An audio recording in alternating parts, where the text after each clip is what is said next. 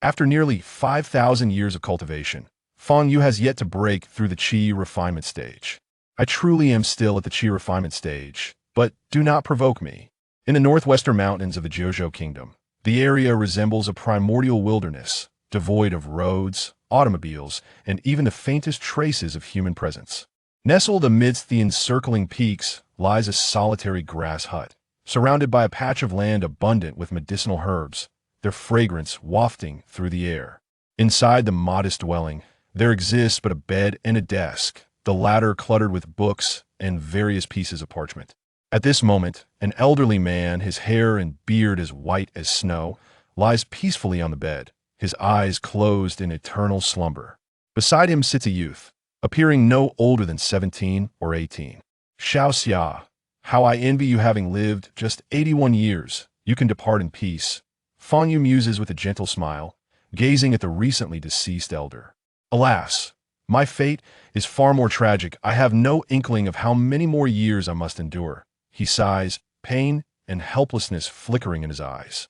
Since embarking upon the path of cultivation, nearly 5 millennia have passed, yet Fang Yu remains tethered to life, unable to advance beyond the Qi refinement stage. Indeed, the Qi refinement stage, the most rudimentary realm of cultivation. By stringent standards, it cannot even be regarded as a true stage of cultivation, merely a phase of physical refinement. Only after establishing a foundation can one genuinely embark on the immortal path. Yet, Fang Yu finds himself perpetually ensnared at this initial stage, incapable of progressing even a single step further. Throughout the millennia, he has consumed countless foundation establishment pills to no avail. In the earlier millennium, his master reassured him, attributing his prolonged stay in the Qi refinement stage to his exceptionally potent spiritual roots. However, as 1,000 years elapsed, Fang Yu remained unable to transcend to the foundation establishment stage. At that juncture, his master began to wonder if perhaps he had misjudged. Could Fang Yu truly be a mortal devoid of spiritual roots? Yet how could an ordinary mortal sustain a life spanning over 1,000 years, showing no signs of aging? Eventually, Fang Yu's master ascended to immortality after successfully navigating the tribulations, leaving Earth behind. Since then, no one has concerned themselves with Fang Yu's cultivation progress. As time marched on, the spiritual energy on Earth grew increasingly sparse. In the present day, even if Fang Yu were to break through, he would be doomed to fail in transcending to immortality. However, Fang Yu never harbored aspirations of ascension. He merely yearns to shatter the shackles of the Qi refinement stage. This fixation has consumed him. Today, he is cultivated to the 9832nd layer of the Qi refinement stage, while the average cultivator requires only 10 layers to leap into the foundation establishment stage. The mere thought of his cultivation plight brings a cloud of gloom to Fang Yu's heart. Taking a deep breath, he rises and gazes at the desk cluttered with various prescriptions. Had I known you would become such an apothecary, I should never have taught you the art of medicine. He shakes his head in resignation. In accordance with Xiao Xia's wishes, he intends to organize these prescriptions for departure. Just as he begins to sort through them, he hears a cacophony of footsteps approaching, prompting him to lift his gaze toward the window. How could anyone possibly find this secluded grass hut? Fang Yu furrows his brow. After a brief interval, a party of 7 arrives at the grass hut. Among them are 2 young men and women, an elderly man in a wheelchair, and 4 robustly built men clad in suits, unmistakably bodyguards. Upon seeing the decrepit elder exuding an aura of death, Fang Yu realizes these individuals must be seeking medical aid. Divine Apothecary Xia, greetings. I am Tang Feng, from the Tang family of Jiangnan. We wish to request your assistance for my... The handsome young man begins, stepping forward. Fang Yu opens the door, interrupting him. You are too late. Xia Xiaoji has just passed away. What? The expressions of all present shift dramatically. The revered apothecary Xia they had sought with such desperation has deceased. How can this be? Tang Feng's face pales, staring blankly at Fang Yu. In their quest to cure the elder Tang's debilitating illness, they had exhausted their family's resources and efforts to locate the reclusive apothecary Xia, who had evaded the world for nearly 2 decades. After enduring countless hardships, they finally reached his grass hut, only to receive this heart-rending news. What a twist of fate. We had just found No, the divine apothecary must not have passed. He merely wishes to remain hidden from us. The delicate young woman, her eyes reddening, exclaims in agitation. Indeed, the apothecary must still be inside. Hope flickers in Tang Feng's eyes as he strides into the grass hut. Upon entering, he sees the lifeless form of Xia Xiuji lying on the bed, eyes shut tight. Tang Feng observes intently, only to discover that the elder has ceased to breathe. How can this be? Tang Feng feels hope evaporate, his body sapped of strength. I told you, Xia Xiuji has departed, you may leave, Fang Yu states, slightly frowning at Tang Feng's intrusion. Tang Feng suddenly recalls something and turns to Fang Yu, asking, you must be the apothecary's disciple, right? You have inherited his medical knowledge. Please treat my grandfather. We are willing to pay any price if you can save him.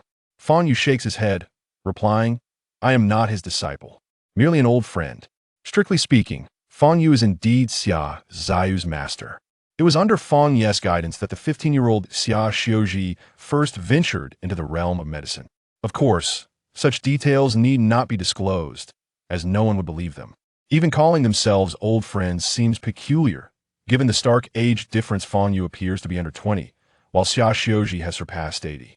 Yet, no one lingers on this oddity. The group is enveloped in the despair of lost hope. The elder Tang, seated in his wheelchair, succumbs to despondence upon hearing of Xia Ziyu's death, his eyes dull and lifeless. His fate. His time has come. There is no need to continue struggling. The young woman, witnessing her grandfather's state, is overcome with sorrow, tears streaming down her face. Fang Yu furrows his brow, gazing at the elder Tang, and abruptly inquires, you have lived for 73 years, surely you have had enough of life. Why do you still wish to carry on? At this, everyone falls silent, curious how Fang Yu knows the elder's age. Upon hearing Fang Yu's subsequent words, their expressions shift. Had enough of life? Is there anyone in this world who feels they have lived enough? What does this imply? Is it a provocation? A mockery?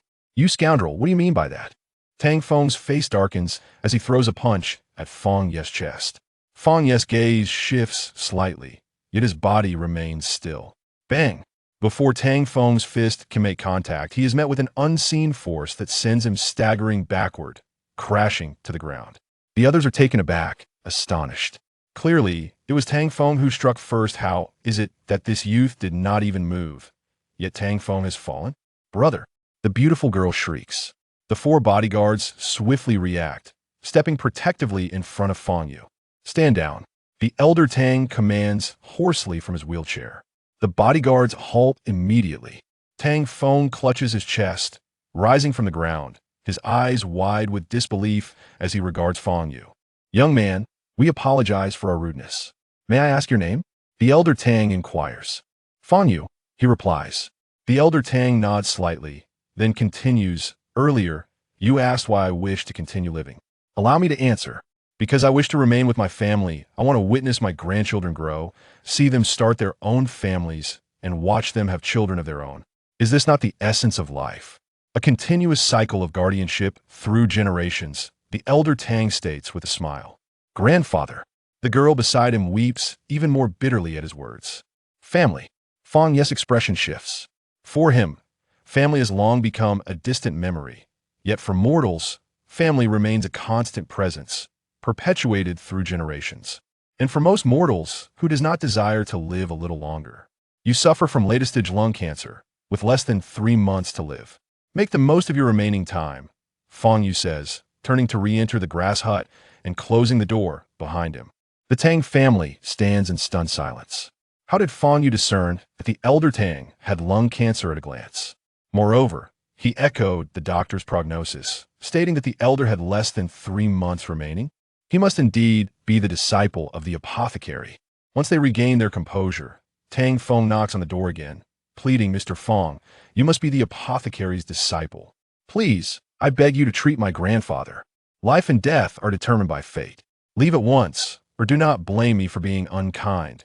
Fang Yu's calm voice echoes from within. An apothecary's heart should save lives. How can you turn a blind eye to death? Tang Feng retorts angrily.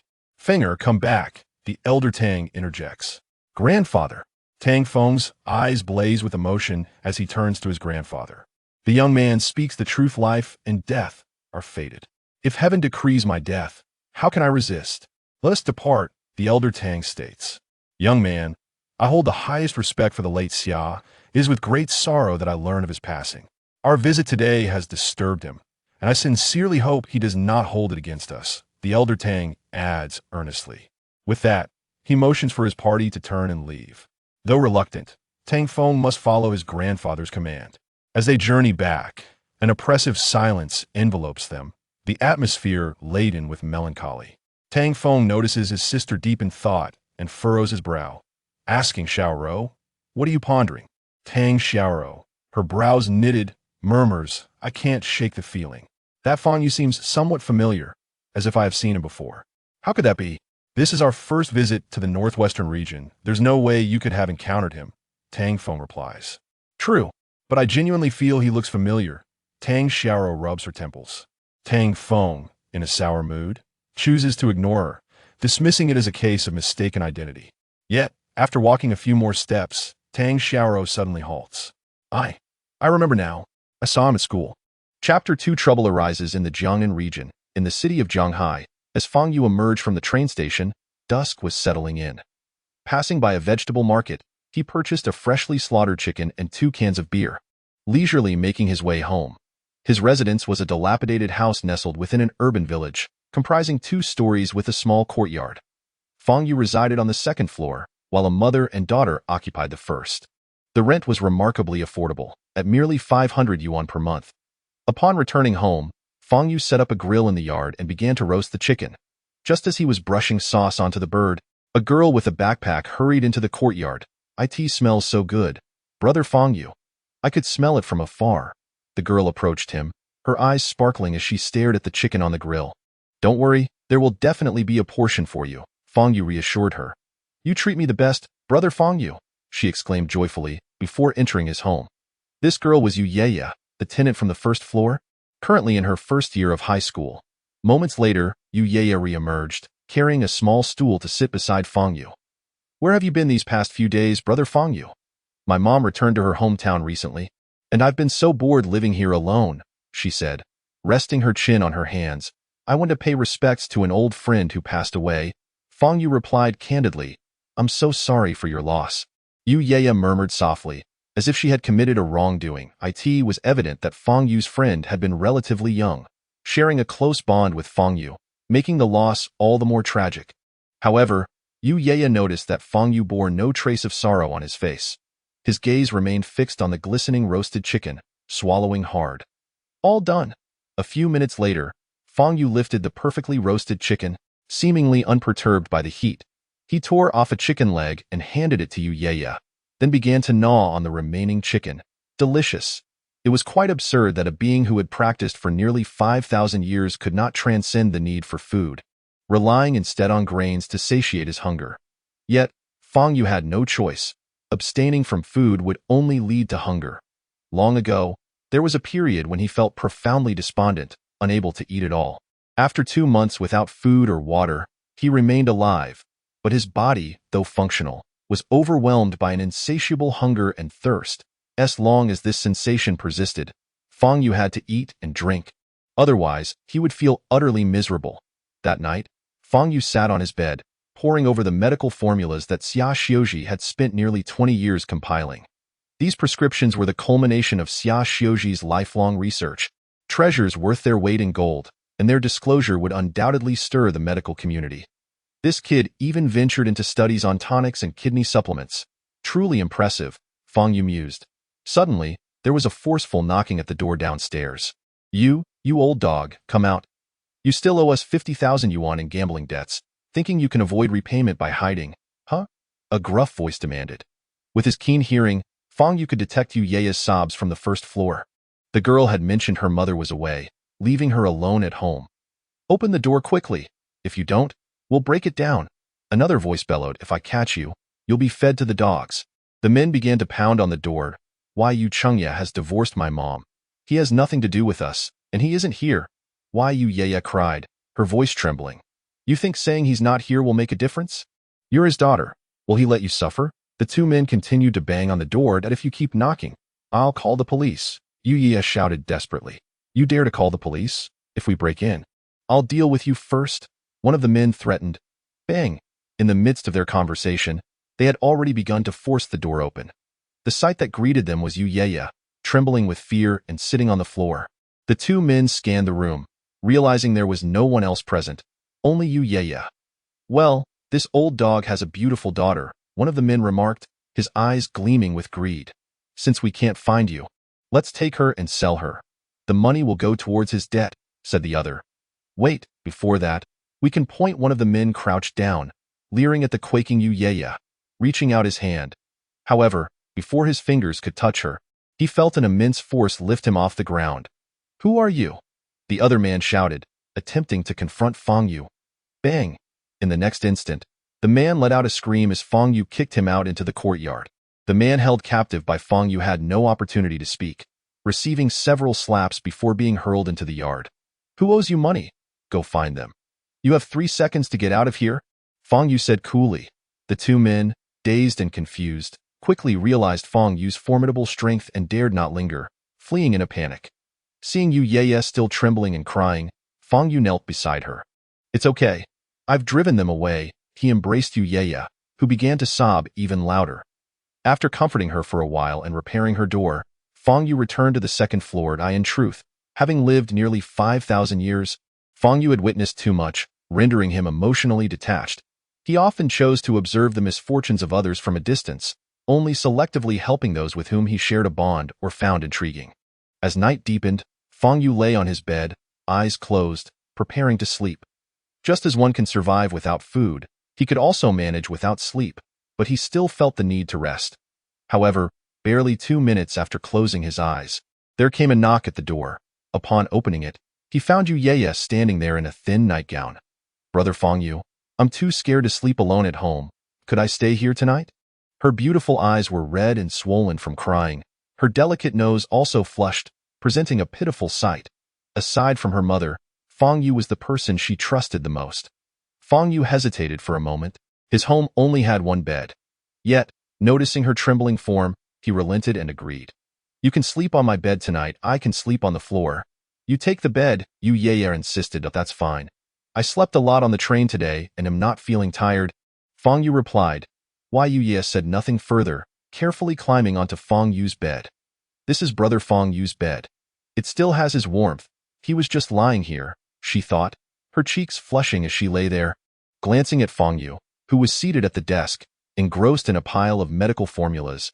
I can't believe I'm actually lying on Brother Fang Yu's bed. What is he looking at? How could he be so strong? Those two men were so fierce, yet he tossed them out effortlessly, so cool.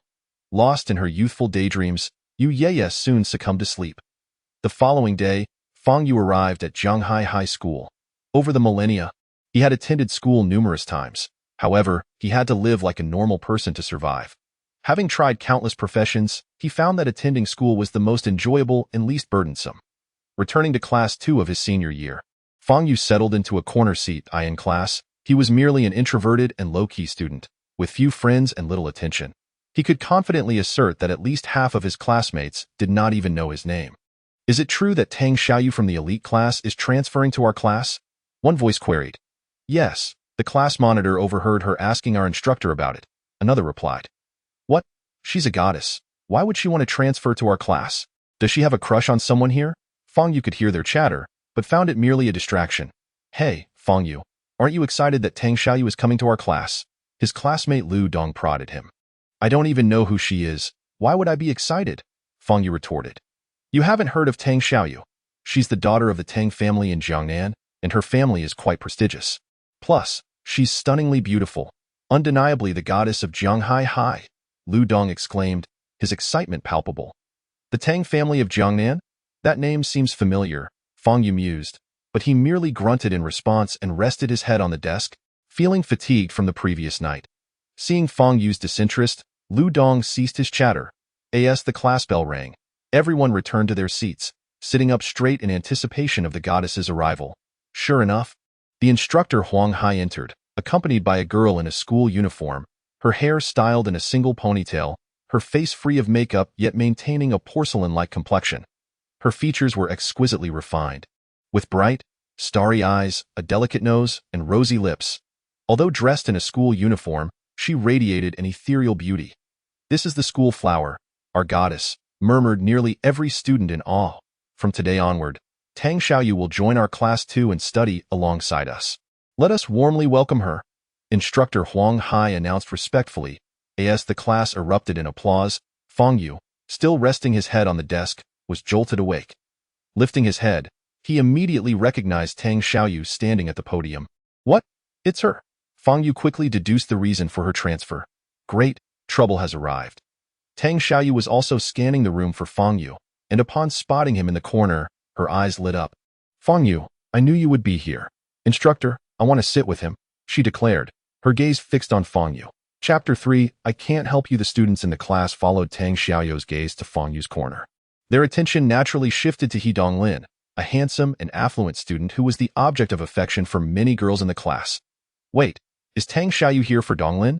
Lu Dong nudged He Donglin, who appeared equally perplexed. In their first year, He Donglin had considered befriending Tang Xiaoyu, but before he could even speak, someone from the Tang family had warned him away. Since then, he had understood that Tang Xiaoyu was not someone he could approach. However, now that they were in their third year, nearing graduation, why was she suddenly seeking him out? Did she have her eye on him all along? With this thought, He Donglin straightened his posture and adjusted his hair, excitement coursing through him, though he maintained a casual demeanor. The students' attention remained fixed on Tang Xiaoyu and He Donglin, while Fang Yu and Lu Dong had been completely overlooked. How could a nerd like Fang Yu ever attract the attention of the goddess? "Another flower has fallen for He Donglin's charm," one boy lamented. "If only I were as handsome and rich as he is. Tang Xiaoyu is my goddess. How can she sit with someone else?" The boys in class felt a mix of envy and admiration, their emotions tangled. Instructor Huang Hai, observing Tang Xiaoyu, asked kindly, "Tang Xiaoyu, do you wish to sit with He Donglin?" Tang Xiaoyu remained silent, walking straight down from the podium toward Fang Yu's seat. He Donglin's heart raced as he contemplated what his first words should be. As Tang Xiaoyu approached, he forced a smile, ready to speak. However, to his surprise, she bypassed him entirely, stopping behind him. "Instructor, I want to sit with Fang Yu," she stated, her eyes fixed intently on him. The classroom fell into stunned silence, with students exchanging bewildered glances. What was happening? Tang Xiaoyu wanted to sit with the inconspicuous Fang Yu instead of the popular He Donglin? "Classmate, would you mind letting me take that seat?" Tang Xiaoyu asked Lu Dong sweetly, her voice melodious and gentle. As a chubby student, Lu Dong found himself face to face with such a stunning beauty for the first time. His face flushed crimson, unable to utter a single word. "I would prefer not to sit with you," Fang Yu interjected before Lu Dong could respond. Wow. Some boys couldn't contain their astonishment, erupting in gasps. The fact that Tang Xiaoyu wanted to sit with Fang Yu had already left them flabbergasted, but they never expected him to refuse her. Did he realize what he was turning down? The dream of every boy in the school. "How dare you refuse? I would gladly take your place," they thought, each boy's mind racing. Tang Xiaoyu, undeterred by Fang Yu's refusal, turned to Instructor Huang Hai, sensing her gaze. He felt a sudden tension. With Tang Xiaoyu's status, even school directors had to show her respect. Her simple request was something Huang Hai could not ignore. Thus, he turned to Fang Yu, his tone firm. "Fang Yu, please adjust your attitude. Tang Xiaoyu has just joined our class. How can you speak to her like that? You and Lu Dong are often whispering in class. I've been meaning to separate you two. Now, let Tang Xiaoyu sit with you, and Lu Dong will move to the last seat in the second row. Move now." With the instructor's order, Fang Yu had no choice but to comply. Moments later, Tang Xiaoyu was happily seated beside him, while Lu Dong found himself alone at the back. Tang Xiaoyu is an outstanding student from the elite class. Everyone should learn from her, Huang Hai added with praise. For Fang Yu, sitting next to Tang Xiaoyu was undoubtedly a troublesome situation. He had maintained a low profile throughout his 2 years at this high school, so much so that many students didn't even remember his name. But now, everything had changed. He could feel the weight of countless gazes upon him. Sighing, Fang Yu rubbed his temples. After class, under the scrutiny of all his classmates, he and Tang Xiaoyu left the classroom and headed to the rooftop of the teaching building. "I know why you came to find me, but I must tell you, I cannot help you," Fang Yu stated bluntly. Tang Xiaoyu bit her lip, saying, "You are the disciple of the medicine god. You can surely save my grandfather." "I've already told you, I am not Xia Xiuji's disciple. I am his friend," Fang Yu replied, shaking his head. Stop lying to me. You can tell at a glance that my grandfather is in the late stages of lung cancer, with less than 3 months to live. Who else besides the disciple of the medicine god could possibly help? Tang Xiaoyu asserted firmly. Fang Yu regretted having spoken so freely before, and even if that is the case, just because I can see it doesn't mean anything. Late-stage cancer is beyond anyone's ability to cure, isn't it? He raised an eyebrow. I don't even ask you to cure him. I just hope you can extend his life so that he can live a few more years. Please, we have no other options. Tang Xiaoyu's eyes glistened with tears as she choked on her words. Over the past year, the Tang family had spent exorbitant sums hiring renowned experts from both domestic and international circles to diagnose the elderly Tang. All concluded the same. His illness was incurable. They had endured countless challenges to locate the medicine god Xiaoxioji, only to discover he had already passed away. In the present day, Fang Yu, who could immediately discern the illness afflicting old Master Tang upon arriving at the residence, represented the last flicker of hope. Tang Xiaoro, possessing the charm and innocent demeanor of a beautiful girl on the verge of tears, would stir the heart of any normal man. Yet, Fang Yu was far from ordinary. He was a peculiar being who had lived for nearly 5 millennia. Regrettably, he could not offer his assistance. There are countless individuals in distress across the world, and I cannot save them all, nor am I obligated to do so, Fang Yu stated. His only desire was to live a tranquil life, hoping one day to transcend the Qi refining stage. He was not a hero and had no intentions of becoming one. We can offer any reward you desire. We can afford it, Tang Xiaoro implored once more. I truly cannot help you, nor do I require any money, Fang Yu replied coolly, turning to leave. After taking a few steps, he turned back to say, by the way, I hope you can move away. I do not wish to share a desk with you. I genuinely despise trouble. Seeing Fang Yu walk away without a backward glance, Tang Xiaoro's face paled with indignation. As the eldest daughter of the Tang family, she had never before humiliated herself in such a manner to plead for assistance, even shedding tears in the process. Yet, this Fang Yu remained impervious, maintaining an air of indifference. You dislike trouble? Then I shall create it for you. Tang Xiaoro gritted her teeth. Upon returning to the classroom, the two exchanged no words during the subsequent lessons. By the time the final class of the morning concluded, Fang Yu was still resting his head on the desk, while Tang Xiaoro organized her books and gently prodded Fang Yu's shoulder with her slender fingers. Fang Yu, let us have lunch together, she said sweetly. Fang Yu lifted his head, gazing at Tang Xiaoro's radiant smile, sensing a foreboding. Forget it. You were too tired last night. Continue to rest. I will bring you lunch later. So just wait patiently. Tang Xiaoro's eyes twinkled with mischief as she left the classroom. The students who overheard her words erupted with excitement. The implications of her statement were immense. What did too tired last night mean? And the blush that graced Tang Xiaoro's cheeks? Had she already? Amidst the envious gazes of his male classmates, Fang Yu remained unruffled. It appeared that Tang Xiaoro was indeed intent on causing him trouble. However, her willingness to sacrifice her own reputation to create misunderstandings was rather ruthless. Yet, Fang Yu was indifferent. He despised trouble, but that did not mean he feared it. What was it to be envied by a group of immature boys? For someone who had cultivated for nearly 5,000 years, he could easily handle the petty tricks of a teenage girl. Fang Yu stood up, intending to find Lu Pengzi to have lunch together, but was halted by a call. Hey, Fang Yu, I need to discuss something with you. Can we talk in the corridor? It was He Donglin from the front row. Chapter 4. Is he even human? Has trouble arrived so soon? Fang Yu frowned slightly and inquired. What is it? Let's speak outside. Discussing this here isn't ideal, He Donglin replied, his expression tinged with a hint of threat. Fang Yu said nothing more and nodded. Following He Donglin and his companions to the stairwell. 4 boys stood with He Donglin, forming a circle around Fang Yu. He Donglin positioned himself before Fang Yu. Adopting a condescending tone, Fang Yu, do you truly know Tang Xiaoro? I've met her once, but we are not acquainted, Fang Yu replied honestly. Not acquainted? Then why did Tang Xiaoro transfer here and request to sit next to you? He Donglin pressed. His tone was hostile, yet Fang Yu remained unfazed. Because she has a need for my help, he responded coolly. Tang Xiaoro needs your help? Ha, are you joking? She is a wealthy heiress. Why would she need assistance from someone like you? A slacker? He Donglin mocked, and his 4 followers joined in laughter. Fang Yu merely smiled without retorting.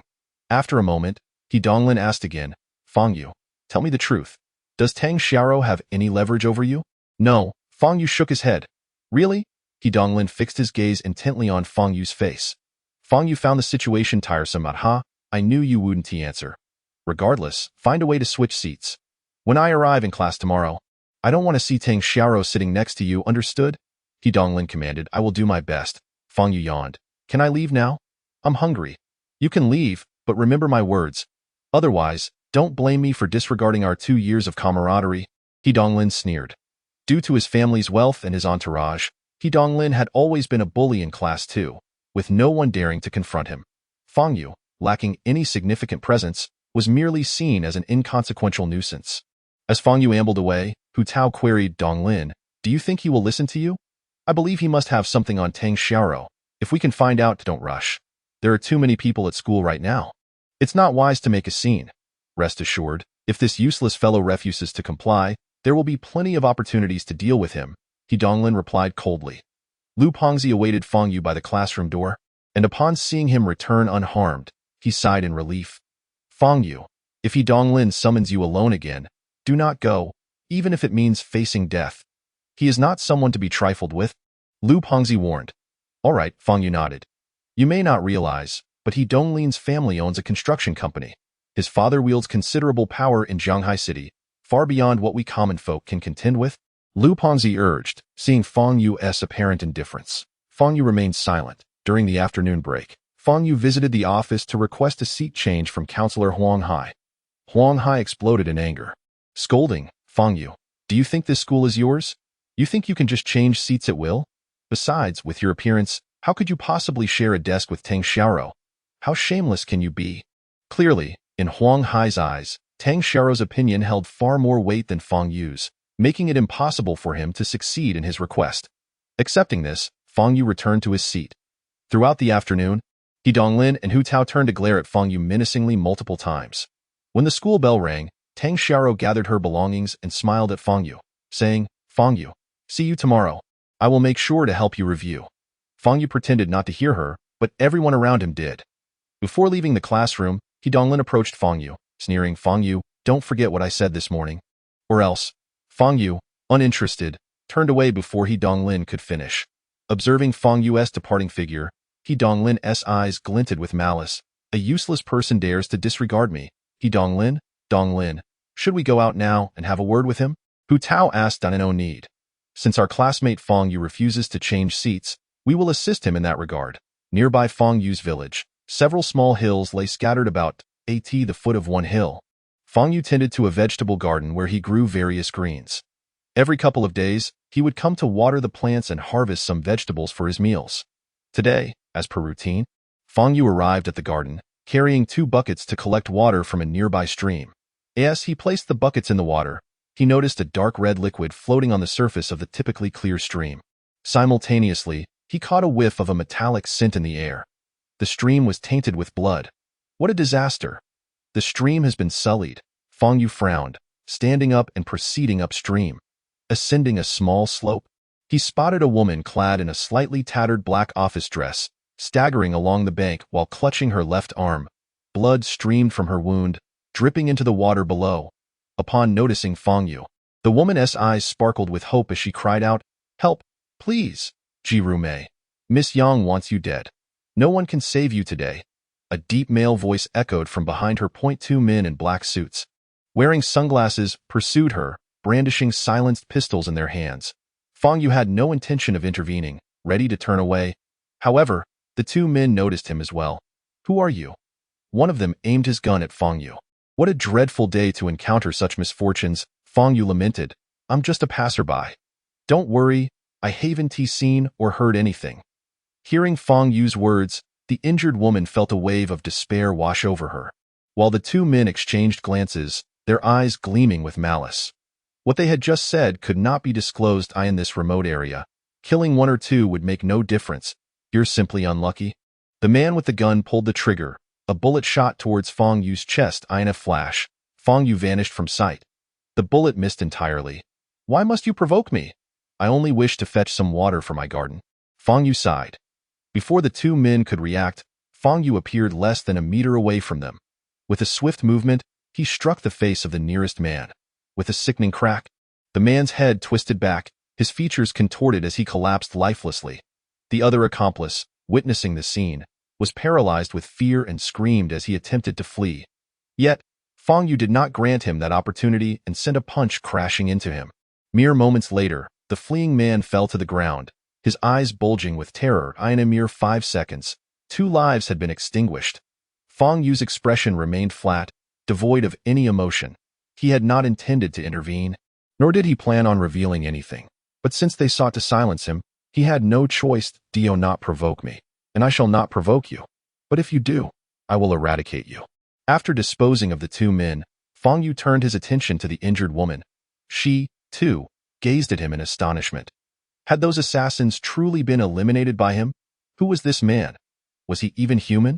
The woman had lost a considerable amount of blood and was growing weaker. The shock of the encounter caused her to faint from a lack of blood flow to her brain. Chapter 5. Taking action, Fang Yu now focused on the unconscious woman. Despite the blood staining her face, her beauty was evident. More importantly, her features bore a striking resemblance to a female friend of Fang Yu from many years ago. Could she be her descendant? Fang Yu pondered. Of course, it was also possible that it was mere coincidence. Statistically, with so many new inhabitants on Earth over the years, encountering someone with a similar appearance was entirely plausible. It was this resemblance that compelled Fang Yu to save the woman. 10 minutes later, Fang Yu had bandaged her wounds, staunched the bleeding, and called for an ambulance. By the time the ambulance arrived, Fang Yu had already departed. The woman was carried onto the vehicle by medical personnel and whisked away to the hospital. Fang Yu strolled home, cradling freshly picked vegetables in Zhanghai City, within the Yang family study. A stunning woman in a silk nightgown leaned against a chair, gazing out at the night skyline. The phone on her desk rang, and she frowned slightly before answering. Miss Yang, the mission has failed. Qi Refinement has been taken to the hospital, and the Qi family has dispatched numerous personnel for her protection. We likely won't have another opportunity for some time. I only need to know the reason for the mission's failure. There is no need for further details. The woman's voice was icy, laced with menace. We are still investigating the cause, so far. We only know that our 2 assassins had successfully dealt with Qi Refinement's bodyguard and forced her to jump from a vehicle on the mountain road near Jiannan village. After that, they completely lost contact, and Qi Refinement. Upon hearing this, the woman deduced that an unexpected individual had intervened to save Qi Refinement. Otherwise, she would not have survived to be taken to the hospital. You have 3 days. 3 days to find the person who saved Qi Refinement, the woman commanded. After hanging up, she delicately swirled the deep red liquid in her wine glass, her pale hand clutching it gently. No matter who you are, if you dare to disrupt my plans, I will unearth you from the depths of the earth. The following morning, as Fang Yu entered the classroom, he noticed a desk overturned in the back and books scattered across the floor. Only a chair remained at his original desk.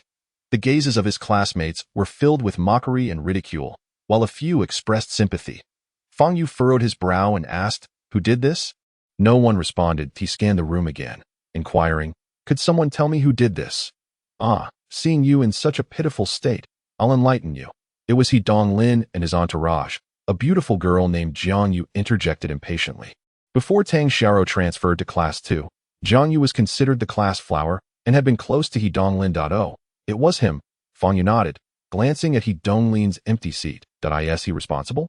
What of it? Do you think I dare to confront him? Jiang Yu taunted. Once he arrives, you'll be too afraid to speak. Seeing Fang Yu's calm demeanor, she continued, "What a pity you are just a frog dreaming of swan meat. It serves you right to be taught a lesson by he Donglin." Fang Yu returned to his seat without retrieving the overturned desk. The surrounding students either laughed or looked on with curiosity. What was Fang Yu doing? Waiting for someone to return his desk? Or perhaps hoping to report it to the counselor when they arrived?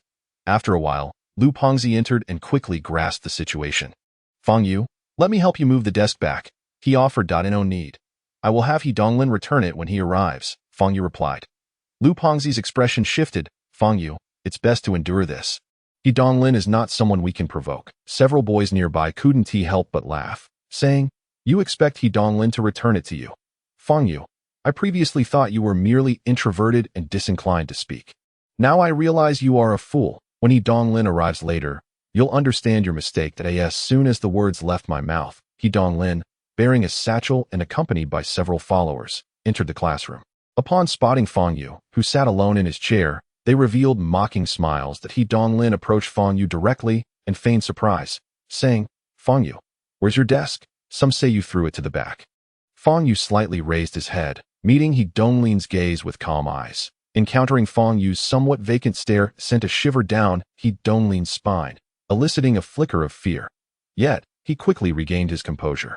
Feeling embarrassed by the momentary fright, Fang Yu was just a waste. Why should he be afraid? It was me. So what? Yesterday, I showed you some respect, but you disrespected me that I merely wanted to teach you a lesson. Otherwise, you truly don't regard me at all. That He Donglin no longer concealed his intentions and declared loudly, "Return my desk and tidy up the books on the floor, and I won't pursue this any further." Fang Yu said. This statement stunned not only He Donglin but also the other students in the class. Not pursue this? Who did Fang Yu think he was? Who did he believe he was facing? Ha!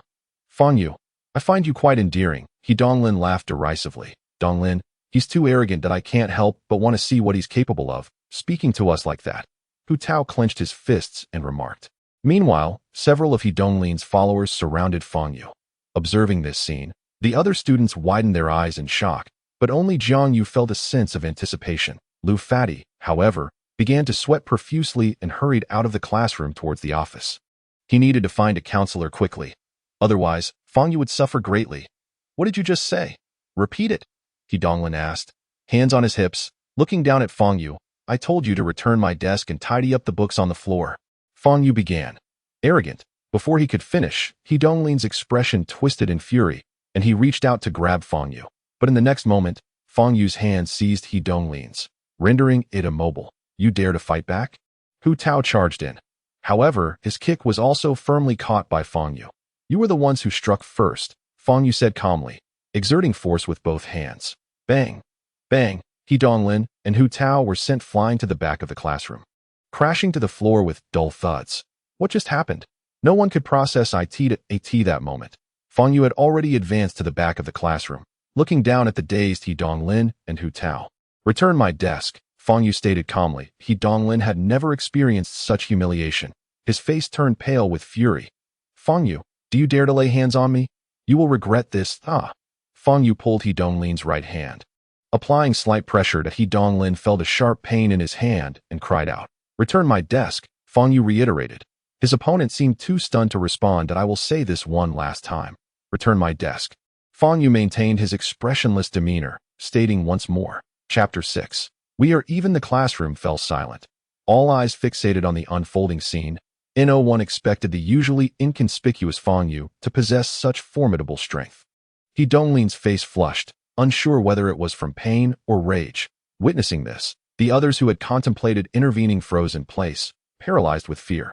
Counselor, hurry up. If you take your time, Fang Yu might be gravely injured.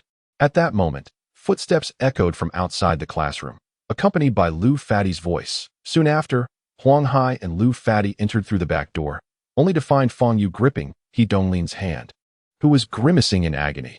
This was the opposite of what Lu Fadi had anticipated. He stood there in shock. Huang Hai quickly regained his composure, his face turning ashen with anger. What is going on? What is happening here? He demanded. Seeing Fang Yu unresponsive, Huang Hai hastened to him, pointing a finger. Fang Yu, you are far too bold. Let go. Fang Yu glanced at Huang Hai and replied. They struck first. They threw my desk and books to the back. I only see you striking. Huang Hai seethed, his body trembling with rage. Moreover, He Donglin's father, He Wancheng, owned a prominent local construction company and had a fiery temper. He would undoubtedly cause a scene upon learning of his son's injuries. If this matter wasn't handled properly, not only would Fang Yu suffer, but Huang Hai would also face serious repercussions. Fine, Fang Yu said as he released his grip. Huang Hai let out a sigh of relief. But before he could fully relax, bang! Fang Yu swung his arm again, sending He Donglin crashing into the back wall of the classroom, where he fell unconscious. Now we are even, Fang Yu stated coolly. Witnessing this, Huang Hai felt a chill rise from his core. He could hardly fathom how He Wancheng would react upon seeing his beloved son in such a state. You. Huang Hai pointed an accusatory finger at the indifferent Fang Yu. Speechless with fury, he never imagined that the quiet Fang Yu, who had remained compliant for over 2 years, would now create such chaos. Quickly, take He Donglin and Hu Tao to the infirmary, Huang Hai shouted to the stunned students. He Donglin's classmates snapped back to reality and rushed to carry their fallen peers out of the classroom. Huang Hai turned to Fang Yu, fixing him with a fierce glare. "You, come with me to the office." Lu Fadi regarded Fang Yu with disbelief and sorrow. He knew the trouble Fang Yu had stirred could not end well. The best outcome would be expulsion and compensation for medical expenses. The worst outcome would be incurring He Wenqing's wrath, which would be far graver. After Fang Yu followed Huang Hai out of the classroom, the atmosphere became chaotic. Wow. Fang Yu is incredible. I once thought he was an introverted person who barely spoke. But it turns out he is this formidable. Both boys and girls discussed Fang Yu, many feeling a sense of vindication. He Donglin, buoyed by his family background, had always looked down on them, and they had suffered at his hands. Fang Yu's actions today could be seen as a righteous act. Humph, you all think Fang Yu is impressive? He's just a fool. Even now, he dares to strike. The least punishment he will face is expulsion. He might even have this recorded in his file, preventing him from graduating smoothly. Furthermore, He Donglin's parents would undoubtedly seek retribution against Fang Yu. I've met He Donglin's father a few times. He wields significant influence in our locality. After Fang Yu leaves school today, who knows if he'll even return tomorrow? Zhang Yu scoffed. To sum it up, after today, Fang Yu's life is essentially ruined. Zhang Yu's deskmate, Su Xiaona, added. Upon hearing this, the students in the classroom agreed. In the office, Huang Hai's face turned a deep shade of anger, and his hands trembled as he gripped a cup of water. Fang Yu, I cannot handle this matter. I must report it directly to the disciplinary office for them to address it. You just pray for your own fortune, Huang Hai said in a low voice. Fang Yu appeared unfazed. He was no ordinary person and had no need to pursue academic success like typical students. His presence here was merely a way to pass the time. He could leave at any moment, and any disciplinary action held no significance for him. He Donglin's provocation had, instead, brought him a long-awaited thrill after a prolonged period of boredom. Although Fang Yu had lived for thousands of years, he was still an ordinary cultivator in the Qi Refinement stage, lacking foundational skills. At his core, Fang Yu remained human, and every human possesses a temper. Regardless of the disparity in strength and experience between He Donglin and Fang Yu, one must act when provoked. At over 5,000 years of age, he could not allow a junior to trample over him so easily. In the classroom, upon entering, Tang Xiaoro was greeted by a disarray of desks and scattered books at the back. What happened? Confusion clouded her mind as she looked around at her classmates. Upon seeing her, they all fell silent, regarding her with strange expressions. Returning to her seat, she noticed that only a chair remained in Fang Yu's spot, realizing that the desk at the back belonged to him. What on earth transpired? Tang Xiaoro furrowed her brows, utterly perplexed. Behind her, Lu Fadi's eyes suddenly lit up. Fang Yu might still have a chance. Subsequently, Lu Fadi led Tang Xiaoro to the corridor and recounted everything that had occurred. He knocked someone out? Tang Xiaoro exclaimed, covering her mouth in disbelief. Yes, we all saw it. Even now, it gives me goosebumps to think about it. Fang Yu looked so slender, yet he's so powerful, Lu Fadi said, still trembling with fear. Tang Xiaoro fell into contemplation. For her, this was an excellent opportunity, a chance to coerce Fang Yu into treating her grandfather's ailment. I understand now. I will find a way to ensure Fang Yu isn't expelled. Tang Xiaoro assured Lu Fadi. That would be fantastic, Lu Fadi exclaimed with delight. Tang Xiaoro was the daughter of the Tang family, and if she were willing to help, Fang Yu would undoubtedly be saved. In the disciplinary office, Fang Yu stood before Director Pan Chong, while Huang Hai stood to the side. Fang Yu, we have already informed He Donglin's father, who is rushing here. Before he arrives, I want to know why you clashed with He Donglin. Pan Chong demanded sternly. As I mentioned, he struck first. He threw my desk to the back of the classroom, and when I asked him to return it, he refused and even attacked me, Fang Yu recounted. He struck first? Then why is he the one injured, while you remain unscathed? Pan Chong frowned. It's simple. Because I am formidable, Fang Yu replied. Pan Chong slammed the table in anger, shouting, Nonsense. You assaulted someone and act as if it's perfectly acceptable? Do you know why you're here? I will call your guardians to see how they raised you. I have no guardians, no need to make a call, Fang Yu replied. No guardians? Pan Chong glanced at Huang Hai. Huang Hai hesitated before saying, Director Pan, Fang Yu indeed has no guardians. His records indicate he is an orphan, raised by an elderly person who passed away when he was in middle school, so he is an orphan. That only makes his actions more inexcusable. How could you face the one who raised you? If that elder knew. Pan Chong continued to berate him, filled with righteous indignation. The information in Fang Yu's records was entirely fabricated. The elder mentioned did not exist. Furthermore, Fang Yu was uninterested in receiving lectures from someone several millennia younger than him. Interrupting, Director Pan, please just announce your disciplinary decision. I have no time for your ramblings. You. Pan Chong was left speechless, his face turning crimson with rage. Chapter 7. I want him to disappear. After a lengthy silence, Pan Chong's mood finally stabilized, and he spoke in a low voice. Fang Yu, had you shown a better attitude, I might have been able to plead on your behalf. But your demeanor has left me disappointed. Thus, you will bear all consequences yourself. Fang Yu remained silent and exited the office. Shortly after returning to the classroom, a classmate approached him, stating that someone was waiting for him at the school gate. Fang Yu was unaware of who it was, but quickly made his way outside. At the entrance stood a burly, bald man with tattoos, striding toward him. Are you Fang Yu? The bald man boomed. Who are you? I'm De Biao. My brother is He Donglin's father. He's gone to the infirmary to see Donglin and sent me to teach you a lesson first. De Biao sneered as he extended his left hand toward Fang Yu's neck. That moment, Fang Yu turned around and seized De Biao's outstretched hand. Still want to resist? De Biao's face twisted into a sinister grin. Applying pressure with his left hand, to his astonishment, he found his arm completely immobilized. De Biao's expression shifted. His teeth gritted as he exerted all his strength, his muscular arms straining, yet he remained unable to move. How is this possible? Fang Yu appears to be a frail high school student. How could he possess such strength? If you don't want to end up in the infirmary like He Donglin, you should stop now. Fang Yu warned De Biao had never been threatened like this before, especially by someone who seemed so young and inexperienced. His anger flared, and he shouted, Who do you think you are? As he spoke, De Biao threw a punch. Fang Yu did not flinch. Instead, he extended his left palm and easily blocked the blow. I am someone you cannot provoke, Fang Yu stated, then delivered a kick to De Biao's abdomen. Bang! With a dull thud, De Biao, a towering figure of nearly 6 feet tall, was sent flying, crashing to the ground and failing to rise. Those passing by in the school were left in shock, their eyes wide as they gazed at Fang Yu as if he were a monster. You all witnessed that he struck first. This is self-defense. The situation was the same when I faced He Donglin. Fang Yu explained to the students who had gathered to witness the commotion.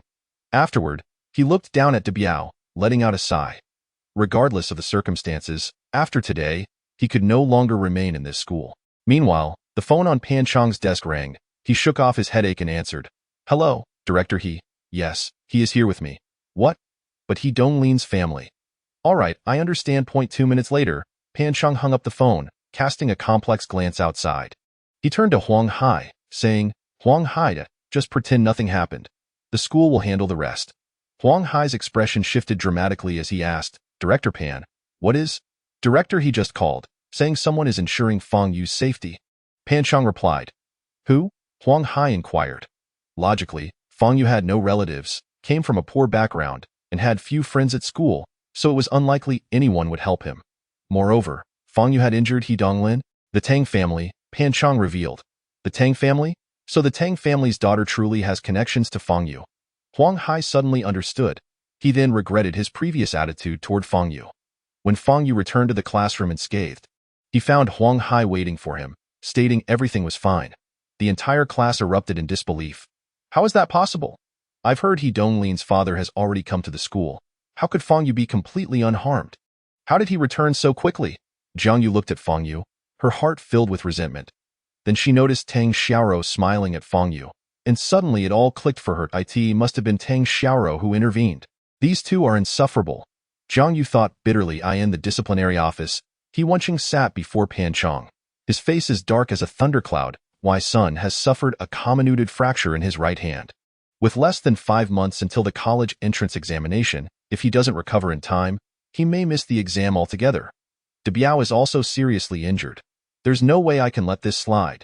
He Wenqing thundered, Mr. He, according to our investigation, your son initiated the conflict with Fang Yu. Pan Chong's forehead began to sweat as he attempted to explain.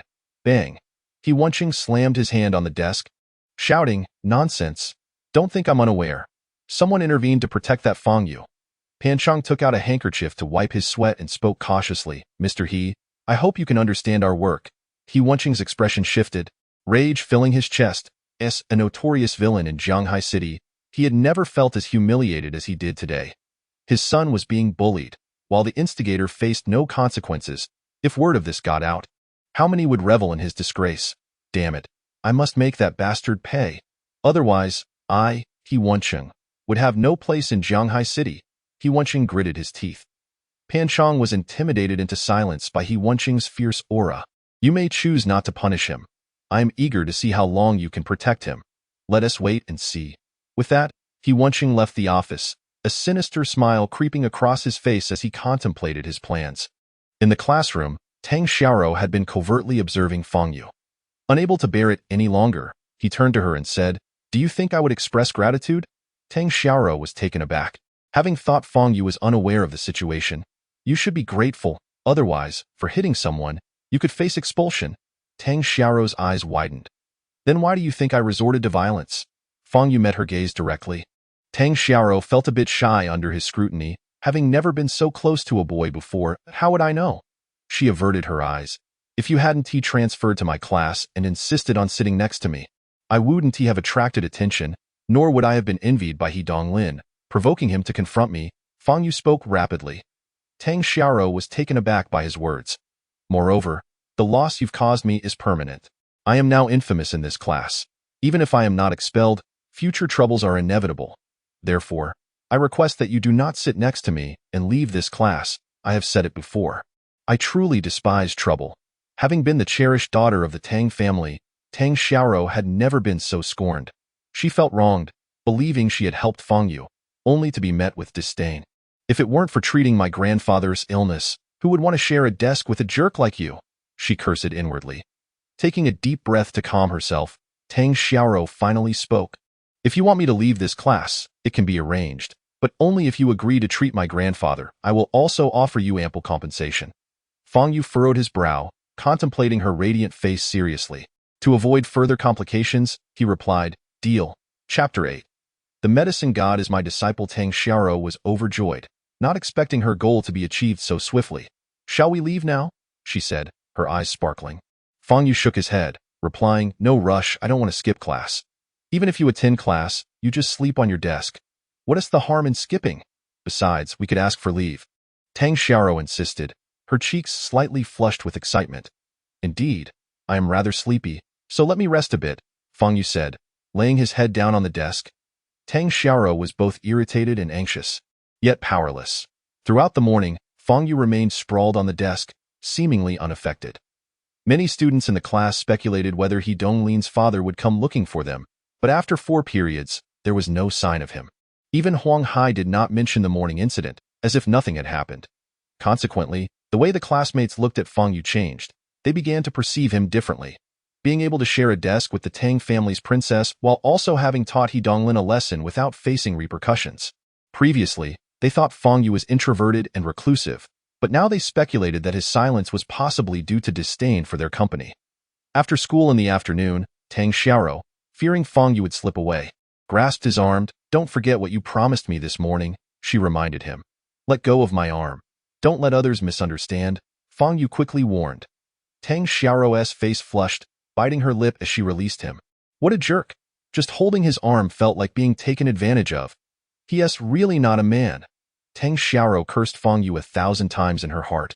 They left the classroom in single file, maintaining a safe distance from each other as they exited the school gates. As they stepped outside, Fang Yu felt hostile gazes upon him. Across the street, a van was parked with several burly henchmen smoking in front of it. 2 of them revealed cold smiles upon spotting Fang Yu. These henchmen were clearly under He Wenqing's command. Tang Xiaoro also noticed the ill-intentioned group across the street. She walked to Fang Yu's side and said, "I'll have my Uncle C drive them away." "Uncle C?" Fang Yu inquired.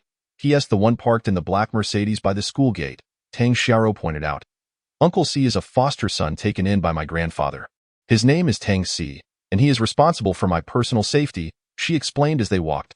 Soon, they arrived at the Mercedes, and a middle-aged man with a prominent burn scar on his left cheek exited the driver's seat. A single glance at him revealed to Fang Yu that he was also a practitioner at the 8th level of Qi Refining period, essentially an innate martial artist. Tang Si was also appraising Fang Yu. "Uncle, over there." Tang Xiao approached Tang Si and spoke a few words. Tang Si nodded and walked directly towards the van, confronting the group of henchmen. Initially, the henchmen were brazen, pointing at Fang Yu and brandishing their weapons, as if wanting to beat up Tang Si as well. However, after a brief exchange from Tang Si, their faces turned pale and they bowed to him, hurriedly entering the van to leave. Your Uncle Si seems quite formidable, Fang Yu remarked from inside the car. Of course. My uncle is a certified innate 8th-level martial artist from the Martial Arts Association, Tang Xiao replied with a hint of pride. Oh? Innate martial artists have levels? Fang Yu was surprised. Yes, innate martial artists are divided into 12 levels. Those above the 8th level are exceptional. Beyond the 12th level are the revered martial arts masters. When I was young, I once shook hands with a legendary master renowned in Jiangnan. Tang Xiao's eyes sparkled with pride. So, innate martial artists correspond to the Qi refining period, with the first level equating to the first tier. And martial arts masters must be those who have progressed beyond the Qi refining period into the foundation establishment period. Then, doesn't that make me an innate 9,832 tier martial artist? That sounds quite impressive, Fang Yu mused. Tang Si returned to the driver's seat and started the car. Miss, who is this? He asked, glancing at Fang Yu through the rearview mirror. This is the medicine goddess disciple we met in the Northwest. His name is Fang Yu, and he is also my classmate now. Tang Xiao introduced. Soon, he won TB. Fang Yu added. Oh? You're the disciple of the medicine god, Xia Xiuji. Tang Si raised an eyebrow, slightly surprised. To him, Fang Yu appeared utterly ordinary in demeanor and everything else. How could such an unremarkable high school student be the disciple of the medicine god? The young lady is still so naive. Could she have been deceived? Tang Si felt a sense of wariness towards Fang Yu. With the prospect of treating the elder Tang's illness, Tang Xiao was in high spirits, sharing stories from her childhood. Fang Yu feigned interest, responding with half-hearted comments. After half an hour, they arrived at the Tang family residence, located in the upscale villa district of Zhanghai City. The Tang villa occupied an area over 20 times larger than Fang Yu's home, with a classical and grand architectural style, exuding the prestigious aura of the Tang family.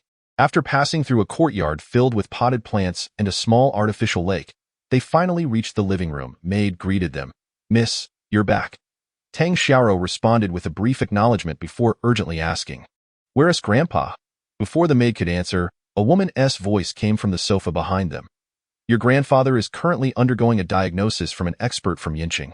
Why are you in such a hurry to find him? Madam, Tang Xiao realized it was her uncle's wife, Liang Rong, seated on the sofa. Xiao, why didn't you introduce your classmate when you brought him home? Liang Rong, dressed in luxurious attire, looked at Fang Yu. This is Fang Yu, the medicine goddess disciple I met with my brother in the Northwest. Tang Xiao introduced. Oh? You are Fang Yu? Liang Rong narrowed her eyes, scrutinizing him. Fang Yu nodded, but remained silent. Are you certain you are the medicine goddess disciple? Deceiving the Tang family could have dire consequences. Liang Rong smirked coldly. She found it hard to believe that an ordinary young man, the same age as Tang Xiao, could be the medicine goddess disciple, especially while attending the same school as her. Such attempts to get close to the Tang family for ulterior motives were not uncommon for a family of their stature. Upon hearing Liang Rong's words, Tang Xiao's expression shifted, and she exclaimed, Aunt, Fang Yu is here to treat Grandpa. Treat him? Just him? Haha, Xiao, you are still too naive. I assure you this boy has ulterior motives. He is simply trying to get close to you to gain benefits from our Tang family. Liang Rong scoffed dismissively. I believe I already stated that I am not the medicine goddess disciple. Fang Yu interjected, glancing at Tang Xiao. As expected, you admitted it. Liang Rong sneered. To be precise, Xia Shuji is my disciple. Fang Yu smiled slightly. At this statement, everyone present wore a peculiar expression, including the maid and Tang Si. Was this person truly out of his mind after being exposed?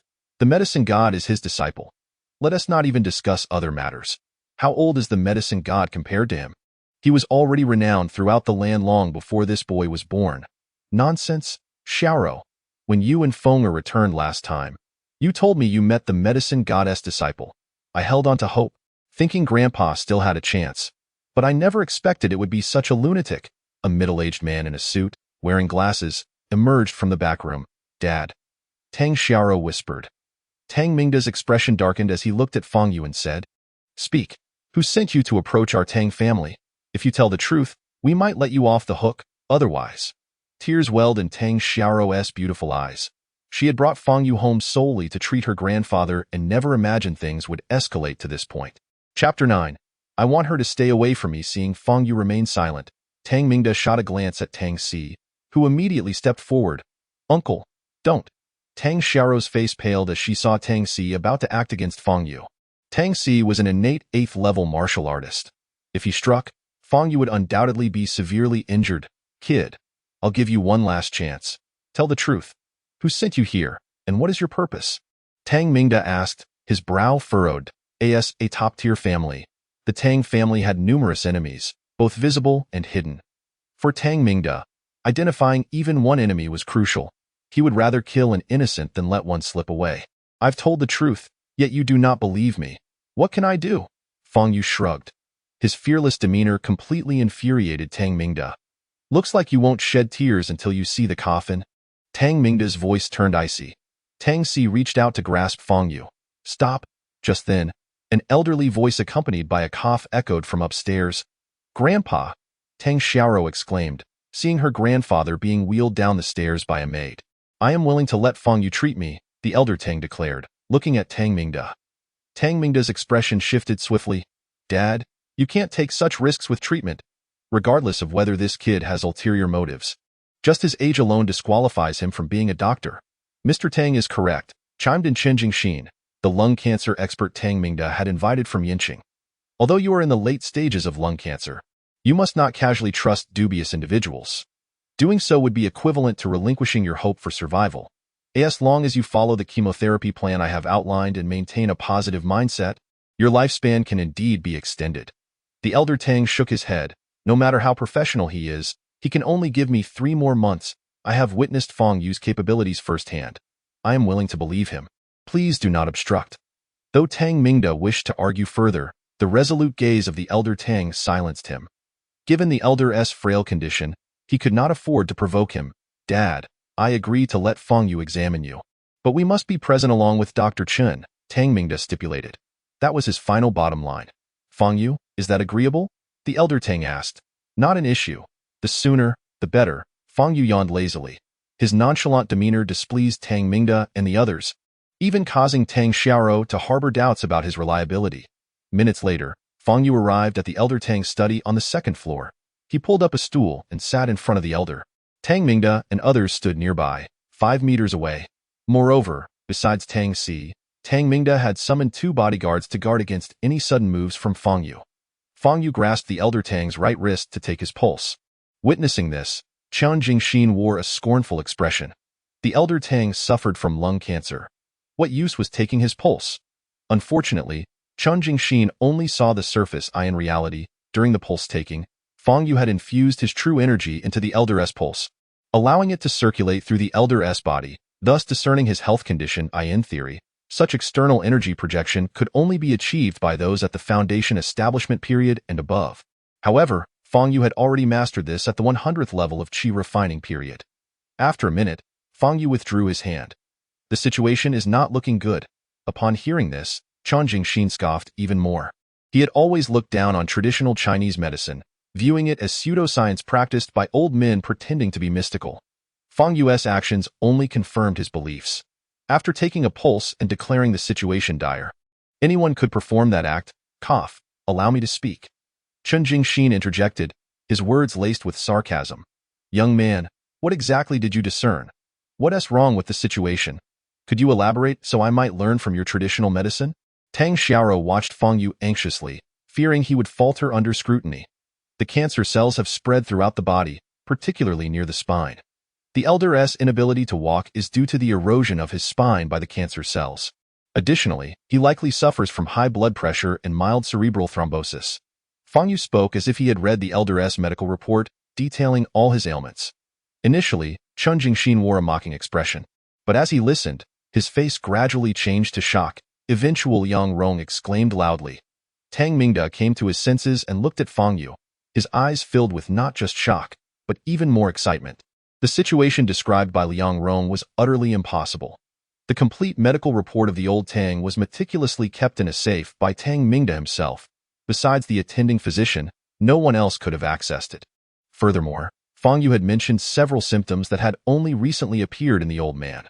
This young man truly possessed remarkable abilities. It is impossible to treat your condition, Fang Yu spoke again. The flicker of hope that had ignited in Tang Mingda's eyes was instantly extinguished. Tang Xiaoro's eyes turned red. I told you this kid was useless. He can diagnose but cannot treat. What good is that? Liang Rong mocked from the side. How long do I have left to live?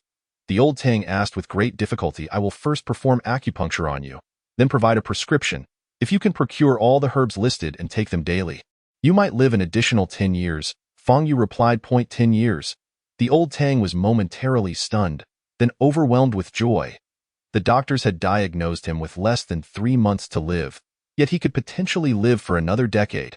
Fang Yu, did I ask that true? You are not joking, are you? Tang Xiaoro asked, tears glistening in her beautiful eyes. Provided you can gather all the herbs from the prescription.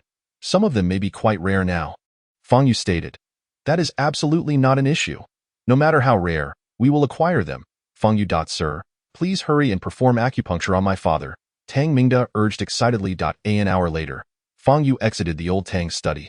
During the acupuncture, the old Tang had coughed up a mouthful of blood, startling Tang Mingda and the others. However, this blood was merely a release of accumulated toxins, and after expelling it, the old Tang felt significantly lighter, his complexion regaining some color. Chen Jingxin used professional instruments to measure the old Tang's bodily indicators and found that many had decreased substantially. At this point, Tang Mingda and the others completely believed in Fang Yu's abilities. It should be noted that the old Tang had consumed countless medications, yet none had yielded results as effective as this acupuncture session. Chen Jingxin found an excuse to leave the Tang household in a hasty retreat. Although Liang Rong still held disdain for Fang Yu, she no longer dared to express it openly. After writing down the prescription, Fang Yu prepared to leave. Fang Shunyi, please do not hold our previous misunderstandings and rudeness against us, Tang Mingda said sincerely. Fang Yu waved his hand dismissively, indicating he bore no ill will. Tang Mingda then produced a blank check and handed it to Fang Yu. Fang Shunyi, here is a blank check. You can fill in any amount you deem appropriate as payment for treating my father. In truth, the money was not of significance. Fang Yu merely wished for Tang Xiaoro to remember her promise to him. He turned to her and said, haha, so you two have a private arrangement? That's wonderful. It's important for peers to communicate. Tang Mingda chuckled, aware that Fang Yu was a rare medical genius, and encouraging Tang Xiaoro to grow closer to him would undoubtedly benefit her. It's not an arrangement. I just want her to stay away from me, Fang Yu replied. Chapter 10. Do not provoke me again. After Fang Yu left, Tang Mingda looked at Tang Xiaoro with an odd expression. His daughter was exceptionally beautiful and had many admirers. Yet, when it came to Fang Yu, she seemed to avoid him at all costs. Alas, it must be that you, Xiaoro, have become too willful, driving Fang Shunyi away. Tang Mingda sighed. I have not. Fang Yu simply dislikes trouble, which is why. Tang Xiaoro replied, her cheeks puffed with indignation. Gazing outside, Tang Mingda lamented, it has been a long time since I've encountered such an outstanding young man. He is neither arrogant nor impatient, yet possesses extraordinary skills. Most importantly, he has a heart unburdened by fame and fortune. When I handed him that check, his calm and composed demeanor far exceeded his years. What kind of family could raise such a child? If given the chance, I truly wish to meet his parents. After Tang Mingda finished speaking, he turned to Tang Xiaoro, shaking his head. Neither you nor Fenger can compare to this Fang Shunyi. You siblings still have much work to do. Tang Xiaoro had never seen her father speak so highly of a young man. Was Fang Yu truly that remarkable? Humph. She felt a twinge of resentment. I see that Fang Yu does not harbor any animosity towards you. You should communicate more with him and strive to become friends. He is certainly no ordinary individual, Tang Mingda reiterated. Fang Yu returned to the vegetable garden, intending to pick some greens to take home. As he approached within half a meter of the garden, he noticed a series of shoe prints on the ground. Although the prints were faint on the hard mountain road, he could discern at least 6 different types of footwear. This indicated that approximately an hour ago, 6 individuals had made their way toward the vegetable garden. This was quite unusual. Typically, no one ventured into this small mountain. Damn it, are they here to steal vegetables? He thought, accelerating his pace. As he reached the perimeter of the garden, several shadowy figures suddenly emerged from the side, encircling Fang Yu. The barrels of 6 handguns were aimed directly at him. One of the men in black stepped forward with a smile and said, Friend, We only wish to ask a few questions, and hope you can answer honestly. Go ahead. I'm listening, Fang Yu replied, his expression unfazed. Is this vegetable garden yours? The man in black inquired. Indeed, it is mine. Then at this time yesterday afternoon, were you near this garden? The man continued to ask. Correct. At this point, Fang Yu understood precisely why these individuals were here. Did you see a woman yesterday afternoon? The man in black narrowed his eyes slightly. I did, Fang Yu responded. The men in black exchanged glances, their eyes glinting with malice. So, did you save that woman? The man's finger tightened on the trigger, poised to act at any moment. Strictly speaking, I did not save her. Your accomplices attempted to kill me, and I merely defended myself, Fang Yu replied with a slight smile. Thank you for your honesty. Goodbye. The man in front of Fang Yu sneered coldly and pulled the trigger. Bang! A gunshot echoed, and a bullet raced towards Fang Yu's forehead. At a distance of merely 10 meters, no human could possibly evade it. Yet, Fang Yu merely tilted his head slightly and dodged the bullet. I told you, your accomplices were killed because they intended to kill me. Why are you attacking me again? Fang Yu's voice, like a ghostly whisper, reached the ears of each man in black. The 6 men in black, thrown into disarray, turned to search for Fang Yu but could not catch sight of him. Bang! In the next moment, a man in black let out a scream and was sent flying. Yes, over here. Another man shouted, firing his weapon. Bang! The sounds of chaos erupted, accompanied by a series of wails. In a mere 30 seconds, 5 of the 6 men in black had fallen silent on the ground. The last man standing was the one who had questioned Fang Yu. Witnessing Fang Yu's ghostly agility, this man turned pale, his body trembling. He had encountered a monster. Run. I must escape. Otherwise, I will lose my life. The man in black turned to flee but found Fang Yu standing in his path. Ah! He screamed, raising his handgun to shoot the man who stood so near. Click! But in the next second, his right hand holding the gun swiftly detached from his body. The man shrieked as he collapsed, his eyes wide with terror. He needed to call for backup. He had to inform Miss Yang that this person was a monster. The man fumbled with his left hand to retrieve an old mobile phone from his pocket and dialed a number.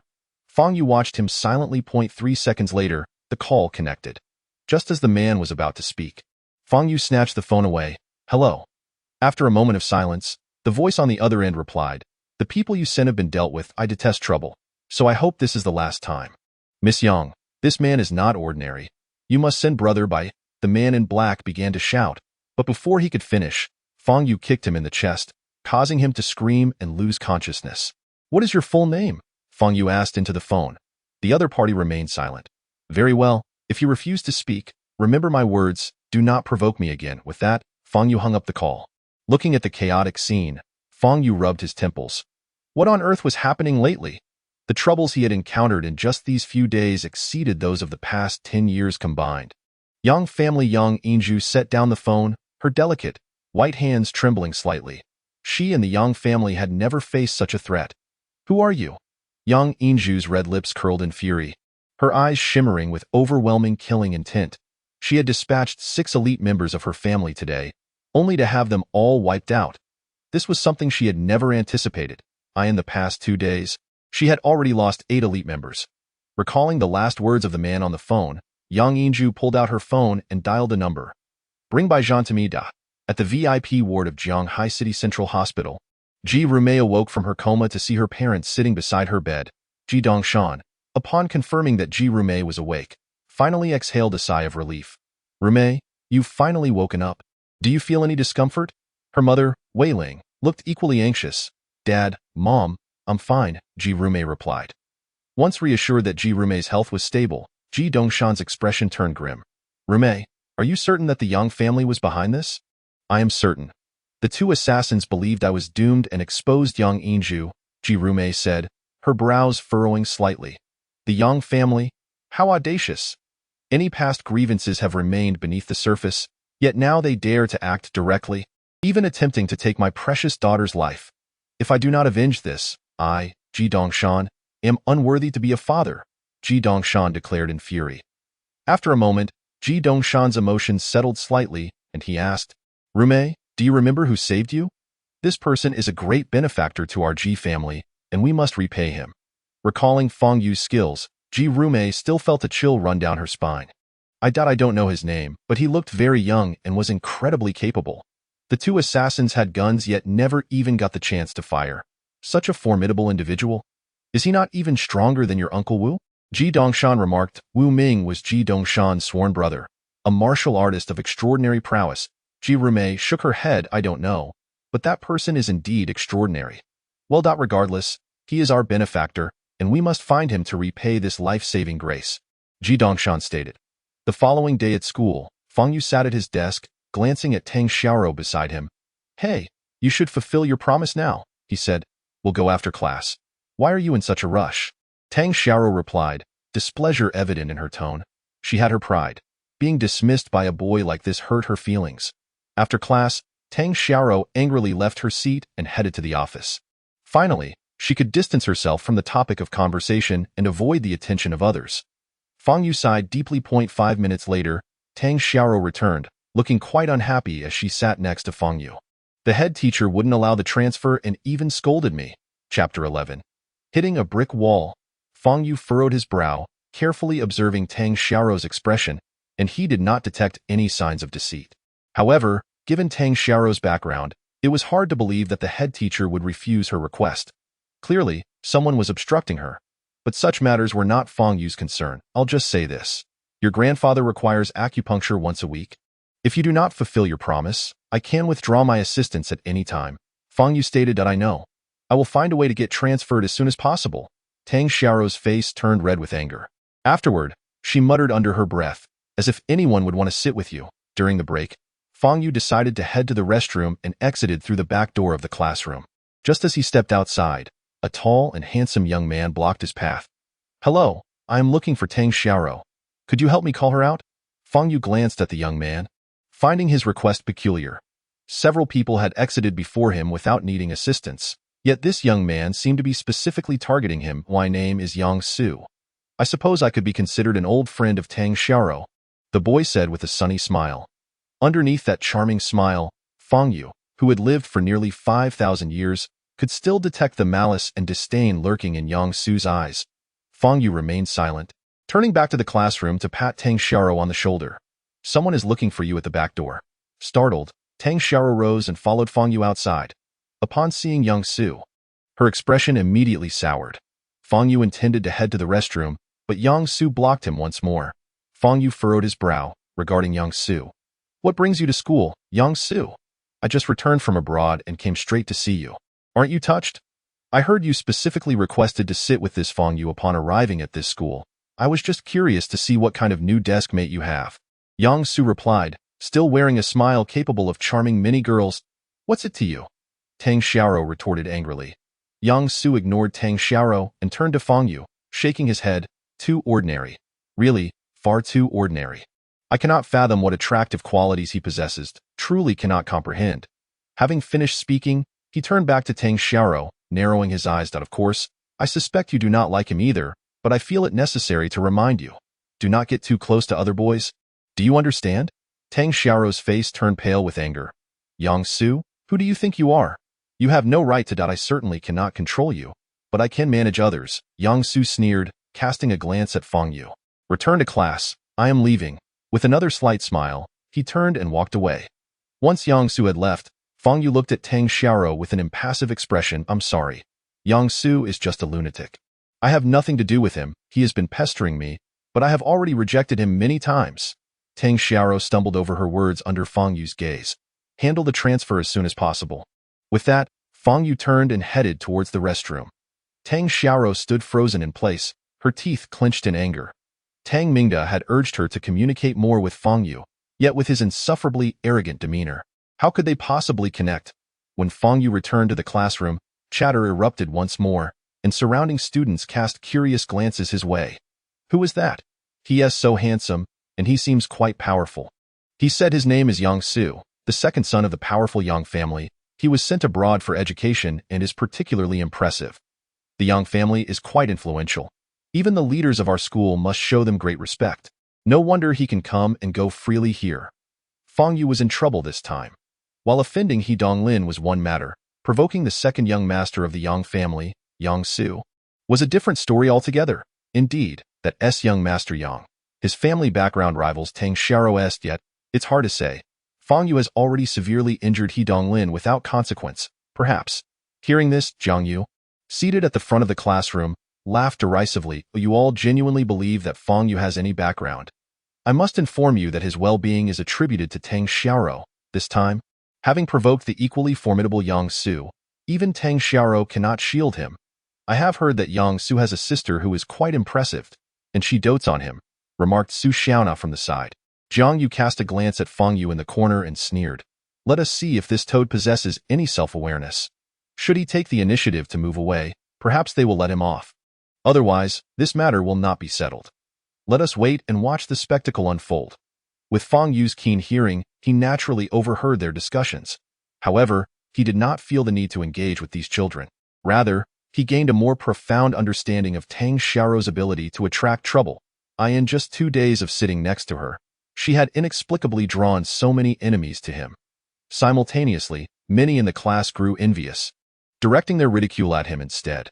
After maintaining a low profile for over 2 years, Fang Yu suddenly gained notoriety in class within just 2 days, and it was likely that he would soon be known throughout the school. Moreover, this influence would be enduring. Even if Tang Xiao were to transfer classes now, these repercussions would not dissipate. One could even foresee that the mockery would only intensify. Such is human nature, a lesson Fang Yu had learned long ago. Well, let it be. I shall go with the flow. Since being low-key is no longer an option, I shall embrace the spotlight. After school that afternoon, as Fang Yu prepared to leave, Tang Xiao hurriedly inquired, Fang Yu, the prescription you wrote for my grandfather the other day contained 2 rare herbs. We inquired at numerous large herbal shops, but they all said they were unavailable. That is your concern. As I mentioned, some herbs are exceedingly rare and cannot be found. There is nothing I can do, Fang Yu replied before departing. Tang Xiao pouted and lowered her head to gather her books. Fang Yu strolled home at his usual leisurely pace. A medium-sized truck was parked at the roadside, and as he walked past it on the sidewalk, he noticed a bald, burly man with tattooed arms in the driver's seat, none other than the infamous De Biao, whom Fang Yu had incapacitated with a kick the previous day. Upon seeing Fang Yu, De Biao's gaze turned fierce. Yesterday, Fang Yu's strike had not only injured him but also stripped him of his pride. He felt compelled to exact revenge personally. Thus, he suppressed the pain in his abdomen and requested He Wenqing to assign him the task of confronting Fang Yu today. Fixating on Fang Yu's retreating figure, De Biao picked up the walkie-talkie and said, Boss, that bastard has appeared. Proceed as planned. I want that scoundrel to be utterly destroyed. He Wenqing's voice was venomous. De Biao tossed the walkie-talkie onto the passenger seat and kept his eyes trained on Fang Yu's movements. Ahead lay a traffic light. According to Fang Yu's route home, he would inevitably have to cross the pedestrian crossing ahead. At that moment, De Biao would accelerate and ram the truck into him. No matter how formidable Fang Yu might be, could he withstand a truck? A cruel smile spread across De Biao's face. A minute later, Fang Yu reached the pedestrian crossing just as the light turned green. Allowing him to cross leisurely, De Biao slammed down on the gas pedal. Thus, a 10-ton truck surged forward at full speed toward Fang Yu. Behind Fang Yu, a beautiful teacher dressed in black, intending to cross the street, heard the roar of the engine. She turned to see the truck barreling toward the crossing, showing no signs of slowing down, even with the red light. The beauty's face paled in terror as she spotted Fang Yu already in the middle of the crossing and screamed, Be careful! Get out of the way! Bang! The deafening sound of metal colliding drowned out her warning. The wind from the truck whipped her hair into disarray as she witnessed the vehicle speeding past, leaving behind a black tire mark on the ground. Her face turned ashen as she realized a student from Jianghai High School had just been killed by the truck. Her mind blank. She failed to notice that the truck's rear wheels were still grinding against the pavement, producing a series of ear-piercing sounds. Yet, despite the forceful power of the rear wheels, the truck could advance no further. A dent appeared on the front of the truck. De Biao, in the driver's seat, suffered a head injury from the impact. Frantically, he pressed the gas pedal and twisted the steering wheel. What the hell? What is happening? De Biao's initial plan was to run over Fang Yu and then speed away. However, when the truck collided with Fang Yu, it felt less like hitting a person and more like striking an iron plate. Now, his truck had been halted by this iron plate. Chapter 12. Fang Yu's predicament. If anyone had witnessed the scene at the front of the truck, they would have been left speechless. A student in uniform stood with his right palm extended, single-handedly pushing against the front of the truck. The dent in the truck's front revealed the tremendous force of the earlier impact. Fang Yu's expression remained tranquil as he glanced down at his shoes. After skidding for several meters, the soles of his canvas shoes had worn away completely. However, had Fang Yu been barefoot, the incident would not have been a collision but an explosion. Fang Yu had honed his physical body for a full 1,500 years, achieving an indestructible state. A truck colliding with him was akin to crashing into a mountain. Fang Yu had sensed the truck's approach and recognized the driver as De Biao, whom he had encountered the previous day. Fang Yu had deliberately allowed himself to be hit, for this would provide him with justification for a counterattack. With a powerful thrust of his right hand, Fang Yu sent the 10-ton truck skidding backwards several meters. He approached the driver's side door and yanked it open with a swift motion. De Biao, still in a frenzy, twisted the steering wheel and pressed the gas pedal. But the truck's power system had already failed. How is this possible? De Biao's mind went blank as he beheld Fang Yu standing before him. The events of the past minute had surpassed his comprehension. A person struck by a speeding heavy truck, yet unharmed, and now forcing the truck to a standstill? Was this human? Such occurrences belonged only in movies or novels. The truck is out of commission. Fang Yu's voice jolted De Biao back to reality. You wanna ah? Before De Biao could finish, Fang Yu pressed his head down onto the steering wheel with force. Bang, bang, bang.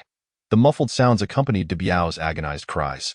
Fang Yu noticed the walkie-talkie on the passenger seat, picked it up, and pressed the call button. 3 seconds later, He Wenqing's voice crackled through. De Biao, is everything handled? I've arranged for the boys to back you up. Fang Yu remained silent, continuing to press down on De Biao's head. His cries echoed through the walkie-talkie to He Wenqing's side. After a moment of shock, He Wenqing shouted, What is happening, De Biao?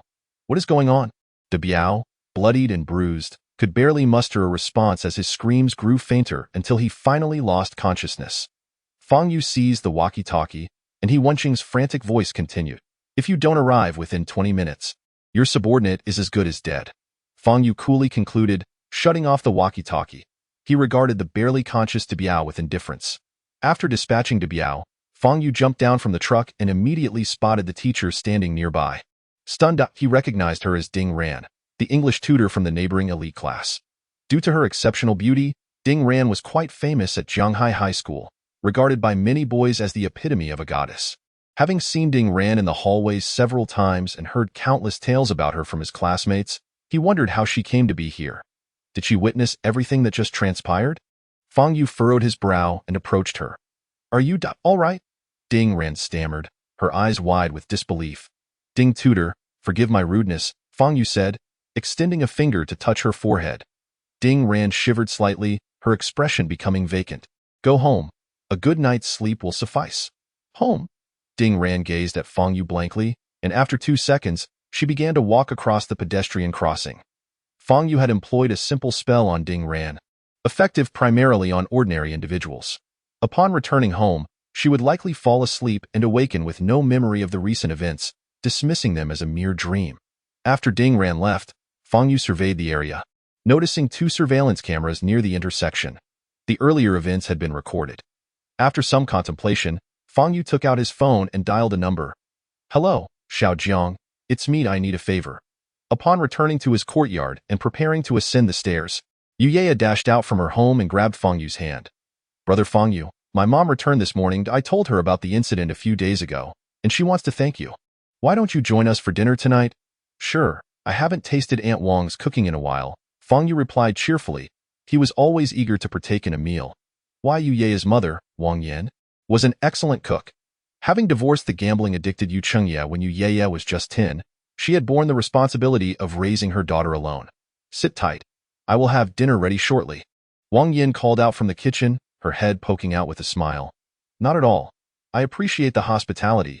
I'm simply here to mooch off you again, Aunt Wang, Fang Yu said. Not a bother at all. I've heard from Yaya that if you hadn't intervened that night. Wang Yan's expression faltered as she bit her lip, choosing not to finish her sentence. I'll prepare dinner. Please have some tea, she suggested. Hey, brother Fang Yu, why aren't you wearing shoes? Yu Yaya suddenly noticed Fang Yu's bare feet and asked curiously. I stepped on a stone and tore the soles, so I tossed them, Fang Yu explained. Did you step on both feet? Yu Yaya's eyes widened in surprise. Indeed, my luck has been quite poor lately, and misfortune seemed to follow me. Fang Yu sighed sincerely. Let me give you some good luck.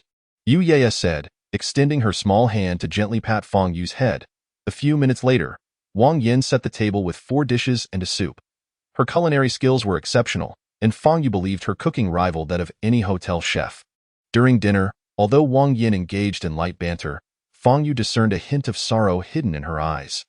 Given Wang Yin's invitation, he was more than willing to assist her, but without her expressing her troubles, he would refrain from prying. After dinner, Fang Yu returned to the second floor. His home consisted of a small living room and 2 rooms, one for sleeping and the other for storing miscellaneous items. As he passed the storage room, he caught a whiff of medicinal herbs, suddenly recalling Tang Xiaorou's earlier inquiry. Inside the storage room lay an assortment of rare herbs brought back from the northwest, cultivated by Xia Xiuzi outside his cottage. These herbs were exceptionally rare, many of which had vanished from the market. They represented a treasure trove of immense value. Yet Fang Yu treated them as mere refuse in the storage room. If Xia Xiuzi were aware of how Fang Yu had discarded his painstaking efforts, he would surely be infuriated. Surely, the herbs missing from that prescription could be found among these, Fang Yu thought as he surveyed the collection. Ah well, since I have already received payment from the Tang family, I might as well help them fully. I'll have that girl come by tomorrow to collect them. Late at night, Fang Yu lay in bed, eyes wide open as he pondered various matters. His current level of cultivation, advancing further, was exceedingly challenging. Although he was still in the Qi Refinement stage, he had reached the 9,832nd layer. 2,000 years ago, Fang Yu could no longer rely solely on meditation and absorbing the spiritual energy of the heavens and earth to enhance his cultivation. To break through, he had to resort to alternative methods. Over the past 2 millennia, the most efficient method he had employed was devouring the inner cores of demon beasts. Through this approach, he had advanced from the 5,000th layer of Qi Refinement to over 9,000 layers. However, as the spiritual energy on Earth diminished, the number of surviving demon beasts had dwindled, and in the last century, Fang Yu had encountered only a handful. Now, his cultivation had stagnated, remaining at the 9,832nd layer for an extended period. Fang Yu believed that once he could break through to the 9,999th layer, he would seamlessly transition into the foundation establishment stage. At that point, his ultimate dream, honed over millennia, could finally be realized. Yet, just as he was on the verge of reaching the 10,000th layer, the demon beasts on Earth were nearly extinct. At present, he needed to either discover other efficient cultivation methods or scour the world for the few remaining demon beasts. Whatever. I have plenty of time, so I shall take it slow, Fang Yu mused. Fang Yu closed his eyes, preparing to sleep. However, he was suddenly startled by the sound of muffled sobs emanating from downstairs. Chapter 13. A challenge? Yang Su's provocation? It was now 1 in the morning, and the outside world was tranquil in such moments. The sound of a woman's crying could send chills down anyone's spine, making them suspect a supernatural occurrence. Yet Fang Yu knew it was Wang Yin weeping downstairs. He had noticed her concealed sorrow during dinner, and it was clear that she had been holding back tears until the late hours to avoid worrying Yu Ye. Evidently, Wang Yin was facing significant difficulties. She was a good person. Since Fang Yu had moved in, Wang Yin had often invited him to dinner, sharing fruits and snacks through Yu Ye. Although Fang Yu was typically aloof, he was not heartless. Moreover, Wang Yin was a commendable neighbor. Thus, Fang Yu resolved to inquire about Wang Yin's troubles the following day. In the morning, there was a physical education class. For the third-year students, physical education served as a brief reprieve from their otherwise intense study schedules, allowing them to engage in leisure activities on the playground. Most students opted for various ball sports or running, while a few, such as Fang Yu and Lu Pengzi, preferred to visit the convenience store for ice cream and sit on the benches next to the basketball court to chat. Initially, only a few students were shooting hoops at the court, but within minutes, one individual arrived, the very same Yang Su whom Fang Yu had encountered the previous day. Wow, isn't that the young master of the Yang family? What brings him to our school? Lu Pengzi exclaimed upon spotting him. He then glanced at Fang Yu, recalling the rumors that had spread throughout the grade regarding Yang Su's displeasure with Fang Yu sitting next to Tang Xiaorou, leading him to confront Fang Yu. Hey, Fang Yu, was what happened yesterday true? Is he really the young master of the Yang family? Lu Pengzi was about to ask. However, at that moment, a chorus of shrieks erupted from the basketball court. Yang Su had stripped off his shirt, revealing his muscular chest and abs. The girls present immediately erupted into cheers. Yang Su, tall and robust with handsome features and a prestigious background, had already become a sensation in the campus, his mere appearance igniting admiration. Now, witnessing such a display, the girls could hardly contain themselves. Yang Su grabbed a basketball from the side, dribbled it skillfully, and leaped effortlessly from the free throw line to dunk the ball. Wow! His slam dunk elicited gasps from the crowd, and even the boys joined in the applause. Jumping from the free throw line to dunk was a feat accomplished by only a select few players in the NBA. Yet Yang Su seemed to execute it with ease. My goodness, how can he jump so high and far? Indeed, he's even more impressive than those NBA players. You probably don't know. Yang Su has been practicing martial arts since childhood and was sent out for solitary training. Now, he seems to be a congenital martial artist. Yes, a congenital martial artist. A few boys beside Fang Yu were discussing a congenital martial artist. Upon hearing this term, Lu Fatty became so excited that the flesh on his face trembled. He turned to Fang Yu and said, Fang Yu, if you really have any conflict with him, you should quickly admit defeat and apologize. A congenital martial artist is not someone to be trifled with. Fang Yu smiled slightly.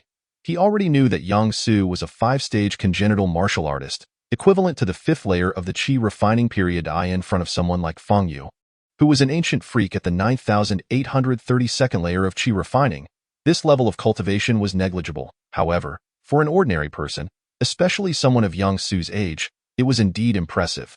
At this moment, more and more people gathered around Yang Su, most of whom were girls. Every time Yang Su scored a basket, it would elicit a chorus of screams from the girls. Tang Xiaoro was walking on the track with her good friend Zhao Shuanger from the advanced class. Xiaoro, hurry back to our class, I'm really bored without you, Zhao Shuanger said. Pulling Tang Xiaoro's hand, I also want to go back, but last time I applied for a class transfer, I was rejected by the dean and scolded. Tang Xiaoro replied helplessly. Huh? He dares to scold you. Go home and tell your dad. Let him call in. I don't believe the dean can act so arrogantly, Zhao Shuanger said angrily. Then, as if recalling something, she looked at Tang Xiaoro suspiciously and said, It can't be. How could a mere dean dare to refuse your request? I think you just don't want to transfer and are deliberately finding an excuse to brush me off. Right? Come clean. Xiaoro, do you really think Fang Yu is good? You? What nonsense are you talking about? Tang Xiaoro's face turned red as she retorted. Humph, look at your nervous reaction.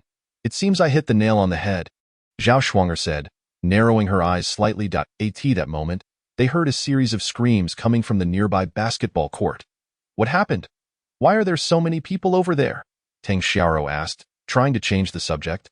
Zhao Shuanger looked toward the basketball court and immediately saw Yang Su, her eyes lighting up. It seems to be the young master of the Yang family. Didn't he come to find you yesterday? Why is he here playing basketball again? Let's go over and take a look.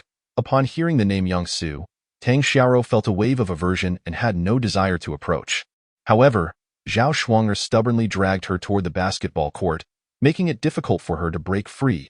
As the crowd grew larger, Fang Yu sensed trouble approaching. Let's go. It's too noisy here, he said, patting Lu Fatty on the shoulder and standing up. Just then, Yang Su suddenly walked over. Damn, what a coincidence, Fang Yu, he said, wearing his signature sunny smile. He said this intentionally, coming all this way just to confront Fang Yu. And of course, Fang Yu knew it was no coincidence. Yang Su was indeed here for him. There's something you want? Fang Yu asked. Not much, just saw you sitting here looking bored and wanted to challenge you to a game, Yang Su replied. Hearing this, the surrounding students became excited. Given yesterday's rumors, it was clear that today there would be a spectacle. Yang Su was clearly ready to give Fang Yu a taste of his prowess. Fang Yu was in for a rough time. I don't play basketball, Fang Yu replied nonchalantly. In a way? A man who can't even play basketball. Yang Su smirked sarcastically, eliciting laughter from the crowd. Young Master Yang is inviting you to play. It's a courtesy. I suggest you give it a shot. Besides, with so many people watching, do you want to become a laughingstock? One of the boys beside Yang Su said. Exactly, don't be a coward. Go for it. A group of boys eager for excitement began to cheer. The girls looked at Fang Yu with disdain, looking down on such a timid boy. Tang Xiaoro and Zhao Shuanger reached the edge of the crowd just in time to witness this scene. Oh, Xiaoro, it seems your deskmate is in trouble, Zhao Shuanger said with a smile. Tang Xiaoro didn't expect Yang Su to come back to school and create trouble for Fang Yu in front of so many people. Leaving her unsure of what to do. No, I must stop Yang Su. With this thought, Tang Xiaoro tried to push through the crowd. But Zhao Shuanger held her back, saying, Xiaoro, don't get involved. Otherwise, the rumors about you and Fang Yu will solidify. It's better to stand here and watch the show, and let me see what your deskmate is capable of. Seeing Tang Xiaoro's anxious expression, Zhao Shuanger felt a flicker of intrigue. Don't worry, with so many people watching. Young Master Yang won't do anything excessive, Zhao Shuanger added. That's not certain. Tang Mingde once told Tang Xiaoro that the Yang family members are all lunatics and it's best not to provoke them. Just then, on the basketball court, Yang Su, smiling and holding a basketball, suddenly pushed it forward. This unexpected move could catch anyone off guard, and if they reacted slowly, they would undoubtedly get hit by the ball. Yet, Fang Yu easily caught the basketball with one hand. How about we shoot a few hoops? Fang Yu asked. Seeing Fang Yu effortlessly block the shot, Yang Su's eyes flashed with surprise before quickly concealing it. Let's shoot 3, he said with a radiant smile. Fang Yu had actually accepted Yang Su's challenge. The atmosphere on the basketball court became exceptionally lively, with some even applauding. What a fearless warrior! Tang Xiaoro was so anxious she began to stomp her feet. Why did he agree? Yang Su won't let him off easily. Yang Su stood approximately 6 feet tall, towering half a head over Fang Yu. Moreover, his physique appeared significantly more robust than Fang Yu's. With such a disparity in physical prowess, there was no need to compare basketball skills. Yang Su smiled slightly, tossing the ball to Fang Yu. What is the punishment? Fang Yu inquired. The loser will have to do 100 push-ups in front of everyone, and everyone here will supervise. You can't leave until it's done. What do you think? Yang Su asked with a hidden dagger in his smile. No problem. Fang Yu nodded. A wave of mocking laughter erupted from the crowd. Wasn't Fang Yu just inviting punishment? Losing and then having to do 100 push-ups? With his physique, could he even manage that? Soon, the surrounding girls turned into cheerleaders, chanting, Yang Su, go! Almost everyone supported Yang Su, making Fang Yu feel quite isolated. Yang Su had long noticed Tang Xiaoro at the edge of the crowd, a glint of pride flashing in his eyes. Today, I will show you the gap between your deskmate and me. Tang Xiaoro bit her lip, anxiously watching Fang Yu's impassive face. She knew Fang Yu couldn't possibly win. She just hoped he wouldn't confront Yang Su head-on, as Yang Su's temperament would likely lead him to act violently against Fang Yu. Fang Yu held the ball with both hands, gazing at the hoop in the distance. He wasn't lying. He was indeed not skilled at basketball. However, he understood that as long as he could throw the basketball into the hoop, it would count as a score. Wasn't he that straightforward? With one hand, Fang Yu prepared to toss the ball toward the hoop. Yang Su stood with his hands on his hips, showing no intention of defending. Haha, look at Fang Yu's shooting posture. He really can't play basketball. Yes, it's too ridiculous. Look, young Master Yang doesn't even bother to defend. The onlookers expressed their disdain for Fang Yu with a chorus of boos. Unfazed, Fang Yu threw the ball. Swish! The basketball went through the net. The crowd fell silent, astonished. What the heck? Did he just throw it randomly and score? That's some luck. Yang Su raised an eyebrow. Not bad. And then? Now it's my turn to defend you, Fang Yu replied. Exactly. But from now on, you won't get another chance to shoot, Yang Su said with a cold smile as he moved to the three-point line, switching places with Fang Yu. Yang Su, go! As Yang Su took possession of the ball, cheers erupted once more. Yang Su looked at Fang Yu, his eyes filled with coldness. He was determined to humiliate Fang Yu completely. The ways to humiliate an opponent in basketball were simple. Either dunk over them or score while ignoring their defense. Yang Su, confident in his physical advantage, resolved to teach Fang Yu a lesson through sheer force. With a series of dribbles, Yang Su suddenly accelerated, breaking to the left. He positioned his shoulder in front. If Fang Yu dared to come close to defend, he would undoubtedly be knocked aside. Fang Yu, as expected, stepped forward to confront Yang Su. Seeking death, Yang Su sneered, tensing his shoulder. With his 5-stage congenital strength, that shoulder charge would likely leave Fang Yu bedridden for a week. But Fang Yu had asked for it. However, when Yang Su charged, he found himself hitting air. Simultaneously, he felt his right hand, which was dribbling the ball, lighten unexpectedly. The basketball was snatched away. How is that possible? Yang Su turned his head, only to find that Fang Yu had indeed seized the basketball. The crowd erupted in gasps of astonishment. No one expected that while Yang Su charged like a tiger, Fang Yu could actually steal the ball. Damn. Yang Su felt a surge of humiliation, especially as Fang Yu looked at him with a smirk. Fang Yu once again grasped the basketball with one hand. Ready to shoot. Yang Su had declared that he would never let Fang Yu have another shooting opportunity. Therefore, he immediately exerted all his strength, leaping towards Fang Yu, soaring high into the air. If Fang Yu shot now, there was no doubt that the ball would be blocked. But Fang Yu remained unhurried. As Yang Su leaped, he casually stepped to the right and tossed the ball. Swish! Another successful shot. The crowd fell into silence. Everyone was dumbfounded. If the first shot was luck, what about the second? 2 flawless shots. Moreover, Fang Yu had stolen the ball from Yang Su and used a feint to trick him into jumping. Did Fang Yu truly not know how to play basketball? Although his shooting posture was peculiar, it was evident that he could indeed play basketball. In fact, he was quite skilled. At this moment, Yang Su, furious beyond measure, glared with a fierce expression. Not only had Fang Yu stolen the ball, but he had also toyed with him. With so many people watching, it was incredibly humiliating. Yang Su cared most about his reputation and dignity. Last shot. Fang Yu tossed the ball to Yang Su. Yang Su took possession and began to dribble. This time, he was determined to knock Fang Yu aside and score. Seizing the moment while Fang Yu was not yet defending, Yang Su dashed forward and jumped near the free throw line. He intended to dunk. Fang Yu, being shorter, could not possibly block him. Wow. Yang Su is angry. He is going for a dunk. Some boys shouted excitedly, while the girls gazed starry-eyed at Yang Su soaring through the air.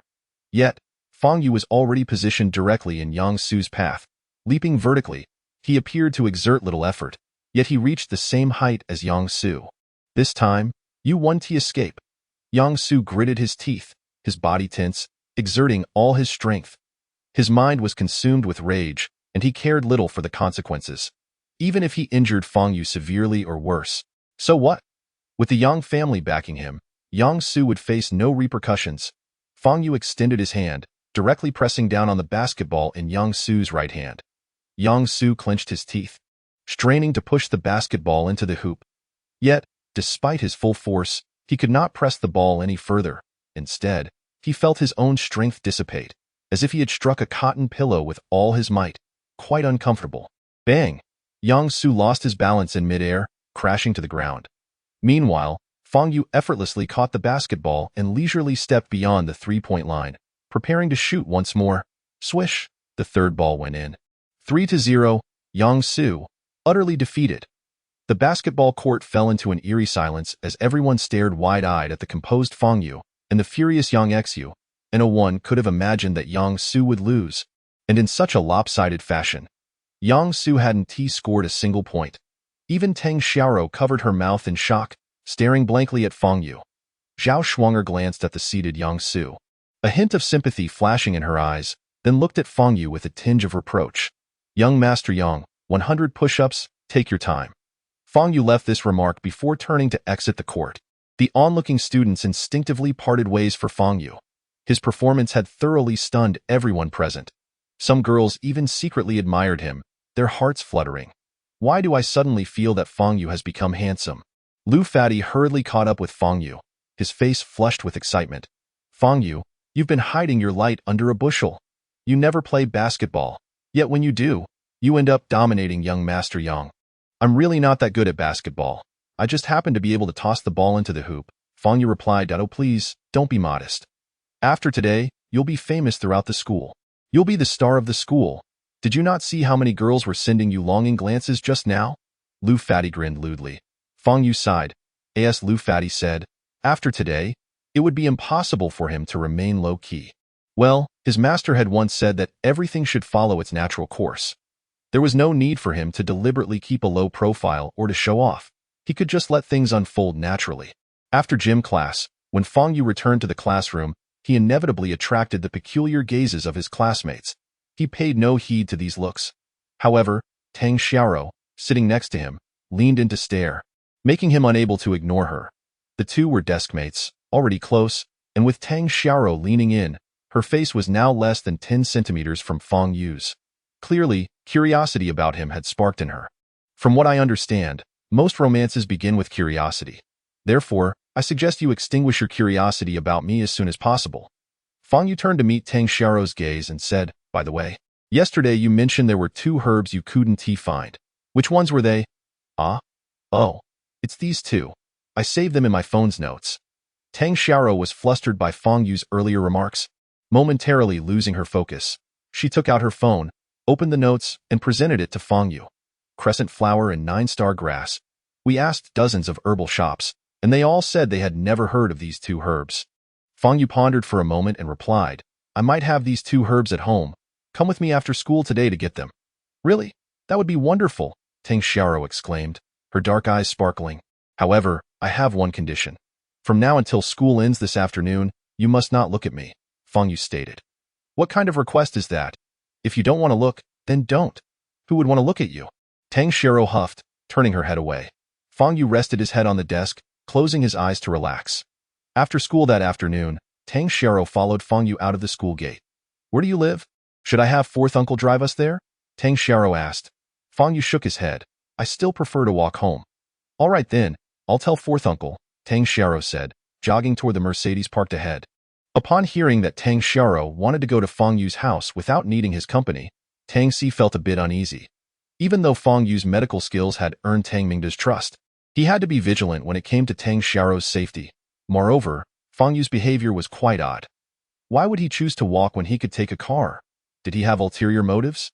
Miss, I need to report this to the master, Tang Si said. Fourth uncle, why would you tell Dad about such a trivial matter? Later, I will bring the medicinal herbs home, and I can give him a surprise. Tang Xiaoro interjected. After speaking, fearing that Fang Yu would become impatient, she added, Fourth uncle, this is it, I must take my leave. Mississippi Tang Si wanted to call out to Tang Xiaoro, but she had already dashed away.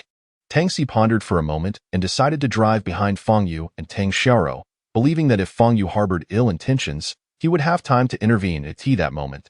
Yang Su, who had been waiting at the school gate to take Tang Xiaoro out for a meal and to salvage his image after the earlier incident, happened to see Tang Xiaoro running toward Fang Yu before leaving with him. Witnessing this scene, Yang Su's expression turned grim. He had clearly warned Fang Yu to keep his distance from Tang Xiaoro. Yet, not only did Fang Yu disregard his warning, but he had also humiliated him earlier that morning. Damn it, Fang Yu, I will make you pay for this. Yang Su glared at Fang Yu's retreating figure, his gaze filled with malevolence. Yang Su, a beautiful girl, her eyes sparkling with delight, approached him. This girl was Zhao Shuanger, a close friend of Tang Xiaoro. They had become somewhat familiar with each other after he frequently saw her while looking for Tang Xiaoro. Yang Su turned to see Zhao Shuanger, his expression softening slightly as he asked, What's the matter? Oh, nothing, we are old friends. After all, it's been so long since we last saw each other. Can't I even say hello?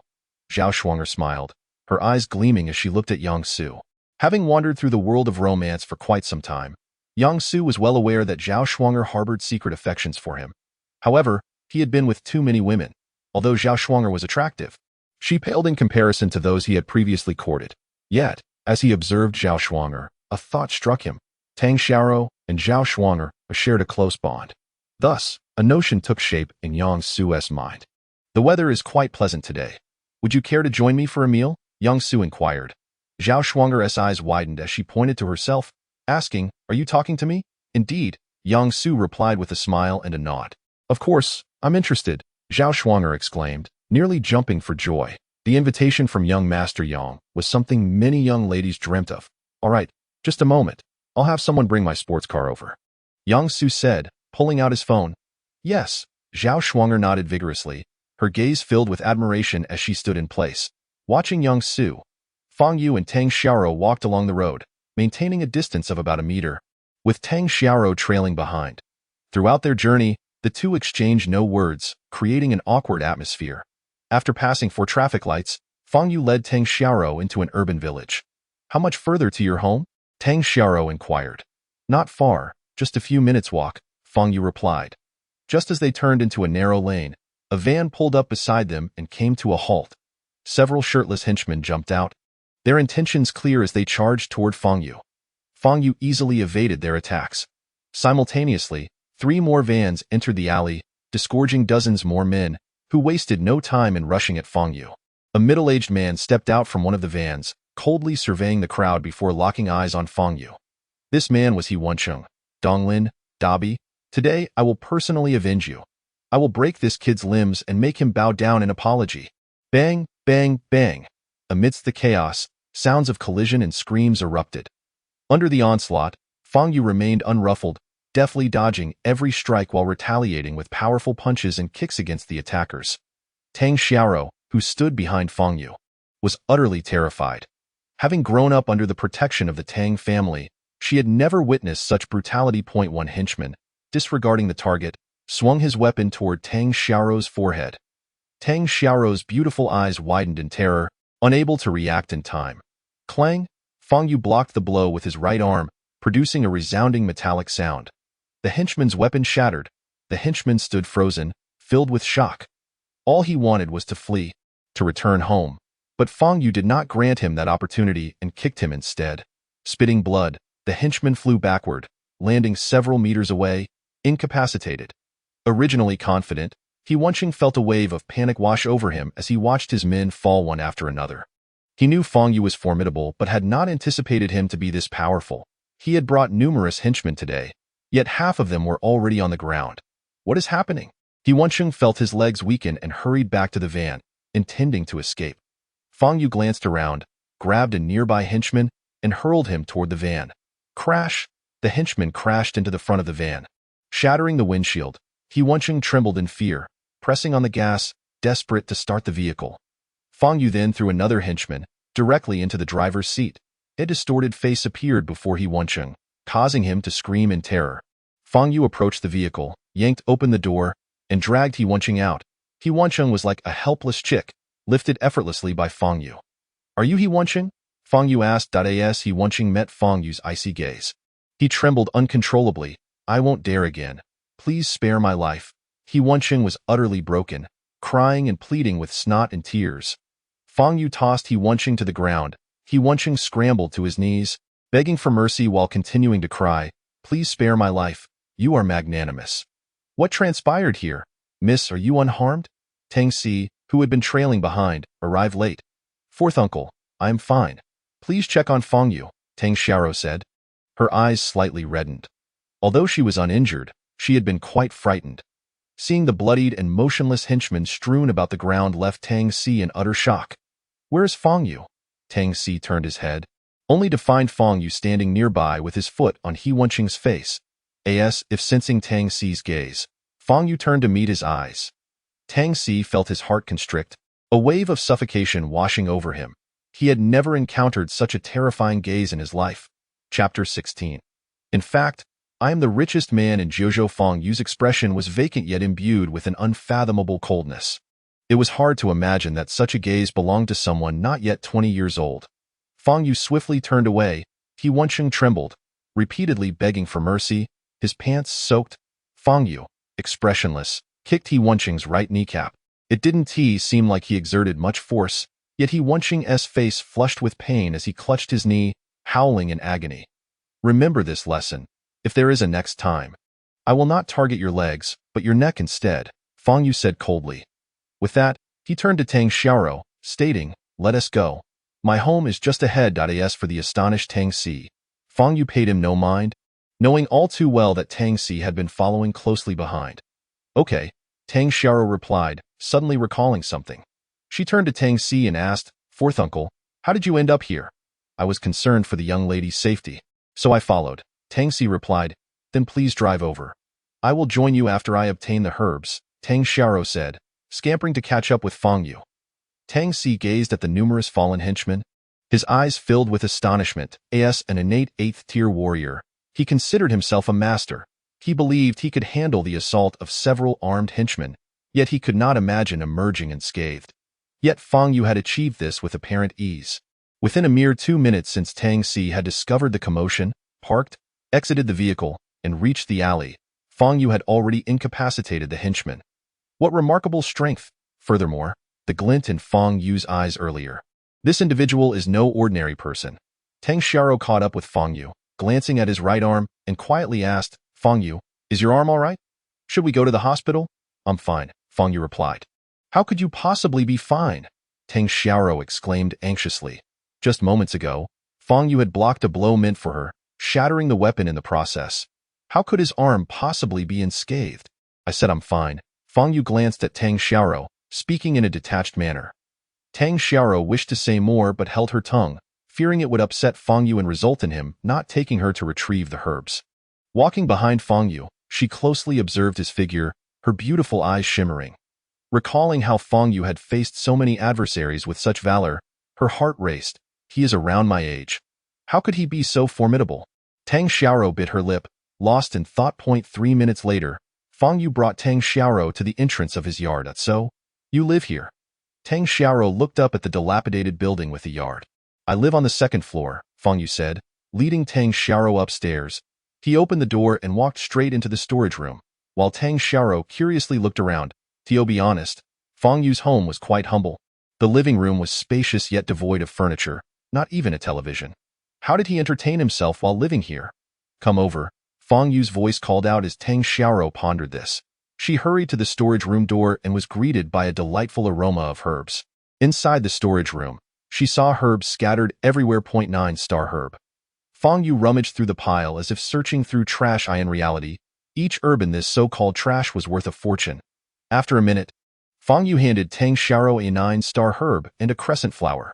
Dry them and grind them into powder, then brew the medicine according to the dosage in my prescription, Fang Yu instructed. Understood. Tang Xiaoro held the 2 herbs, her face flushed with excitement. With these 2 herbs, her grandfather's life could be extended by another decade. Thank you, Fang Yu, Tang Xiaoro said sincerely.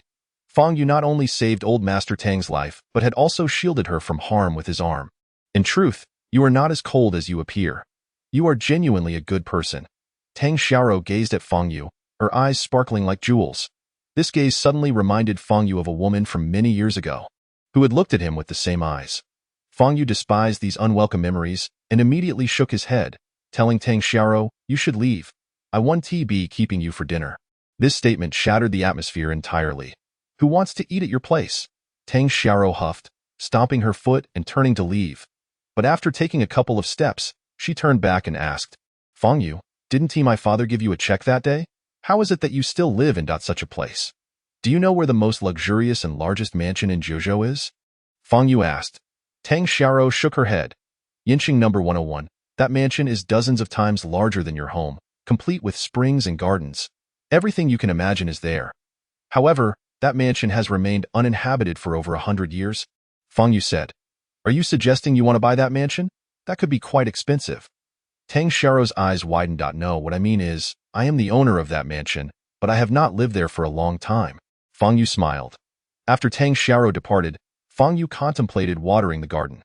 Just as he was about to step outside, he heard footsteps downstairs and suddenly recalled Wang Yan's muffled sobs from the previous night. Based on his years of experience, Fang Yu knew that in this society, 95% of people face difficulties due to financial issues. In other words, money could resolve most problems. For Fang Yu, however, money was the easiest thing to acquire in this world. Thus, he returned to his room, retrieved a stack of cash, around 100,000, from the drawer of his desk. As for where this money came from, Fang Yu had long forgotten. He stuffed the cash into his pocket and went downstairs, knocking on Wang Yan's door. Coming, Wang Yan emerged from the bathroom, towel drying her hair. She had likely just finished washing it. Xiao Yu, it's you? Wang Yan smiled, opening the door for Fang Yu to enter. Isn't Zhanghai Middle School approaching its anniversary soon? Yaya has a program to rehearse, so she can only return home at 6:30 lately. I haven't been cooking dinner early, Wang Yan said, assuming Fang Yu had come to mooch a meal. Aunt Wang, I'm not hungry. I came to ask if you've been facing any difficulties recently, Fang Yu replied bluntly. Difficulties? Wang Yan's expression shifted slightly, but she quickly shook her head, forcing a smile as she said, Xiao Yu, I don't have any difficulties. Last night, I couldn't sleep and thought I heard you crying, Fang Yu remarked. You must be mistaken, Xiao Yu. Wang Yan bit her lip, denying it. I don't believe I am mistaken. Aunt Wang, now that Yaya is not home, you needn't hide it, Fang Yu said. Wang Yan looked at Fang Yu, silence stretching for several seconds before her eyes reddened as she confessed, not long ago. My ex-husband often came to the restaurant where I worked to cause trouble for money. I was subsequently fired. Last week, I received a call saying my father had fallen while farming back home and injured his spine. He needs 50,000 for surgery. Over the years, the money I earned working at the restaurant was just enough to cover Yaya's tuition and living expenses. I have no savings. But my father's condition requires immediate surgery. If delayed, he could become a vegetable. Yet I currently have no money for his operation. And I've also lost my job. I have no idea how I will manage Ye's tuition for the next semester. And my ex-husband, I don't know how much he owes. I don't know how many people will come looking for me. As she spoke, Wang Yin could no longer continue, tears streaming down her face. Heaven had been too cruel to her, and she truly felt lost. These days, her spirits had been low, and she had almost lost the will to live. Yet, in front of her daughter, she had pretended that nothing had happened, not wanting to upset Yu. Now, faced with Fang Yu, she felt a release as she shared her burdens. Wiping her tears, Wang Yin looked at Fang Yu and forced a smile, saying, "I'm sorry, Stao Yu, for making you worry." Fang Yu shook his head. Standing up from the sofa, he pulled out a stack of cash from his pocket and placed it on the table. "Aunt Wang, here is about 100,000. Take it for emergencies," Fang Yu said. Upon seeing the stack of money, Wang Yin's expression changed. "Xiao Yu, what are you doing?" This money. Where did you?" In Wang Yan's eyes, Fang Yu was an even more pitiable figure, a young boy with no family or friends, often alone at home, eating only simple vegetables. It was precisely for this reason that Wang Yin frequently invited Fang Yu over for meals. Yet now, Fang Yu had suddenly produced 100,000, which felt utterly unreasonable. As a middle school student with no job, where could he possibly have acquired such a sum? Wang Yan's first thought was that Fang Yu had engaged in some illegal activity. "Don't worry, Aunt Wang, this money is from a friend of mine." Fang Yu provided a vague explanation. "A friend? Do you even have friends? Xiao Yu, please be honest with me. Where did this money come from? Did you do something?" Wang Yin began to grow angry. "Absolutely not, Aunt Wang. I swear this money was not obtained through any wrongful means," Fang Yu assured her. "If this money was obtained through unscrupulous means, I would rather face divine retribution." Fang Yu felt a touch of helplessness. In this day and age, giving money to others requires an oath, making it truly difficult to be a good person. Do not make such an oath. "I trust you." Wang Yin quickly interrupted Fang Yu's vow. Fang Yu fell silent. "However, I cannot accept this money, regardless of who gave it to you. It belongs to you. Your life is already so difficult. How could I borrow your money? Please take it back, Xiao Yu. Aunt Wang will think of another way," Wang Yin stated. Fang Yu hesitated and said, "Aunt Wang, I must speak the truth, but you may not believe me." Wang Yin looked at Fang Yu in confusion. In fact, I am the wealthiest person in the 9 provinces, Fang Yu declared. Chapter 17. Devouring the Inner Dan. Wang Yin ultimately accepted the money, promising to repay it in the future. Of course, like Tang Xiaoro, Wang Yin dismissed Fang Yu's claim as mere boasting, not taking it to heart. The wealthiest person in the 9 provinces? How much wealth must one possess to achieve such a status? Ordinary citizens could hardly envision it. After handing the money to Wang Yin, Fang Yu left home, heading towards the vegetable garden on the back mountain. At the entrance of the garden, a luxurious extended car was parked. "Who has come again?" Fang Yu furrowed his brows as he approached. A lavishly dressed couple stepped out, followed by 2 bodyguards. "Who are you? What are you doing here? Surely, you do not intend to steal vegetables?" Fang Yu inquired with a frown. "Hello, we are Ji Ruby's parents. You must be the benefactor who saved our daughter that day, right?" Ji Dongshan smiled as he spoke. Ji Ruby had mentioned that her savior was a young man with a laid-back demeanor, and Fang Yu undoubtedly fit that description. Ji Ruby. Fang Yu recalled the events of a few days prior. "We are here to express our gratitude. You saved our daughter's life. Such a great kindness is of utmost importance to our family." Ji Dongshan's wife, Wei Ling, added, "Enough. Your gratitude merely entails stuffing money into my hands, but I have no interest in money. Please leave," Fang Yu replied. Ji Dongshan and Wei Ling exchanged glances, sensing that Fang Yu's character was somewhat peculiar. "What, may I ask, do you like?" "As long as it is within our family's ability, we will do our utmost to accommodate," Ji Dongshan inquired. The Ji family had a century-old tradition of gratitude, and having found the person who saved Ji Ruby, they felt compelled to repay the favor. "What I desire? Inner Dan of demon beasts. You probably have never even heard of it," Fang Yu sighed, turning to enter the vegetable garden. "Demon beast? Inner Dan?" Ji Dongshan's brows furrowed. He felt he had heard this term somewhere. Wei Ling whispered, "I remember during the old man's birthday celebration a few years ago, a master from the north gifted him a box of presents. Inside that box, there was something called an inner Dan. Are you certain you are not mistaken?" Before Ji Dongshan could respond, Fang Yu rushed up to Wei Ling, his speed startling the 2 bodyguards behind the couple, who nearly drew their weapons. "Is it truly the inner Dan of demon beasts? You are not mistaken, are you?" Fang Yu asked eagerly. I only remember the term inner Dan. I do not know if it is what you refer to as the inner Dan of demon beasts. Wei Ling replied. Let us go. Take me to your home, Fang Yu commanded. Ji Dongshan and Wei Ling exchanged glances. The earlier impatient Fang Yu, who claimed to have no interest in money, had suddenly become so eager over the so-called inner Dan, which was indeed surprising. However, it was all the more fortunate that Fang Yu was willing to accept their family's gratitude. Very well, sir.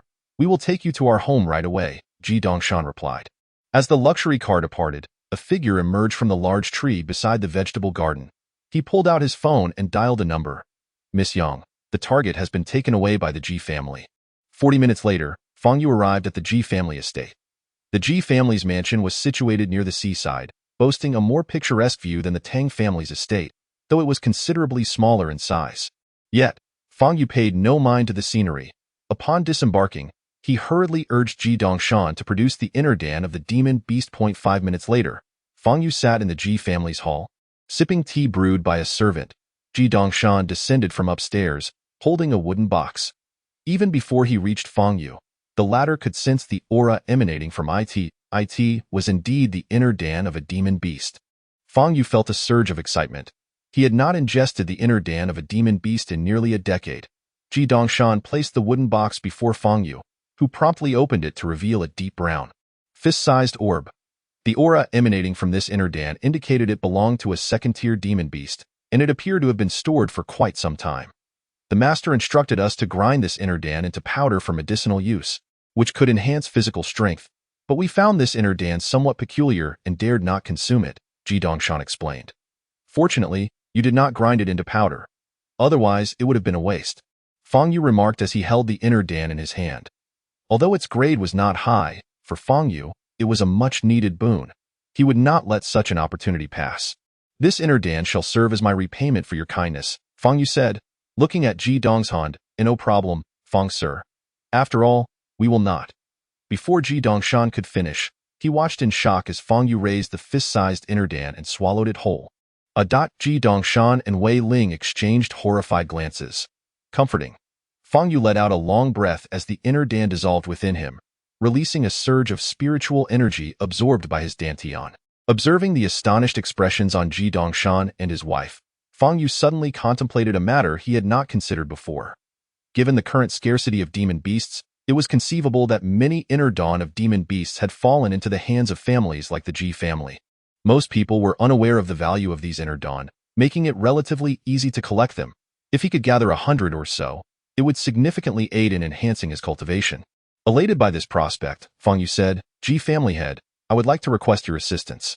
Fang Yu left the Ji family and returned to the village in the city. Just 2 alleys away from home, he spotted a girl with a backpack standing motionless before a wall. From her profile and backpack, it was evident that the girl was Yu. Fang Yu glanced at the time. It was now 7:10 in the evening. Hadn't Wang Yin mentioned that Yu would be back by 6:30? Why was she still wandering about? He approached and patted her shoulder. Startled, Yu jumped and turned around, relieved to see it was Fang Yu, though her slender arm appeared to bear an injury. However, under the streetlight, Fang Yu noticed that Yu's expression was not quite right. Her eyes were slightly red and puffy, indicating she had likely been crying. Brother Fang Yu, what are you doing here? Yu asked, seemingly anxious to conceal her distress as she quickly lowered her head. I just returned after handling some matters. What about you? Why are you home so late? Didn't the school rehearsal finish a while ago? Fang Yu queried. I went out with some classmates after the rehearsal, so I returned late, Yu replied. Then why are you standing here? Aunt Wang must be worried sick since she thought you would be home by 6:30. Fang Yu remarked. I Yu fidgeted nervously, unsure of what to say. Fang Yu gently patted her shoulder and said, Speak up. Who bullied you? Yu trembled, raising her head with tears glistening in her large eyes, but shook her head and replied, No one bullied me. Tell me, and I promise not only to keep it from Aunt Wang, but also to help you heal your wounds, Fang Yu urged. Yu looked at Fang Yu, tears welling in her eyes, and finally succumbed, embracing him as she wept, releasing her pent-up grievances. Through her fragmented words, Fang Yu learned the details of the incident. The performance Yu participated in involved 3 grades. Each grade selected 5 girls, and Yu was one of the 5 from the higher grade. This afternoon was the first rehearsal, and in front of Yu was a senior from the 3rd grade. During the rehearsal, This senior repeatedly made mistakes, causing the progress to stall. Yet, she appeared indifferent, laughing and chatting with her fellow seniors, displaying a lazy attitude. As time passed, Yu Yaya, eager to finish the rehearsal and return home, mentioned it to the senior. Are you implying that I am hindering everyone's progress? The senior glared at Yu Yaya with a dark expression. No, I just wanted to finish today's rehearsal quickly. It's getting late. Why? Yu Yaya hastily replied. If you wish to end the rehearsal, then get lost. You can skip rehearsals from now on. The senior shouted angrily at Yu Yaya. Although frightened, Yu Yaya gritted her teeth and retorted. I did not mean it that way. I only hoped you would take the rehearsal seriously. Before Yu Yaya could finish her words, the senior shoved her to the ground. Get out of my sight. Never let me see you again, the senior scolded, pointing a finger at Yu Yaya. Educate me? My mood has been terrible these past few days, and you, an inexperienced child, dare to lecture me? Truly ignorant of your own limitations. The senior berated. Eventually, another senior intervened, pulling the aggressive senior away and allowing Yu Yaya to leave. Had you offended that senior before? Fang Yu asked. Why? Yu Yaya shook her head, saying, she is a senior from Class 2 of the 3rd grade. I have never seen her before. Class 2 of the 3rd grade? Isn't that the class Fang Yu is in? Do you know her name? Fang Yu inquired with a frown. I think I heard some seniors call her Ya. Yu Yaya recalled. Yaya? What is her surname? Fang Yu continued questioning. Why? Yu Yaya thought hard, remembering the name she had heard during attendance. Her surname should be Jiang. Why? Yu Yaya replied. Jiang Yu. So it is her. Fang Yu's expression instantly hardened. Chapter 18. Apologize to her. Fang Yu returned home and retrieved a bottle of homemade ointment, applying it to the swollen areas on Yu Yaya's face. Within 2 minutes, the redness had completely vanished. Let's go home. Your mother is worried about you. Fang Yu said. Thank you, brother Fang Yu, Yu Yaya responded, her expression finally brightening as she touched her now painless arm. Fang Yu patted Yu Yaya's head, saying, tomorrow, I will ensure that senior apologizes to you. Huh? Yu Yaya looked up at Fang Yu. She pushed you. She must apologize, Fang Yu insisted. Why? Yu Yaya hesitated, not wanting Fang Yu to get into trouble on her behalf. No buts, Fang Yu replied calmly. Upon returning to the courtyard, Yu Yaya cleverly used the excuse of a classmate inviting her to go shopping to evade inquiry, yet she still received a scolding from Wang Yin. Fang Yu ascended to the 2nd floor, contemplating the matter of the inner den of demon beasts. He had asked Ji Dongshan to assist in locating the inner dawn throughout the 9 provinces. Regardless of quantity or price, he would purchase them all. However, Fang Yu understood that relying solely on the Ji family would be insufficient.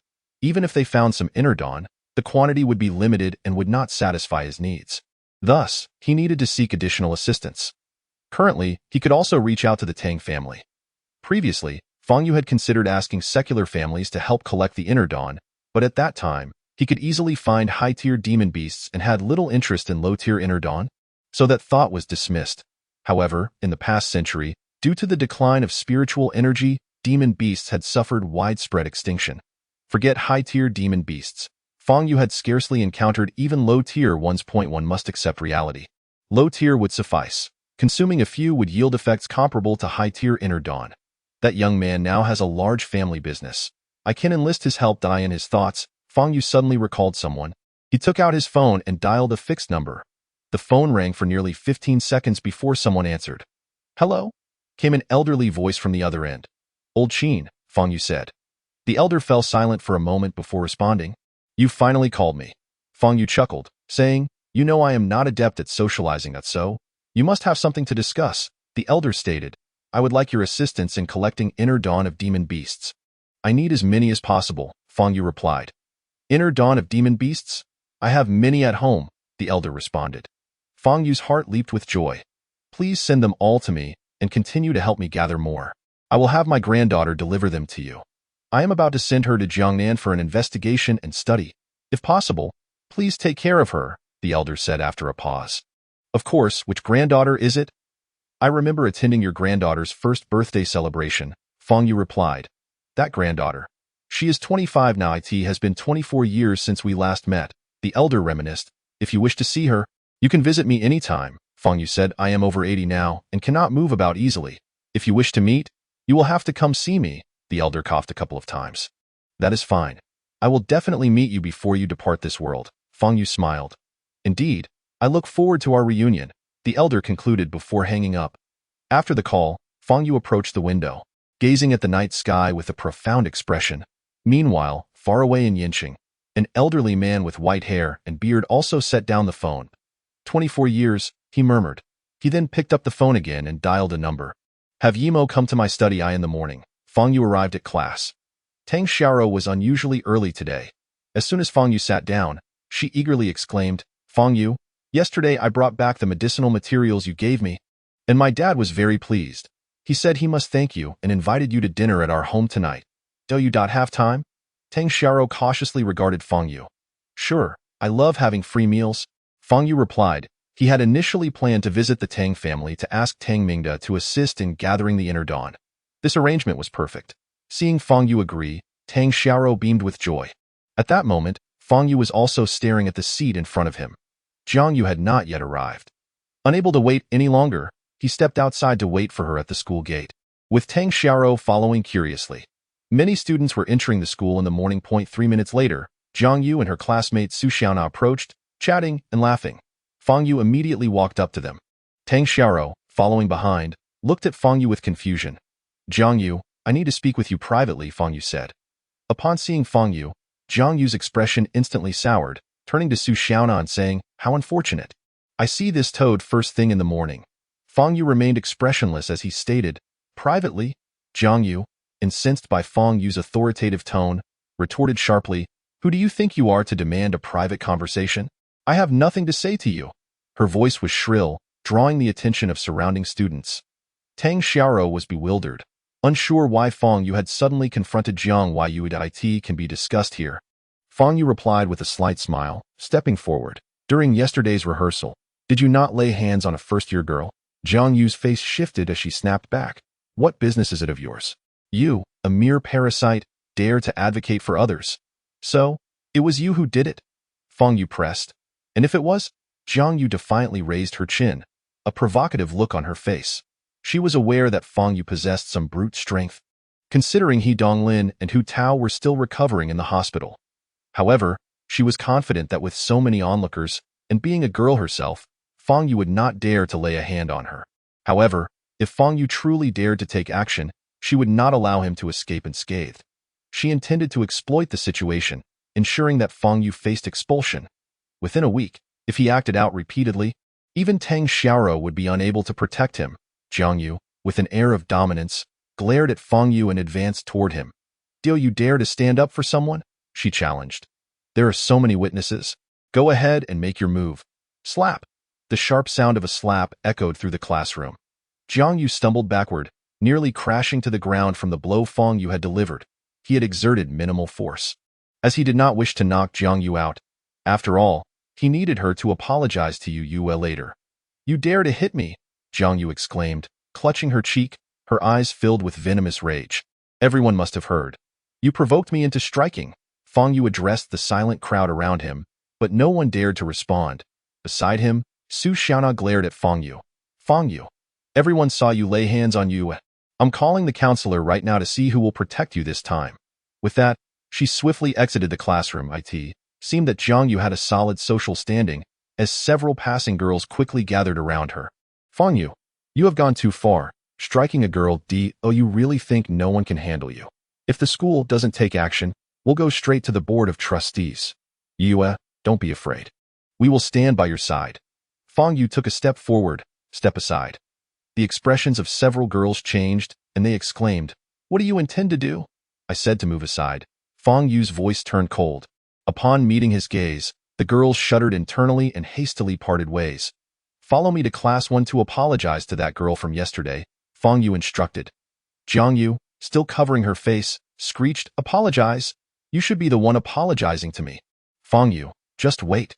When the counselor arrives, I'll make you regret this. If you refuse to apologize, I will ensure you regret it now, Fang Yu retorted, grasping Jiang Yu's arm firmly. What are you doing? Jiang Yu's face paled, and before she could finish her sentence, a scream escaped her lips as Fang Yu lifted her effortlessly. The pain in her arm elicited continuous cries. The more she struggled, the more it hurt. I ask you one last time, will you apologize? Fang Yu's tone remained indifferent as they witnessed Fang Yu's composed demeanor. A chill spread among the onlookers, Even Tang Xiaoro found his current countenance somewhat terrifying. I will apologize. I will apologize. Just let me go. Jiang Yu cried out. Fang Yu released her. Now, come downstairs with me, he commanded. Jiang Yu rubbed her sore scalp, glaring at Fang Yu, her heart filled with resentment. Yet, she wished to avoid further suffering, at least before the counselor arrived. She had to comply with Fang Yu's demands. Thus, she followed him to the first-year class. Classmates who passed by witnessed the scene and hurried back to inform their peers. The news quickly spread throughout the class, and everyone followed downstairs, eager to discover Fang Yu's intentions. Fang Yu brought Jiang Yu to class 1 and called out for Yu Yue. Yue, it was her who pushed you last night. Wasn't it? Fang Yu inquired. Why Yu Yue looked at Jiang Yu, whose expression was filled with malice, and timidly nodded.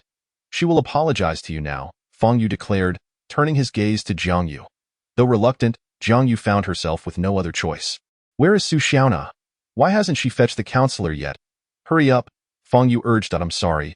Jiang Yu forced out through gritted teeth. ITS, all right. Fang Yu, you can go back now, Yu Yue whispered. No, that lacks sincerity, Fang Yu replied. Jiang Yu was filled with fury, nearly bursting into insults, but the pain she had just endured held her back. Once the counselor arrived, Fang Yu would pay the price. For now, she had to endure that. I'm sorry, Jiang Yu repeated, her tone slightly softer this time. Still not sincere enough. You should bow to her, Fang Yu instructed. You? Jiang Yu glared at him, trembling in anger. Fang Yu remained expressionless. Locking eyes with her, Jiang Yu, suppressing her rage, took a deep breath and bowed to Yu Yue, repeating, I'm sorry. That should suffice, Yue. You may return to your studies now, Fang Yu said. Why Yu Yue nodded and headed back to the classroom. Fang Yu turned to ascend the stairs, and the crowd of onlookers dispersed. Jiang Yu seethed, glaring at Fang Yu's retreating figure, her teeth clenched in anger. She had never been coerced like this before, especially not in front of so many witnesses. I will not let this slide, she thought, grinding her teeth. When Fang Yu returned to the classroom, Counselor Huang Hai had already arrived. Several of Jiang Yu's close friends surrounded him, chattering animatedly and pointing fingers at Fang Yu. Lu Pengzi approached Fang Yu urgently. Fang Yu, you've really stirred up a big mess this time. What mess? Fang Yu retorted.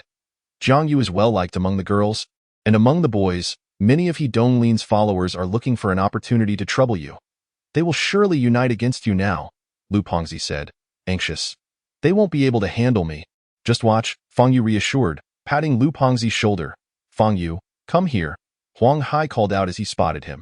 Fang Yu walked over to, where's Jiang Yu? Huang Hai inquired, frowning. That I don't know, Fang Yu replied. Just then, Jiang Yu entered through the front door of the classroom. Yu Yue, are you all right? Her friends immediately rushed to her.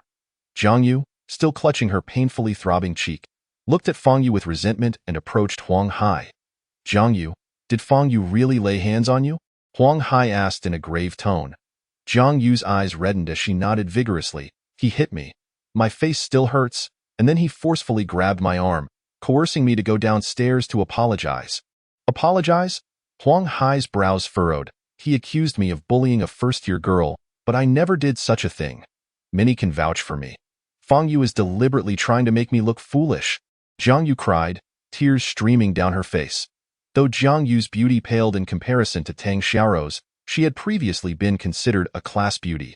Her tears elicited sympathy from many boys who harbored secret crushes on her. Huang Hai turned to Fang Yu, demanding, why did you hit her? From Huang Hai's perspective, Fang Yu, relying on the Tang family's protection, had been brazenly assaulting classmates all week. Such morally corrupt behavior warranted expulsion. Committing 2 serious offenses in 1 week meant even the Tang family could not shield him. I have no idea what she is talking about. I never laid a hand on her, Fang Yu stated. Huang Hai's expression shifted. He had not anticipated Fang Yu's outright denial. You. Jiang Yu glared at Fang Yu, preparing to speak. If you don't believe me, let her remove her hand, Fang Yu interjected. Fang Yu, are you still trying to quibble? We all saw you strike her, a boy shouted. Exactly. Do you think we're blind? Or do you think you can cover everything up? Counselor, take him to the academic affairs office. Expel him. As Lu Pengzi had predicted, many in the class began to denounce Fang Yu. Huang Hai remained silent, merely observing him. Remove your hand, and you will understand, Fang Yu said calmly. Fine, I will remove my hand and see what you have to say. Jiang Yu retorted, her cheek still burning and likely swelling. She had initially wished to avoid exposing her swollen face, but she was willing to sacrifice for the sake of accusing Fang Yu. Zhang Yu lowered her hand and a wave of confusion swept through the crowd. Zhang Yu's face bore no marks, her makeup remained flawless. What is going on? The onlookers were stunned. They had clearly witnessed Fang Yu strike her. Logically, even if her face was not swollen, there should be some trace of a slap. Yet there was none. As a result, their accusations lost all significance. Zhang Yu was taken aback by the reaction of those around her. She quickly pulled out her phone and checked her reflection. How can this be?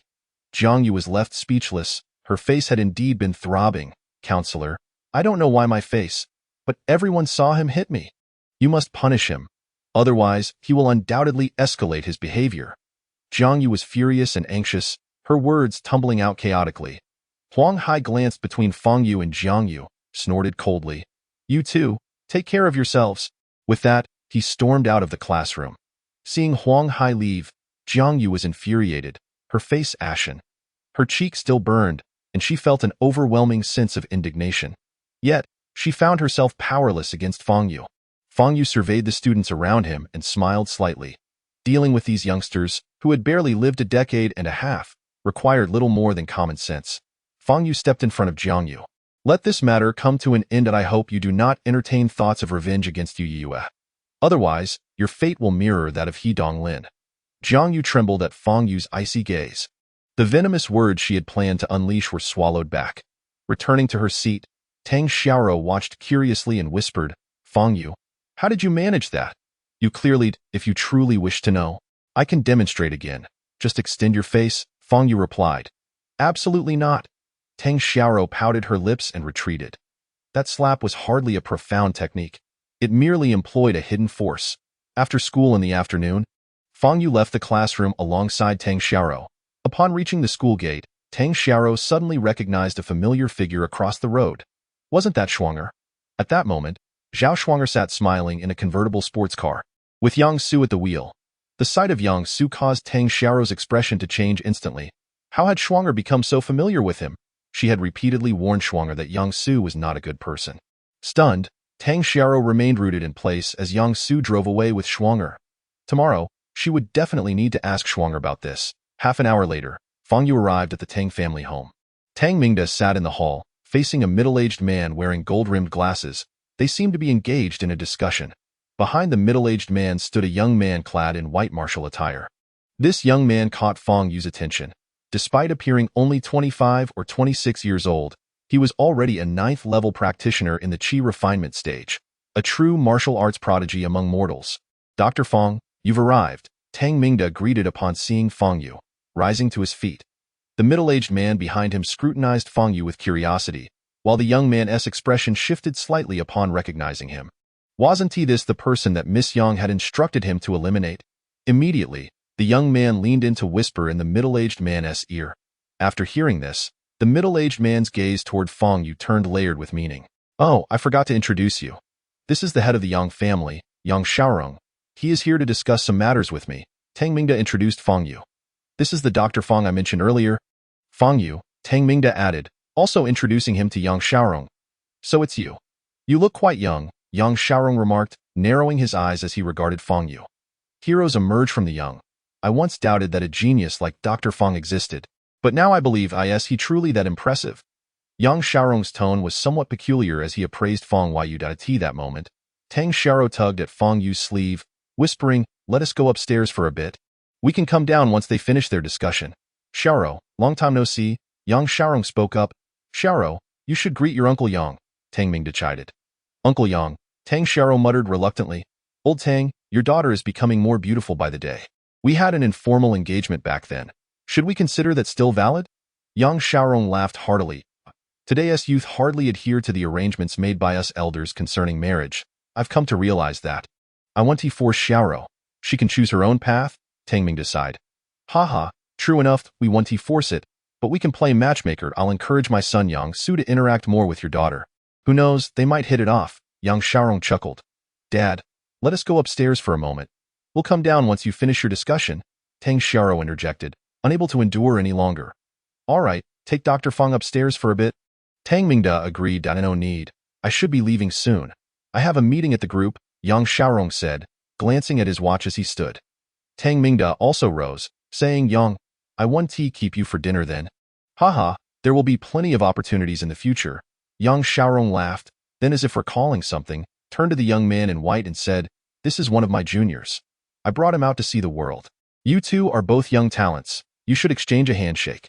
Yang Xiaorong directed the white-clad young man. The young man nodded and approached Fang Yu, extending his hand. Hello, I'm Baijan. Fang Yu grasped Baijan's hand, feeling a surge of immense force. Is this how we're playing? Fang Yu's lips curled into a slight smile. I am Fang Yu. Chapter 20. I am the man you can never have. Seeing the smile on Fang Yu's face, Baijan felt a jolt of shock. Suddenly, a sharp pain radiated from his right hand. How is this possible? Baijan's complexion shifted as he concentrated all his strength into his right hand. Yet Fang Yu's grip felt like iron, refusing to budge no matter how hard Baijan tried. Have we met before? Fang Yu narrowed his eyes slightly. Simultaneously, he applied more pressure. Baijan's face turned from pale to green, beads of cold sweat forming on his forehead. He gritted his teeth, fighting to maintain composure, or else he would cry out in agony. You are the one who was lurking near my vegetable garden yesterday, Fang Yu remarked. Baijan's expression changed dramatically upon hearing this. How did Fang Yu know? He had hidden so well. Fang Yu had not seemed to notice. No. Could it be that he had already sensed him? Sweat poured down Baijan's forehead as his face grew increasingly grim. Fang Yu's grip tightened further, and if this continued, Baijan's hand bones would surely shatter. At this moment, both Tang Mingda and Yang Xiaorong noticed something amiss. As Baijan's expression was clearly pained, Yang Xiaorong's face darkened, and he was about to speak. Yet, Fang Yu released his grip, patting Baijan on the shoulder. Pleasure to meet you. Baijan exhaled in relief, his right hand now nearly numb. Haha, excellent, excellent. You will have many opportunities to exchange in the future. See you next time, Yang Xiaorong said, forcing a smile as he headed for the door. Baijan cast one last deep look at Fang Yu before leaving. Once the two had departed, Tang Mingda turned to Fang Yu, inquiring, Dr. Fang, do you know them? Fang Yu shook his head. Not at all. In truth, Fang Yu had already deduced their identities. Yang Xiaorong, Miss Yang. Baijan. It is evident that Miss Yang is likely related to Yang Xiaorong, possibly as father and daughter. Baijan was sent by Miss Yang yesterday to investigate Fang Yu in the vegetable garden. Does Yang Xiaorong have any children? Fang Yu directed his inquiry towards Tang Mingda. Tang Mingda hesitated for a moment before responding. He has 2 sons and 1 daughter. What are their names? Fang Yu pressed further. The eldest son is named Yang Yun, reputed to possess remarkable martial arts talent, having trained under a renowned ancient master from Jiangnan. The second daughter is named Yang Yinju, a business prodigy who, at a young age, has already taken control of most of the Yang family's enterprises and has led the family to rapid growth, elevating them to one of the top families in Jiangnan. Among the 3 children, the youngest son, whom he just mentioned, is Yang Su, the most ordinary one. The Miss Yang referred to by those assassins must be Yang Yinju. The name Yang Yinju echoed in Fang Yu's mind. Tang Mingda lamented, Yang Xiaorong is truly fortunate. Despite lacking personal abilities, his children are all exceptional. Even the most ordinary, Yang Su, is said to be a 5th-tier innate martial artist, which is still quite impressive. Sighing, he shook his head, reflecting on his own children. Dad, is it really necessary to belittle your own children like this? Tang Xiaorong's face flushed with anger as she stamped her foot. Look, all you do is act spoiled and throw tantrums. Tang Mingda replied helplessly. Dad. Tang Xiaorong stepped forward and playfully punched Tang Mingda's chest. Head of the Tang family, I am here today to request your assistance. Fang Yu interjected. Tang Mingda immediately adopted a serious demeanor, stating, Fang, please speak freely. The Tang family will surely lend our full support. Thus, Fang Yu disclosed the matter of collecting demon beast inner cores. No problem. I will dispatch people to help you search for the inner cores throughout the entire Zhuzhou nation and purchase them. Tang Mingda readily agreed. On the return journey, Yang Xiaorong sat in the car. Observing Baijan's bruised right hand, is this Fang Yu truly powerful? Yang Xiaorong inquired in a low voice. Baijan shook his head, replying, this person is rather peculiar. His aura suggests he possesses only 5th-tier innate strength at most. Yet his physical power is unexpectedly formidable. Do you have confidence in dealing with him? Yang Xiaorong asked. Baijan hesitated for a moment before nodding, saying, in martial arts, mere strength is insufficient. He likely hasn't studied orthodox martial arts. Moreover, my realm far surpasses his. In actual combat, I should be able to easily subdue him. However, Bai Zhan then recalled something and added, but it seems the head of the Tang family holds him in high regard. If we act against him, might it provoke the Tang family? No need to worry. Yang Xiaorong waved his hand dismissively. Fang Yu disrupted our plans first. Our actions against him are justified. He saved Ji Ruby, who is our family's sworn enemy. Furthermore, Yinzhu has issued a death order to eliminate him. He adjusted his glasses and continued. As for the Tang family, Tang Mingda is a wise man. I do not believe he would risk a fallout with our Yang family over such a trivial matter. Besides, even if the Tang family did confront us for Fang Yu, we are not afraid. The Yang family's strength is already beyond any family in Jiangnan. The Tang family that will inevitably be beneath our feet. With this, Bai Zhan felt unburdened. Head, I will complete the task you and the miss assigned to me promptly, he assured. Fang Yu stayed at the Tang residence for dinner, where Tang Mingda had prepared an elaborate feast, delighting Fang Yu. By the way, don't you have an elder brother? Fang Yu recalled encountering Tang Feng in the northwest and asked Tang Xiaoro beside him. My brother is studying at a university in Nandu. He only returns home during vacations and usually stays at school, Tang Xiaoro replied.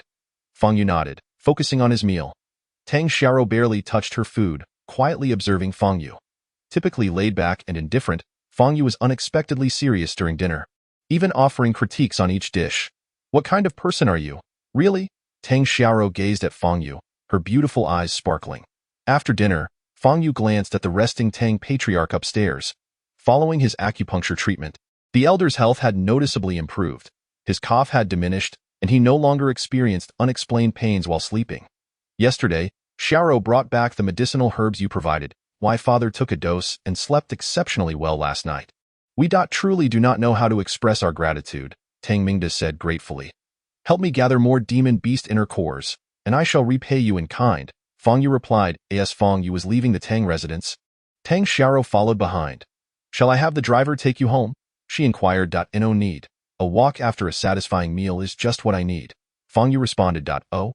Tang Xiaoro replied, silently trailing behind him. After a few steps, Fang Yu turned and asked, why are you following me? I just want to take a walk too, Tang Xiaoro stammered nervously. Ignoring her, Fang Yu continued walking.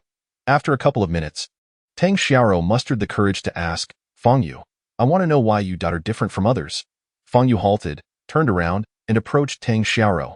You seem quite curious about me. Have I said anything before? Curiosity is the initial stage of love, she recalled clearly. Adjust. Tang Xiaoro's cheeks flushed as she attempted to defend herself.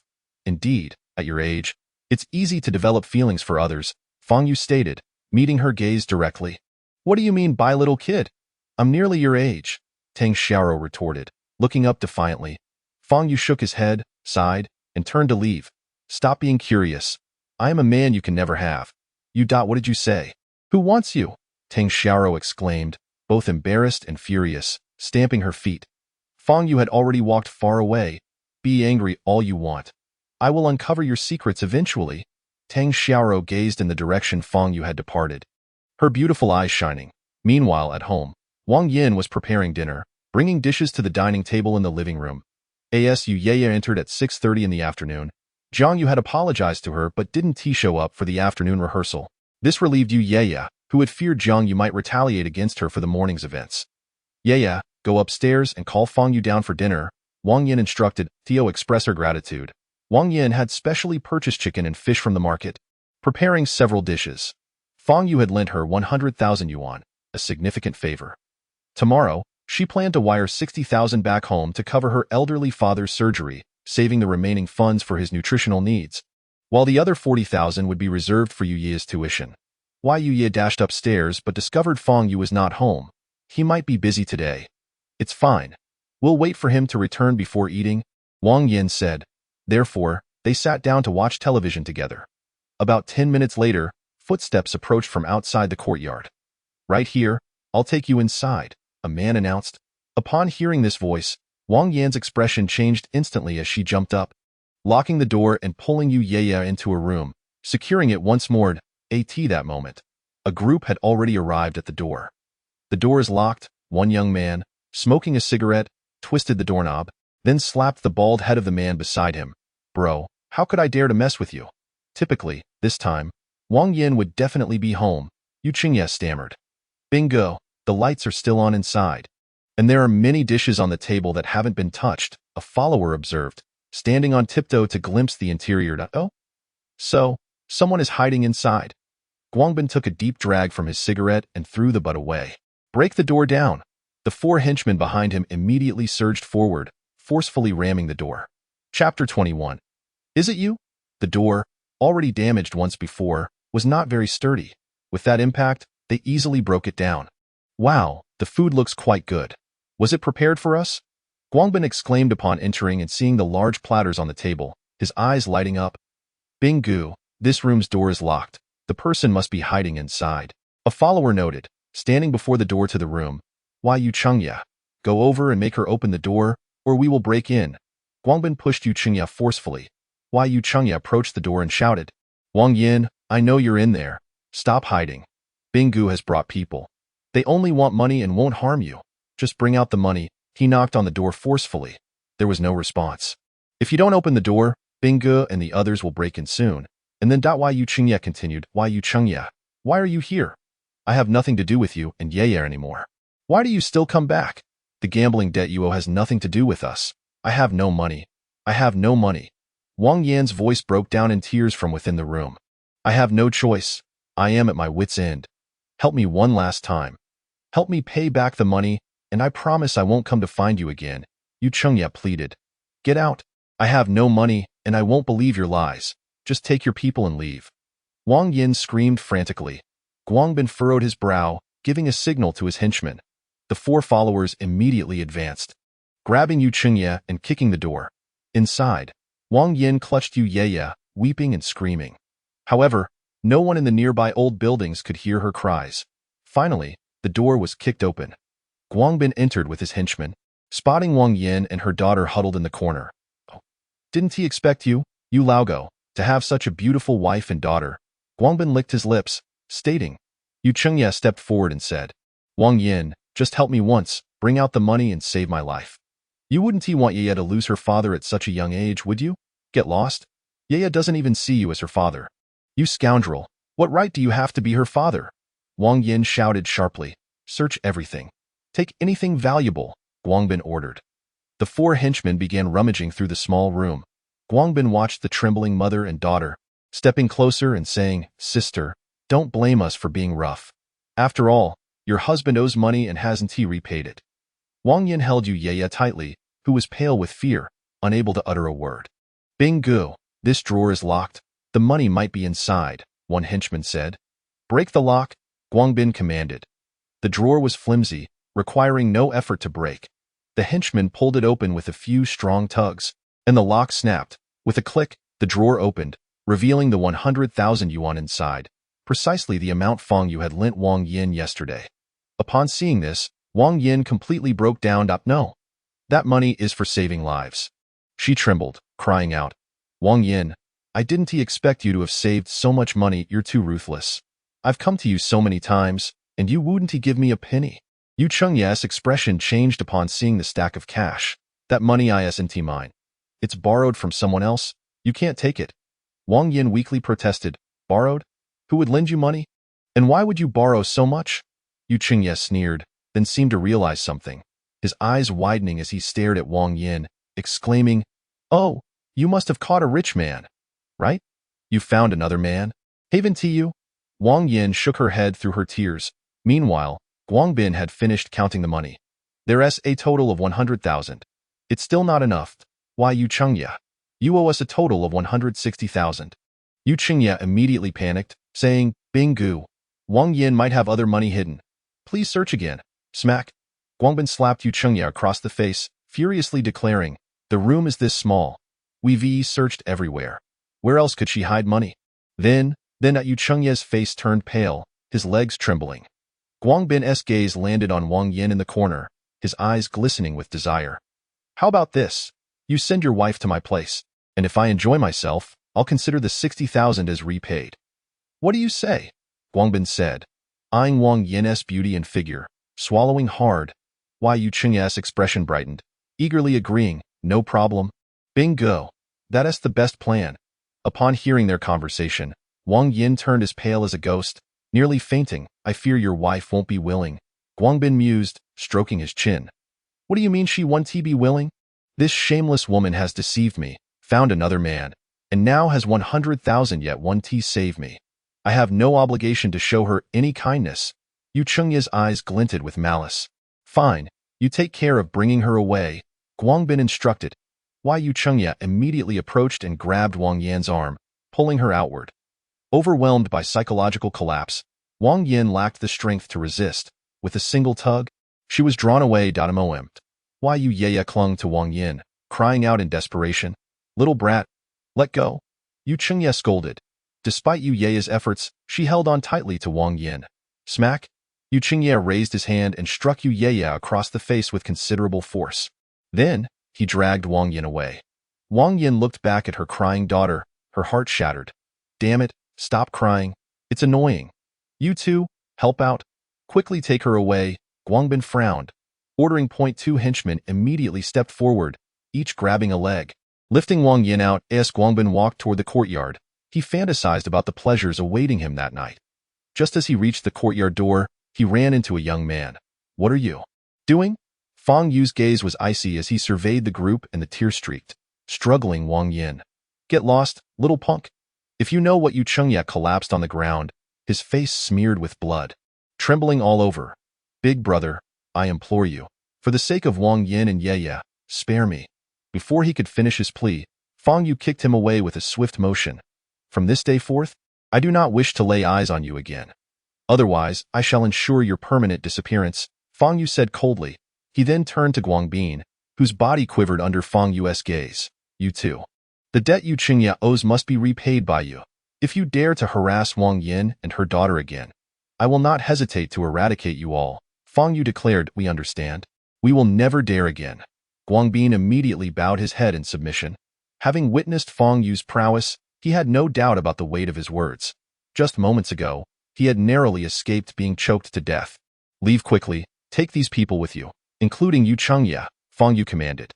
Guangbin and his two companions hastily lifted their injured associates and the unconscious Yu Chengya, fleeing as if their lives depended on it. Fang Yu had considered eliminating them all but decided against it, fearing it might terrify Wang Yan and Yu Yaya further. After Guangbin's group departed, Fang Yu looked at Wang Yan, who knelt on the ground in a daze, and said, Aunt Wang, it's all over. Wang Yan, having experienced a tumultuous night, felt utterly drained.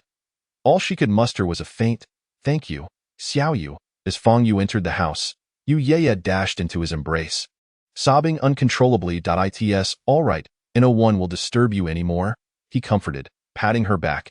After soothing the mother and daughter, they returned upstairs, and it was already late at night, nearly 11 o'clock. The night passed uneventfully.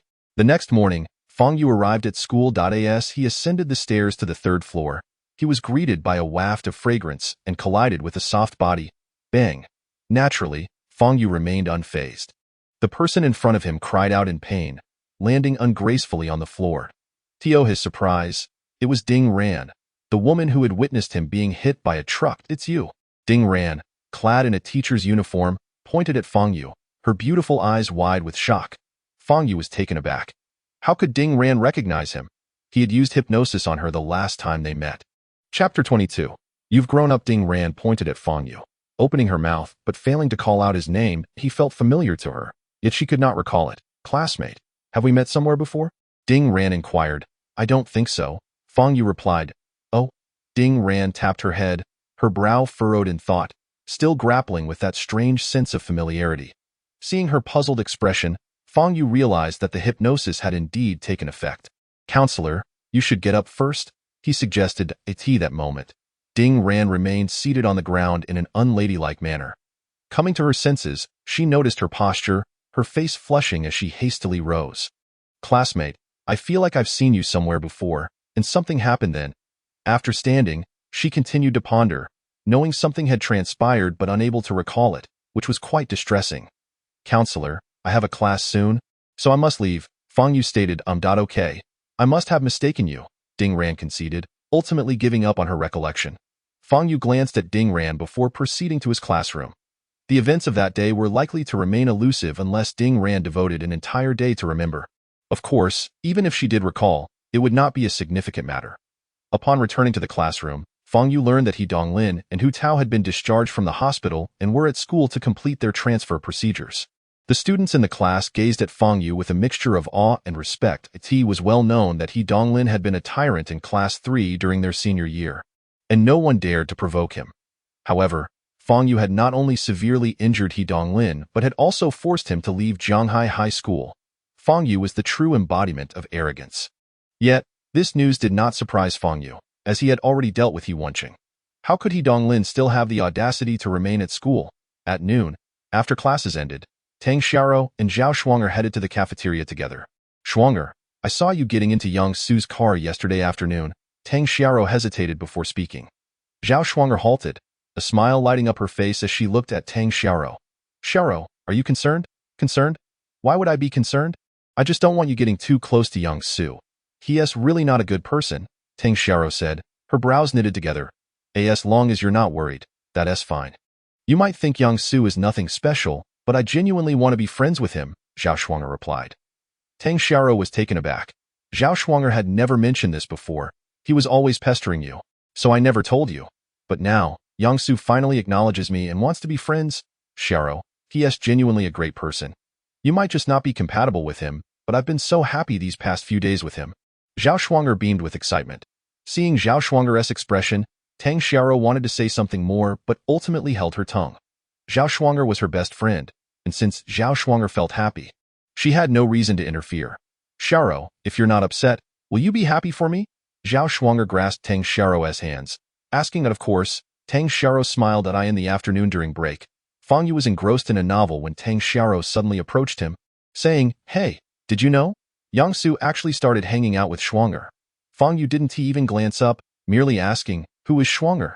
Zhao Shuanger, she is my best friend, Tang Xiaoro replied.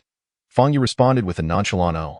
I previously thought Yang Su was a bad person, but Shuanger seems to enjoy spending time with him, so it appears he treats her well, Tang Xiaoro remarked. So, are you happy or not? Fang Yu raised his gaze to meet Tang Xiaoro's. Of course I'm happy. I never liked Yang Su pestering me, and now I don't have that worry anymore. It's just that his change seems quite drastic. Tang Xiaoro murmured, If you're asking me what I think after all this, I'd say there's a problem, Fang Yu stated. What problem? Tang Xiaoro asked, momentarily taken aback. Yang Su, Fang Yu replied. With that, he turned his attention back to the novel, signaling that he wished to be left alone. Yang Su has a problem? While Tang Xiaoro also sensed that Yang Su was not a good person, she believed Zhao Shuanger was no fool. If Yang Su truly posed a threat, she would undoubtedly be aware of it. Forget it, as long as Shuanger is happy, Tang Xiaoro thought to herself. The next day was Saturday, and there was no school. During the holidays, Fang Yu's daily routine resembled that of an elderly person. He would rise at 7 in the morning, practice a set of martial arts in the yard, run around the back mountain, purchase breakfast, and then return home. While savoring a large meat bun, Fang Yu strolled back to the yard when he noticed a Hummer SUV parked at the entrance. Approaching, he saw a woman wearing sunglasses standing at the gate, peering inside. The woman had long, flowing hair and was dressed in a form-fitting black outfit that accentuated her tall, elegant figure, particularly her upper body, where the buttons of her top were straining. Who are you looking for? Fang Yu asked, taking a bite of the bun. Excuse me, is Fang Yu residing here? The woman, displaying proper etiquette, removed her sunglasses, revealing a stunningly beautiful face. That would be me in comparison. Fang Yu seemed rather uncouth, still chewing on the meat bun as he spoke. You are Fang Yu? The woman appeared slightly taken aback, her eyes wide with surprise. However, she quickly regained her composure, stating, Hello, Mr. Fang. I am Qin Yimo, the granddaughter of Qin Wudao. My grandfather sent me to deliver 18 boxes of Complete Vitality Elixir to you. Complete Vitality Elixir. Fang Yu was momentarily taken aback, realizing this was one of Qin Wudao's peculiar whims. Qin Yimo instructed the driver to unload the 18 boxes of beast inner cores from the trunk. Please bring them upstairs, Fang Yu instructed. As the driver took the beast inner cores upstairs, Qin Yimo discreetly observed Fang Yu. This was the esteemed benefactor of the Qin family her grandfather had spoken of. He seemed far too young, almost like a high school student. Her grandfather had insisted she consult Fang Yu whenever she encountered difficulties, but she couldn't fathom how he could be of any assistance. I can't believe how much you've grown, Fang Yu remarked, looking at Qin Yimo. The last time they met, she had been an infant just over a year old. However, This statement struck Qin Yimo differently. Especially with Fang Yu's gaze upon her, she instinctively felt he was leering at her. Her face flushed slightly as she retorted, "Mr. Fang, please conduct yourself appropriately." She began to doubt whether she had indeed found the right person. Was this truly the individual her grandfather had instructed her to seek? He seemed rather unrefined. Fang Yu chuckled. "I have been an old friend of your grandfather for many years." "Old friend?" "Qin Wudao is 83 this year. And you, in his presence, barely qualify as a child." Qin Yimo thought to herself, feeling frustrated by the absurdity of his words. How could someone so lacking in decorum and integrity be held in such high regard by her grandfather? "Mr. Fang, when did you meet my grandfather?" Qin Yimo inquired. "Approximately 80 years ago? No, more accurately, 78 years ago." Fang Yu squinted slightly, "Ha." Qin Yimo's expression stiffened, and she could only manage a few forced chuckles in her mind. Her opinion of Fang Yu had plummeted. His words were ridiculous, his manner inflated, and he pretended to be wise beyond his years. How was he any different from other daydreaming students who boasted of grand tales? The only distinction was that Fang Yu seemed even bolder. Did he have any idea who Qin Wudao was? How dare he jest in such a manner? Had it not been for her grandfather's repeated insistence that Fang Yu was a significant benefactor of the Qin family and that she must not offend him, Qin Yimo would have reprimanded him long ago. At this moment, the driver had delivered all 18 boxes of beast inner cores upstairs and returned to the first floor. Qin Yimo glanced at Fang Yu and said, "Mr. Fang, I have delivered the complete vitality elixirs as instructed by my grandfather. If there is nothing else, I shall take my leave." "Why are you in such a hurry to leave?" "Your grandfather asked me to look after you." "I should get to know you better," Fang Yu replied. Qin Yimo bit her red lip, suppressing her irritation as she said, "Mr. Fang, I have urgent matters to attend to. Perhaps we can meet next time." "That is fine, but since this is the first time we're meeting since you've grown up, I should give you a gift." "Please wait here a moment," Fang Yu said, turning to head upstairs. After a couple of minutes of waiting without any sign of Fang Yu, Qin Yimo grew increasingly impatient, yet she had to adhere to her grandfather's instructions and refrain from expressing her displeasure. A minute later, Fang Yu finally descended, carrying a bag of freshly picked vegetables. "These are my homegrown vegetables, completely organic and pesticide-free. Take them home and enjoy," Fang Yu offered, handing the vegetables to Qin Yimo. Qin Yimo accepted the vegetables, forcing a smile as she said, "Thank you. And here's a sachet. Wear it for calming and centering your mind," Fang Yu added, producing a small burlap sachet from his pocket and handing it to Qin Yimo. She expressed her gratitude once more before taking her leave. Once seated in the vehicle, Qin Yimo took several deep breaths, taking a while to calm herself down. What sort of sachet was this? She picked up the sachet Fang Yu had given her, bringing it to her nose to sniff. Instead of a floral scent, she detected a medicinal aroma. However, curiously enough, this scent made her feel quite comfortable, dissipating the restlessness that had been plaguing her and restoring her tranquility. Glancing at the bag of vegetables resting on the seat beside her, she couldn't help but feel amused. What kind of person was Fang Yu? She had inquired about him before departing, but Qin Wudao had only advised her to learn about him herself. How was she to understand him? She felt utterly incapable of engaging with Fang Yu. "Forget it, the matters at hand are more pressing." Qin Yimo shook her head, dismissing her thoughts as she picked up a stack of documents to read. Chapter 23. A step closer to foundation establishment. Returning to the second floor, Fang Yu opened the 18 boxes of beast inner cores one by one. Second tier, second tier, second tier. Third tier. Out of the 18 beast inner cores, only 4 were third tier. The rest were all second tier. Of course, Fang Yu had not expected any high-tier cores from a secular family, even from the Qin family. He then began to consume the beast inner cores one by one, absorbing the surges of spiritual energy. Fang Yu finally broke through once more, achieving a consecutive leap of 2 levels. He was now at the 9th level of Qi Refinement, just a step away from reaching 10,000 levels.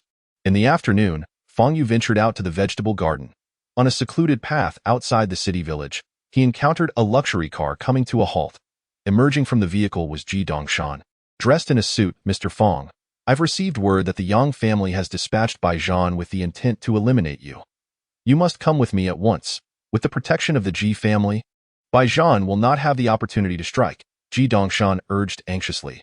"Bai Zhan?" A slight smirk curled at the corners of Fang Yu's lips.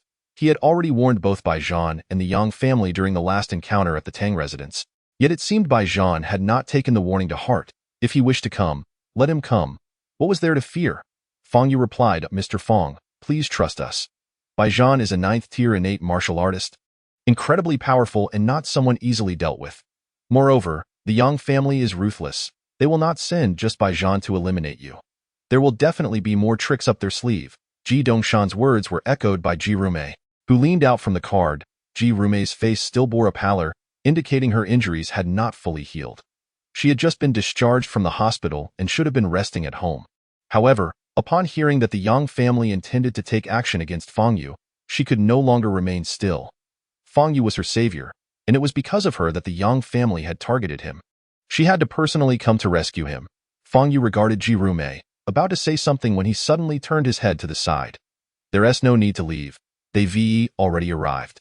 What? The expressions of Ji Dongshan and Ji Rumei changed simultaneously as they followed Fang Yu's gaze. Indeed, a black jeep had stopped nearby, and a young man in white emerged. Baijan, is it just you? Fang Yu asked Baijan. Just me is enough, Baijan replied, squinting. Then, as if recalling something, he chuckled, saying, Oh, actually, there's a driver in the car, but he won't participate. He's only there to film. Miss Yang insisted on witnessing your demise herself. With that, Baijan's eyes glinted with malice. Noticing the luxury car beside Fang Yu, as well as the grim expressions of Ji Dongshan and Ji Rumei, Baijan's eyes lit up. The Ji father and daughter were also here? Today, he could take them all down in one fell swoop. From the jeep, the driver pointed the camera at Ji Dongshan and his daughter. Seeing this scene, Yang Yinju's face broke into a cruel smile. What a perfect opportunity. Let Baijan eliminate both Ji Dongshan and that wretched Ji Rumei. The driver leaned out, shouting to Baijan. Miss Yang wants you to take care of them too, making a slashing motion across his throat. Understood, Baijan replied. Hearing the driver's words, Ji Dongshan's expression darkened further. He anticipated encountering Baijan, nor did he expect Yang Yinju to be so ruthless as to order Baijan to kill them right in broad daylight. Yang Yinju, do you really think the Jiangnan region is under the control of your Yang family? How can you act with such impunity? Ji Dongshan bellowed. Stop shouting. No matter how much you yell, you cannot change the outcome, Baijan said with a slight smile. 2 bodyguards emerged from Ji Dongshan's car, armed with guns and aimed at Baijan. Baijan, even if you are a martial artist of innate 9th rank, you cannot possibly withstand bullets, can you? Ji Dongshan said in a low voice. Then let them shoot and see, Baijan replied. Seize him, Ji Dongshan commanded. 2 bodyguards with firearms slowly approached Baijan. However, at that moment, Baijan moved swiftly and vanished from sight. A white figure flashed before the 2 bodyguards. Their faces changed drastically as they prepared to fire. Crack! But in the next second, their wrists suffered a heavy blow, causing their guns to clatter to the ground. Immediately after, Baijan raised his foot and kicked towards the abdomen of the 2 bodyguards. Ah! They cried out in agony, collapsing to the ground, completely incapacitated. Witnessing this scene, Ji Dongshan and Ji Rubai turned pale, astonished at Baijan's formidable strength. The 2 armed bodyguards had been so easily subdued. Baijan picked up a handgun from the ground, toyed with it in his hands, and suddenly aimed the gun at Ji Dongshan. You mere mortals really underestimate us martial artists, Baijan squinted and said. Do you truly believe I fear guns? As he spoke, Baijan unexpectedly pulled the trigger. Dad, Ji Rubai screamed. Bang! The gunshot echoed through the forest. Yet Ji Dongshan remained unharmed. It turned out Fang Yu stood in front of Baijan, gripping his hand and raising the gun barrel upward. That shot had been fired into the sky. You have quite the bravado, mere mortal. Do you think you've ascended to immortality? Fang Yu smiled. Baijan's expression shifted as he attempted to break free from Fang Yu's grasp. He was acutely aware of Fang Yu's immense strength and had not intended to compete with him physically today. He planned to use martial techniques against Fang Yu, quickly dispose of Baijan. Yang Yinju, observing the scene through the camera, said impatiently. The driver leaned out again, shouting at Baijan. Miss Yang wants you to end this quickly. All right, I'll heed your advice and finish this swiftly. Fang Yu smiled slightly, tightening his grip on Baijan's wrist and twisting forcefully. Crack! Baijan's right arm was twisted a full 180 degrees. Ah! Baijan staggered back several steps, clutching his right arm in pain as beads of sweat formed on his forehead. He looked at Fang Yu in disbelief, having thought Fang Yu's display of power 2 days prior at the Tang family was the pinnacle. Yet, He had not anticipated Fang Yu's strength to surpass his expectations. How could someone at the 5th level of Qi Refinement possess such formidable power? Bai Zhan felt a sense of panic, realizing he had grossly underestimated Fang Yu's capabilities. I in this world. The only one who can deem others as mere mortals is me. Fang Yu's voice drifted closer. In the next instant, Fang Yu appeared before Bai Zhan, delivering a punch aimed at his abdomen. Bai Zhan gritted his teeth, crossing his arms in a futile attempt to block the blow. Fang Yu's fist struck Bai Zhan's arm, shattering it completely, before crashing into his abdomen. Poof! Bai Zhan flew backward, spewing a mouthful of blood into the air, landing on the ground with vacant eyes and slight convulsions. This punch marked the end of his martial career, and even his vitality was swiftly fading. Fang Yu did not spare Bai Zhan another glance, instead walking towards the jeep, where he took the camera from the stunned driver, pointing it at himself. This is my final warning. If you provoke me again, I will not hesitate to eradicate the Yang family, Fang Yu said in a calm tone. After finishing, he returned the camera to the driver, then turned and dragged the barely conscious Bai Zhan, tossing him into the vehicle. Let's go home. This is a gift for Miss Yang, Fang Yu instructed the driver. Sweat streamed down the driver's face as he trembled. Upon hearing this, he immediately turned the vehicle around, speeding away from the location. Fang Yu glanced back to find Ji Dongshan and his daughter frozen in shock at the Yang residence. Yang Yinzhu forcefully threw her tablet against the nearby wine rack, causing several bottles of fine red wine to crash and shatter. Damn it! Damn it! Yang Yinzhu trembled all over, her eyes filled with rage. Proud and haughty, she had been repeatedly provoked by Fang Yu. Since taking charge of the Yang family's enterprises, she had been on a winning streak and had not tasted defeat in a long time. Fang Yu must be dealt with, he must die. After today, Yang Yinzhu's hatred for Fang Yu had surpassed her animosity towards Ji Rubai. After venting for a while, she calmed down. The strength Fang Yu displayed far exceeded her expectations. Sending someone to confront him directly would be futile. Therefore, to eliminate him, she needed a different plan. One that involved striking when he least expected it, ensuring a swift and decisive blow. After contemplating for a moment, a cruel smile reappeared on Yang Yinzhu's face. Fang Yu, this time, I will ensure you meet a fate worse than death. On Monday and Tuesday, simulated exams were set to take place. Upon arriving at the classroom early, one could see the majority of students diligently reviewing their materials. A scant few, such as Fang Yu, remained slumped over their desks in slumber. After completing 2 math problems, Tang Xiao couldn't resist and gently tapped Fang Yu's shoulder. Why aren't you reviewing? The simulated exam is today. Tang Xiao said, her brows furrowed. I don't need to review. Fang Yu replied, don't need to. Don't you want to attend a good university? You're so exceptional in other areas. Why not focus on your studies? Tang Xiao remarked, even without focusing on my studies, my exam scores are still better than yours, Fang Yu stated. Tang Xiao chuckled, genuinely unable to contain her laughter this time. She was among the top students in the elite class. A true academic achiever. Could a slacker like Fang Yu, who slept through class daily, really hope to outperform her? Dream on. In other respects, Tang Xiao acknowledged Fang Yu's incredible talents, admitting her inferiority in comparison. But in academics, as a top student, she held her own dignity. If you believe you can score better than me, shall we make a bet? Do you dare accept? Tang Xiao challenged. Sure, if you lose, you must bring me breakfast every day. And it must be different each time, Fang Yu replied. And if you lose? Tang Xiao asked, her tone assertive. That if I lose, do as you please, Fang Yu answered. It's a deal. Chapter 24. Seeking death. Tang Xiao's face radiated excitement. She finally had a chance to teach Fang Yu a lesson. What was your highest score in the simulated exams? Fang Yu inquired. Tang Xiao beamed with pride, saying, my highest score was 709, making me the top student in the elite class. Fang Yu responded with an O, and stated, so, I just need to score above 710 to win. Let's be safe and aim for 715. Humph. Do you really think scoring over 700 is a walk in the park? If you can truly achieve such a score, I will let you do as you wish, Tang Xiao retorted, her chest puffed out in defiance. Fang Yu glanced at her but remained silent. Tang Xiao sensed her words might have been misinterpreted. Her cheeks flushed as she turned away to continue studying. She was determined to win this bet. It was time to put Fang Yu in his place. Otherwise, he would continue to act as if he were superior, which she found utterly intolerable. After the morning study period, students had to space their desks apart for the simulated exams. Taking advantage of this moment, Tang Xiao approached Lu Pengzi. asking Lu Dong, "How does Fang Yu perform in exams?" Lu Pengzi felt nervous under Tang Xiaorou's close scrutiny, stammering, He usually ranks around 30th in class." 30th? That meant Fang Yu's performance was merely average among the 60 students in the class INA regular class. The best student wouldn't score higher than 650 if Fang Yu could only rank around 30th in this class. Aiming for 715 was akin to chasing a fantasy.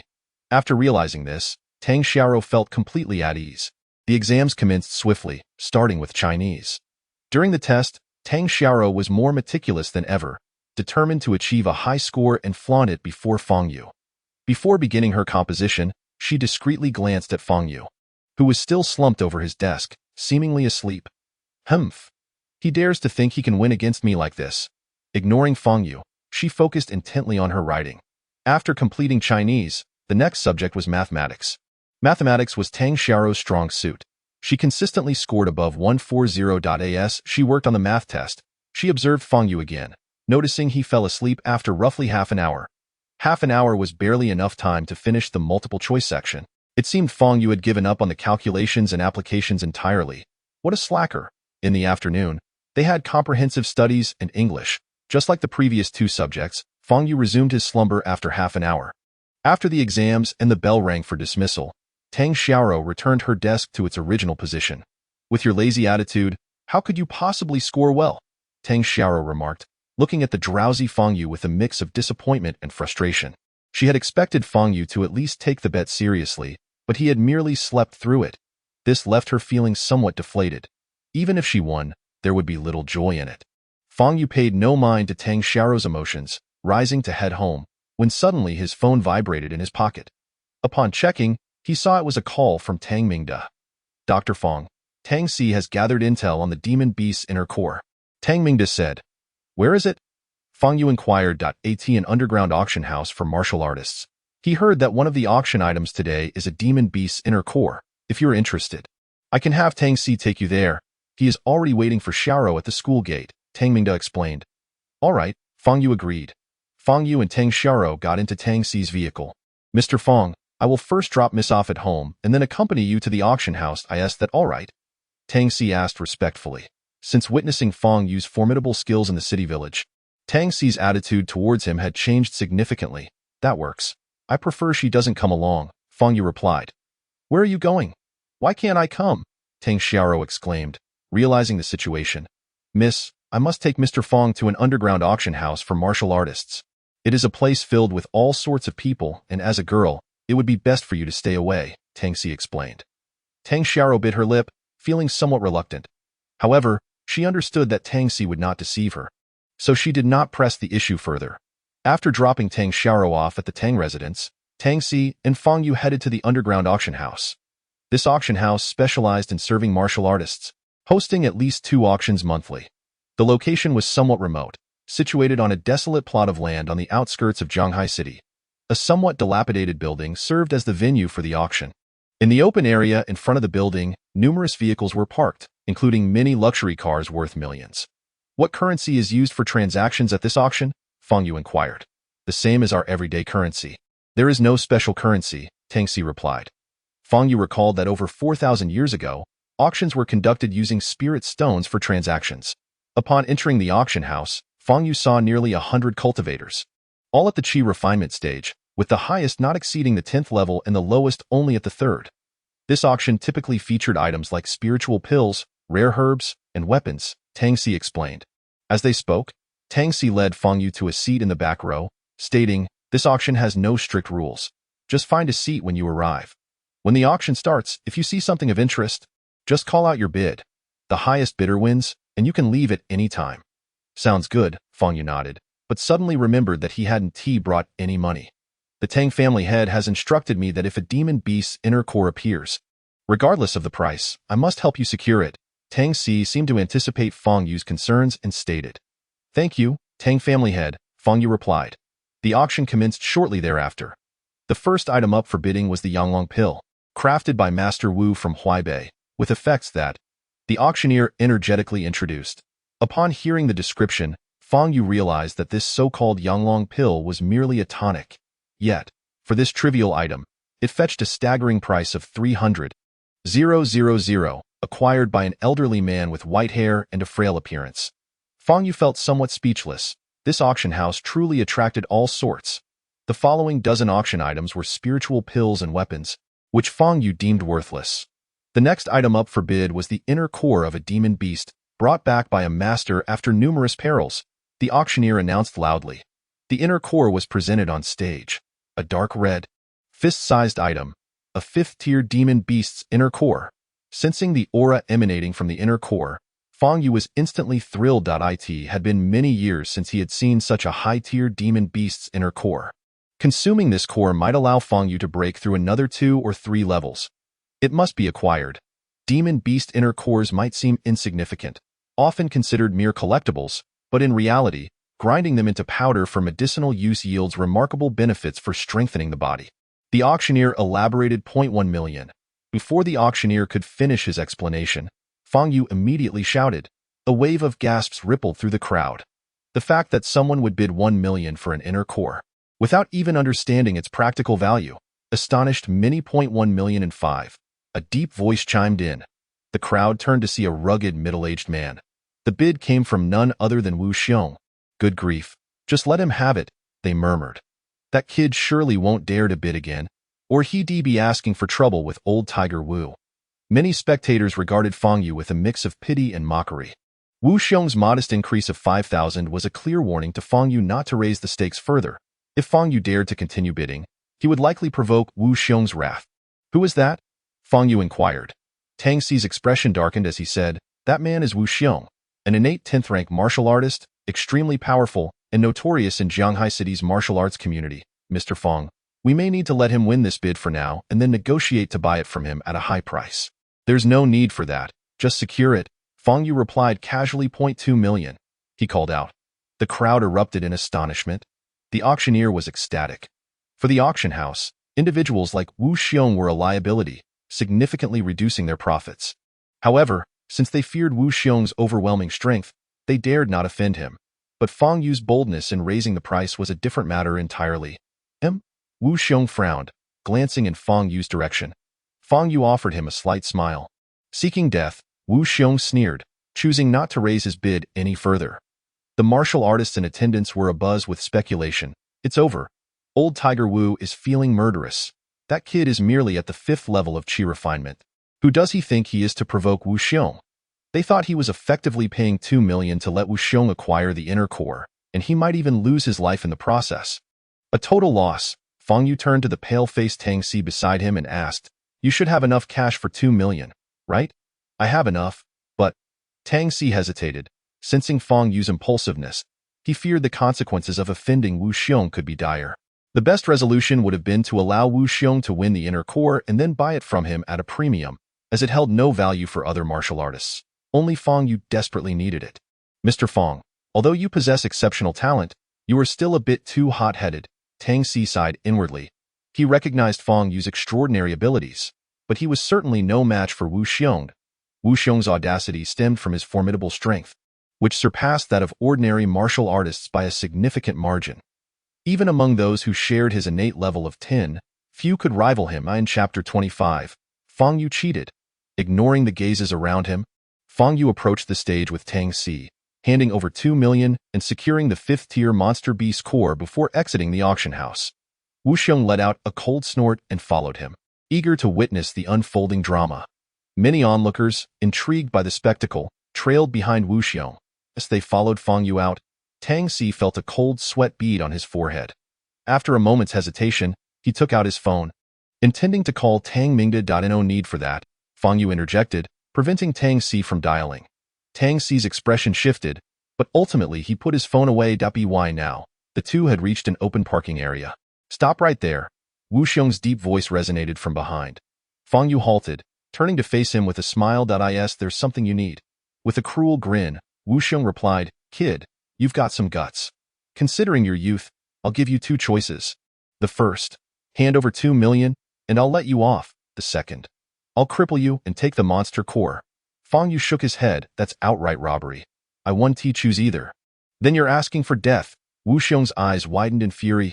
Brother Wu Xiong, I am Tang Xi from the Tang family of Jiangnan. This is a friend of mine. I kindly ask you to, Tang Si pleaded. Jiang and Tang family? Wu Xiong paused, his eyes gleaming. You must be wealthy.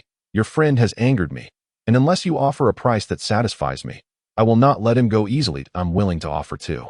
Tang Si began, but Fang Yu stepped forward, declaring, not a single cent. Wu Xiong laughed heartily 3 times, then glared at Fang Yu with bloodshot eyes. If I let this little brat go today, I'll reverse the characters in my name. Wu Lao Hu, that boy is truly courting death. Does he not know who Wu Xiong is? A martial artist who had followed them remarked. Tang Si's face turned pale, drenched in sweat. He regretted bringing Fang Yu to the auction house, having underestimated Fang Yu's recklessness. Despite his warnings against provoking Wu Xiong, Fang Yu had chosen to do so and had managed to incite Wu Xiong's wrath. Hold the monster core for me, Fang Yu instructed. Handing the box containing it to Tang Si that moment, Wu Xiong launched himself towards Fang Yu with astonishing speed, muscles taut. Fang Yu stepped forward, standing still in anticipation of Wu Xiong's approach. Die! Wu Xiong raised his fist, unleashing a full-powered strike from an innate level 10 martial artist. The force was undeniable. Many closed their eyes, unwilling to witness Fang Yu's imminent demise. Bang! A deafening sound erupted as dust swirled around Fang Yu's position. Tang Si, standing closest, was blown back several steps by the fierce wind from the punch.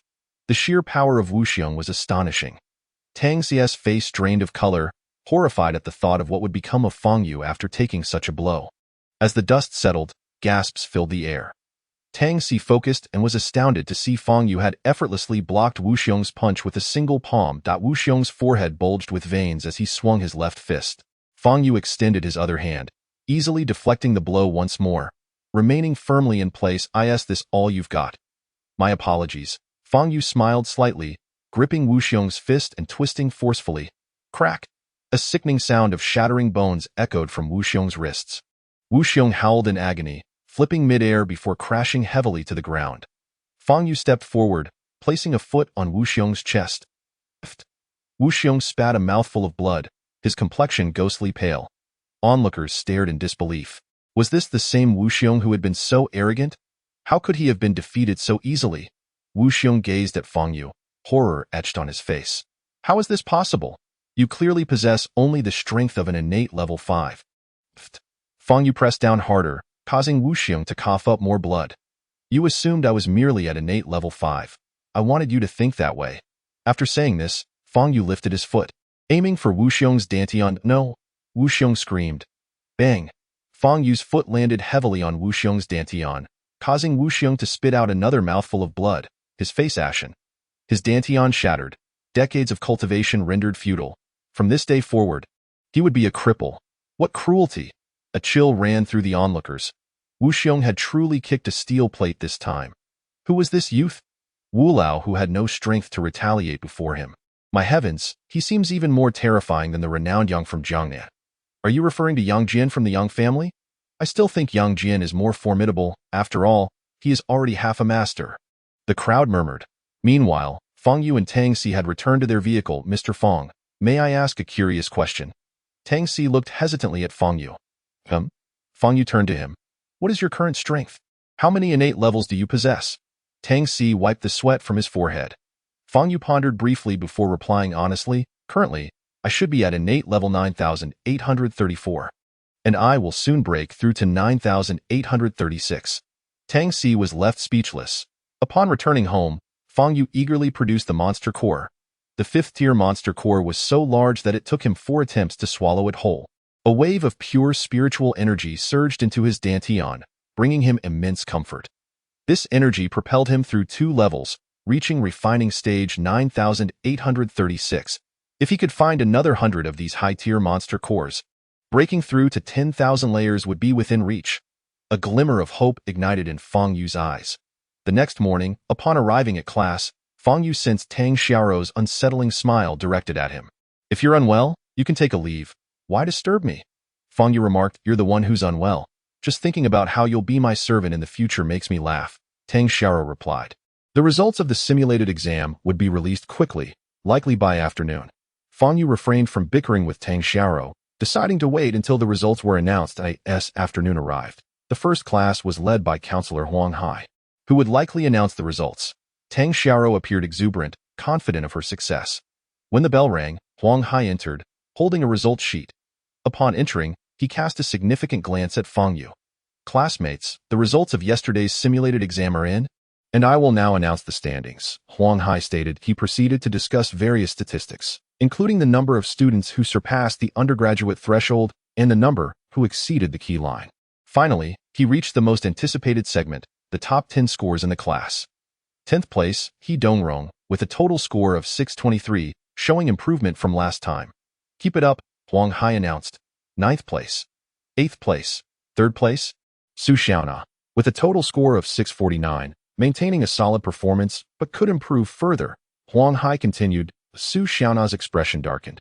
She had consistently held the top position and was not accustomed to slipping to 3rd. Surprised murmurs filled the classroom until they remembered that Tang Xiaoro had transferred from Class 2. It was only natural for a top student from a key class to outperform her. 2nd place, Tang Xiaoro, with a total score of 707, ranking 4th overall, an excellent achievement. Huang Hai praised.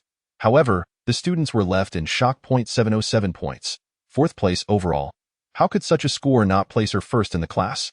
Had Huang Hai made an error? Tang Xiaoro bit her lip, brows furrowed, unable to fathom how she could score so high yet not be first. Suddenly, a thought struck her, and she turned to Fang Yu, only to find him engrossed in a novel. Surely, it can't be him, she reassured herself. I understand everyone is puzzled. Who was the first in our class? Why can't even Tang Xiaoro's 707 points secure the top spot? Huang Hai continued. I was surprised too. When I saw this student's score, I initially thought it was an error and consulted each subject's instructor to verify every score. Ultimately, I concluded that the score was accurate. Huang Hai concluded, turning his gaze towards Fang Yu. The class's attention shifted to Fang Yu's seat. 1st place, Fang Yu, with a total score of 723. This score not only tops the class but is also the highest in the entire grade. Huang Hai declared. A wave of astonishment swept through the classroom. No one had anticipated Fang Yu as the first-place student, let alone with such a high score placing him at the top of the entire grade. Tang Xiaoro, gazing at the calm Fang Yu, felt tears welling up. She had studied diligently, yet Fang Yu, who had been sleeping through class, had outscored her by 16 points. Who was he? How could he be so extraordinary? Tang Xiaoro's emotions were tumultuous.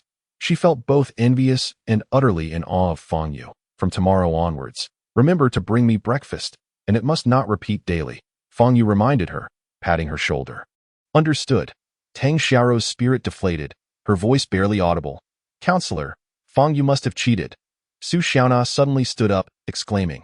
Chapter 26, transferred to the key class. All eyes turned to Su Xiaona. Everyone knows that for over 2 years in high school, Fang Yu's performance was merely average in our class. How could he suddenly achieve a score of 723? Her words snapped the class back to reality, and they began to find the situation indeed strange. Fang Yu had consistently ranked around 30, generally scoring in the mid-400s, yet now he had scored 723, an absurd leap. Thus, I believe Fang Yu must have copied Tang Xiaoro's exam to achieve this score. Counselor, I strongly demand that Fang Yu's score be invalidated, Su Xiaona asserted, looking at Huang Hai. Counselor, Fang Yu spends class time either sleeping or reading novels. How could he achieve 723 points without cheating? His presence is an insult to those who study diligently. Jiang Yu stood up, glaring at Fang Yu. Counselor, we also believe Fang Yu's score should be nullified. He has always ranked behind me, yet now he claims the top spot? How is that possible? Many students who had harbored grievances against Fang Yu began to join in the uproar. This was precisely the scene Jiang Yu and Su Xiaona had hoped for. Jiang Yu observed Fang Yu's impassive expression, a glimmer of mockery crossing her eyes, filled with the thrill of revenge, still pretending to be calm.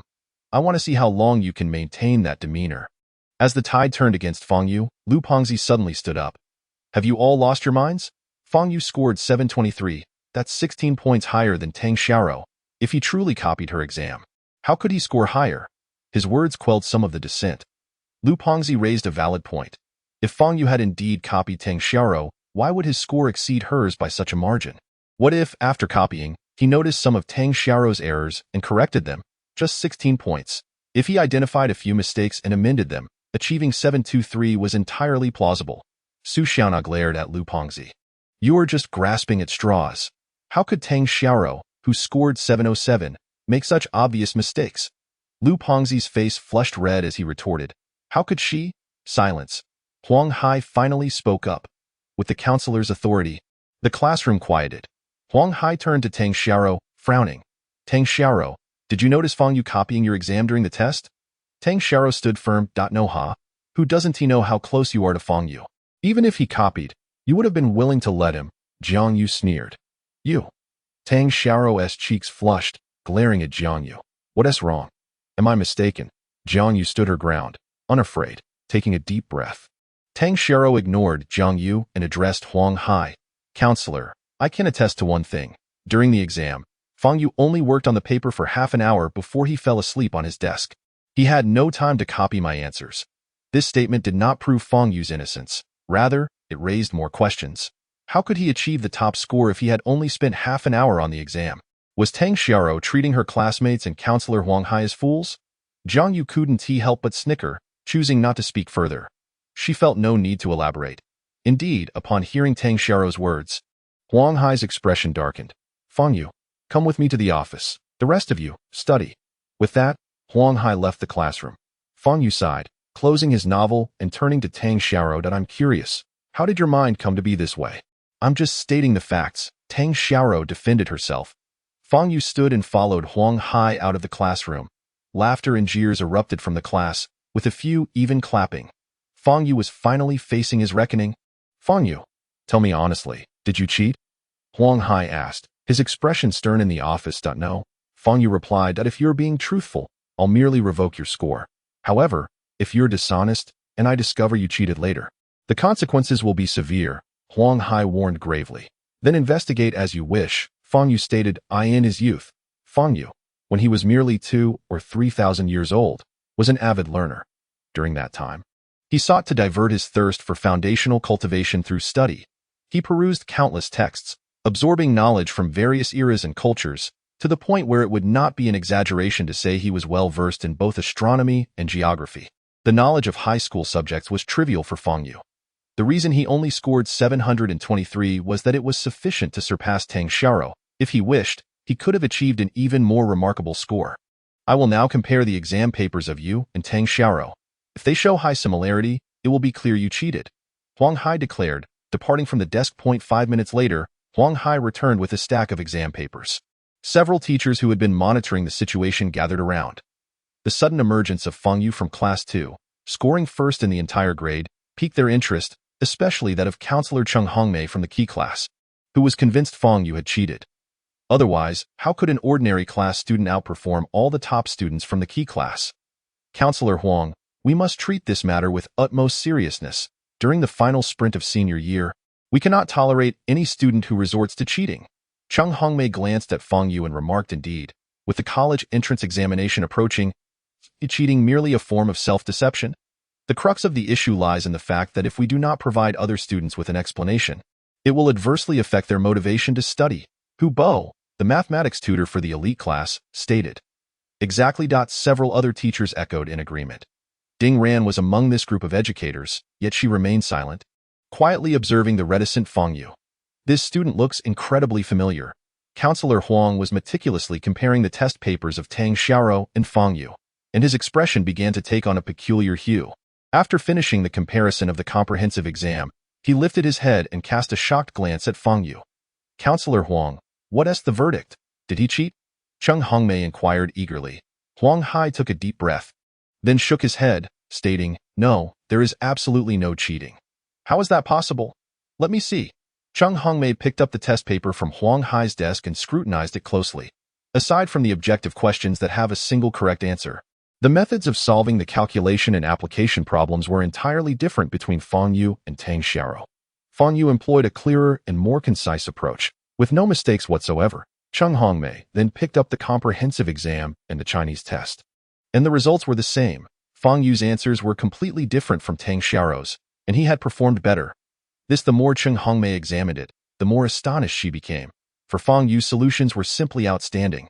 While grading, I noticed his exceptional performance, but since the papers were anonymized, I had no idea whose they were. At that moment, Zhu Jianliang, the mathematics tutor for Class 2, spoke up.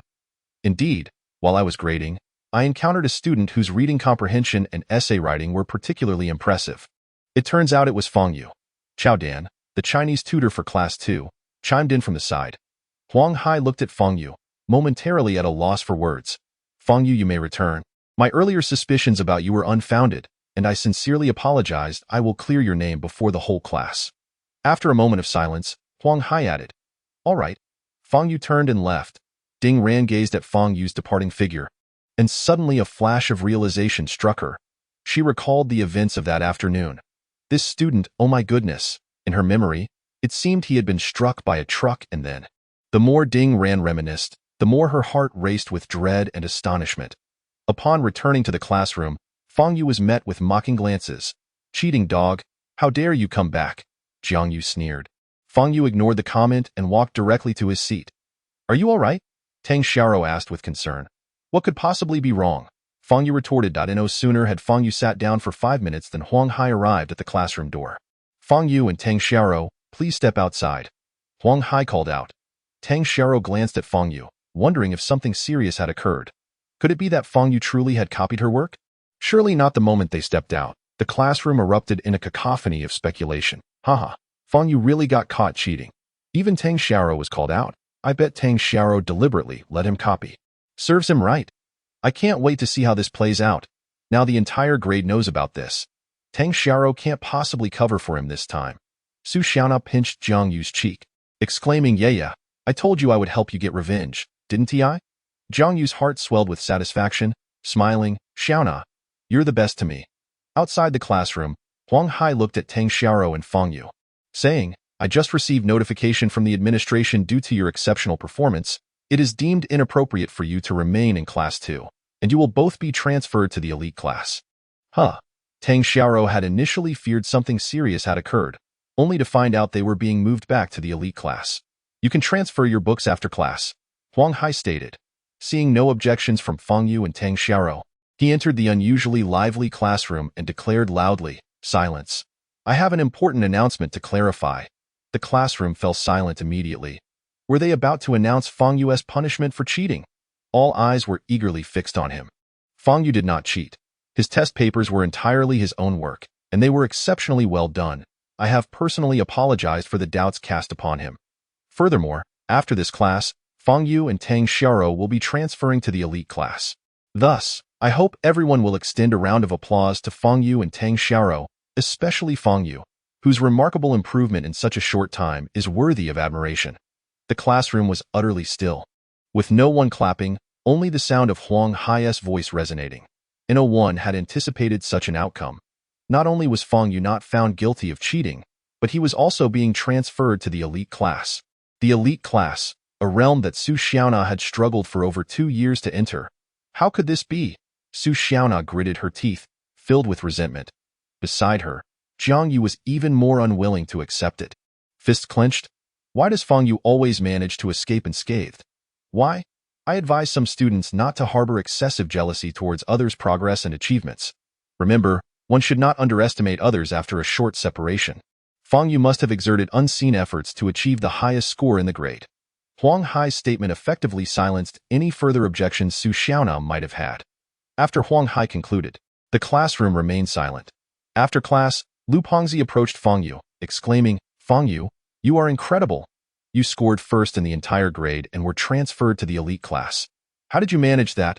Fang Yu smiled slightly and replied, It's quite simple. I just had motivation. For instance, my motivation is breakfast every day. Upon hearing this, Tang Xiaoro, who was packing her books, paused. Breakfast? What does that mean? Lu Pengzi looked bewildered. Fang Yu and Tang Xiaoro gathered their books and officially entered the elite class. Upon arriving, Fang Yu was greeted with an extraordinary level of attention. All the top students were curious about this sudden emergence of the top scorer in the grade, unwilling to believe he could achieve such high marks. However, they kept their thoughts to themselves, as they bore no deep animosity towards Fang Yu.as for whether Fang Yu truly had the capability. The upcoming exams would reveal everything. He couldn't possibly cheat every time. After class, Zhao Shuanger exited the classroom to find Yang Su looking for her, happily engaging in conversation. Yet, Yang Su quickly noticed Fang Yu, who was resting his head on the desk, asleep. He sensed an unfriendly gaze directed at him from Yang Su. Fang Yu, however, paid no heed, merely turning to Yang Su and offering a slight smile. To Yang Su, this smile was nothing short of a provocation. He had warned Fang Yu before not to get too close to Tang Xiaoro. Yet, Fang Yu was not only growing closer to Tang Xiaoro but was now standing right in front of him. This was an audacious slap in Yang Su's face. The more he thought about it, the angrier he became, his eyes slowly reddening. But soon, he regained his composure. Now that Fang Yu was in the elite class, it might actually work to his advantage. At least, it would be easier for him to deal with Fang Yu. With this in mind, he suddenly concocted a plan. He leaned in close to Zhao Shuang'er and whispered a few words. Seeing this, Tang Xiaoro felt that the two seemed to be getting closer, and they genuinely matched well together. After listening to Yang Su's words, Zhao Shuang'er quickly nodded and made her way towards Tang Xiaoro and Fang Yu. "Xiaoro, you're finally back. I've missed you so much during this past week," Zhao Shuang'er exclaimed, throwing herself into Tang Xiaoro's embrace. Being in the same class as her best friend again brought Tang Xiaoro joy, and they began chatting. After a while, Zhao Shuang'er said, "Xiaoro, you came back just in time. Today is my birthday." Tang Xiaoro paused for a moment, responding, "Shuang'er, don't you usually only celebrate your lunar birthday?" Zhao Shuang'er giggled, glancing at Yang Su outside the classroom. "Yes, my good friend. He insisted that I celebrate both my lunar and solar birthdays. So he wanted to throw me a grand birthday party tonight. You'll come, right?" Yang Su is hosting it? Have their relationship grown so close? Tang Xiaoro felt a twinge of unease. However, with Yang Su present, she hesitated. Still, Zhao Shuang'er was her best friend, and declining would be rather impolite. Moreover, Yang Su should no longer be as persistent as before, and of course, I will attend. Tang Xiaoro replied. "That's wonderful." Zhao Shuang'er hugged Tang Xiaoro, then turned her attention to Fang Yu, who was engrossed in a novel that I haven't met your desk mate yet. Tang Xiaoro nudged Fang Yu's shoulder. "What's up?" Fang Yu looked at Tang Xiaoro. "This is my good friend, Zhao Shuang'er." Tang Xiaoro introduced Ao. Fang Yu turned back, showing no intention of greeting Zhao Shuang'er. Tang Xiaoro felt a bit awkward and was about to speak when Zhao Shuang'er mentioned, "Yang Su asked me to invite all the classmates, including Fang Yu. At that moment, the class bell rang. I have to go back now." Zhao Shuang'er said. After class, Tang Xiaoro poked Fang Yu again. "Will you accompany me tonight?" "Just come for a bit." "Not interested," Fang Yu replied. Yang Su inviting him to Zhao Shuang'er's birthday party felt suspicious. Fang Yu wasn't afraid of any tricks Yang Su might pull. He simply found it dull. "But if I go alone, it'll be boring. Shuang'er will definitely be too busy to chat with me, and I don't know the other classmates well," Tang Xiaoro argued. "So what? Does that mean I have to chat with you?" Fang Yu countered. "At least I'm somewhat familiar with you." Tang Xiaoro insisted. Still not interested, Fang Yu firmly rejected. Throughout the next few classes, Fang Yu was persistently pestered by Tang Xiaoro. She used every possible tactic to persuade Fang Yu to accompany her. Finally, Fang Yu, thoroughly annoyed, said, "Be quiet. You promise me one thing, and I'll go with you." "What request?" Tang Xiaoro asked. "This weekend, come to my house to help with chores." Fang Yu thought for a moment, then stated, "Deal." Tang Xiaoro immediately agreed. After school that afternoon, Fang Yu followed Tang Xiaoro to the Tang residence. Tang Xiaoro changed into a beautiful sky blue dress and applied light makeup, making her look enchanting like a fairy. In stark contrast to Fang Yu, who was still in his school uniform. The venue for Zhao Shuang'er's birthday party was on the top floor of the Yunding Hotel in Zhanghai City. By the time Fang Yu and Tang Xiaoro arrived, the place was already bustling with guests, mostly classmates. The entire top floor had been booked by the Yang family, with tables laden with food and fine wine, as well as waitstaff and chefs on standby, ready to serve. In the center of the venue was a large dance floor for entertainment. "Xiaoro, you made it.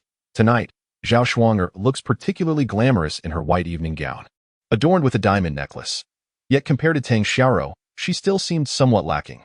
While Tang Xiaoro was chatting with Zhao Shuang'er, Yang Su, dressed in a suit, approached. Upon seeing Tang Xiaoro in her dress, a flicker of desire flashed in Yang Su's eyes, quickly masked. "Welcome to Shuang'er's birthday party," Yang Su greeted with a gentlemanly smile. Tang Xiaoro observed Yang Su and Zhao Shuang'er together, feeling that they didn't seem too out of place. However, the rapid development of their relationship within just a few days left her feeling somewhat perplexed. Perhaps it was simply a matter of mutual attraction. Tang Xiaoro genuinely felt happy for Zhao Shuang'er. "Enjoy yourself here. I'll attend to the other guests," Zhao Shuang'er said to Tang Xiaoro before leaving with Yang Su. Throughout, they treated Fang Yu as if he were invisible. Fang Yu had anticipated this scenario and was unfazed by the childish antics of the others. Focusing his attention solely on the food, Fang Yu approached the tables laden with various delicacies and began to indulge. As Yang Su entertained the other guests, he cast a glance at Fang Yu, sneering, "Such a rustic demeanor, and no wonder you're a true heir of the Yang family. This banquet is indeed impressive." Most of the students in the class had never encountered such a lavish affair. Gazing around in awe while expressing their admiration, Zhao Shuanger beamed with pride, basking in the compliments from her classmates. If she could truly end up with Yang Su after graduation, she could stand shoulder to shoulder with someone like Tang Xiao. A wealthy young lady, Tang Xiao greeted a few classmates, chatted for a while, then turned to find Fang Yu missing. As she scanned the room, she spotted him devouring a steak, just as Tang Xiao was about to approach. The lights in the venue suddenly dimmed, leaving only a spotlight on Yang Su and Zhao Shuanger. "I'm delighted to see everyone here tonight for Shuanger's birthday party. Thank you all for your support," Yang Su proclaimed, drinking from his glass. Applause erupted around him. "Let us toast to the birthday girl." Zhao Shuanger, a boy, shouted. "Cheers." The crowd echoed in agreement. This boy approached Zhao Shuanger, saying, "Wishing you an ever more beautiful future." After finishing, he tilted his head back to down his drink, prompting another round of applause. Following this, each guest took turns offering congratulations to Zhao Shuanger. Tang Xiao also stepped forward to raise a toast, saying, "Shuanger, I wish you endless happiness." "I surely will," Zhao Shuanger replied cheerfully. Yang Su remained silent, smiling beside her. After Tang Xiao raised her glass, she stepped aside. Yang Su surveyed the crowd, a mocking smile spreading across his face as he muttered, "It seems there is still one person who hasn't come to offer their wishes." With that, he instructed the staff to turn on the lights. As the lights came on, everyone spotted Fang Yu, who was indulging in a roasted chicken leg at a distant table. The sight drew laughter from the crowd. This Fang Yu has no manners, attending someone else's birthday party without even showing gratitude. Just gorging himself. "Fang Yu, are you really that hungry? Did you come here with an empty stomach, knowing you'd be at a party tonight?" Yang Su called out loudly. His words incited a wave of laughter. Fang Yu paid no attention to Yang Su. "Never mind. Since you want to come over, I'll just come to you." Yang Su approached with a smirk, holding a drink. Chapter 28. "We were never friends." Yang Su sauntered up to Fang Yu. "Isn't the food delicious? It's all prepared by international chefs," Yang Su said with a mocking smile. He had previously sent people to investigate and learned that Fang Yu came from an impoverished background. That knowledge was precisely why he had Zhao Shuanger invite Fang Yu to the party. Tonight, he intended to show Fang Yu the stark differences in their lives. Fang Yu continued to eat quietly, ignoring Yang Su. "I'm right in front of you. Shouldn't you stand up and toast me? It seems rather impolite not to." Yang Su squinted slightly. Then, a sudden smile crossed his face. "Oh, forgive me. I forgot you're an orphan, with no upbringing or family. It's only natural you lack manners." This remark. Fang Yu lifted his gaze to Yang Su. His dark eyes seemed capable of penetrating through Yang Su's very essence. Yang Su felt a chill rising from his feet, as if he had plunged into an icy abyss. "Considering you treated me to a meal today, I'll give you an opportunity for an apology." Fang Yu stood and approached Yang Su. Yang Su's expression shifted, his heart racing. How could this be? How could a mere Fang Yu inspire such fear? He felt embarrassed by the inexplicable dread. With so many eyes upon him, he couldn't afford to show weakness. "Apologize? Wasn't what I said true? You have no upbringing whatsoever. What's the matter? Are you planning to strike me?" Yang Su confidently inserted his left hand into his pants pocket, declaring his dominance. As a martial artist of innate fifth rank, he was indeed a formidable presence among his peers, though not invincible. The mere thought of Fang Yu daring to lay a hand on him stirred a tempest of retribution within Yang Su. A faint smile graced Fang Yu's lips as he raised his hand and struck Yang Su's left cheek. Yang Su's reflexes were swift. He had braced himself for an incoming attack.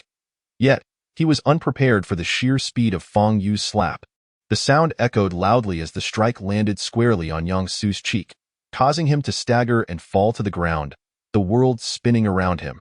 The group of classmates, who had been joking moments before, fell silent, their shock quickly morphing into concern as they rushed to Yang Su's side. Zhao Shuanger, her eyes wide with alarm, lifted her skirt and knelt beside him. Yang Su shielded his face, glaring at Fang Yu with venomous eyes. In all his years, he had never been publicly humiliated in such a manner. His parents had never dared to do so.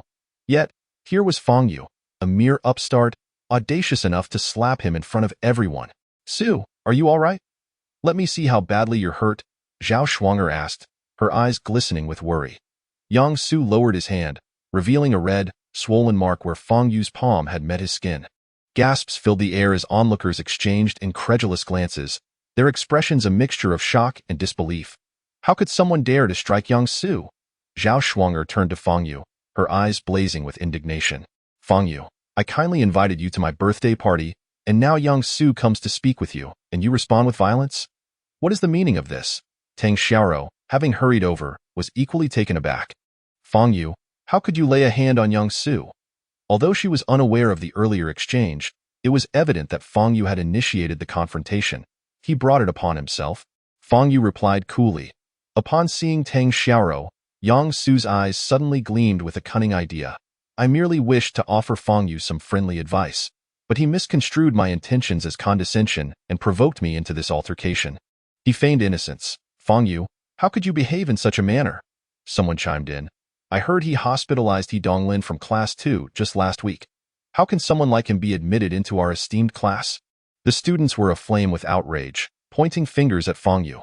Yang Su, a scion of the Yang family, was both wealthy and influential, and their allegiance naturally leaned towards him. "Fang Yu, I am perplexed by the misunderstanding between us. I do not look down upon you at all. In my eyes, you, Shuanger, and everyone else are equals. It is a stroke of fortune that we met. If you find my birthday party to be unpleasant, you could have simply told me, and I would have gladly let you leave without any fuss." Yang Su replied with feigned gentility. "Don't waste your breath reasoning with him. We should report this to the authorities." Zhao Shuanger shot back, her fury unabated. "There's no need for that. I trust Fang Yu did not act with malice. He merely lost control of his emotions." Yang Su interjected with a wave of his hand.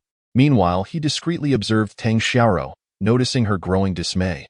"This was working splendidly, but your face." Zhao Shuanger fretted. "Do not worry. A little ointment will suffice, and I'll be right as rain in 2 days," Yang Su assured her, rising to his feet and approaching Fang Yu once more. "If you harbor any grievances, please express them openly, but refrain from resorting to violence. Fortuitously, you encountered me this time. If you were to strike someone else, the consequences could be dire." Yang Su's expression was one of sincere concern. Such magnanimity from young Master Yang. "If it were me, I would undoubtedly retaliate," someone remarked. "Indeed, young Master Yang is quite robust. Had he chosen to fight back, Fang Yu would have found himself in the hospital tonight," another added. "How could Fang Yu dare to strike someone so gracious? He must be envious of young Master Yang's wealth and superior stature, unable to bear the imbalance." The surrounding classmates were voicing their opinions loudly, unafraid of Fang Yu's presence. Fang Yu remained silent, observing Yang Su's theatrics with an impassive gaze. Suddenly, Tang Xiaoro stepped forward, addressing Fang Yu firmly. "Fang Yu, apologize to Yang Su." Fang Yu narrowed his eyes at her but said nothing. "You must apologize to Yang Su.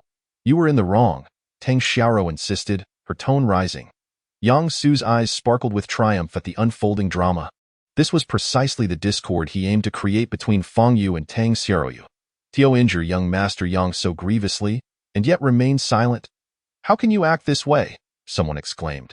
"Exactly. Young Master Yang has chosen not to pursue this matter further, and yet you refuse to apologize? If you won't, you should just leave. Stop mooching off young Master Yang." A male student led the charge. And soon a chorus of voices joined in. "Leave now?" Tang Xiaoro looked at Fang Yu with unwavering determination. "Fang Yu, if you apologize, everyone will forgive you, and Yang Su will not pursue this further." Fang Yu had been brought to the party by Tang Xiaoro, and now she felt compelled to appease Zhao Shuanger. Torn between her best friend and Fang Yu, Tang Xiaoro found herself in a precarious position. If Yang Su had indeed erred, she would have stood firmly by Fang Yu. However, the entire assembly had witnessed Yang Su merely attempting to engage Fang Yu in conversation, while Fang Yu had initiated the violence. The blame clearly lay with Fang Yu. Seeing Zhao Shuanger's mixture of anger and heartbreak, Tang Xiaoro had no choice but to insist on an apology. "Xiaoro, there's no need to reason with him. He is simply uncouth, beyond redemption. Let him go and not ruin our birthday party," a girl piped up. "Yes, let him leave," the others echoed. Fang Yu stood there, isolated, surrounded by hostility. "If you do not apologize, We will no longer be friends, Tang Xiaoro said, her face pale and her teeth clenched. Fang Yu cast a dispassionate glance at her. We were never friends to begin with.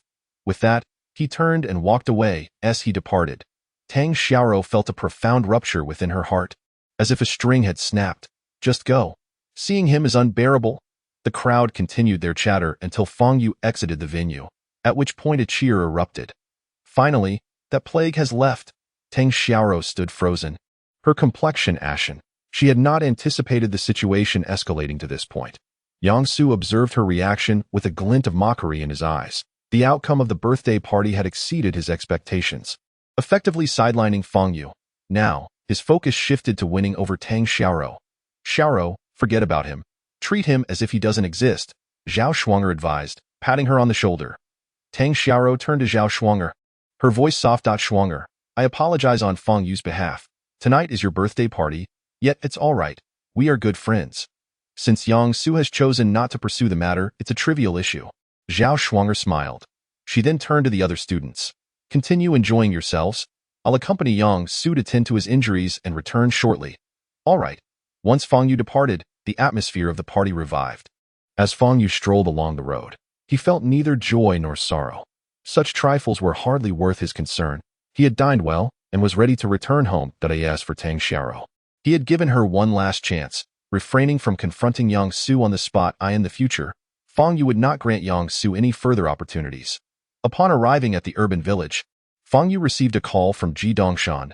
Mr. Fang, at 10 o'clock tonight, we will host an exchange banquet at my residence, with distinguished guests from various fields attending.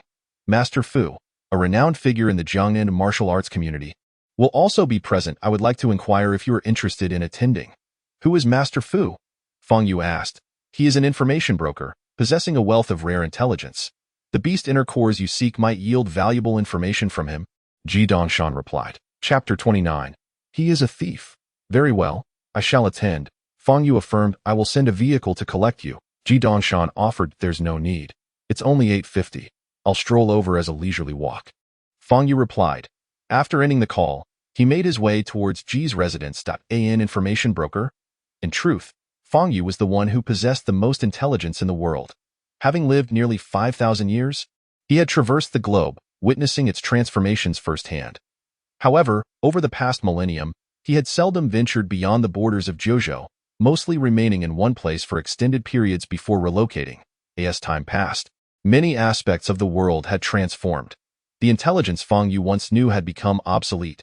Now, he required external sources to swiftly acquire new information.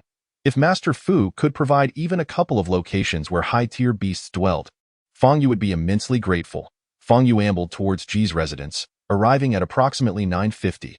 Upon reaching the entrance, he found a multitude of luxury vehicles parked outside. Attempting to enter, he was halted by two security guards. Please present your invitation, one guard said, eyeing Fang Yu's school uniform with skepticism. Master Ji personally invited me, Fang Yu asserted. Master Ji invited you directly? The guard scrutinized Fang Yu, disbelief evident on his face. It was clear that only distinguished guests would receive such an invitation. How could a mere high school student be accorded such an honor? Wait here, I will inquire, one guard said, turning to leave. Why bother? He is clearly just a child trying to sneak into the upper echelon to gawk at the elite. We should just escort him out, the other guard scoffed. Let me check. Keep an eye on him. The first guard replied as he departed. At that moment, a BMW pulled up behind Fang Yu, and three individuals disembarked, a middle-aged man accompanied by two elegantly dressed young women.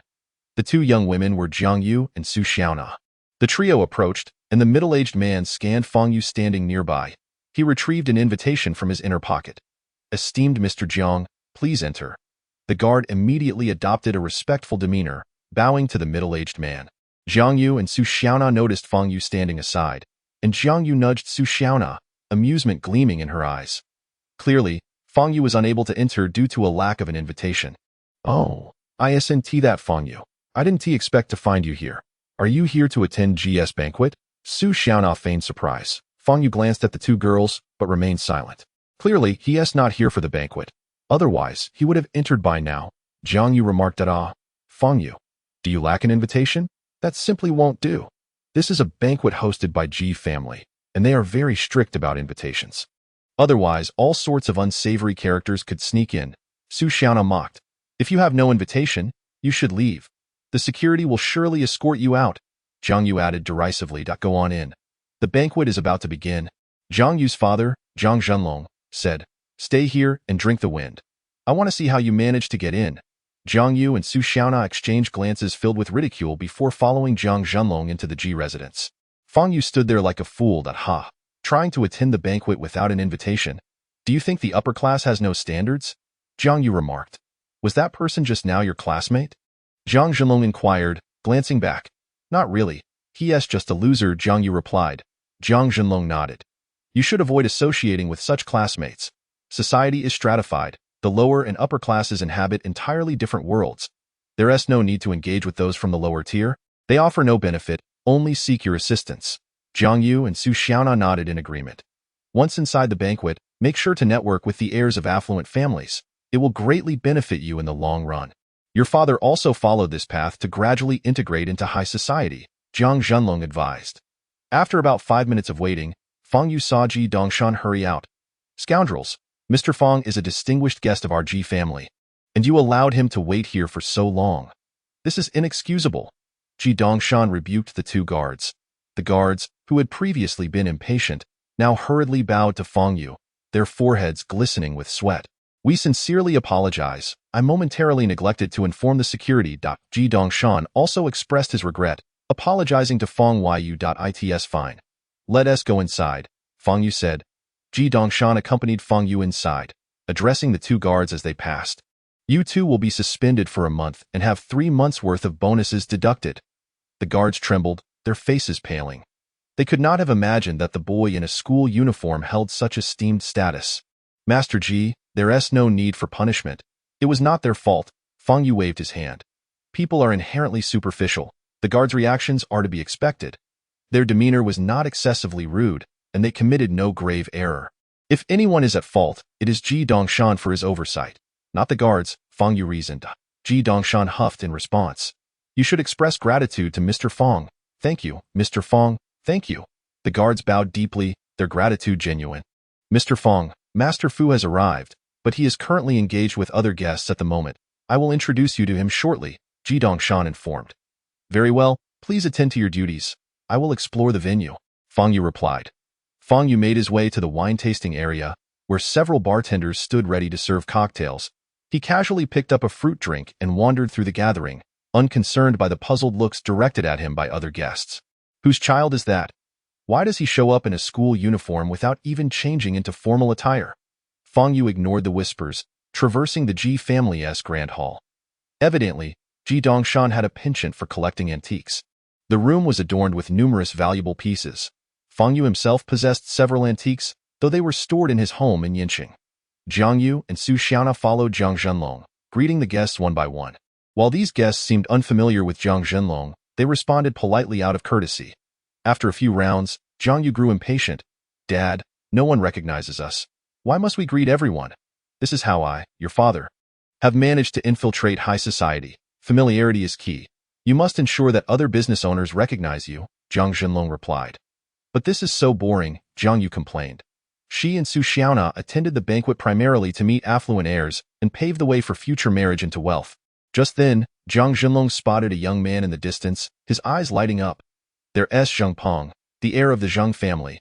You two should come greet him. Zhang Peng was relatively handsome and appeared youthful. The Zhang family was a clothing empire in Jiangnan, boasting assets exceeding 10 billion. If they could connect with Zhang Peng, their futures would be secured. Zhang Zhenlong whispered to his daughters as they approached Zhang Peng to introduce themselves. Once again, a worthless individual has come to seek familiarity. Zhang Peng gazed at Zhang Zhenlong before him, his eyes filled with disdain. However, upon noticing Zhang Yu beside him, his eyes brightened. This woman possesses an appealing appearance. A dalliance with her is certainly within the realm of possibility. What is your name? Zhang Peng inquired. Are you asking me? Zhang Yu replied, taken aback. Yes, Zhang Peng smiled. I am Zhang Yu, she managed to say, suppressing the excitement bubbling within her. You are quite beautiful, Zhang Peng complimented again. Really? Is that true? Zhang Yu touched her face, feeling her cheeks flush. If you are willing, after the soiree tonight, I could drive you for a spin. Zhang Peng proposed. Sounds great. Jiang Yu readily agreed, her face aglow with excitement. The two engaged in fervent conversation, while Jiang Zhenlong smiled, satisfied with Jiang Yu's response. Meanwhile, Su Xiaona, feeling sidelined, glanced around despondently and spotted Fang Yu, who was admiring antiques. How did he manage to enter without an invitation? Did he evade the security and sneak in? Was he contemplating stealing the antiques? As Su Xiaona pondered, a sudden exclamation erupted around them. Miss Ji is coming down. Zhang Peng, engrossed in conversation with Jiang Yu, turned upon hearing the commotion and beheld Ji Rumei descending the stairs. Clad in a purple gown, her raven hair elegantly styled, with a touch of makeup enhancing her exquisite features, her skin appeared luminescent against the backdrop of her gown, captivating the attention of all guests in the hall. From the moment she appeared, other women present were overshadowed. Zhang Peng's gaze was aflame with desire as he watched Ji Rumei. Mr. Zhang, about what we were discussing. Jiang Yu, noticing Zhang Peng's intense stare, felt a pang of discomfort and sought to continue their conversation. Please, hold your tongue for now. Zhang Peng's expression turned icy as he shifted his gaze from Jiang Yu. In comparison to Ji Rumei, Jiang Yu seemed all too ordinary. Realizing the shift in Zhang Peng's demeanor, Jiang Yu felt her heart shattered. At that moment, Su Xiaona regained her composure and whispered something in Jiang Yu's ear. Jiang Yu's eyes widened as she turned to follow Su Xiaona's gaze, spotting Fang Yu. How dare he intrude upon the Ji family's soiree? She felt a surge of anger. Fang Yu's presence was the perfect opportunity for her to vent her frustrations. After exchanging a few words with Jiang Zhenlong, who also noticed Fang Yu, he squinted and said, just in time for Miss Ji's arrival. We must inform her. This was an excellent opportunity to shine before the Ji family. Thus, Jiang Zhenlong led Jiang Yu and Su Xiaona towards Ji Rumei. Miss Ji, we have urgent news to share. Ji Rumei furrowed her brow, asking, what is it? There's a thief who snuck in to steal something. Jiang Yu exclaimed, pointing at Fang Yu, who was examining an antique vase. Chapter 30. With nothing to lose, Jiang Yu's voice boomed, instantly drawing the attention of all guests in the hall. Following her, they beheld Fang Yu, clad in a school uniform. Some guests had already noticed his incongruity with the other attendees. Could this individual truly be a thief? It was a plausible assumption. Otherwise, how could a mere schoolboy be present at such a high-profile event? Fang Yu turned upon hearing Jiang Yu's voice. Is that Mr. Fang? Ji Rumei's expression shifted, and she approached him. Jiang Yu regarded Fang Yu with mockery. Captured by the young lady of the Ji family. Let us see how he escapes this predicament. The Ji family is among the top aristocratic families in Jiangnan. Being caught stealing here would leave even the Tang family unable to intervene. Mr. Fang, you have arrived, Ji Rumei said, slightly bowing in respect. Since their previous encounter with Baijian, Fang Yu had saved her life twice, and with Ji Dongshan's life included, it amounted to 3 times. The Ji family owed Fang Yu a debt of gratitude that was nearly insurmountable. Thus, Fang Yu was regarded as an esteemed guest, his status surpassing that of anyone else present. Yet now, he was being labeled a thief. Ji Rumei's expression turned icy in an instant. The onlookers, who anticipated a spectacle, were taken aback by Ji Rumei's courteous demeanor towards Fang Yu. What was happening? Ji Rumei, the esteemed daughter of the Ji family, was bowing to a student in a school uniform. Who exactly was this person? In the back, Jiang Zhenlong's face paled at the scene. Realizing Ji Rumei's respect for Fang Yu, he understood he had committed a grave error. Meanwhile, Jiang Yu was still somewhat bewildered and loudly urged, Miss Ji, this person is a thief. Jiang Zhenlong attempted to silence her, but his face went ashen. This was a disaster. Indeed, upon hearing Jiang Yu's words, Ji Rumei turned, her face cold. Who are you? Jiang Zhenlong stepped forward, forcing a smile as he stammered, Miss Ji, I am Jiang Zhenlong, the supervisor of the publicity department at Huanbin Group. Huanbin Group is a company under the Ji family. How could a mere supervisor obtain an invitation to the soiree? Ji Rumei's brows knitted tightly as she coldly inquired. Jiang Zhenlong nearly wept. Miss Ji, I gave him an invitation. To attend the soiree, he stammered. At this moment, a middle-aged man with a grim expression stepped forward. He was Zhao Gang, the head of Huanbin Group's publicity department. Typically, the Ji family would distribute 2 invitations to executives above the level of department head for each gathering. Jiang Zhenlong was Zhao Gang's trusted subordinate, and thus, he would often receive any extra invitations to broaden his horizons. However, he never anticipated that Jiang Zhenlong would cause such a significant uproar tonight. Director Zhao, you may freely distribute invitations to your subordinates. But if you bring someone along, You must keep them in check. Mr. Fang is our esteemed guest. How dare they slander him as a thief? What is their intention? Ji Rumei coldly questioned. Zhang Zhenlong trembled uncontrollably. Meanwhile, Jiang Yu and Su Xiaona finally grasped the gravity of the situation. Jiang Yu's eyes widened in disbelief as she regarded Fang Yu, who appeared unfazed. How could he possibly know Ji Rumei? Moreover, he was referred to as an esteemed guest. Miss, I was unaware that Mr. Fang is your esteemed guest. Please forgive us. Zhang Zhenlong faltered. Ji Rumei's expression remained impassive as she commanded, apologize to Mr. Fang immediately. Zhang Zhenlong's face lit up, believing there was a chance for redemption as he bowed to Fang Yu, repeatedly apologizing. I am sorry, Mr. Fang, for my lack of discernment. Please forgive us. Noticing Fang Yu's lack of reaction, Zhang Zhenlong pulled the still-dazed Jiang Yu and Su Xiaona closer, urging them to bow an apology as well. Jiang Yu's complexion turned pale as she gritted her teeth. Unwilling to bend, To apologize to Fang Yu was more unbearable than death. What are you doing? Apologize to Mr. Fang right now. Zhang Zhenlong shouted angrily. Did I refuse to? Jiang Yu was about to protest when, slap, Zhang Zhenlong struck her across the face. Apologize immediately. His eyes were bloodshot, glaring at her. Jiang Yu covered her face, tears streaming down as she looked to Zhang Peng, pleading, Young Master Zhang, please help me. Zhang Peng, taken aback by Jiang Yu's sudden plea, turned pale. Was she attempting to shift the blame onto him? Help you? I'll help your mother. Do you really think you are a goddess? What do I have to do with you? You offended Miss G's esteemed guest. Apologize to him at once. Zhang Peng cursed vehemently, disregarding his image. He could not allow Ji Rumei to think he was associated with Zhang Zhenlong and his group. The consequences would be dire. Jiang Yu's face drained of color, trembling all over. She could never have imagined this day would come, a day of utter humiliation where her dignity was trampled into the ground. Apologize now. Zhang Zhenlong pressed Jiang Yu down, compelling her to bow and apologize to Fang Yu. Mr. Fang, we have offended you. We are truly sorry. Please forgive us. The entire hall echoed with their apologies. Among the spectators, many wore expressions of sympathy, yet more were filled with mockery and derision. Those not of this social class, attempting to force their way in, would inevitably face such a fate. The trio was little more than jesters in the eyes of those present. All right, let them go. This is too noisy. Fang Yu finally spoke. Ji Rumei gestured, and Zhang Zhenlong ceased his actions immediately. From this moment forth, you are hereby officially dismissed from Huanbin Group. Do not return to work tomorrow, Ji Rumei declared casually. The weight of her words struck Zhang Zhenlong's heart like a hammer. He had been dismissed. After nearly a decade of diligent work, having climbed to a position of considerable advantage through connections, he was now cast aside. All his efforts had been rendered futile, with looming debts in the millions for his mortgage and car loan. How would he cope? Zhang Zhenlong felt darkness closing in, nearly fainting from despair. Director Zhao, you also bear responsibility. You are suspended for a month to reflect on your actions, Ji Rumei added. Yes, Zhao Gang replied.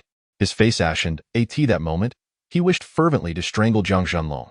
Take them away, Ji Rumei instructed the security personnel around the hall to escort the disheartened Zhang Zhenlong and his companions out. The three exited the Ji family estate in utter shame, silence enveloping them. Approaching the car, Zhang Zhenlong looked at the BMW he had purchased with a loan of 500,000 yuan, his heart breaking once more. After tonight, he would have nothing left. The true culprits behind this calamity were none other than Jiang Yu and Su Xiaona. Slap. Zhang Zhenlong struck Jiang Yu again. Jiang Yu clutched her stinging face, her eyes vacant. Uncle Jiang, please don't hit Yeye anymore. It's not her fault, Su Xiaona interjected, attempting to intervene. Zhang Zhenlong glared at Su Xiaona, his eyes bloodshot. If you hadn't he insisted that Fang Yu was just a poor loser sneaking in to steal something. None of this would have happened. You've left me with nothing. Even if I were to kill Jiang Yu, I couldn't he reverse today's losses, Zhang Zhenlong rasped. Seeing his frantic demeanor, Su Xiaona went pale and dared not speak further. Bang! Zhang Zhenlong slammed the car door shut, rubbing his temples vigorously. He had to find a way out of this. He needed to devise a plan to redeem himself. Contemplating Ji Rumei's respectful demeanor towards Fang Yu, a spark of hope ignited in Zhang Zhenlong's eyes. Fang Yu was the crux of the issue. If he was willing to speak, everything could be salvaged. Meanwhile, Su Xiaona helped Jiang Yu into the car. You two, listen closely. Zhang Zhenlong turned his head and began to speak. At the Ji family estate. After Zhang Zhenlong and his companions had been expelled, the soiree continued. However, the discussions among most guests had shifted to Fang Yu. Who was this student in a school uniform? Why did Ji treat him with such deference?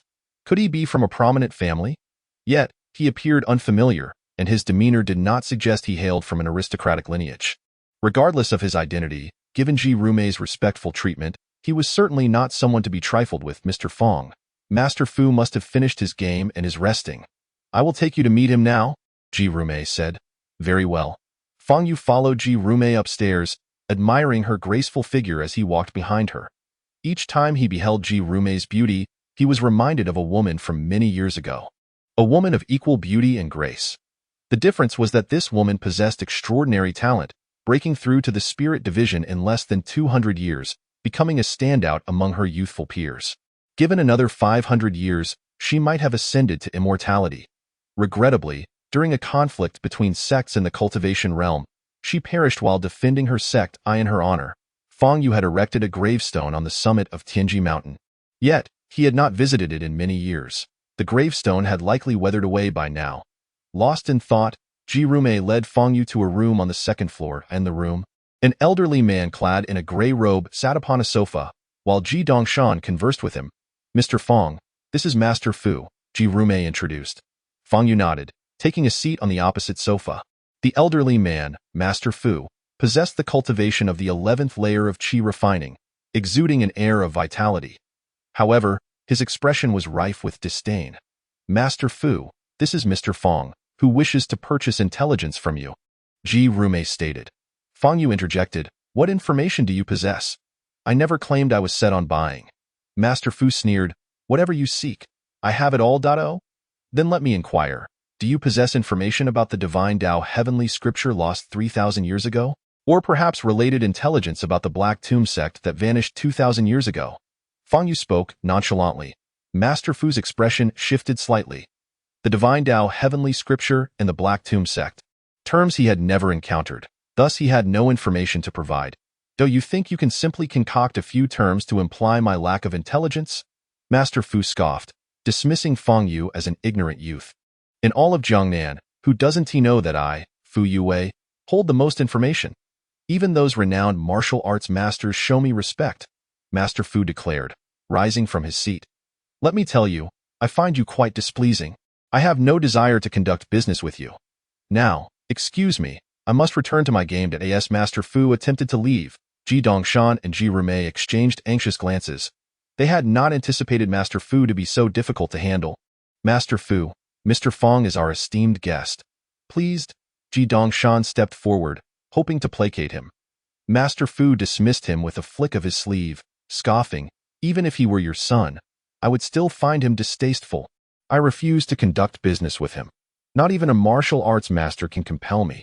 Master Fu at Ji Rumei's expression soured as she too approached, seeking to mediate. The evening's transaction had been brokered by their Ji family. Yet not only had the deal fallen through, but Fang Yu had been demeaned to nothingness. How could they face him afterward? As she stood before Master Fu, a glimmer of lewd intent flashed in his eyes. How about this? If the young lady is willing to pay a price, I might consider discussing matters with that boy.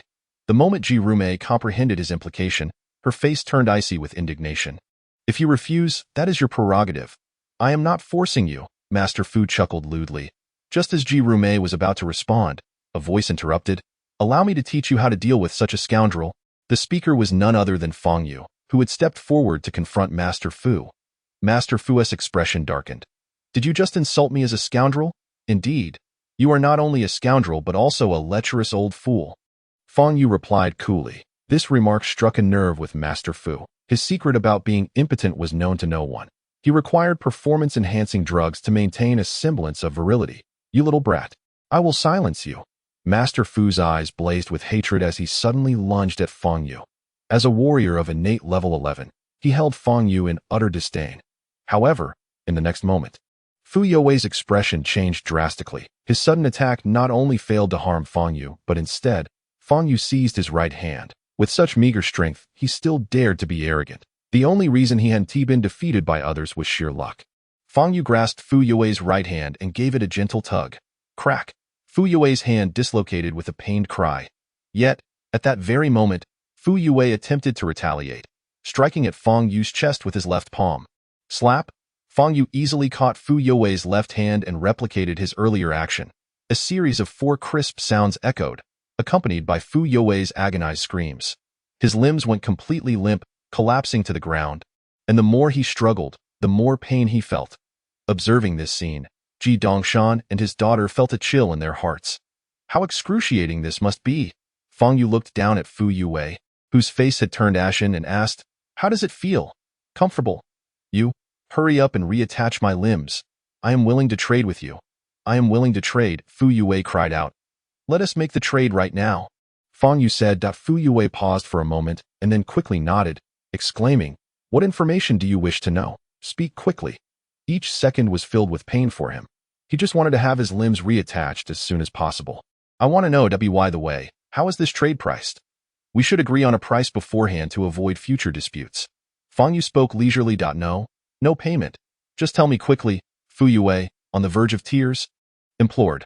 "Not taking payment seems inappropriate, does it not? I dislike being in someone's debt.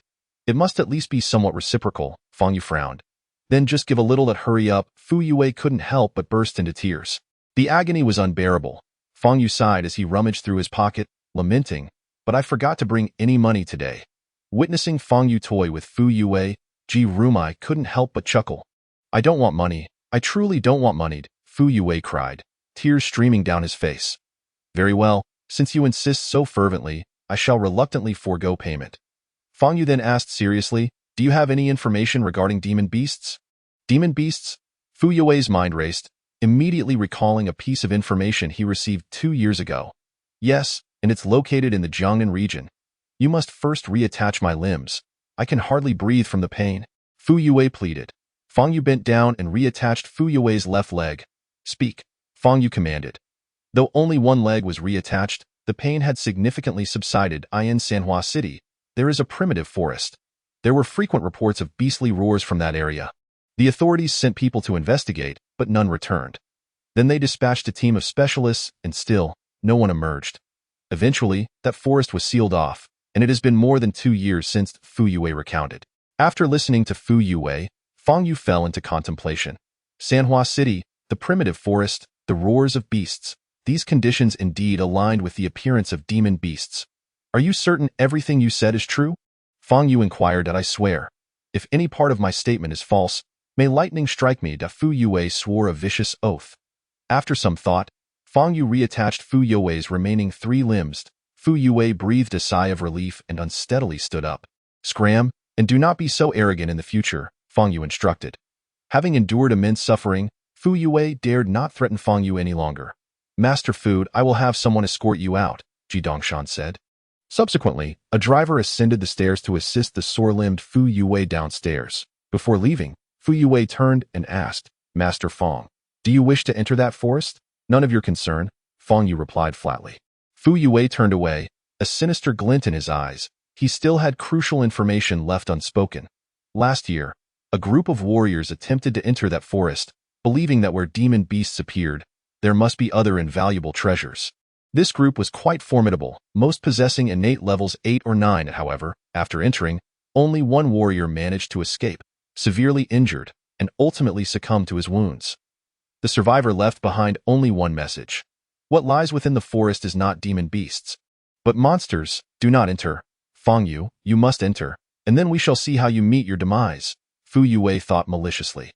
After Fu Yue departed, Fang Yu settled onto the sofa, sipping the tea personally brewed by Ji Rumai. "Mr. Fang, do you intend to enter that forest?" Ji Rumai inquired. "Certainly, as long as there exists a possibility of demon beasts, I must pay a visit," Fang Yu replied. "However, I can't shake the feeling that Master Fu's words may not be entirely credible. He might be withholding something," Ji Rumai remarked, her brows slightly furrowed. "No matter," Fang Yu said. By the way, Mr. Fang, those few people in the lobby earlier." Ji Rumai recalled Jiang Jinlong and the others and asked. "Those 2 women are my classmates," Fang Yu responded. "Classmates?" Ji Rumai glanced at Fang Yu's school uniform and suddenly realized, her expression shifting slightly. "Indeed, I am still a senior in high school," Fang Yu stated. He had long lost any sense of shame regarding his youthful appearance. After all, he would never age, and the specifics of his age had long been forgotten. Thus, he would forever remain 18 at a senior? Ji Rumai gazed at Fang Yu, her beautiful eyes sparkling. Fang Yu's mature demeanor and formidable strength while still being in high school indicated boundless potential for his future. Given how extraordinary Fang Yu is now, one could only imagine the pinnacle he would reach in due time. As he looked at Ji Rumai, Fang Yu couldn't help but think of a woman from long ago, a feeling of discomfort washing over him. I must take my leave. Fang Yu finished his tea in one gulp and stood up. Returning home in the Ji family car, it was already 11:30 at night. The lights on the first floor were off. Wang Yin and her daughter must have already gone to bed. Fang Yu ascended to the second floor, unlocked the door, and stepped inside. An unusual sensation washed over him. Someone was watching him. There couldn't be anyone inside. Otherwise, Fang Yu would have sensed it. This meant someone was outside. Fang Yu quickly moved to the window, looking up at a taller, abandoned building 100 meters away. He spotted a small red, and then he saw the muzzle of a silenced gun. A flash of fire erupted as a sniper bullet sped toward Fang Yu's forehead at a velocity of 900 meters per second. The bullet needed only 1/9 of a second to strike Fang Yu's forehead. Chapter 32. I give you 3 seconds. Shut up. Fang Yu's pupils constricted slightly. In that fleeting moment, he raised his hand, a faint red glow emanating from his palm. The rapidly approaching sniper bullet struck his palm without emitting a sound. Clenching his hand, a crunching noise ensued. The steel core projectile shattered into metallic dust, scattering through the air. The remote assassin, positioned atop the abandoned building 100 meters away, was rendered speechless at the sight. How could a human possibly react in time to a bullet fired at such close range? In approximately 0.1 seconds, one would struggle to even blink. Yet Fang Yu not only raised his hand, but caught it outright. This was a weapon of remote assassination, shot from a distance of about 100 meters. Its power was sufficient to penetrate steel. Who on earth is this person? The assassin's forehead broke into a cold sweat, his heart pounding. However, relying on the instincts of a killer and the unique calm of an assassin, he reacted quickly, swiftly shifting the gun's aim toward Fang Yu's heart and firing twice. Both shots were accurate. Yet, they too were caught by Fang Yu's palm. The remote assassin's psyche shattered completely. He felt an overwhelming urge to flee. Just as he prepared to retract his gun, he caught sight of Fang Yu smiling subtly at him through the scope. Then, Fang Yu suddenly flicked his hand forward, sending a silver glint through the air. What transpired next was a mystery to the remote assassin, for in the next second, a gaping hole appeared in his forehead. Clang! A silver bullet pierced through the remote assassin's forehead, crashing into the wall behind him, producing a crisp metallic sound that echoed in the silent floor. Fang Yu approached the lifeless remote assassin. The assassin's eyes bulged in terror, filled with fear. Unfortunately, he would never comprehend how he met his end. The air was thick with the scent of blood. Fang Yu frowned slightly, crouching down to search the assassin's clothing but found no useful information. Earlier on his way, he had been observant of his surroundings, deducing that this remote assassin was likely acting alone tonight, without accomplices. So, who had sent this remote assassin? In Jianghai City, Fang Yu had few enemies. The only likely suspect was the Yang family. The Yang family. It was time to teach them a lesson. Fang Yu's gaze turned cold as he muttered to himself. The Yang family. Yang Yinju lounged on the living room sofa in her silk pajamas, lazily sipping a glass of champagne. At this hour, she would typically be resting. However, tonight, she anticipated good news and decided to indulge in a rare late night. The door echoed with footsteps as Yang Su entered the living room, surprised to see Yang Yinju on the sofa with her champagne. Sister, why are you still awake at this hour? I am waiting for some news, Yang Yinju replied, a smile gracing her lips. However, she quickly noticed the swollen imprint on Yang Su's left cheek, and her expression turned cold. What happened to your face? Yang Su touched his cheek, still feeling the pain. Fang Yu's slap had been quite forceful. Normally, if someone were to slap him publicly, he would have rushed to confront them. However, tonight, he refrained from doing so, intent on ensuring Fang Yu and Tang Xiaorou's rupture. Nevertheless, that did not mean Yang Su would forget the slap. He was determined to seek vengeance. Without Tang Xiaorou as a support, Fang Yu was just an orphan without parents. There were countless ways to deal with him. Who did this? Yang Yinju pressed, seeing Yang Su's grim expression. Sister, I will handle this matter myself. Yang Su replied. No, tell me who did it. Yang Yinju commanded, her face like frost. Yang Su was the young master of the Yang family and her most cherished brother. His being slapped was tantamount to Yang Inju herself being slapped. A slap to the entire Yang family. This was no trivial matter. The Yang family was currently on the rise and could not afford any provocations. Seeing Yang Inju's unyielding demeanor, Yang Su reluctantly replied, "It was a person named Fang Yu. Tonight I died upon hearing the name Fang Yu." Yang Inju's expression changed, interrupting Yang Su. "Fang Yu? Did Fang Yu slap you?" Stunned by her reaction, Yang Su responded, "Yes, sister. Have you heard of Fang Yu?" Yang Inju and Yang Xiaorong had never mentioned Fang Yu to Yang Su. Through investigation, Yang Inju learned that Fang Yu was still in school and had a good relationship with the Tang family, with Tang Mingda placing great importance on him. However, Yang Inju never expected that Fang Yu would dare to lay a hand on Yang Su. This was a blatant provocation against the Yang family. "That damn scoundrel, sister, you don't need to be too angry. I have ways to deal with him. He is just an orphan, and dealing with someone like him is a piece of cake," Yang Su assured. Yang Inju's expression darkened only momentarily because she knew that after tonight, Fang Yu, this thorn in her side, would be eradicated. She had hired the most professional assassins to eliminate Fang Yu. This assassin organization had successfully undertaken numerous high-level warrior assassination missions with a zero-failure rate. It was said that several half-step grandmasters had perished under their meticulously laid traps. Fang Yu was indeed formidable, easily defeating Bai Zhan of innate level 9. But could he withstand a half-step grandmaster? "You are no longer needed. Fang Yu will soon pay the price." Yang Inju took a sip of champagne, a cold smile curling her lips. "Sister, what do you mean by that?" Yang Su asked, puzzled. "Sit down. Have some too." Yang Inju gestured for Yang Su to take a seat. Yang Su was bewildered, unsure of Yang Inju's intentions. "Did you think I was staying up late for no reason? I am waiting for news of Fang Yu's demise." Yang Inju poured Yang Su a glass of champagne and then recounted Fang Yu's recent actions. After hearing this, Yang Su's expression darkened. "That damned Fang Yu. He has been provoking our Yang family all along. Why didn't you and Dad tell me about this sooner? These matters are within Dad and my purview, and we naturally did not wish to affect you," Yang Inju replied. Yang Su's eyes glinted with malice as he declared, "Sister, I want to be there in person to witness his downfall." Just as Yang Su finished speaking, the phone on the nearby table rang. Yang Inju shot Yang Su a glance before rising to answer it. With a cruel smile on his face, Yang Su anticipated the call, believing it signified Fang Yu's death. However, as Yang Inju listened to the phone, her expression turned ominously dark. Why did it fail? Wasn't it said that their failure rate is 0? "Miss Yang, I am unclear on the specifics. Their team seems quite surprised, and it appears that the remote assassin met a gruesome end that I don't care about their fate. I only wish to know why the mission failed. I have paid them a handsome reward, and failure is not an option." Yang Inju's voice rose with fury. "They just sent me a message saying there is a second plan, but this plan may inadvertently harm others. Have them executed immediately, as long as it leads to Fang Yu's death. I care not for the rest," Yang Inju coldly commanded. With that, she slammed the phone down onto the table. "Sister, what happened?" Yang Su quickly inquired. Tonight's mission failed. They not only failed to kill Fang Yu but also lost a remote assassin. Yang Inju took a deep breath, stating, "Bang!" Yang Su slammed a fist onto the coffee table, exclaiming, "How could this happen? Is that bastard Fang Yu truly so formidable? Do not panic. They have a second plan. We just need to wait patiently," Yang Inju replied calmly. The following day, Fang Yu arrived at the classroom. After Zhao Shuang'er's birthday party last night, no one offered Fang Yu a friendly glance.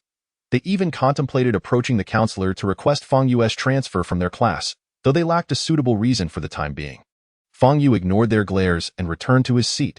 A few minutes later, Tang Xiaoro entered the classroom, casting a cold glance at Fang Yu. After last night's incident, her relationship with Fang Yu had plummeted to an icy low. Fang Yu's remark that they were not friends had completely shattered her heart. Sitting at her desk, Tang Xiaoro picked up a book to study, engaging in no conversation with Fang Yu. Fang Yu was content with the silence. Though he felt a pang of regret, he had won the bet and could have enjoyed breakfast every day, but now that was lost. During the break, Zhao Shuang'er approached Tang Xiaoro's desk, first throwing an appalled glance at Fang Yu before speaking with Tang Xiaoro. "Shuang'er, is Yang Su seriously injured?" Tang Xiaoro asked cautiously. "It's not too serious, just a significant swelling on his face," Zhao Shuang'er replied. "That's good," Tang Xiaoro sighed in relief. She regarded Zhao Shuang'er as her best friend and did not want last night's events to affect their friendship. If Yang Su had been severely injured by Fang Yu, Tang Xiaoro would feel guilty, After all, Fang Yu was someone she had brought along, and his actions reflected on her responsibility. Schwanger, I apologize once again for what happened last night. I am truly sorry, Tang Xiao expressed. It's fine. It wasn't your fault. The one who truly erred is thick-skinned and is still acting as if they did nothing wrong, Zhao Shuanger remarked, glancing at Fang Yu. With this statement, the other classmates who had been quietly listening began to voice their discontent. Some individuals possess an astonishing audacity, persistently demanding apologies from their classmates. I fail to comprehend the basis of their arrogance. Perhaps young Dasha displayed excessive leniency yesterday, granting him a false sense of confidence. He likely believes himself invincible, having assaulted young Dasha without consequence. Their voices resonated loudly, deliberately aimed at Fang Yu, creating a cacophony that disrupted his reading experience. It was utterly intolerable. Even if they were mere children, they needed to be taught a lesson. You have 3 seconds to silence yourselves, Fang Yu declared impatiently. Point 3. He began to count down. Oh? Are you really putting on an act? Do you think you're formidable? A robust male student, Zhou Jinrong, rose from his seat. A mocking smile plastered across his face as he approached Fang Yu. He was an athlete, well-built from daily training. Point 2. Fang Yu ignored his taunts. Everyone, speak even louder. Let's see what he dares to do. Another boy stood up, boldly proclaiming. Several others followed Zhou Jinrong, advancing toward Fang Yu. Point 1. Fang Yu set aside his novel. We won't be silenced. What can you do about it? If you dare provoke us, I won't show the same mercy as young Dasha. Zhou Jinrong sneered, standing defiantly before Fang Yu. I offered you a chance, Fang Yu replied. Rising to face Zhou Jinrong, I wish to see your capabilities. Zhou Jinrong's expression twisted with rage as he seized a book and hurled it at Fang Yu's face. Unfazed, Fang Yu swiftly swatted the book aside and struck the nearby desk with a powerful punch, sending it flying backward. Zhou Jinrong was knocked to the ground, unable to react in time. Clutching his abdomen in pain, it seemed all of his strength had been sapped. Fang Yu grasped Zhou Jinrong by the collar, lifting him effortlessly into the air, rendering the nearly 185 centimeters tall, 90 kg boy immobile.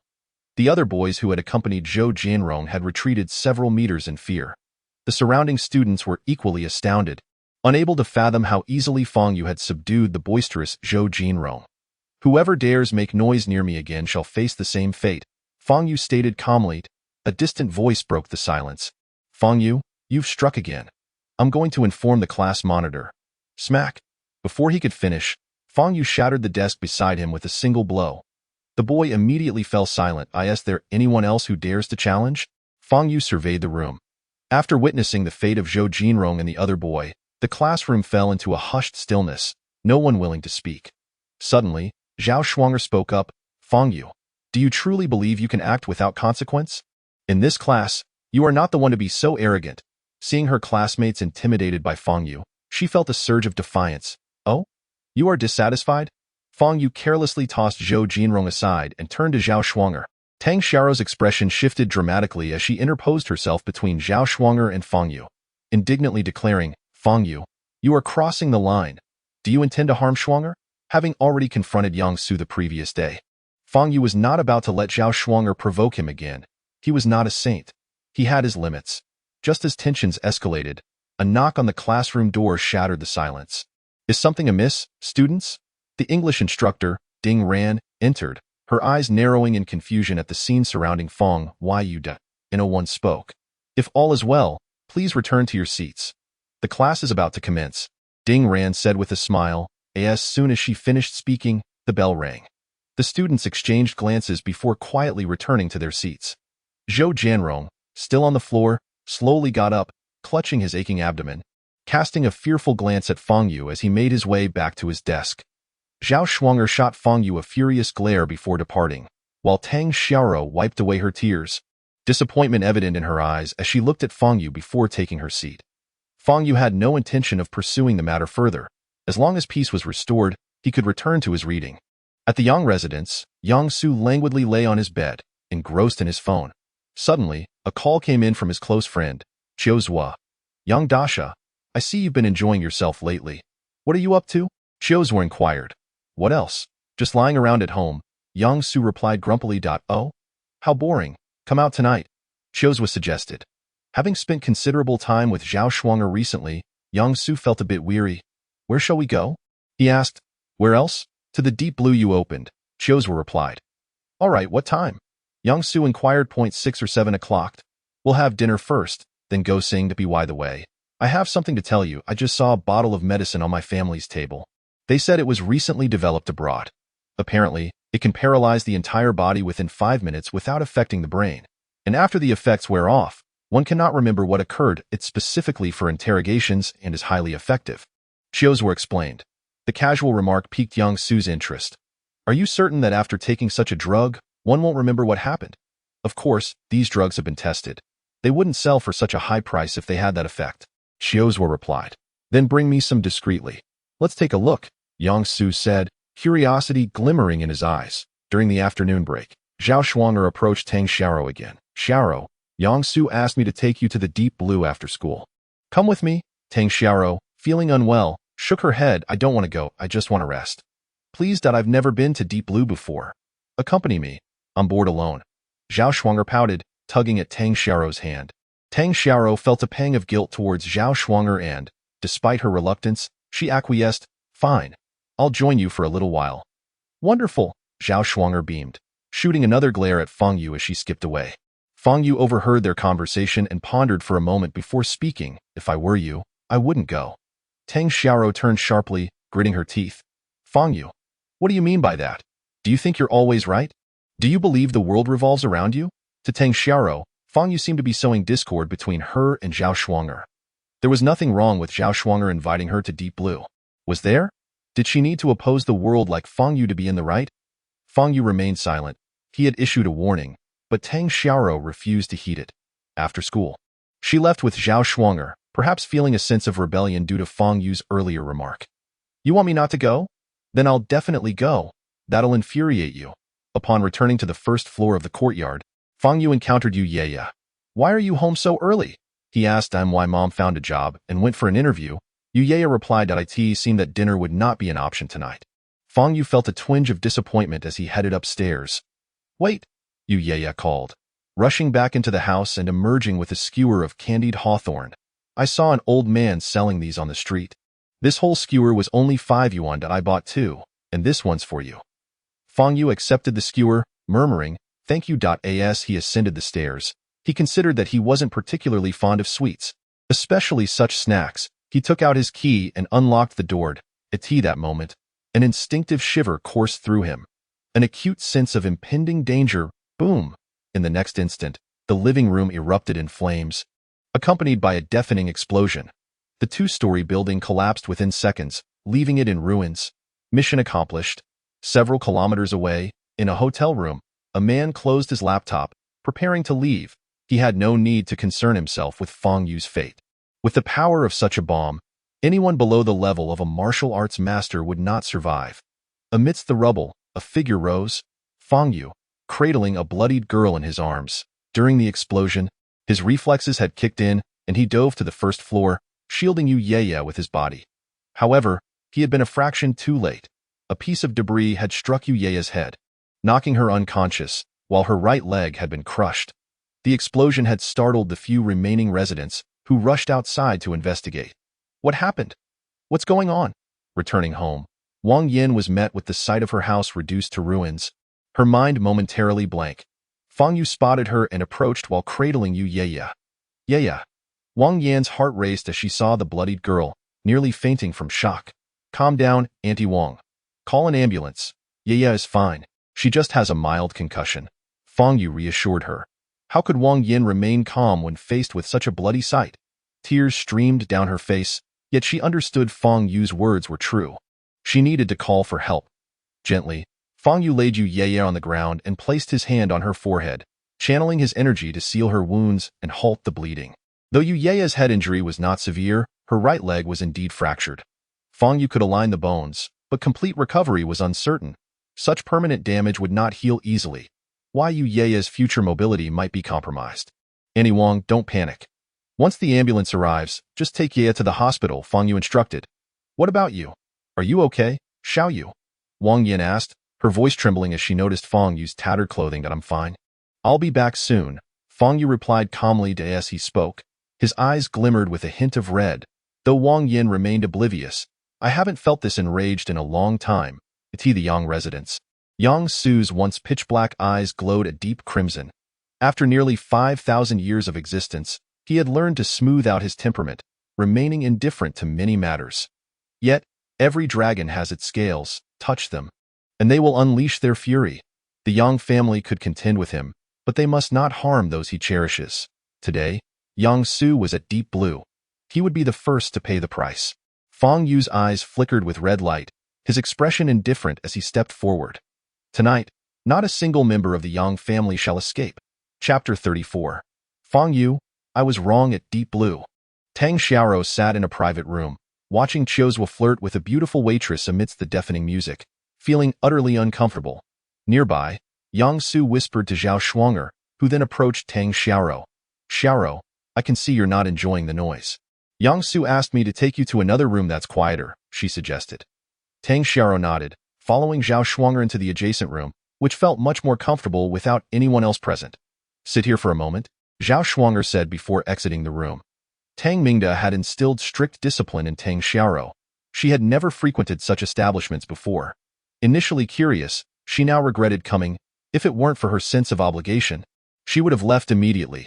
This place was not suited for her. Shortly after Zhao Shuanger left, Yang Su entered the room. Xiaoro, I understand you're not quite at ease, he said, noticing her relaxed demeanor as he took a seat beside her. You probably aren't accustomed to places like this, right? You seem a bit uncomfortable, Yang Su remarked. Tang Xiaoro replied, wishing to avoid conversing with him alone, as it felt quite awkward. Even though Yang Su was now with Zhao Shuanger, he was still considered a friend. Yet, deep down, she felt a lingering aversion towards him, which she had concealed to spare Zhao Shuanger's feelings. This deep blue is owned by my sister. Everyone here holds some status.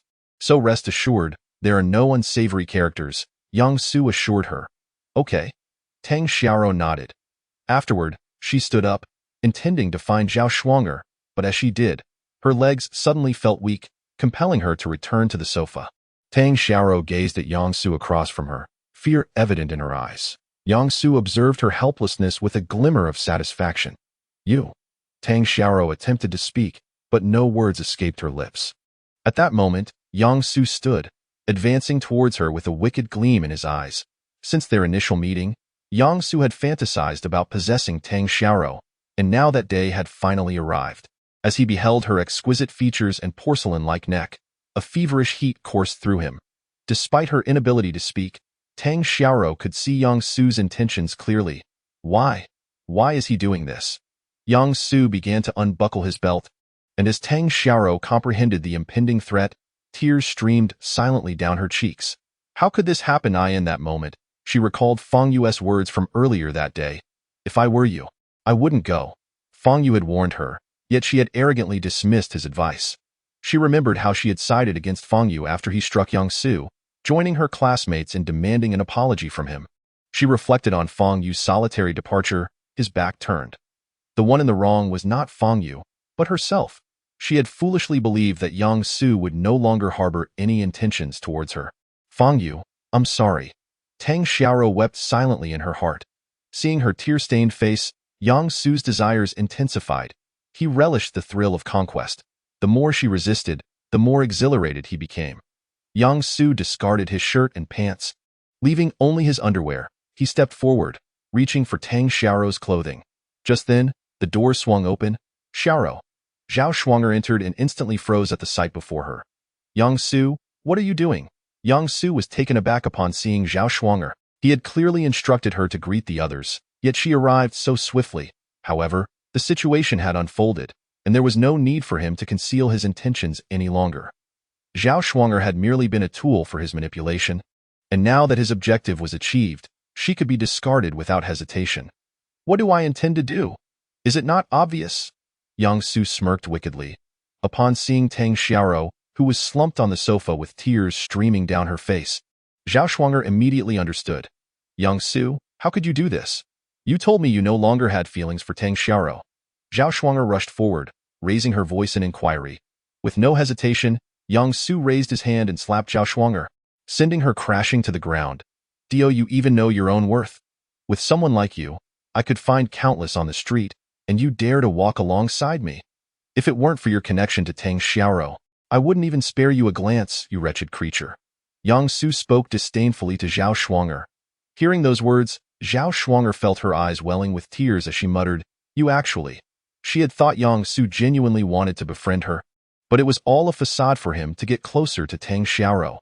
All along, she had merely been a pawn in his game. Zhao Shuanger felt as if the sky had fallen upon her. "You're just a nuisance," Yang Su said, shoving Zhao Shuanger forcefully. She lost her balance and hit her head against the corner of the coffee table, immediately losing consciousness. Yang Su did not spare her another glance but instead commanded loudly, "Someone, take this woman away." 2 waiters entered from outside and dragged the unconscious Zhao Shuanger away. Tang Xiaorou was utterly despondent. "Now there is nothing to hinder us." Yang Su chuckled maliciously, unzipping Tang Xiaorou's jacket and reaching out towards her. At that moment, Tang Xiaorou felt immense regret. Fang Yu, that I was wrong. Given another chance, she would unhesitatingly side with Fang Yu. Yet, there were no remedies for regret, nor were there time machines to turn back the clock. Now, not only would she suffer Yang Su's humiliation, but her relationship with Fang Yu could never return to its former state. Just then, a loud crash echoed from outside the private room. Fang Yu kicked aside a security guard blocking his path and strode forward. "Someone has intruded. Call for the security team," a male waiter shouted, clutching a walkie-talkie. Fang Yu stepped closer, instantly standing before the waiter. "Where is Yang Su?" Fang Yu inquired, his tone eerily calm. "Why, young Master Yang is inside." The waiter stammered, pale and trembling. "What is happening?" The door to the private room swung open, revealing Yang Su peering out. Fang Yu's gaze met Yang Su's, and their eyes locked. "Itsu?" Yang Su's expression shifted. He hadn't expected Fang Yu to dare come here. "However, since that group of assassins failed to eliminate you, I shall personally take care of you." Yang Su thought coldly. This was Shenlan, the territory of the Yang family. Here, even if Fang Yu were to be dealt with, there would be no repercussions. As Fang Yu slowly approached, a cold smile crept upon his lips. Yang Su glanced at the wreckage behind Fang Yu and shook his head. "Fang Yu, you truly do not know your own mortality, daring to cause trouble on our territory." Fang Yu remained silent, stepping up to the door of the private room and kicking it open. The door, along with Yang Su, was sent flying. Yang Su crashed against the wall, dazed and disoriented. Fang Yu entered the room, advancing towards Yang Su, who was clad only in his underwear, appearing quite ridiculous. Tang Xiaorou, slumped on the sofa, was filled with disbelief and joy upon seeing Fang Yu. "It's Fang Yu. He has come to save me." Yang Su raised his head, glaring at Fang Yu as he approached, venom dripping from his words. "Fang Yu, you shall not leave here today." As soon as he finished speaking, a flurry of footsteps echoed from outside the private room. "He is inside. Hurry, go in. Protect young Master Yang." A security detail of nearly 40 rushed upstairs, blocking Fang Yu within the private room. Yang Su stood, sneering. "Fang Yu, prepare to die. Do you think these men can protect you?" Fang Yu furrowed his brow and replied, "I believe they can not only protect me but also deal with you." Yang Su grinned cruelly, signaling the security guards to attack Fang Yu. Several guards drew their batons, swinging them at Fang Yu. He stood motionless, delivering a powerful kick to the chest of the foremost guard. The sound echoed as the guard, along with several others behind him, was sent sprawling backward, though not just stand there. "Get him!" Yang Su bellowed, his expression darkening. The guard snapped back to reality, charging at Fang Yu once more. Fang Yu stepped forward, plunging into the mass of bodies. Each resounding impact was accompanied by piercing screams as the guards fell like puppets before him. Within seconds, the entire security team lay incapacitated on the floor. That moment, Yang Su, lurking behind Fang Yu, seized a glass fruit bowl from the coffee table and hurled it at Fang Yu with all his might. "Fang Yu, die." Yang Su's eyes glinted with malice. Tang Xiaorou's eyes widened in horror, her mouth agape, yet no sound escaped. As Yang Su aimed to harm Fang Yu. Tears welled in Tang Xiaorou's eyes, but in the next instant, Fang Yu swiftly turned, catching the glass bowl midair. The thick glass shattered in Fang Yu's grip, not a single drop of blood spilled from his hand. Witnessing this, Yang Su was taken aback. Last night, he had heard from Yang Yinju that Fang Yu had effortlessly defeated Bai Zhan, a practitioner at the 9th level of innate skills, and he had been skeptical, believing Fang Yu must have relied on external aid. Yet now, witnessing Fang Yu's true power, he was left speechless. How is Fang Yu this strong? Yang Su, I truly gave you many chances, Yet it is unfortunate you did not cherish them, Fang Yu remarked, gazing coolly at the ashen-faced young Su. The latter trembled, retreating in fear. Fang Yu, do not act recklessly. If you harm me, the Yang family will surely seek vengeance against you. My sister and my elder brother will not let you off. Fang Yu showed no reaction, steadily advancing towards Yang Su, who had retreated until his back pressed against the wall, with no escape. Fang Yu, please, remain calm. That I haven't harmed Tang Xiaoro. I was just about to begin. And then you arrived. I truly have not done anything to her. Yang Su shouted desperately. It was then that Fang Yu noticed Tang Xiaoro, slumped on the sofa. Initially, he had been aware of someone present, but hadn't he paid attention to who it was. Clearly, she had been drugged. Fang Yu cast a quick glance at Tang Xiaoro before diverting his gaze. Heed the warnings of the wise. Those who do not will suffer the consequences. This was especially true when the wise one was nearly 5,000 years old. However, Fang Yu had not come here for Tang Xiaoro. His thoughts turned to the bloodied Yu, and his eyes hardened further. Come any closer, I can give you anything you desire. Yang Su stammered, his legs quaking at that moment. He was far from the arrogant young master of the Yang family. Fang Yu stood before Yang Su and delivered a kick with all his might. The force undeniable. Yang Su cried out in agony, clutching his injured area, hopping in pain. Meanwhile, Qiu Zhuo, who had been in the opposite room, peeked out and witnessed Fang Yu's merciless assault on Yang Su. What kind of enemy has Yang Su provoked? Qiu Zhuo trembled, hastily dialing Yang Yinju by in the Yang family. Yang Yinju was reviewing documents when her phone suddenly rang. Hello? What is it? What did you say? She slammed her hand on the table, rising abruptly. Miss Yang, if you do not send someone to rescue young Master Yang, he may be in grave danger. Qiu Zhuo exclaimed, as he spoke. Yang Su's agonizing screams echoed through the line, clear and distinct. That I'll send someone immediately. You must find a way to delay him. Yang Yinju's eyes turned red as she hung up the phone. That it had to be Fang Yu. Damn it, her heart raced. Having heard Yang Su's cries, she could no longer remain calm. If anything were to happen to Yang Su, she would ensure Fang Yu faced dire consequences. Yang Yinju hurriedly moved to leave, but after a few steps, she halted. If even Bai Zhan, a practitioner at the 9th level, had been easily defeated by Fang Yu, rushing in could risk not only failing to rescue Yang Su but also jeopardizing her own safety. I cannot go in, Yang Yinju thought anxiously, contemplating her options. The Yang family had several practitioners at the 9th level, yet they could not contend with Fang Yu. Should she seek out her elder brother? He was currently in seclusion and would not return anytime soon. Yang Yinju's mind raced. Then, she recalled a half-step master she had collaborated with previously. Without hesitation, she grabbed her phone and dialed. Master Han, I have an urgent matter that requires your assistance. You may set your own reward. In the Shunlong Club, Fang Yu continued to kick Yang Su, who could no longer even scream. His limbs lay motionless, and if given the choice, he would prefer to lose consciousness. Yet, he remained painfully aware, suffering intensifying agony with each passing moment. Eventually, Yang Su could no longer produce sounds, and Fang Yu's rage began to dissipate. Yang Su writhed in pain, losing control of his bodily functions. Anyone witnessing this scene would be terrified beyond measure. Fang Yu took a few deep breaths to regain composure, then approached Tang Xiaoro. She looked at Fang Yu with wide, fearful yet joyful eyes. Fearful of the ruthless Fang Yu she had just witnessed, yet joyful that he had come to save her.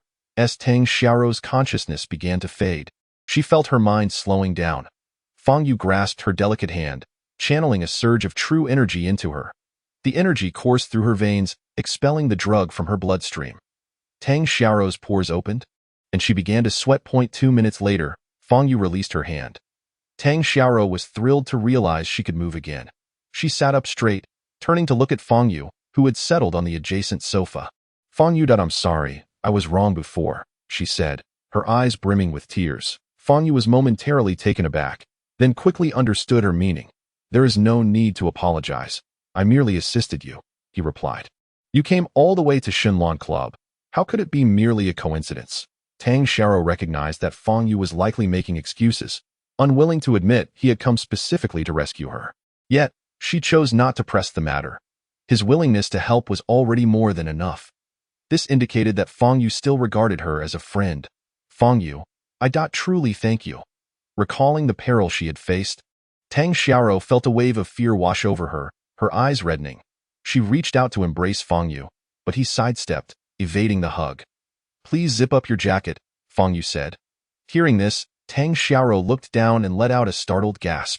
The zipper of her jacket had been pulled down, revealing a thin, pale shirt. As Fang Yu had used his true energy to expel the drug, she had perspired profusely, soaking the sheer blouse, rendering it nearly transparent.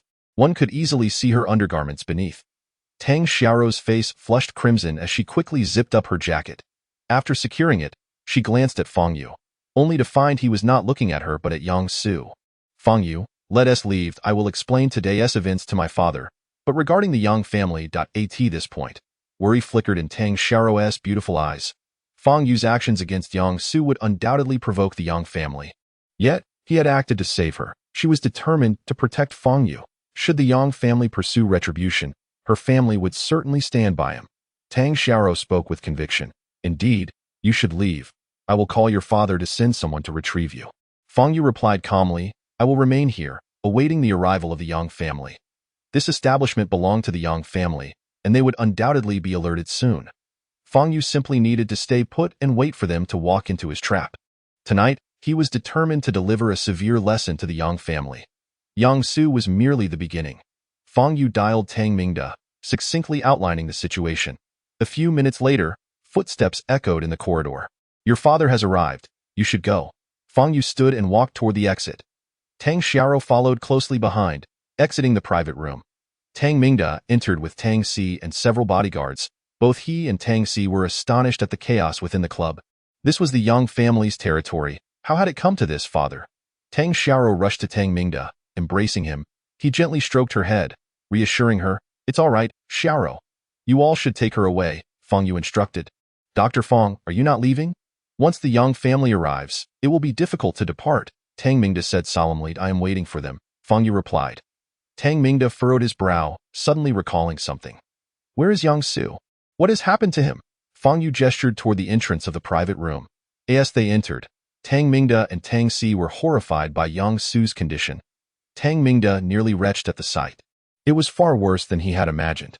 Earlier, Fang Yu had only mentioned he had dealt with Yang Su, but had not detailed the severity of the situation. Now, it was clear that the Yang family would not rest until they avenged this affront. "Father, Fang Yu acted to save me. You must find a way to protect him," Tang Xiaoro urged as she noticed Tang Mingda's grave expression. "And of course, I am considering our options," Tang Mingda assured her. The Tang family was not weak enough to fear the Yang family, but they were a group of madmen, especially Yang Yingzhu, whose ruthlessness and cold-blooded methods were unpredictable. Regardless, lingering here was unwise. After all, Shenlong Club was the Yang family's domain, and as soon as they arrived, it would be difficult for them to escape. "Dr. Fang, please come with us," Tang Mingda implored. Fang Yu shook his head, ready to speak when suddenly a middle-aged martial artist clad in black robes ascended the stairs, flanked by two similarly dressed youths at the 8th level of innate skills. The robes bore the character for Han on the left breast. It was Master Han from the Han family martial arts school. Upon seeing the middle-aged martial artist, Tang Si's expression changed drastically. Hearing Tang Si's words, Tang Mingda's countenance also shifted. Although he was not well-versed in martial arts, he had heard of the title half-step master. This was a realm just beneath that of a martial arts master, signifying tremendous strength. The Yang family had actually summoned Master Han. This was troublesome. "Is it just the three of you?" Fang Yu provocatively questioned. His words were a blatant challenge to the middle-aged martial artist. "I am Han Yueming, head of the Han family martial arts school. I have received a commission from Miss Yang of the Yang family to come here and deal with someone," Master Han scoffed, announcing his presence. After speaking, he looked at the people in front of him and asked, "Which of you is Fang Yu?" Fang Yu felt a wave of disappointment wash over him. Yang Yingzhu had not arrived, nor had Yang Xiaorong. Yang Su was on the brink of death, yet as his father and sister, they hadn't even bothered to show their faces. The cold-bloodedness of the Yang family was palpable. In response to Han Yueming's inquiry, Tang Si stepped forward and cupped his fists, addressing Han. "Master Han, we are from the Tang family in Jiangnan. This is our head, Tang Mingda. We hope you can show some leniency towards our family." Too late. Han Yueming interrupted sharply before Tang Si could finish. "I have promised Miss Yang to help her eliminate Fang Yu. Letting him go now would tarnish the reputation of my Han family's martial arts school. Furthermore, with the Yang family's influence in Jiangnan, Fang Yu has no need to struggle against them." Han Yueming continued coldly, I will ask one last time. Who is Fang Yu? If no one speaks, I will assume you are all Fang Yu and will dispose of you collectively. Among the group, the strongest was merely Tang Si, a practitioner at the 8th stage of innate energy. As a half-step master, Han Yueming regarded them with disdain, and I am Fang Yu. Fang Yu stepped forward and declared. Fang the physician. Tang Mingda's expression changed drastically. He had not expected Fang Yu to step forward at such a moment, especially against a half-step master. This was tantamount to courting death. Chapter 37. Just one punch. Oh? You are Fang Yu? Han Yueming squinted, sizing him up. He could sense Fang Yu's energy, recognizing him as merely a 5th stage innate practitioner. Such power was hardly worth his effort. However, having accepted a substantial fee from the Yang family, he felt obliged to exert some effort. The calm expression on Fang Yu's face, as if dismissing him entirely, further fueled his irritation. You have quite the nerve, but unfortunately for you. Han Yueming slowly approached Fang Yu. Go ahead and make your move, Fang Yu said impatiently. Seeing Fang Yu's dismissive demeanor ignited Han Yueming's fury. As a half-step master, he had never been disdained in such a manner. Since you refused to listen, don't blame me for being ruthless. As he spoke, Han Yueming charged at Fang Yu. Upon reaching Fang Yu, he wasted no time and delivered a punch aimed at Fang Yu's chest. As a half-step master, Han Yueming could manipulate true energy. This punch was infused with power capable of shattering a stone the size of a basketball. Fang Yu remained expressionless as he countered with a punch of his own. A mere 5th stage practitioner dares to clash with me? Seeking death. Han Yueming's eyes turned cold. Bang!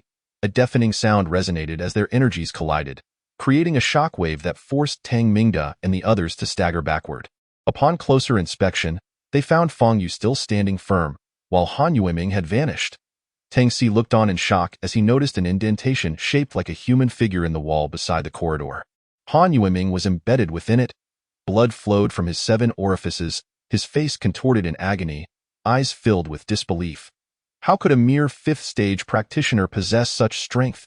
With a cough of blood, Han Yueming fell forward, dropping from the wall to the ground, unable to rise again. A half-step master had been subdued by a single punch from Fang Yu. The 2 disciples of Han Yueming, witnessing this scene, were paralyzed with fear and dared not approach Fang Yu. Take your master and leave, Fang Yu commanded. The 2 disciples hurriedly lifted the injured Han Yueming and fled down the stairs. Young family. Young Yinju sat on the sofa, speaking with her parents who were abroad. What is the situation now? Young Xiaorong's voice crackled with urgency over the phone.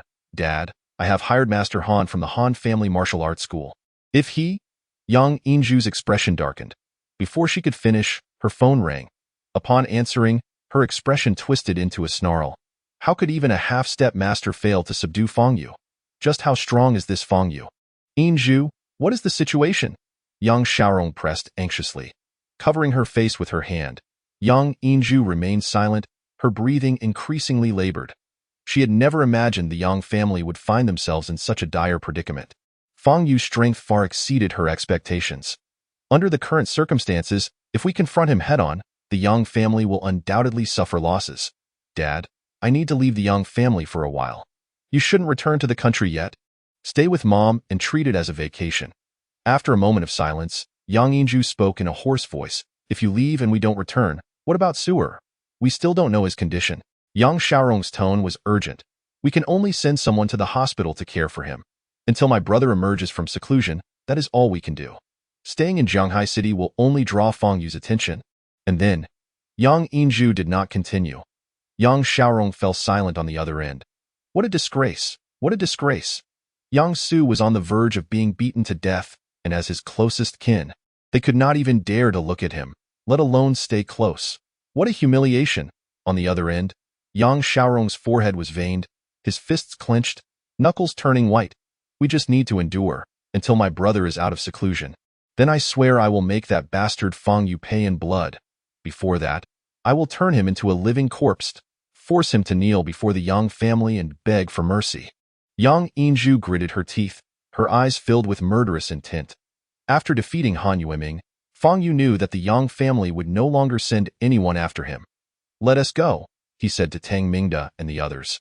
They were still in shock, gazing at Fang Yu with awe.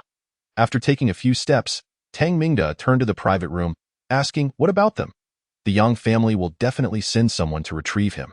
We need not concern ourselves with that, Fang Yu replied. He felt a twinge of pity for the Yang family members. They were excessively cold-blooded and ruthless, almost to the point of being heartless. However, many who were known for their coldness eventually achieved great feats. They either gained power and wealth or became dominators in their own right. It seemed there was someone of that caliber within the Yang family as well. After leaving the Deep Blue Club, Fang Yu headed directly to Shanghai City People's Hospital. On the way, he received a call from Qi Refinement. Yang Yinju had indeed left the Yang family, boarding a flight to an undisclosed location. Fang Yu had anticipated this and had no intention of seeking the Yang family. It would be futile.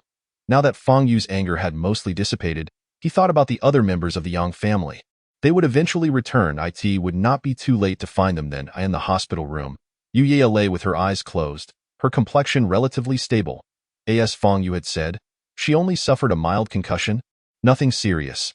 However, her right leg was shattered and the doctor stated that a steel plate would need to be inserted for her to regain use of it. Consequently, her right leg would inevitably be affected, preventing her from engaging in high-intensity activities like dancing in the future. Upon hearing this news, Wang Yin burst into tears. Yu Ye was merely 16, with a long future ahead of her. Yet, at such a young age, her leg would suffer permanent damage, and she would never be able to dance again, a passion she cherished deeply. She had even planned to perform at the school anniversary this year. Aunt Wang, you need not worry too much. I can treat Ye's leg. It may not fully recover, but the outcome will surely be better than inserting a steel plate, Fang Yu assured Wang Yin. Wang Yin looked at Fang Yu, doubt evident in her eyes. A high school student knows medicine? Aunt Wang, if you trust me, I can treat Ye right now, Fang Yu insisted. Wang Yin understood that Fang Yu would never harm Yu Ye. Although she was uncertain how he would treat her, she chose to trust him. Fang Yu asked Wang Yin to leave the room, as he needed utmost concentration for the task ahead. Yu Ye's right leg had already been placed in a cast. Fang Yu carefully unraveled the bandages to reveal the bruised and swollen area. The fracture was located precisely there. Placing his right hand on the area, a faint red energy emanated from his palm, flowing into Yu Ye's injury, mending her bones. Half an hour later, Fang Yu completed the treatment, beads of sweat dotting his forehead. Utilizing true energy to mend a physical body required exquisite control. Just moments ago, he had manipulated thousands of strands of true energy, finer than a hair, weaving through the bones. A complex process. One misstep could cause Yu Ye discomfort. Fortunately, Fang Yu had not made any mistakes. When Yu Ye awoke, she would feel no pain in her leg. Fang Yu opened the door to the hospital room and addressed the anxious Wang Yin waiting outside. Aunt Wang, Ye should be fine now. Wang Yin hurried into the room and was astonished to see Yu Ye's right leg restored to its former state, the swelling completely gone. This. Wang Yin had initially held little hope for Fang Yu's abilities, yet she was astonished to see him achieve such results. At least, on the surface, Yu Ye's leg appeared unscathed. Stao Yu, I truly don't know how to thank you, Wang Yin said, wiping her tears. Chapter 38. You are not attractive. Once Yu Ye awoke, she was able to walk freely across the floor, leaving the attending physician speechless, exclaiming it a miracle. After spending some time chatting with Yu Ye at her bedside, Fang Yu departed. Upon returning to the urban village, he remembered that the small building had been reduced to rubble, the medicinal materials stored within. This thought caused Fang Yu's expression to darken. Under such a catastrophic explosion, those precious herbs must have been utterly destroyed. Xia, I am sorry, Fang Yu sighed inwardly. A building had collapsed, a collection of rare medicinal materials obliterated. This debt would be settled with the Yang family. Yang Xiaorong and Yang Yinju could not hide forever. Once they returned, Fang Yu would demand accountability. With no home left, where would he sleep? For Fang Yu, sleeping and eating were of utmost importance. It was now 11 at night, and he found no alternative accommodations. Thus, he dialed Qi Refinement's number. Mr. Fang, if you don't mind, you could temporarily stay at our home. Of course, Fang Yu readily agreed. 20 minutes later, a car dispatched by the Qi family arrived. Fang Yu opened the door and found Qi Refinement seated inside. I just finished work and came to pick you up, she smiled. Wearing a tailored suit with a subtle makeup touch, Qi Refinement exuded a faint scent of orchid. Mr. Fang, your performance tonight has left quite an impression on me, she said, her eyes sparkling as she looked at him. Did the Yang family finally send someone to retrieve him? Fang Yu inquired. Yes, Qi Refinement confirmed. Fang Yu nodded, choosing not to comment further. May I boldly ask, what level of strength do you possess? Qi Rubai leaned slightly forward, her voice low. According to your standards, my strength is at the 9th stage of innate energy, 836. Fang Yu replied candidly. However, Qi Rubai chuckled lightly. Mr. Fang, if you prefer not to disclose, that is fine. But why tease me? Fang Yu turned his gaze to the window, aware that no one would believe his truth. After a moment of silence, Qi Rubai remarked, Mr. Fang, do you find me unattractive, as you have not looked my way since getting in? You noticed that Fang Yu had indeed averted his gaze, not because of her looks, but due to a reluctance to recall another woman. The resemblance was uncanny, and he pondered how two unrelated individuals could appear so alike. You are beautiful, Fang Yu stated, still avoiding her gaze. Then why won't you even look at me? You must think I'm unattractive. Qi Rubai playfully pouted. Fang Yu was disinterested in prolonging this conversation, so he replied, actually, I just think you are not attractive. Qi Rubai was left momentarily speechless. The topic ended abruptly. After arriving at the Qi family home, Fang Yu casually selected a guest room, washed up, and lay down to rest. The next day at school, Tang Xiaoro had been waiting for him. On his desk lay 2 breakfast sandwiches, one with bacon and the other with ham. Fang Yu, I brought you yesterday's breakfast too, Tang Xiaoro said, her cheeks slightly flushed. Weren't we supposed to avoid repeating breakfast styles? Why are both sandwiches the same? Fang Yu queried. They're different. One has bacon, the other has ham. Try it. Is it good? Tang Xiaoro urged. Fang Yu took a bite of the sandwich. To be honest, it was average. Yet, seeing Tang Xiaoro's anxious expression, he remarked, it's okay. Tang Xiaoro beamed. I made these. There's still much room for improvement. Fang Yu evaluated. The surrounding classmates exchanged puzzled glances, witnessing the friendly banter between Tang Xiaoro and Fang Yu. Hadn't they just had a falling out? They had confronted each other directly just yesterday. Yet today they seemed to reconcile effortlessly. Some felt a sense of betrayal. They had all stood against Fang Yu together, yet Tang Xiaoro had seemingly defected so quickly. What about Zhao Shuanger? Coincidentally, Zhao Shuanger was absent that day. Seeing the empty seat, Tang Xiaoro felt conflicted. After last night's events, she was uncertain how to face her former friend. During the break, while Fang Yu was engrossed in a novel, Tang Xiaoro tapped him on the shoulder. Jiang Yu is looking for you, Tang Xiaoro said. Fang Yu turned to see Jiang Yu standing at the classroom's rear door. Tell her to leave, he instructed. Using his intuition, Fang Yu guessed Jiang Yu sought him for her father's position. He felt no sympathy for her family. They had brought this upon themselves. Tang Xiaoro approached Jiang Yu, exchanging a few words. Jiang Yu's expression shifted dramatically as she stepped into the classroom, standing before Fang Yu. What must I do for Miss Ji to spare my father? I will accept any request you make. Fang Yu remained silent, continuing to read. Fang Yu, I beg you. My father cannot lose that job. Jiang Yu pleaded. You are being loud, Fang Yu frowned, glancing at her. As Jiang Yu attempted to speak again, Fang Yu's icy gaze silenced her. Get out, he commanded. Jiang Yu's face paled as she exited the classroom. Fang Yu was impervious to her pleas, leaving her with no options. If she could not persuade him to speak, her father's position would remain at risk. She needed to devise another plan. During the lunch break, Fang Yu received a call from Qi Rubai. Mr. Fang, concerning the original forest in Sanhua City, I have received news that a group of martial artists intends to enter. If you are interested, I can arrange a meeting for you. They might possess further intelligence. Fang Yu pondered for a moment before responding, all right, please set up the meeting for me. He needed to visit that original forest. If there were indeed a high-tier beast within, it would be a tremendous opportunity. The fresh inner core of a high-tier beast could provide him with the purest spiritual energy, far more effective than consuming 20 low-tier cores. In the afternoon, Fang Yu left school, as Wang Yin and Yu Ye were about to be discharged, and he needed to find them a new place to stay. In front of the ruins. A black van pulled up, and a man in a black trench coat stepped out. What issues do we face with the demolition? What further investigation is necessary? The man gazed at the ruins before him, expressing his frustration. Accept your fate. The target survived the blast, and lamenting serves no purpose. Our mission has failed, and all we need to do now is submit a site investigation report. Stop complaining and take some photos before we leave, the driver urged from the front seat. Clad in a black trench coat, the man retrieved a camera from his pocket and began documenting the desolation. I truly don't understand. We used tons of explosives. How could there have been a mistake? Perhaps the target was obliterated, he muttered while snapping photos. IT was indeed perplexing. As a demolition expert, He had meticulously calculated the necessary amount of explosives to bring down the building, triggering the detonation at the precise moment the target entered. In light of this, he could not fathom how the target had managed to survive. I heard that the target caused trouble for the employer last night, the driver remarked, lighting a cigar. How could that be possible? Even if he wasn't killed, he should have sustained severe injuries and lacked the strength to confront the employer. Unless he is an alien or a transformer. After finishing his photos, the man turned to the driver and exclaimed loudly.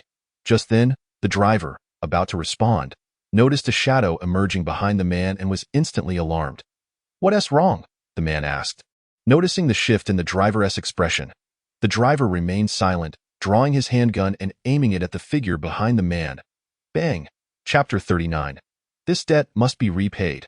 What the hell? The bullet whizzed past the man's ear, startling him. "Old fox, are you trying to kill me?" he snapped, regaining his composure. "Fly cat, watch your back." Old fox shouted, his expression grave. His demeanor was no jest, and no one would take this lightly. Fly cat's instincts flared as he spun around, drawing a weapon from his waist. That a youthful man stood before him. Fly cat's eyes hardened, and without hesitation, he pulled the trigger. Snap! Fang Yu swiftly slapped the gun from Fly cat's hand. How could he be so fast? Fly cat's complexion paled as he flicked his left sleeve, revealing a gleaming dagger that he thrust towards Fang Yu's heart. This was the instinct of a killer. Every move aimed at the target's vital points. Fang Yu narrowed his eyes, and just as the dagger was about to strike, he countered with a palm strike. Fly cat stumbled back, clutching his left wrist, the dagger clattering to the ground as disbelief washed over him. Meanwhile, Old Fox, seated in the driver's position, had aimed his gun at Fang Yu's head once more, pulling the trigger. Bang! Fang Yu, as if anticipating the move, slightly tilted his head and evaded the shot. How is this possible? Old Fox was shaken. He had encountered high-level martial artists before, but none matched Fang Yu's capabilities. A close-range shot like that should have been unavoidable, even for a half-step master. Amidst Old Fox's turmoil, Fang Yu picked up the fallen dagger and flicked it forward. Whoosh! The dagger struck Old Fox's firearm, shattering it into two pieces. Calm down. I merely wish to ask you a few questions. There's no need for such violence, Fang Yu said with a smile. Old Fox stared at Fang Yu, recognition dawning upon him. You're the target of last night's assassination attempt. He gasped in horror. At that moment, Fly Cat also recognized Fang Yu. This was the man responsible for the first failure in his demolition career. What organization do you belong to? Fang Yu inquired, fixing his gaze on Old Fox. Old Fox turned pale, remaining silent. As a killer, the foundational principle was to never disclose information about employers or organizations. While Fang Yu conversed with Old Fox, Fly Cat discreetly reached into his pocket, retrieving a miniature poison dart launcher, an essential weapon for every assassin, capable of delivering a lethal dose in seconds. Fly Cat aimed the launcher at Fang Yu and pressed the trigger. Swoosh! A needle as fine as a hair shot forth, targeting Fang Yu's neck. This time, you can't dodge it. Fly Cat's eyes glinted with malice. But then, he froze. Fang Yu raised his right hand, pinching the dart between his fingers. Impossible. As he beheld the silver glint of the dart caught between Fang Yu's fingers, Fly Cat's mind shattered. The figure before him was no mere human. Fang Yu squinted, inspecting the dart in his hand. So this retro weapon is in vogue now, he remarked casually, flicking his fingers. Whoosh! The dart embedded itself in Fly Cat's forehead. Fly Cat's face contorted in terror as he screamed. Ah! But his voice was abruptly cut off. His eyes rolled back, foam spilling from his mouth as he collapsed to the ground, lifeless. Witnessing his companion's agonizing demise, Old Fox felt his heart seize with terror. Let us have a proper discussion, Fang Yu said, turning his attention to Old Fox with a chilling smile. Old Fox, that smile was terrifying, gritting his teeth. Old Fox slammed his foot on the accelerator, desperate to escape. Fang Yu's gaze sharpened, and in an instant, he vanished from sight. Bang! The speeding van collided with an unseen force, halting abruptly. Old Fox squinted. Realizing Fang Yu stood before the vehicle, palm pressed firmly against the hood. Old Fox's face drained of color as he pressed the gas pedal, shifting gears and turning the steering wheel. But to no avail. Enough. Fang Yu reached out, shattering the window and yanking Old Fox from the vehicle. I'll ask you one last time. What organization do you belong to? Fang Yu gripped Old Fox by the collar, his tone icy. His house had been destroyed, his herbs obliterated, and many belongings lost, including clothes and uneaten vegetables. Fortunately, he had memorized the prescriptions left by Xia Xiuji. Otherwise, the losses would have been even greater. The Yang family must compensate for these damages, and this assassin organization would not be spared either. Old Fox remained tight-lipped, knowing that if he spoke, even if Fang Yu spared him, he would not survive. The organization would surely eliminate him for breaking their code. Facing death either way, he preferred to go down fighting. You refuse to speak? Very well. Fang Yu's smile turned frigid as he extended his right hand, seizing Old Fox's head. Suddenly, a surge of pure qi forcefully invaded Old Fox's mind. The pain was excruciating, as if hundreds of needles were piercing his brain. Old Fox instantly broke down, tears streaming down his face as he convulsed. I'll talk. I'll talk. Fang Yu retracted his qi, watching Old Fox intently. We are from the Violet Organization. Old Fox confessed, cradling his head. The Violet Organization? Fang Yu had never heard of it. Where is your headquarters? How many are still in Zhanghai City? Fang Yu pressed on. The headquarters is in Shangqing, but I don't know the exact location. We usually receive tasks via the internet. As for how many are in Zhanghai City, I'm unaware, Old Fox replied. How do you usually contact your superiors? Fang Yu inquired. This, Old Fox said, producing a black communicator from his pocket, eager to avoid further torment. Now call your superiors. Now? Old Fox trembled at the thought. If the organization learned he had revealed so much information, he would be dead 10 times over. But encountering Fang Yu's cold gaze made him shudder, and he pressed the call button. Beep, beep, beep. After a moment, the communicator connected, but the other side remained silent. Fang Yu seized the communicator, stating, I am Fang Yu. You should know who I am, the one whose building you demolished yesterday. I have some accounts to settle with you. The other end remained mute. Just as Fang Yu was about to speak again, the communicator emitted a beep, indicating the call had ended. Fang Yu returned the communicator to Old Fox. Go back and inform your superiors that I will find them sooner or later. This debt must be repaid. With that, Fang Yu turned and departed. Fang Yu intended to find a new place to stay in the urban village, but, after a thorough search, found nothing suitable. The urban village was slated for demolition, with many buildings already sealed off by developers. The remaining structures were either occupied or too dilapidated to inhabit. After some consideration, Fang Yu decided to visit the Tang family to provide acupuncture for the elder Tang and enlist Tang Mingda's help in finding accommodation. Half an hour later, Fang Yu arrived at the Tang residence. He first performed acupuncture on the elder Tang. Compared to the previous week, the elder's complexion had significantly improved, and he could even rise and walk. The elder was immensely grateful to Fang Yu. If only this talented young man could forge a closer bond with the Tang family. Fang, I heard you are desk mates with Xiao at school. How do you get along? The elder Tang inquired. Not bad, Fang Yu replied. Xiao may be a bit spoiled, but she is a pure-hearted and kind child. The elder Tang spoke fondly of Tang Xiao's character, sharing childhood anecdotes. Given Fang Yu's experience, it was clear what the elder was hinting at. He wished for Fang Yu to grow closer to Tang Xiao. However, a relationship between Fang Yu and Tang Xiao was impossible. 18, nearly 5,000 years old. Fang Yu was far too ancient to be concerned with someone so young. Chapter 40. Yang Jian. After treating the elder Tang, Fang Yu sat down with Tang Mingda in the living room. Fang, I received news that the Yang family has suppressed last night's incident, Tang Mingda informed, his eyes wide with astonishment. He was well aware of the Yang family's ruthless tactics. They were like a ravenous wolf. If someone dared to bite them, they would pursue relentlessly until their foe was left bloodied and broken. Yet, what Fang Yu had done was more than merely a bite. It was a strike at the Yang family's core. To Tang Mingda's surprise, the Yang family's reaction was one of restraint, with even Yang Yinju fleeing Zhanghai City overnight. This suggested that even this vicious wolf felt fear when faced with Fang Yu. Just how strong was this young man? Nonetheless, Tang Mingda remained anxious. Yang Xiaorong had 2 sons and a daughter. Among them, daughter Yang Yinju was a business prodigy renowned in Jiangnan, while the eldest son, Yang Jian, was a martial arts genius. 10 years ago, he had caught the eye of the formidable martial arts master Gu Rulong and became his disciple. During his decade of training under Gu Rulong, Yang Jian rarely returned to the Yang family or appeared in public, leaving few aware of his status. However, Tang Mingda had heard that under Gu Rulong's guidance, the already gifted Yang Jian had made remarkable strides. likely reaching the half-step master level 3 years prior, and with a strong possibility of breaking into the martial arts master realm before turning 30. Such talent was nothing short of astounding. If Yang Jin returned and saw his brother Yang Su in such a state, he would undoubtedly seek vengeance against Fang Yu. Tang Mingda expressed his concerns to Fang Yu. A martial arts master? Fang Yu's eyes flickered.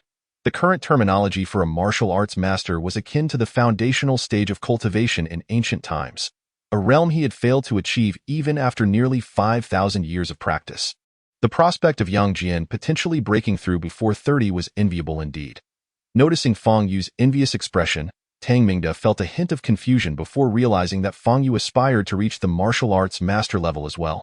Fang, with your talent, I believe you will soon reach the martial arts master realm.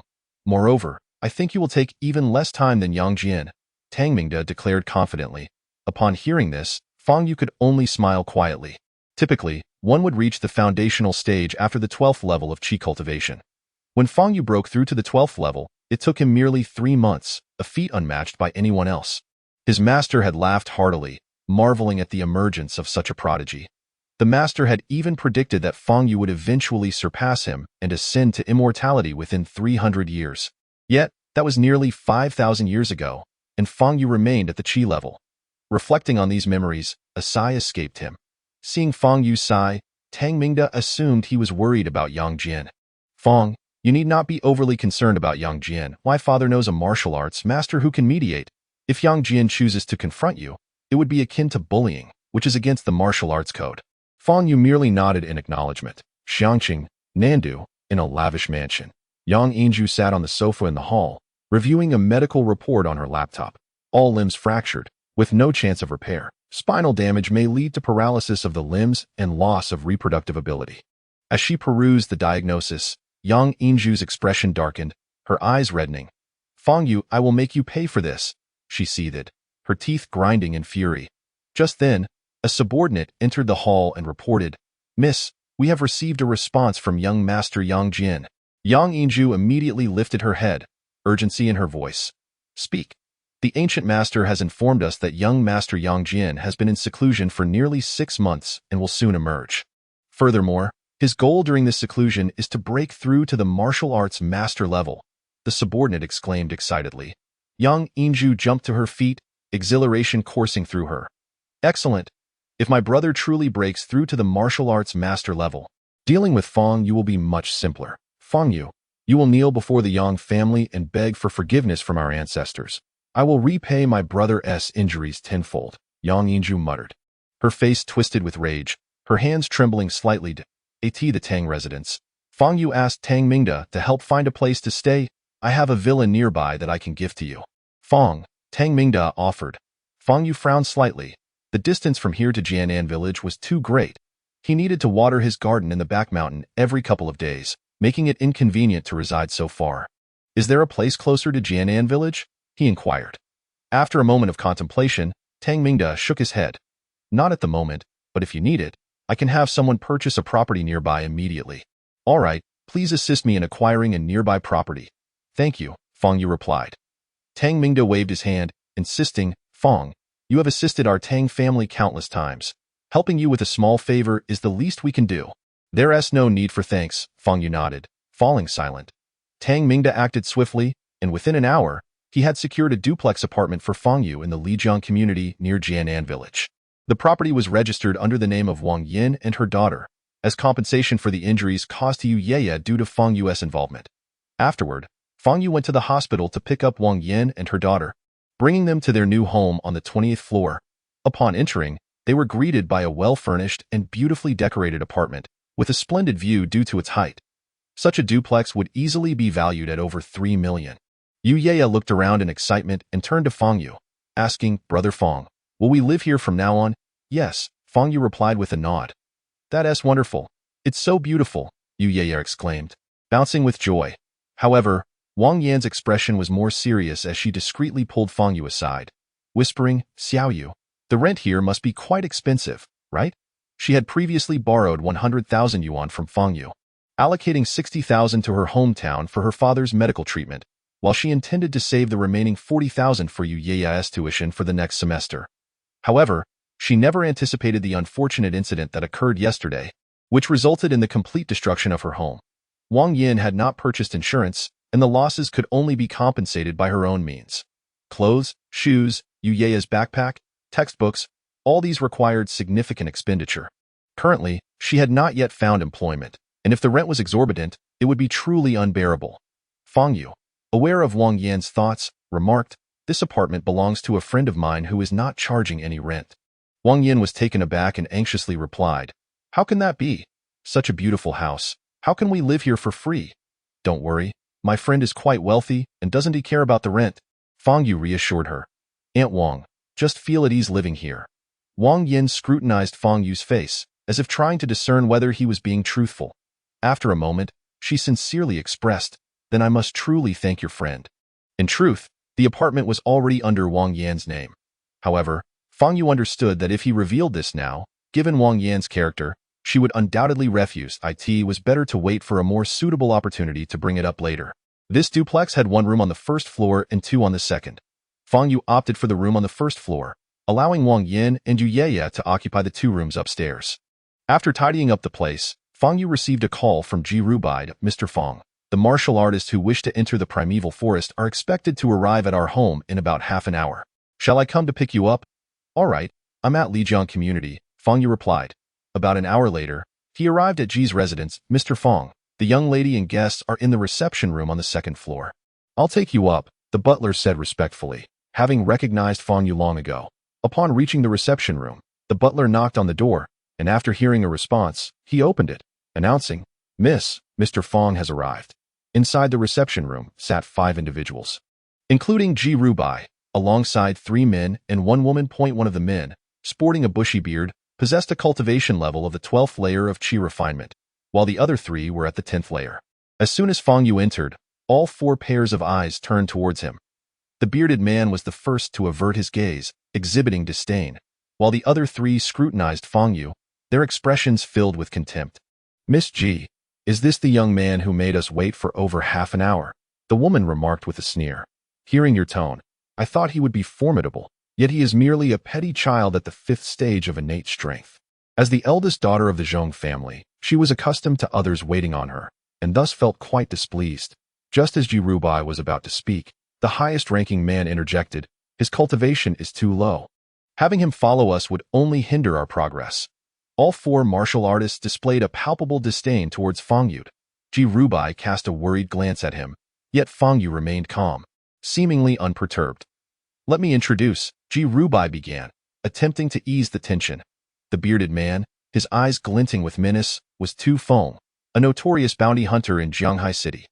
Bounty hunters are individuals who accept monetary compensation to resolve matters through force. With his near-master level strength, Tu Feng was notorious in Jianghai's underworld, solving problems for various patrons and earning an infamous reputation. The woman was Zhong Yu, the eldest daughter of a prominent martial arts family in Jiangnan. Accompanied by 2 of her subordinates, Zhou Bei and Zhu Lingjia. Tu Feng had been hired at great expense by Zhong Yu to escort them into the primeval forest in search of rare medicinal herbs or treasures. For Zhong Yu, this expedition was also a rite of passage, a tradition of the Zhong family, wherein every adult family member must undergo a trial. After Qi Refinement completed her introduction, Fang Yu remained silent. Taking a seat on the sofa, Zhong Yu scrutinized him, her eyes filled with disdain. Did this young man really think he could join her team? It seemed he merely wished to partake in their bounty without contribution. "Miss Ji, I respect you greatly, but I cannot allow this Mr. Fang to join our team. It is for his own good, and no one knows how perilous that forest is. What if something were to happen?" Zhong Yu shook her head, ceasing further protest. "Why bother saying so much? Just refuse him directly. A weakling like him is of no use. What if he gets scared and wets himself in a dangerous situation?" Zhu Lingjia mocked from the side. Qi Refinement's expression darkened. She had never suggested that Fang Yu join their team, merely that he engage with them. Yet, they had presumed he was begging to join, showcasing their arrogance.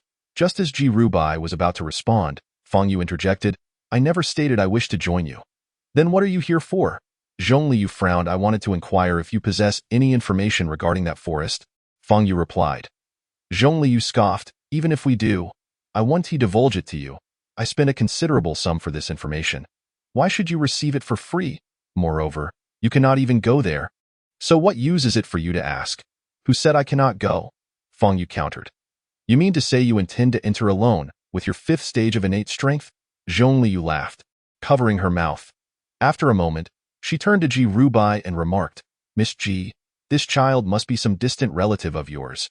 You should keep an eye on him. Otherwise, he may end up courting death. With that, Zhongli stood up. Miss Ji, we shall depart for Sanhua City tonight. I initially thought you called us here to introduce a formidable martial artist, but it seems never mind. Let us leave it at that. Do come visit my family sometime. She cast a dismissive glance at Ji Rubai before leading her entourage away. Ji Rubai's expression soured considerably, her beautiful eyes filled with anger. She had anticipated Zhongli would at least maintain a cordial demeanor, considering the Ji family's standing, yet Zhongli seemed to disregard both the Ji family and her entirely. Those born into martial arts families exhibited an alarming degree of arrogance. Apologetically, Ji Rubai turned to Fang Yu. Mr. Fang, I am truly sorry, IDS nothing. Fang Yu waved his hand, not having expected to acquire any useful intelligence. What lay within that primeval forest would soon be revealed through first-hand experience. Sanhua City was not far from Zhanghai City, a mere 2-hour train ride away. Fang Yu departed at 6 in the morning, arriving in Sanhua City by 8. He hailed a taxi and instructed the driver, I wish to go to the primeval forest north of Sanhua City. What forest, Dutto? You mean that haunted forest? The driver widened his eyes in astonishment. Haunted forest? Fang Yu's gaze shifted. Indeed. It is said that countless eerie sounds emerge daily, and many who enter never return. The area is now cordoned off. If you wish to go there, you should find someone else. I refuse to take you. It's too sinister. The driver pressed the accelerator and sped away. After being turned down by several more taxis, Fang Yu realized that the locals were well aware of the forest's ominous reputation. Disheartened, he abandoned the idea of taking a taxi and considered walking instead. Just as he turned, an elderly man with sparse hair approached him. This man appeared frail, with white hair and a darkened face. Yet Fang Yu recognized him as a cultivator at the 10th layer of Qi Refinement, not weak by any means. Young man, if you wish to go to that haunted forest, the drivers are unwilling to take you, the elderly man said with a kind smile. Can you take me there? Fang Yu inquired. Yes, I am nearly 70 and no longer believe in superstitions. However, if you want me to take you, I will need a bit more money, the old man nodded. How much? Fang Yu asked. The old man raised 2 fingers. 200 yuan. That's not too expensive. Fang Yu agreed to the old man's price. The old man's vehicle was a diesel tricycle, which moved at a decent speed. Once Fang Yu boarded, the old man took the driver's seat and pressed the accelerator. Unbeknownst to anyone, a glimmer of malice flickered in the old man's murky eyes. The distance from Sanhua City's train station to the primeval forest was approximately 20 kilometers. At the speed of the diesel tricycle, it would take about 30 minutes. Thus, Fang Yu closed his eyes to rest. About 20 minutes later, he felt a jolt and opened his eyes, finding himself in a desolate area, devoid of any signs of life. How much longer until we arrive? Fang Yu asked. The old man did not respond. Fang Yu frowned slightly, pulling out his phone to check the map, only to realize they had strayed far off course. This old man was suspicious. However, since they had already deviated, Fang Yu remained patient, curious to see what the old man intended. After another 5 minutes of travel, the old man halted the vehicle. Before them lay a cavern, seemingly deep and shrouded in darkness.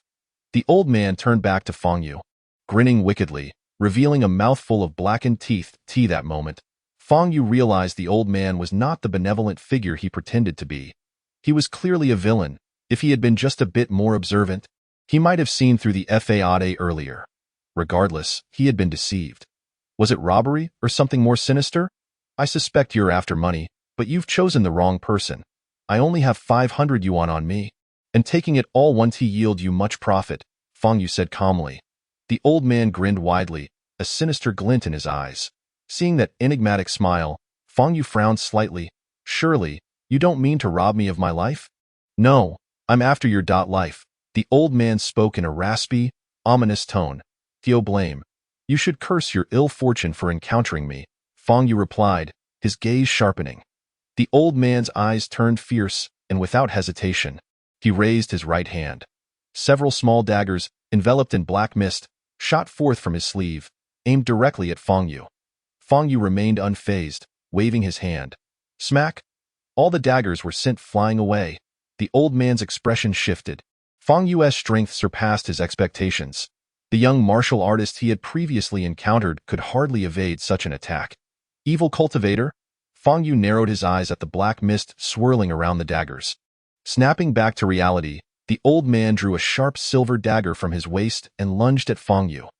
His speed was astonishing, entirely inconsistent with his apparent age.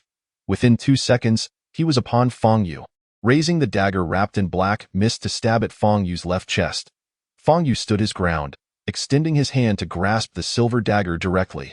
The old man smirked malevolently, confident that the poisonous gas enveloping the dagger would cause Fang Yu's hand to corrode instantly. Yet, the next moment, the old man's face paled. Crack! Instead of being corroded, Fang Yu's hand crushed the silver dagger in his grasp. The old man's complexion darkened as he attempted to retreat. Fang Yu delivered a powerful palm strike to his chest. Bang! The old man felt a searing pain in his chest, spewing a mouthful of blood as he was propelled backward, tumbling several meters before crashing to a halt. How is this possible? The old man lay on the ground, struggling to lift his head as he gazed in terror at the approaching Fang Yu. This young man was clearly only at the 5th stage of innate strength. How could he be so powerful?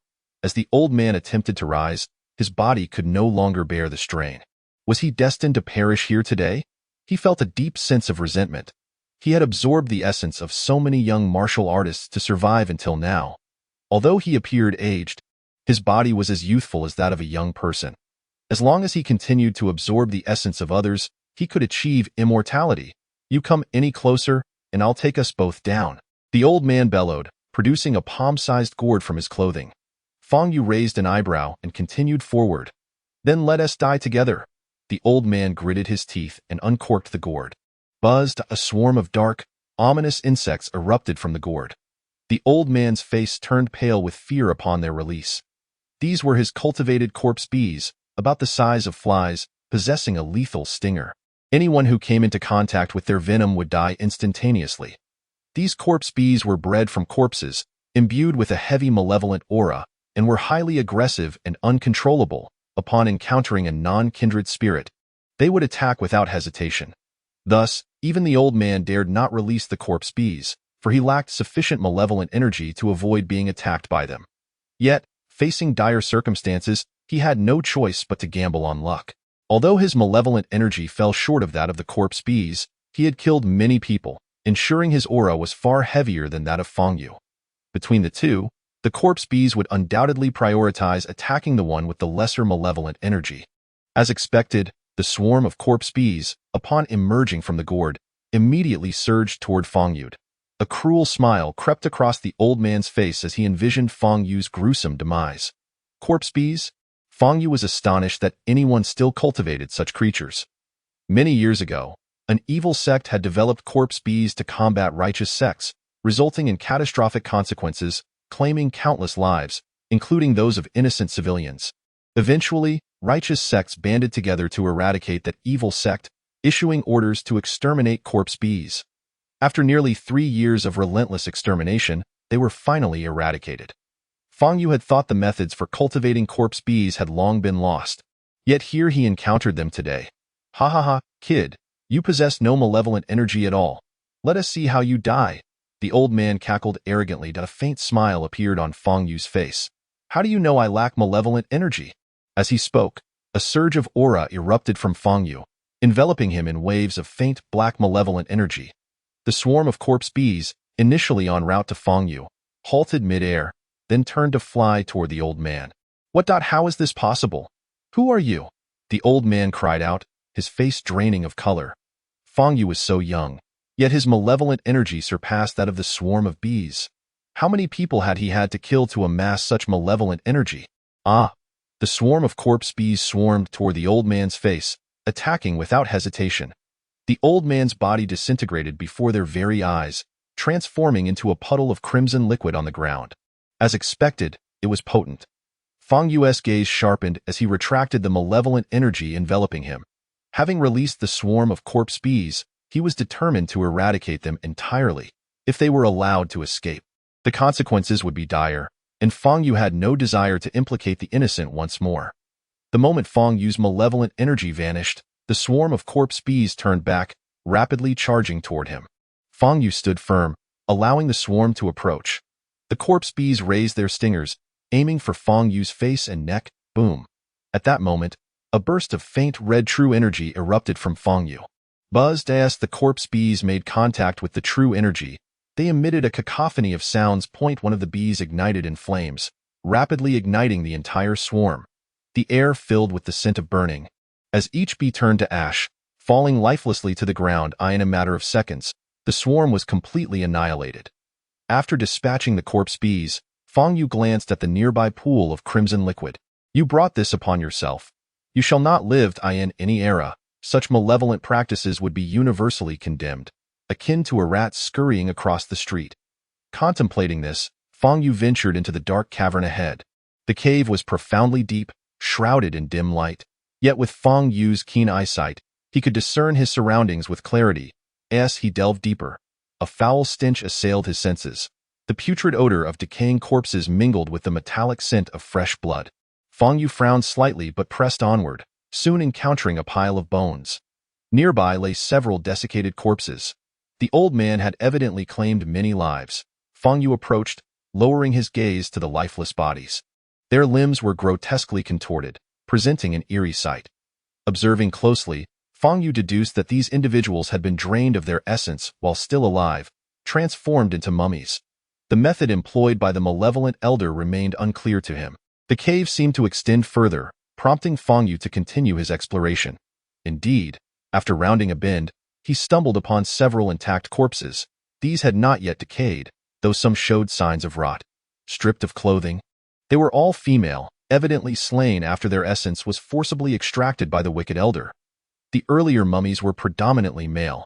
The elder had utilized some form of dark sorcery to siphon their vitality. Fang Yu recognized various methods capable of turning humans into mummies, but found it challenging to ascertain which specific sorcery the elder had employed. Casting a glance around, he noticed a tattered book resting on a stone beside the corpses. He picked it up and flipped through its pages, his eyes widening in surprise. The dark sorcery wielded by the elder was elucidated within this book. The technique, known as the essence-devouring method, described how to absorb the vital essence of others and convert it into one's own, thus sustaining peak bodily functions and prolonging life. The elder's remarkable speed at such an advanced age was attributable to this very method. The book detailed the technique comprehensively, even elucidating its more esoteric principles. Fang Yu studied it earnestly, his eyes gleaming with interest. Should he delve deeply into this dark art and modify some critical steps, it might transform into a formidable cultivation technique. Consequently, Fang Yu tucked the book into his pocket and exited the cave. Once outside, he mounted his diesel tricycle and navigated towards the primordial forest, guided by his phone's map. Half an hour later, Fang Yu arrived at the forest's entrance, where sturdy barriers had been erected and a large warning sign declared, "No entry." A black jeep was parked at the entrance, indicating that others had ventured in before him. He could still sense their presence. They were the same 4 individuals he had encountered the previous day, led by Zhongli Yu. Fang Yu refrained from rushing into the forest, instead standing at the entrance, gazing into the depths shrouded in white mist. Before him lay a narrow path flanked by towering trees, each approximately 30 meters high. However, Fang Yu's attention was not drawn to the flora or scenery. He discerned that this forest harbored an expansive magical formation. Approximately 100 meters into the forest from the entrance marked the boundaries of this formation. Although some distance remained, Fang Yu could still feel a faint magical energy emanating from it. This formation had evidently existed for a considerable time and was on the verge of losing its potency. To construct such a vast magical array would require the concerted efforts of at least 3 cultivators at the core formation stage. What manner of entity was this formation designed to suppress? Could it be a 7th-tier demonic beast? The mere thought ignited a spark of excitement in Fang Yu's eyes as he advanced. After traversing roughly 100 meters, he stepped into the formation's domain without hesitation. Upon entering, he was greeted by an intoxicating fragrance of medicinal herbs. Recognizing the scent, Fang Yu identified it as emanating from a millennium-old ice soul snow lotus. The aroma pointed unmistakably towards the forest's depths. Although he hesitated, he ultimately pressed on. After about 15 minutes, Fang Yu discovered a steaming hot spring before him at the center, approximately 30 meters from the shore. A white rock jutted out, atop which grew a sky-blue ice soul snow lotus. Beside the spring stood a stone tablet. This was the heart of the magical formation. At that moment, Zhongli Yu and her companions were already at the shore, gazing at the precious lotus with expressions of delight. Though they were unaware of its specific variety, the fragrance alone indicated its exceptional value. "Miss, let us retrieve it," Zhou Bei exclaimed, his eyes gleaming with avarice. He knew the lotus was unlikely to fall into his hands, but as a member of the team, he could at least expect a substantial reward. "Indeed, Mississippi, this time we stand to gain immensely. If this lotus is auctioned, it will fetch no less than 100 million. Zhu Lingshan added, his gaze fervent. "A fool would sell it. Does my Zhong family lack such funds?" Zhong Liu scoffed. She intended to present the lotus to her family elders to secure her standing and influence within the clan. Compared to that, 100 or 200 million was trivial. However, acquiring the lotus was evidently no simple feat. If it were, why had so many others failed to take it away and instead lost their lives? Zhong Liu was not impulsive. She looked to Tu Feng for counsel, as the strongest among them. His words carried significant weight. "Let me assess it first," Tu Feng stated solemnly. He picked up a small stone from the ground and tossed it into the hot spring. The stone sank to the bottom without any notable reaction. Tu Feng furrowed his brow, then retrieved a nearby branch adorned with intact green leaves. He tossed the branch into the spring, which floated on the surface without any response. It appeared that the water posed no threat. Yet, Tu Feng remained cautious. After all, many had perished in this forest. He contemplated finding a living creature to test the waters, ensuring absolute safety. As he pondered, he caught sight of Fang Yu standing not far behind them, his expression suddenly shifting. "You?" Following Tu Feng's gaze, the other three turned to face Fang Yu. "What are you doing here?" Zhongli Yu asked, a hint of confusion in her voice. But soon, she realized Fang Yu likely intended to shadow them. Hoping to reap the rewards without facing any risks, if danger arose, it would be they who would encounter it first, allowing Fang Yu to escape or seize an opportunity without consequence. That scoundrel. Upon this realization, Zhongli Yu's expression soured considerably. "Miss, that brat must be plotting something," Zhou Bei added, his face twisted with anger. "I know," Zhongli Yu replied, raising her hand with a sinister smile. "Brat, I explicitly stated yesterday that this place is not for you. But since you've come, following behind us, do not blame us for being ruthless." Tu Feng stepped forward, his voice cold. "We need a living creature to ascertain whether the spring is safe. Tu Master, we are in your debt." Zhongli Yu said, clasping her hands. "It is but a small matter," Tu Feng replied impassively, then charged towards Fang Yu with incredible speed. Fang Yu remained indifferent, standing still with his hands clasped behind his back. "Has this brat given up?" Zhou Bei remarked in surprise at Fang Yu's passive demeanor. "Resist? That is Tu Master. The fact that he can stand there without quaking in fear is already remarkable." Zhu Lingshan scoffed. Seeing Tu Feng's imposing presence, Zhongli Yu quickly shouted, "Tu Master, do not kill him. We may need him later." "I will exercise discretion," Tu Feng replied coolly, then unleashed a punch towards Fang Yu's right chest, the wind from his fist fierce. However, Fang Yu did not even blink. Instead, he swiftly lifted his foot. Before the punch could make contact, he kicked Tu Feng squarely in the abdomen. With a resounding crash, Tu Feng was sent flying several dozen meters, finally landing not far in front of Zhongli Yu and her companions. Their expressions froze in shock. "What just happened? Take the lotus if you wish, but do not provoke me," Fang Yu said nonchalantly as he turned to walk away. Unperturbed by the absence of any demonic beasts in the vicinity, he chose to explore other areas of the forest, showing little interest in the ice soul snow lotus. The lotus's location seemed suspicious, almost like bait.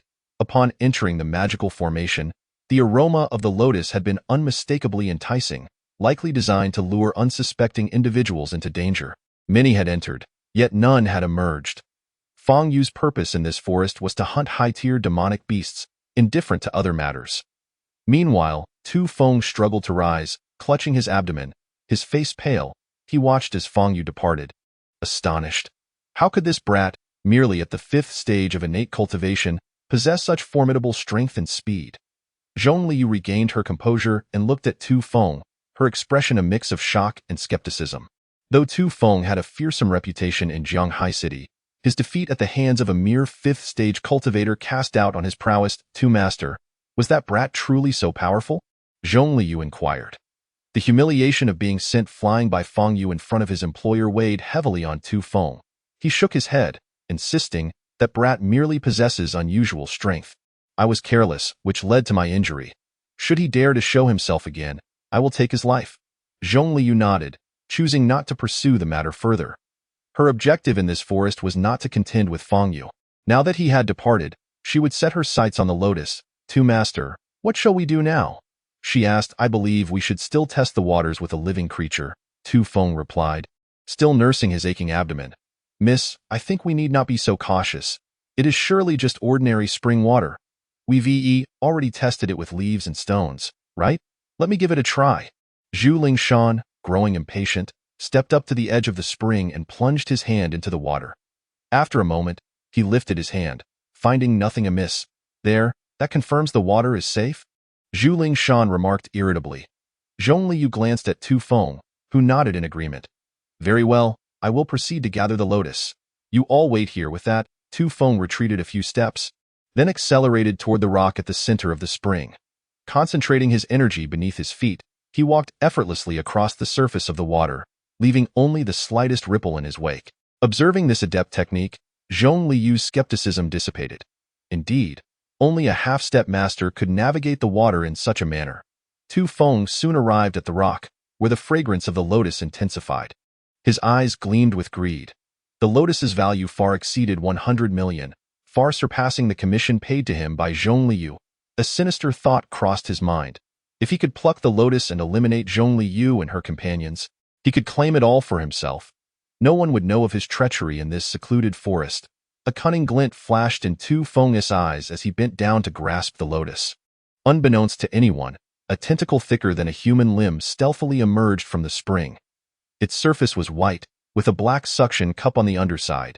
As it broke the surface, the tentacle surged forward with alarming speed, ensnaring Tu Feng, who stood atop the rock on the shore. Zhong Liu and her companions gasped in horror. Tu Master, behind you! Zhong Liu cried out. Tu Feng's face paled as he attempted to move, only to find himself ensnared. His upper body was tightly bound by the tentacle. Help! Tu Feng shouted desperately. Zhong Liu reacted quickly, drawing a dagger from her waist, gritting her teeth as she hurled it at the thick tentacle. The blade struck with a resounding thud, causing no damage whatsoever. In that moment, the tentacle constricted violently. Tu Feng let out a piercing scream, blood streaming from his nose and ears.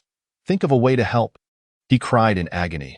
Meanwhile, the white rock beneath him began to rise, revealing a colossal blood-red eye. What kind of monster is this? Zhong Liu gasped, retreating in terror. It looks like an octopus, a gigantic octopus monster. Zhou Bei's voice trembled with fear.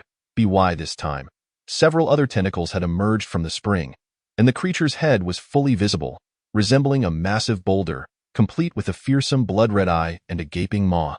Ah! The tentacle tightened its grip on Tu Feng, his forehead bulging with veins, blood filling his mouth. Miss, what do we do? Zhou Bei stammered, his legs trembling. Run. With the immense creature looming before them, Zhong Liu prioritized survival over the lotus. Tu Master. Zhou Bei hesitated. He is beyond saving. We must flee. Otherwise, we'll be in danger too, Zhu Lingshan urged.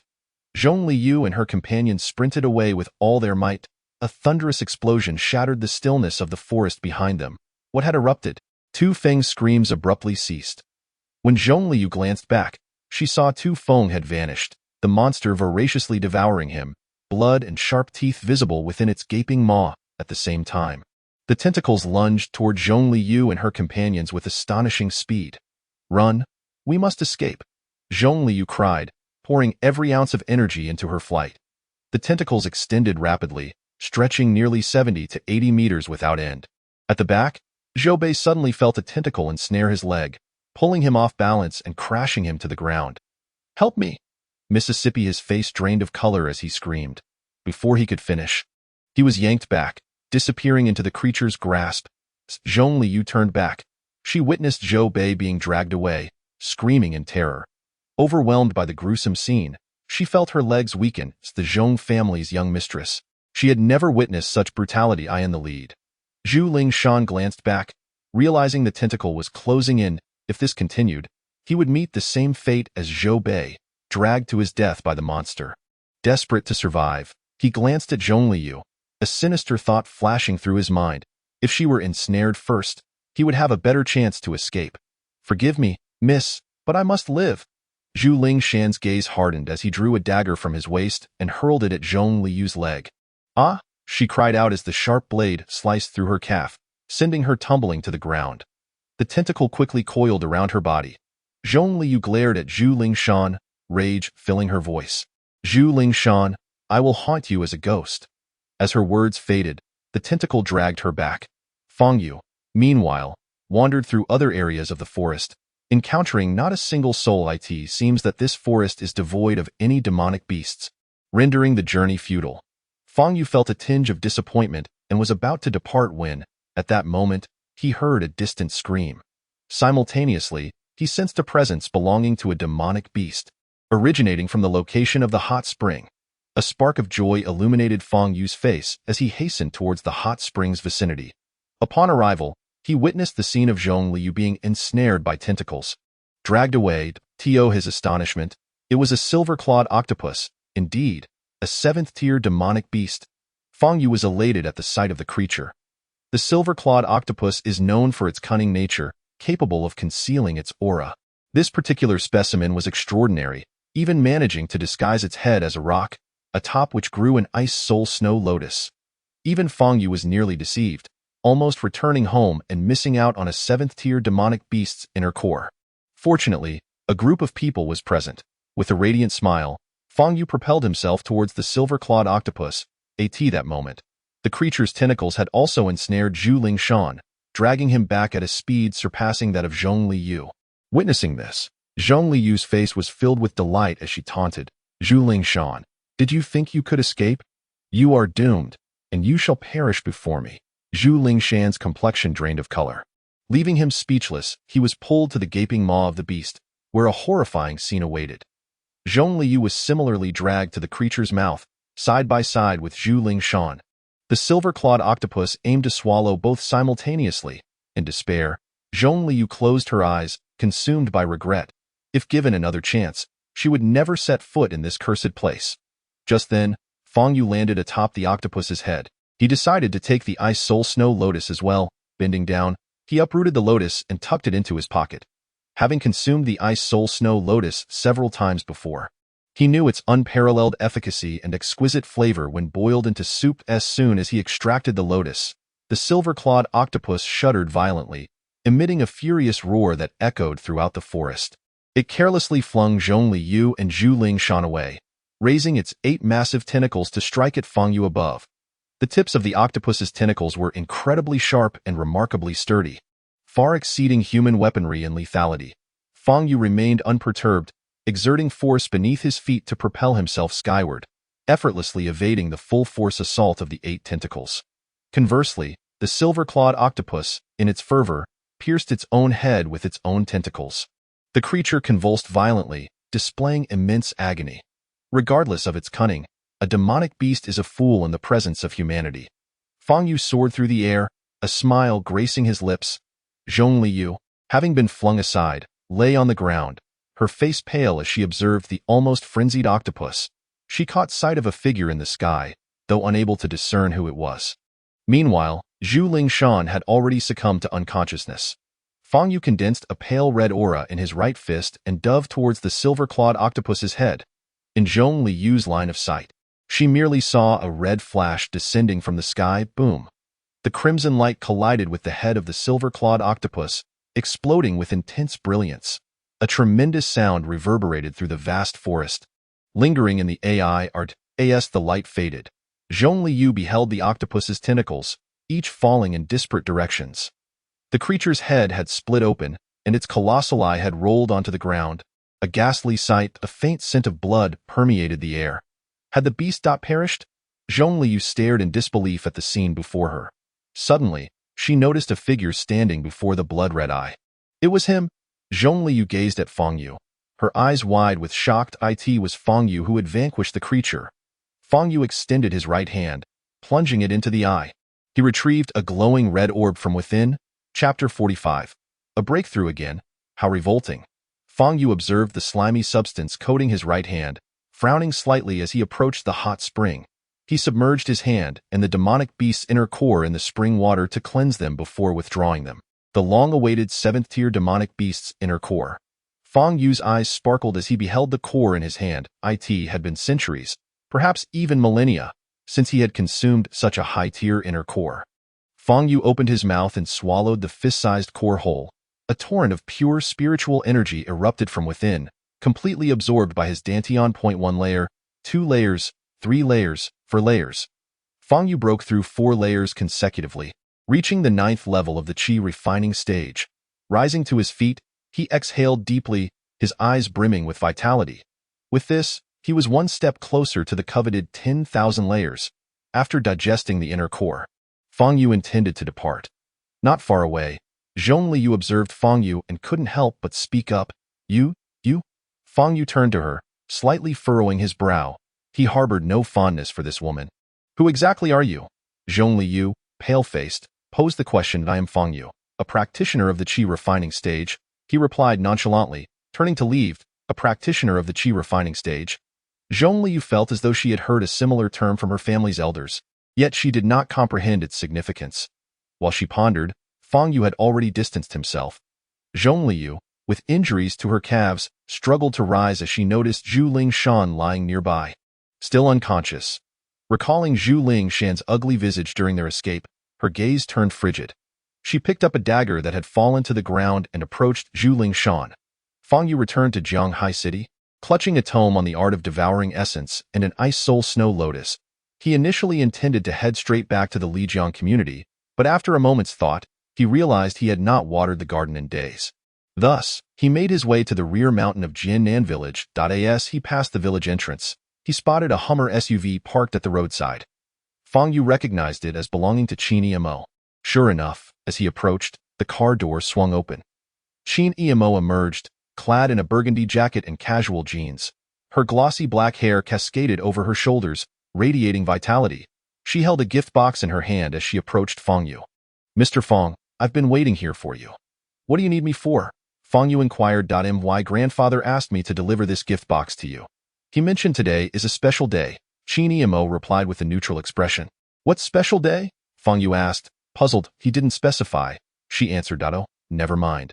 Just hand me the gift box. Fang Yu extended his hand. Noticing his lack of courtesy, Qin Emo felt a twinge of displeasure but still handed the gift box over.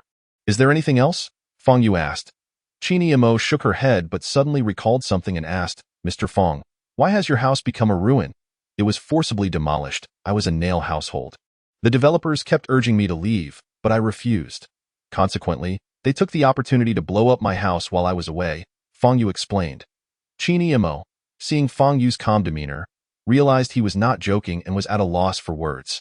I am currently residing on the 27th floor of Building C in the Lijiang community. If you need to find me in the future, just go there, Fang Yu added. All right, I'll take my leave now. Qin Emo smiled on the surface, though internally, she was indifferent. If it weren't for her grandfather's request, she wouldn't bother seeking him out. As Qin Emo turned to return to her car, Fang Yu called out to her, You have ham in that gift box, so come with me. I shall treat you to an exquisite meal. Thus, Qin Emo accompanied Fang Yu to the garden. Observing him skillfully watering the vegetables from the nearby stream, she was taken aback. The last time he had given her some vegetables, she thought he was mocking her. It turned out those vegetables were genuinely cultivated by Fang Yu. Have you ever grown vegetables? Fang Yu asked after finishing watering. Qin Emo shook her head. As the daughter of the Qin family, she had never had the opportunity to engage in such activities, regardless of her willingness. Fang Yu sometimes cooked in the garden, so he kept some tools in a small wooden house nearby, including a pot and some basic seasonings. He retrieved the pot, filled it with water from the stream, then took the Millennium-grade Ice Soul Snow Lotus from his pocket, washed it, and tossed it into the pot. Next, Fang Yu extracted some ham from the gift box Qin Emo had brought and added it to the pot, igniting a fire to begin cooking. Using a $1 billion Ice Soul Snow Lotus to make soup was something only Fang Yu could accomplish in this world. Watching Fang Yu prepare the soup, Qin Emo scoffed inwardly. Just a random herb and some ham, and he calls it an exquisite delicacy? However, after a few minutes, a delightful aroma wafted from the pot. Qi Mo's expression changed subtly. Feeling somewhat embarrassed, it smelled wonderful, but whether it tasted good was another matter. She reassured herself internally. After another 10 minutes, the fragrance became unmistakably rich. Though she wasn't particularly hungry, her stomach unexpectedly growled at the enticing scent. How could a soup made from just ham and a weed smell so appetizing? Mr. Fang, is it ready yet? Qi Mo asked, her cheeks nearly flushed. Not yet. It needs to simmer for at least an hour. Fang Yu replied. Thus, Qi Mo endured, her eyes fixed on the pot, swallowing repeatedly. All right.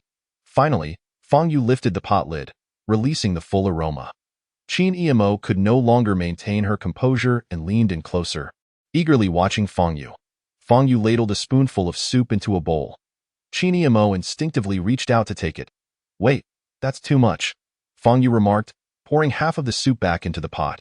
The soup made from the ice soul snow lotus contained effects that an ordinary person could hardly bear. Drinking too much was ill-advised. Seeing Fang Yu return nearly half of the already minimal amount of soup to the pot, Qi Mo felt exasperated. Did he really need to be so stingy? With a whole pot of soup, he only offered her this little. Do you have bottled water in your car? Fang Yu inquired. Enraged, Qi Mo gritted her teeth and nodded.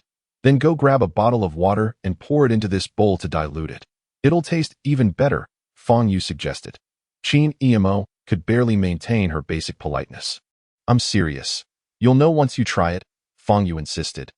Taking a deep breath, Qi Mo forced herself to calm down, then returned to the car to fetch a bottle of water, almost in a self-destructive manner, and poured it into the bowl, diluting the soup to the brim. What flavor could this possibly have? This was infuriating. After waiting an hour, she could only drink this watered-down broth. Ultimately, she suppressed her dissatisfaction and took a small sip. It's delicious. She took another sip. Even diluted, it still tasted fantastic. Qi Mo finished the soup in just a few mouthfuls, savoring the lingering flavor. If it tasted this good even when diluted, how much better would it be undiluted? She looked at Fang Yu, hoping for more, but at that moment, Fang Yu was cradling the pot and drinking straight from it. Qi Mo trembled with rage, her entire body shaking. I'm leaving, she declared, turning on her heel without looking back. If she stayed any longer, she would not only be tempted but also driven mad. I'm not denying you. If you drink too much, your body won't handle it, Fang Yu called after her. Not handle it? Why can you drink straight from the pot? But if I have a little more, I can't handle it. You're just stingy and making excuses. Qi Mo stormed back to her car, pressing the gas pedal to leave. This Fang Yu is nothing but shameless, thick-skinned, lecherous, and stingy. Just a middle schooler. Upon returning, she would definitely tell her grandfather never to let her see Fang Yu again. In the afternoon, Fang Yu arrived at school and spotted Lu Pengzi's figure on the first floor. Over the past 2 years, Lu Pengzi had been the only person Fang Yu could converse with at school. Somewhat of a friend. However, the two had not seen each other much lately, nor had they communicated. Thus, Fang Yu approached and patted Lu Pengzi's shoulder to greet him. Lu Pengzi seemed startled, flinching, and retracting his head.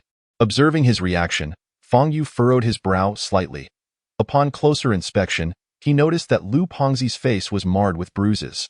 His left eye was swollen and blackened, and his forehead was bandaged. Fang Yu. Lu Pengzi looked at Fang Yu, his gaze evasive. Who did this to you? Fang Yu's expression turned cold as he queried. Lu Pengzi forced a smile, replying, It's nothing. I just fell yesterday afternoon. A fall could lead to such bruising around the eye? Fang Yu squinted slightly. I just happened to hit my eye. Lu Pengzi's face flushed crimson as he stammered. Fang Yu remained silent, his gaze fixed on Lu Pengzi. Under Fang Yu's penetrating stare, Lu Pengzi struggled internally. Ultimately succumbing and muttering, it was Han Zixian from the Sanda Association. Han Zixian? Fang Yu had never heard of this person. Why did he do this? Fang Yu asked, frowning that I inadvertently offended him. Lu Pengzi's eyes darted. Fang Yu could see through Lu Pengzi's deceit. Pengzi, if you regard me as a friend, don't lie to me, Fang Yu said calmly. Lu Pengzi looked at Fang Yu, hesitated, then sighed, finally recounting the incident. Han Zixian was the cousin of He Donglin.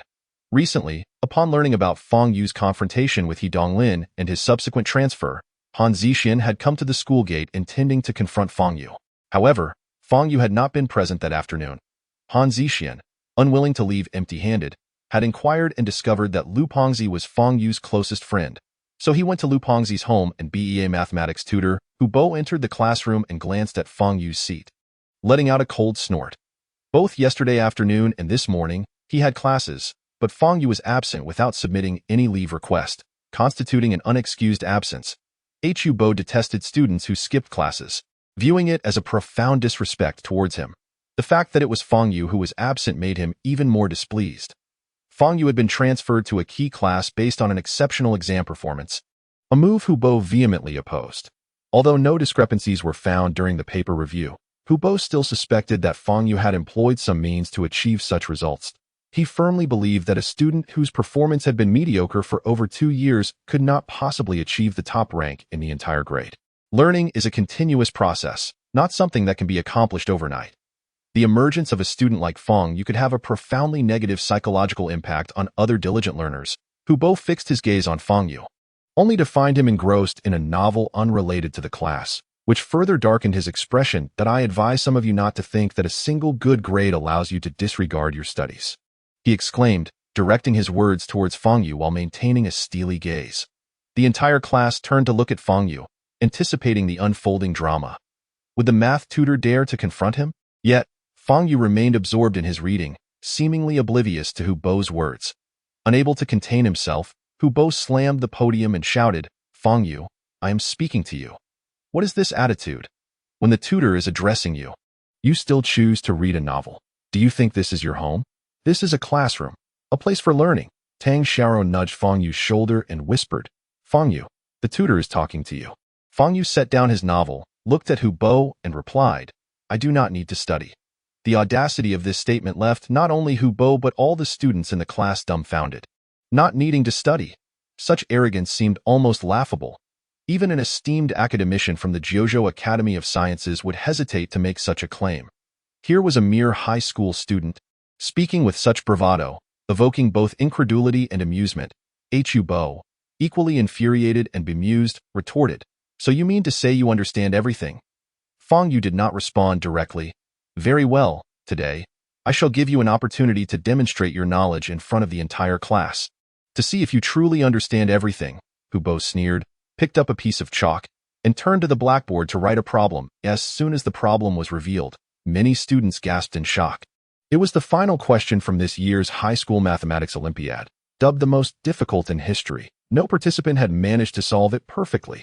"Ha, the harder, the better. I want to see Fang Yu standing at the podium, chalk in hand, utterly stumped." Someone thought, "No need to study? What an outrageous boast." They anticipated Hu Bo would teach him a lesson. "I doubt he will even dare to go up. That would be sheer humiliation." This problem has stumped even the greatest mathematics minds online, with some suggesting it contains inherent flaws. The classroom buzzed with excitement, with nearly every student reveling in the prospect of seeing Fang Yu falter. However, upon seeing the problem, Tang Xiao's expression changed. This problem was well beyond the capabilities of a high school student. Hu Bo's intention was clearly to put Fang Yu in a difficult position. "But tutor, this is a professional Olympiad problem. How can we possibly solve it?" Tang Xiao protested, her face flushed. "Those who cannot solve it should refrain from boasting." Hu Bo shot back, his gaze fixed on Fang Yu. As Fang Yu contemplated the problem on the board, the surrounding students mocked, "Everyone, be quiet. Our great Fang Yu is pondering. Who knows, he might actually solve it." Their laughter erupted, and one boy declared, "If Fang Yu can solve this problem, I'll stream myself doing handstands while relieving myself." This only heightened the atmosphere of ridicule, prompting more laughter. In the midst of this cacophony, Fang Yu remained focused on the problem, his brows furrowing slightly. After a brief pause, he relaxed and approached the podium. Chapter 47. It absolutely cannot be overlooked. The previously raucous classroom fell into a hush. Under the watchful eyes of his peers, Fang Yu stood at the front, chalk in hand, and began to solve the problem. Hu Bo's brow furrowed as he scrutinized every word Fang Yu wrote on the board. Could it be that Fang Yu actually knows how to do this? He thought, noticing the correctness of the formulas Fang Yu initially listed. "Anyone can write a few formulas. I could do that," someone scoffed. The most challenging part of the problem lay in the proof of the theorem, but the initial step seemed manageable for many students. Just wait. Fang Yu is bound to hit a wall soon. The students below watched in anticipation, whispering among themselves. To their astonishment, Fang Yu wrote without hesitation, swiftly arriving at complex calculations without any tools. Some students verified his calculations with calculators, finding no errors. As time passed, half the blackboard became filled with his solution process, and the expressions on the students' faces grew increasingly astonished. Gradually, they realized they could not comprehend Fang Yu's work. The formulas and methods he employed were beyond their curriculum. Even Hubo found himself struggling to keep pace with Fang Yu's approach. While he understood the solution method, Fang Yu's techniques differed significantly from what he had learned, requiring him to ponder for a moment to grasp it fully. After 2 more minutes, Fang Yu finally stopped, turned, and casually tossed the remaining chalk back into the box. To the two who mentioned doing handstands and eating, perhaps you two should collaborate for a performance. I look forward to it, he remarked. Leaning against the podium, the room fell silent. They gaped at the densely written solution on the board, jaws dropping in disbelief. Could it be that Fang Yu truly solved the problem? A question that had stumped so many esteemed minds was resolved by a student in mere seconds? This was inconceivable. You think just because it's lengthy, it's correct? I believe you're just scribbling, a boy shouted. Fang Yu turned to him with a slight smile, saying, I remember you. You're the one who mentioned handstands. Fang Yu, why the rush? Hubo hasn't even spoken yet. What are you being so arrogant about? Another boy snapped in frustration. Fang Yu maintained his smile, replying, I remember you too. You're the one who mentioned eating. The boy's face flushed crimson with anger. Silence. Hubo barked, and the class fell into a tense stillness, all eyes glued to him. After a moment, Hubo looked at Fang Yu and stated, while your method differs from the reference answer, it is nonetheless correct. The wave of astonishment rippled through the classroom. Fang Yu had indeed solved the Olympiad problem that had left countless experts stumped. Most astonishingly, he had done so after contemplating for less than a minute. Fang Yu, I apologize for my earlier remarks. You are indeed a capable student, Hubo conceded. However, I believe your attitude towards learning requires adjustment in the future. If you have matters to attend to, at least provide me with a leave request. You cannot skip classes without reason. Though this statement seemed critical, it was, in essence, Hubo's concession. Why not mentioning Fang Yu's earlier reading, he acknowledged that Fang Yu's abilities did not necessitate attending class. Fang Yu smiled, surveying the class, particularly lingering on the 2 boys who had made the earlier comments. At that moment, both boys bowed their heads, their ears flushed red, too embarrassed to speak. With the astonished gazes of his classmates upon him, Fang Yu returned to his seat. He had no intention of genuinely demanding the boys perform the acts they had jested about. That would be too distasteful. As for the problem on the board, Fang Yu felt it was not particularly challenging. His momentary pause had merely been due to a slight haziness in recalling certain formulas. I'm getting old.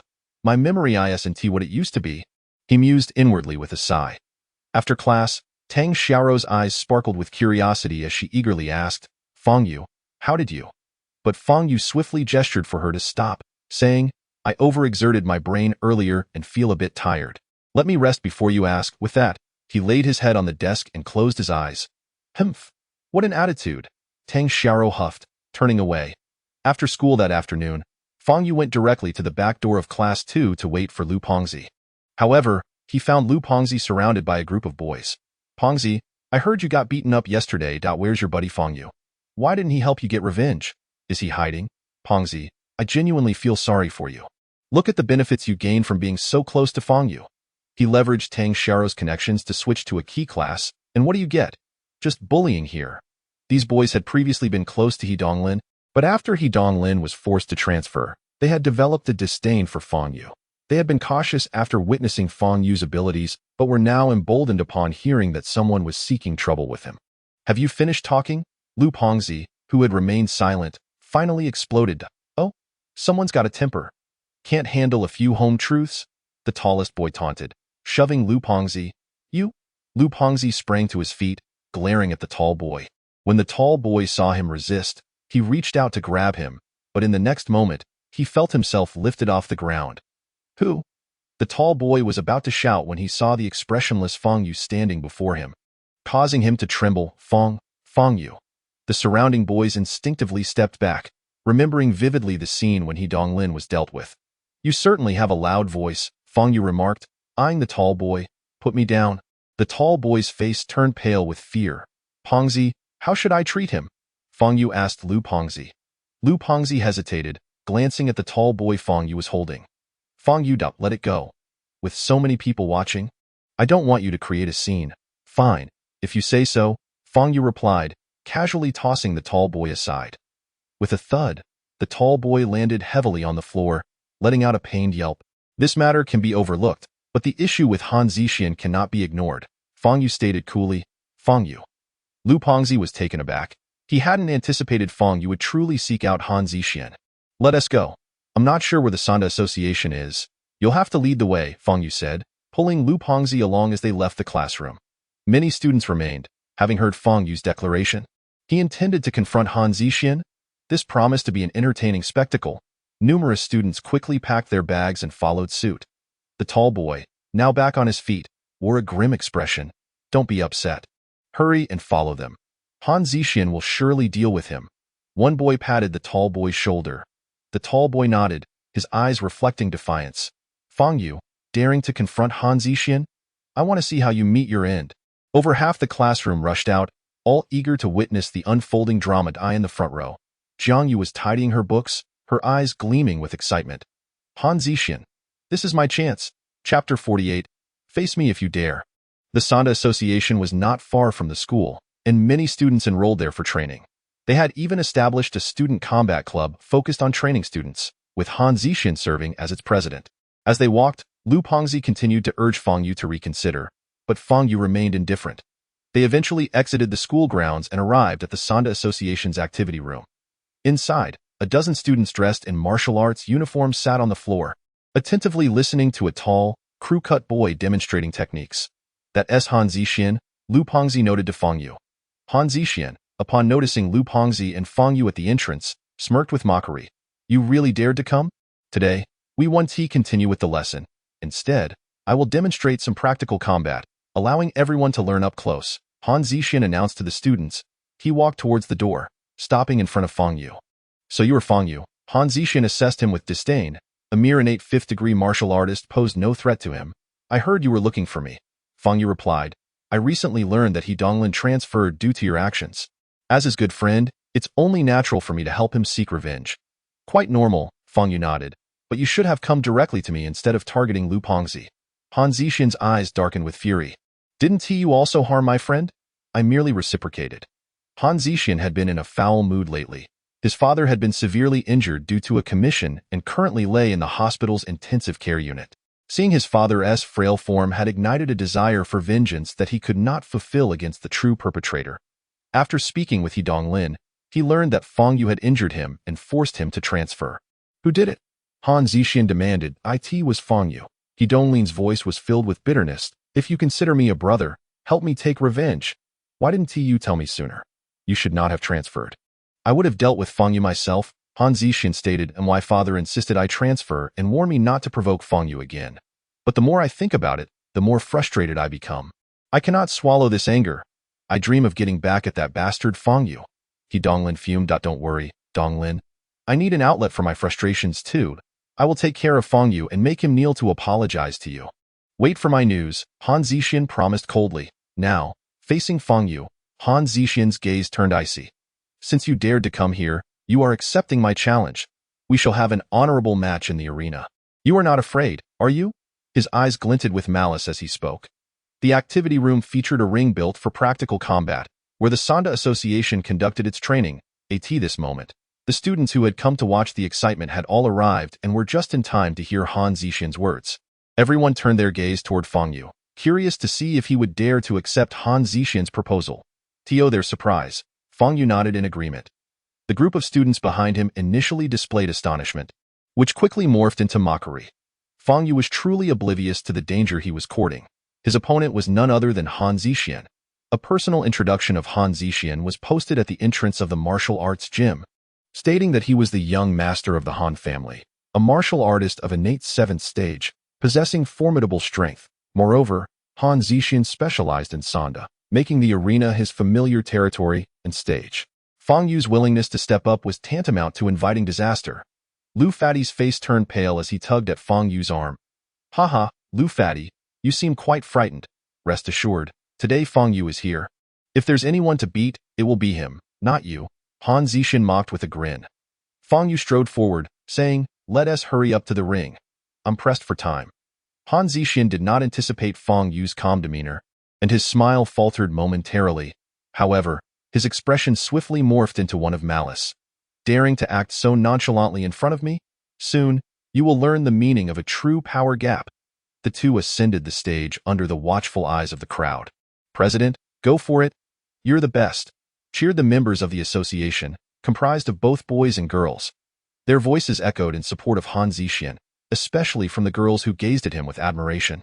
Many had joined the Sanda Association to be closer to the tall, handsome, and capable Han Zixuan.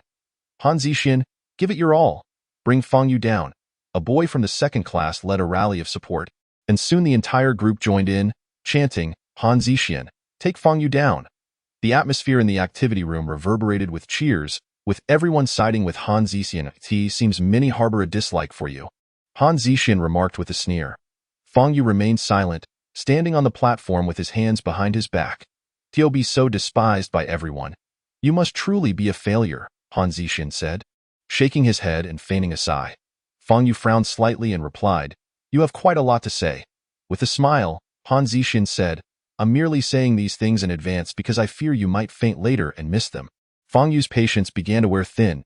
"If you do not remove your hands soon, you will miss your chance." Han Zixuan shot back coldly, "I don't need to use my hands to fight you." Fang Yu replied nonchalantly. This declaration sent a wave of shock through the activity room. Was Fang Yu truly so arrogant? His opponent was Han Zixuan, and he claimed he wouldn't need to use his hands? Such audacity bordered on foolishness. The consequence of such bravado would surely provoke Han Zixuan, leading to a more brutal beating. Indeed, upon hearing those words, Han Zixuan's smile vanished, replaced by an icy glare filled with murderous intent.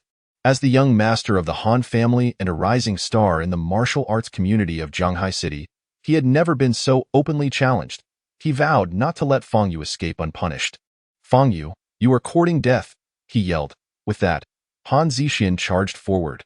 The room erupted in cheers. Jiang Yu, standing among the crowd, eagerly anticipated the moment when Han Zixuan would teach Fang Yu a lesson. If Han Zixuan could defeat Fang Yu, she would find a way to restore her father's position. She remembered how Han Zixuan had once wanted to befriend her, but she had turned him down, not wanting to associate with a martial artist like him. However, she now understood that strength was indeed paramount. On the stage, Han Zixuan quickly approached Fang Yu, unleashing a flurry of punches. The Han family's martial arts were renowned, characterized by their speed, precision, and ferocity. While others could throw one punch in the time it took Han Zixuan to unleash three, he was virtually invincible in Zhanghai City at his age, relying on this signature skill. The sound of slicing air filled the room as he attacked. Fang Yu, with his hands still behind his back, effortlessly evaded Han Zixuan's strikes.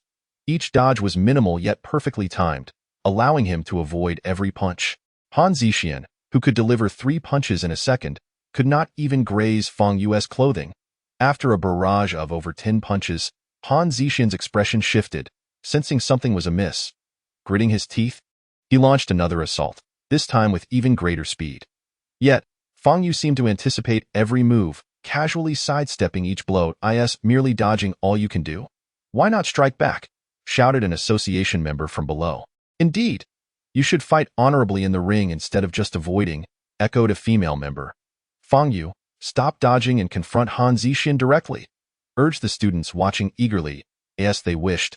After dodging yet another punch, a smile crept onto Fang Yu's face. He suddenly lifted his foot and kicked Han Zixuan in the abdomen. Caught off guard, Han Zixuan let out a pained scream as he was sent flying, crashing into the ropes of the ring before slamming against the wall with a resounding thud. A hush fell over the activity room. Was it over? Everyone stared wide-eyed at Fang Yu, who stood calmly on the stage with his hands still behind his back, then shifted their gaze to the bleeding Han Zixuan sprawled on the ground. They rubbed their eyes in disbelief, thinking they must be mistaken. Yet, Han Zixuan's cries confirmed the reality. The young master of the Han family, a martial arts prodigy, had been defeated by Fang Yu with a single kick. Shock and horror painted the faces of all present. They had anticipated Fang Yu's disgraceful downfall, yet instead, they witnessed Han Zixuan's humiliation. This outcome was utterly unexpected, especially for Jiang Yu, whose face turned ashen. She had envisioned Han Zixuan defeating Fang Yu, so she could then find a way to be with him and pressure Fang Yu into restoring her father's position. But now, her plans lay in ruins. Han Zixin was no match for Fang Yu, president. The members of the Sanda Association finally snapped back to reality. Rushing to help Han Zixin up, he lay on the ground, blood streaming from his face, his eyes filled with a mix of shock and deep-seated resentment.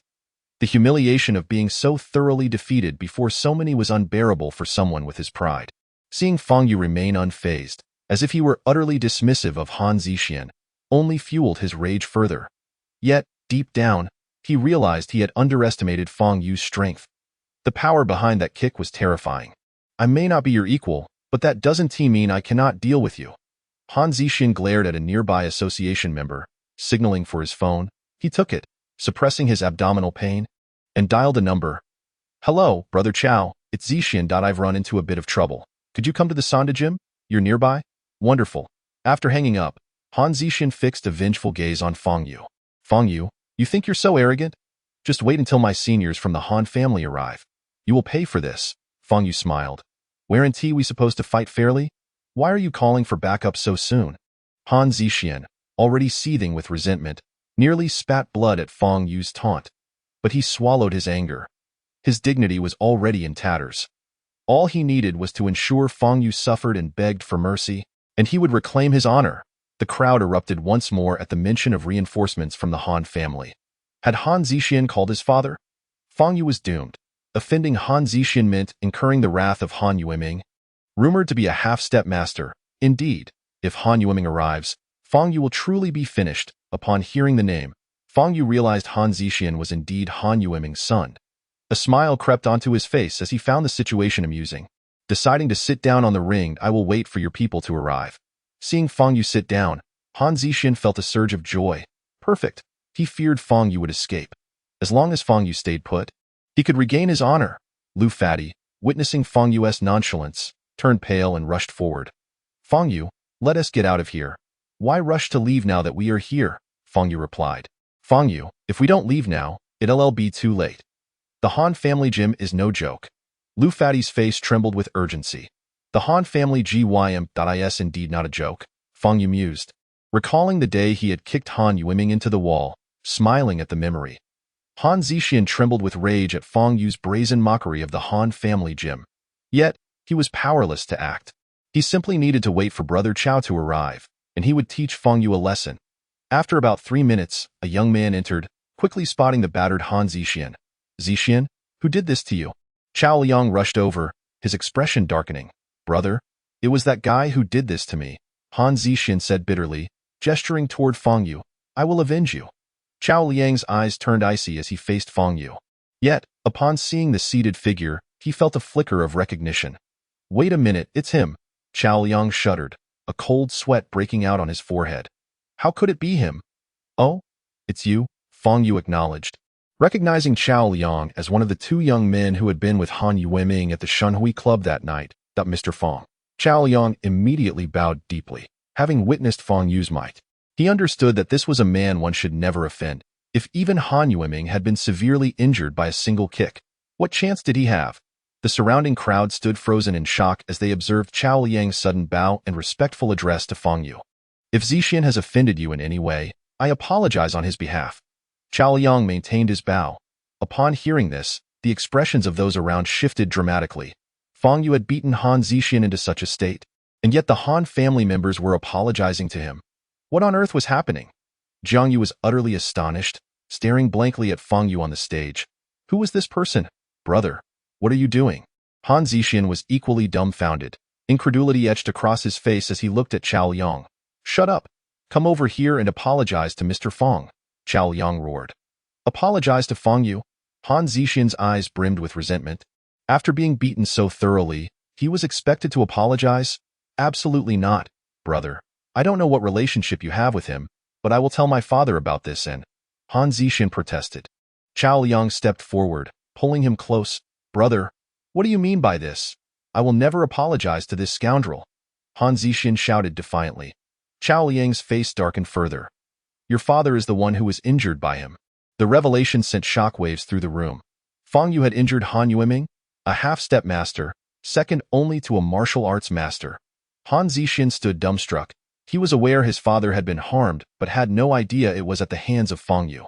Han Zixian felt the world spinning around him before he fainted, believing that losing consciousness was the best outcome in this situation. Chao Liang, pale and still bowing to Fang Yu, dared not rise. Tomorrow, have him come to class 2 and apologize to Lu Dong in front of everyone. If he fails to do so, Fang Yu said coolly, I will ensure it's done. I will, Chao Liang replied fervently. Very well, fatty, let us go, Fang Yu declared as he jumped down from the stage. Amidst the astonished gazes of the crowd, he placed an arm around Lu Fatty's shoulder and exited. The throng that had crowded behind parted to make way for him. In their eyes, Fang Yu was no longer an ordinary person. He had transformed into a figure of legend. In the mountainous region of western Jiangnan, beneath a waterfall, a figure stood, allowing the powerful torrent to cascade over him. After approximately 3 hours, he emerged from the deluge. Before him, an elderly man clad in purple robes stood on a rock. His face was aged, yet his eyes were sharp and penetrating, making it difficult for anyone to meet his gaze. You have just stepped into the master realm. Your foundation is unstable and requires further consolidation, the old man remarked. I must go out, the youth replied resolutely. Are you certain? The elder raised an eyebrow. Indeed, my brother has been grievously injured, and my parents and sister are too afraid to return home. If I do not go back, the Yang family will collapse, the youth stated coldly. After a moment's contemplation, the elder nodded in agreement. If family grievances are not avenged, what is the purpose of cultivation? I support your decision. Go. The youth nodded, turned, and with a powerful punch, struck the waterfall behind him. Boom! A resounding crash echoed as the water shot upwards. Chapter 50. An unexpected encounter with Ding Ran. Fang Yu and Lu Fatty exited the school gates together. Fang Yu, thank you, Lu Fatty said sincerely, looking at Fang Yu. He had few friends in school, and Fang Yu was the only one willing to stand up for him and no need for thanks. You were beaten because of me. How are your injuries, if you need? Fang Yu began, it's nothing. I'm tough. I hardly feel any pain. I'll be fine in a few days, Lu Fatty chuckled. All right, I'll head home first, Fang Yu said, preparing to turn away. Hey, Fang Yu, don't go yet. Let me treat you to a meal to celebrate today. Then we can hang out, Lu Fatty called out. Food is fine, but I'm not really interested in hanging out, Fang Yu replied, lacking enthusiasm for leisure. Come on, my cousin manages an entertainment center and has invited me several times to bring classmates. Lu Fatty urged excitedly. Nearby Zhanghai Middle School, a bustling street filled with food stalls awaited them, offering a variety of delicacies. Lu Fatty and Fang Yu entered a bustling eatery, ordering 4 dishes to enjoy. By the time they finished, it was already 6:30 p.m. Fang Yu, let us go. I'll take you to play some games, Lu Fatty exclaimed with excitement. Seeing Lu Fatty so eager, Fang Yu didn't want to dampen his enthusiasm and agreed.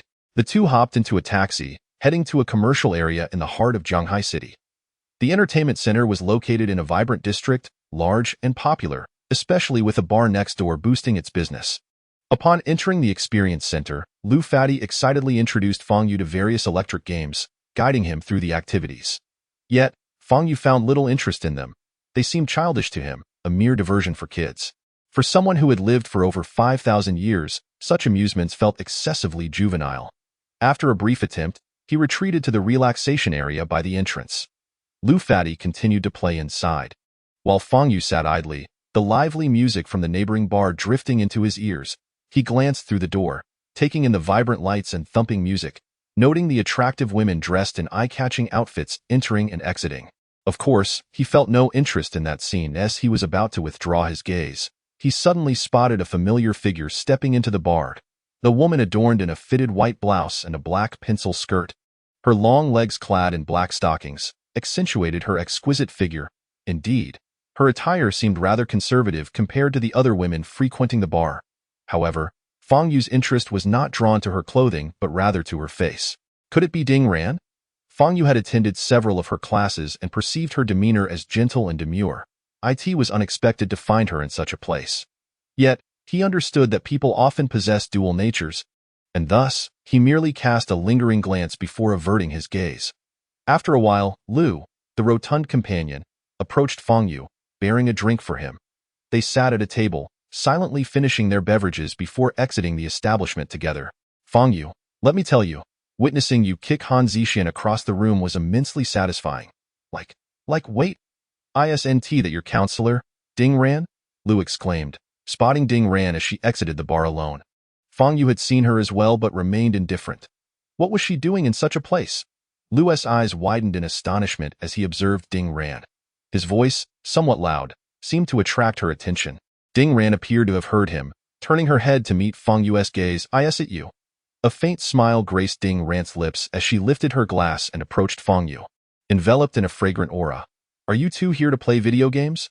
Why aren't you focusing on your studies?" Ding Ran, slightly intoxicated yet still coherent, chided them lightly. Fang Yu found her comments somewhat ironic. A counselor indulging in alcohol while admonishing others. He chose not to reply, while Lu was visibly excited. He had long heard tales of Ding Ran's beauty and now found her standing before him, smiling and engaging in conversation. As Lu was about to speak, Ding Ran's attention shifted back to Fang Yu. "Fang Yu, every time I see you, I experience a peculiar sensation, as if we met somewhere before. Just a few days ago, I recalled that you were struck by a truck and then, like a superhero, you shielded yourself from it. I must have been dreaming, as I don't believe I've ever seen you before." Ding Ran mused. "Dreaming?" Ding Ran pondered, a whimsical smile forming on her lips. "Indeed, who could possibly stop a truck with their bare hands? I must have been muddled in my sleep. But why would I dream of you? We shouldn't know each other," she continued. Just then, Fang Yu noticed a man emerging behind Ding Ran. "Hey, beautiful, why are you leaving so swiftly? You certainly drew a lot of attention inside. Our young Master Xian wishes to invite you for a drink. Please accompany us back," he said, gesturing for Ding Ran to return with him. Ding Ran furrowed her brows, shaking her head defiantly that "I'm not interested." The man's previously amiable demeanor darkened instantly. "Oh, you have any idea whose invitation you're declining?" "I don't know, nor do I care to know," Ding Ran replied coolly, turning to lead Fang Yu and Lu away. The man's expression soured as he shot a glare at Fang Yu and Lu before making a phone call. Before they could leave, a group of men surged out of the bar, led by a man with ear piercings and a buzz cut. "Hello, beautiful. I'm Li Zixuan. I'd like to invite you for a drink," he said, offering a glass to Ding Ran. Chapter 51. "It's him." Ding Ran's expression remained cold, showing no intention of accepting Li Zixuan's drink. Despite Li Zixuan's persistent smile, he forcefully placed a glass in her hand and pretended to clink glasses, taking a sip from his own. "Now that we've had a drink, let us chat," he insisted, pulling Ding Ran back towards the bar. "Get away from me," Ding Ran exclaimed, her voice laced with irritation. "How dare you?" one of Li Zixuan's hulking companions shouted, ready to charge forward. "Hey, don't be so crude," Li Zixuan signaled for the man to hold back, though his smile had vanished. Patrons in the bar began to notice the commotion, shaking their heads in disapproval, lamenting the impending fate of yet another beautiful woman under Li Zixuan's influence. Who was Li Zixuan? He was the only son of Li Zhengrong, the notorious crime lord of Jianghai City. Li Zhengrong doted on his son, allowing Li Zixuan to act with impunity. He had made countless victims at the Grand Bar, and any woman he fancied was seldom able to escape his clutches. Lu soon followed Fang Yu inside, who trailed behind him. "Both of you, step aside and allow me to converse with this lovely lady," Li Zixuan ordered coldly. Lu, emboldened by the belief that Fang Yu would not encounter issues, retorted, "Who do you think you are? Our counselor has already expressed her disinterest in drinking with you. Do you not understand the concept of respect?" Before Lu could finish, a burly man approached him. "You, stay put. Bring me a bottle," Li Zixuan commanded. The man hastily retrieved a half-empty whiskey bottle from a nearby table and handed it to Li Zixuan. The patrons around them gazed at Lu with pity. It was a dangerous move to provoke Li Zixuan. "Why are you silent now? Speak up. Weren't you quite loud earlier?" Li Zixuan sneered, brandishing the bottle. Lu, now realizing the gravity of the situation, felt cold sweat bead on his forehead. "Stop," Ding Ran shouted, her face paling. "Oh? Do you have something to say, beautiful?" Li Zixuan smirked. "He is just a student. You can't," Ding Ran pleaded. "I detest thoughtless individuals." Li Zixuan interrupted, raising the bottle menacingly towards Lu. Ding Ran's expression shifted dramatically, and she screamed. Yet, the anticipated sound of shattering glass never came. Unbeknownst to them, Fang Yu had risen and grasped Li Zixuan's wrist firmly. Li Zixuan gritted his teeth, exerting all his strength to swing the bottle down, but he found himself immobilized. Fang Yu's grip was like iron, rendering Li Zixuan powerless. "Listen closely, I will count to 3. Release your grip immediately, or you will regret it for a lifetime. Li Zixuan glared at Fang Yu, infuriated. You need not count. I will let go now, Fang Yu replied, releasing his hold. However, Li Zixuan suddenly felt a sharp pain in his wrist, unable to maintain his grasp on the bottle. Crash! The bottle fell to the ground, shattering into pieces. What happened? What is going on, Lu? Having sent a message to his cousin before entering, saw Luo Yang hastily approach. Upon spotting Li Zixuan, his face drained of color.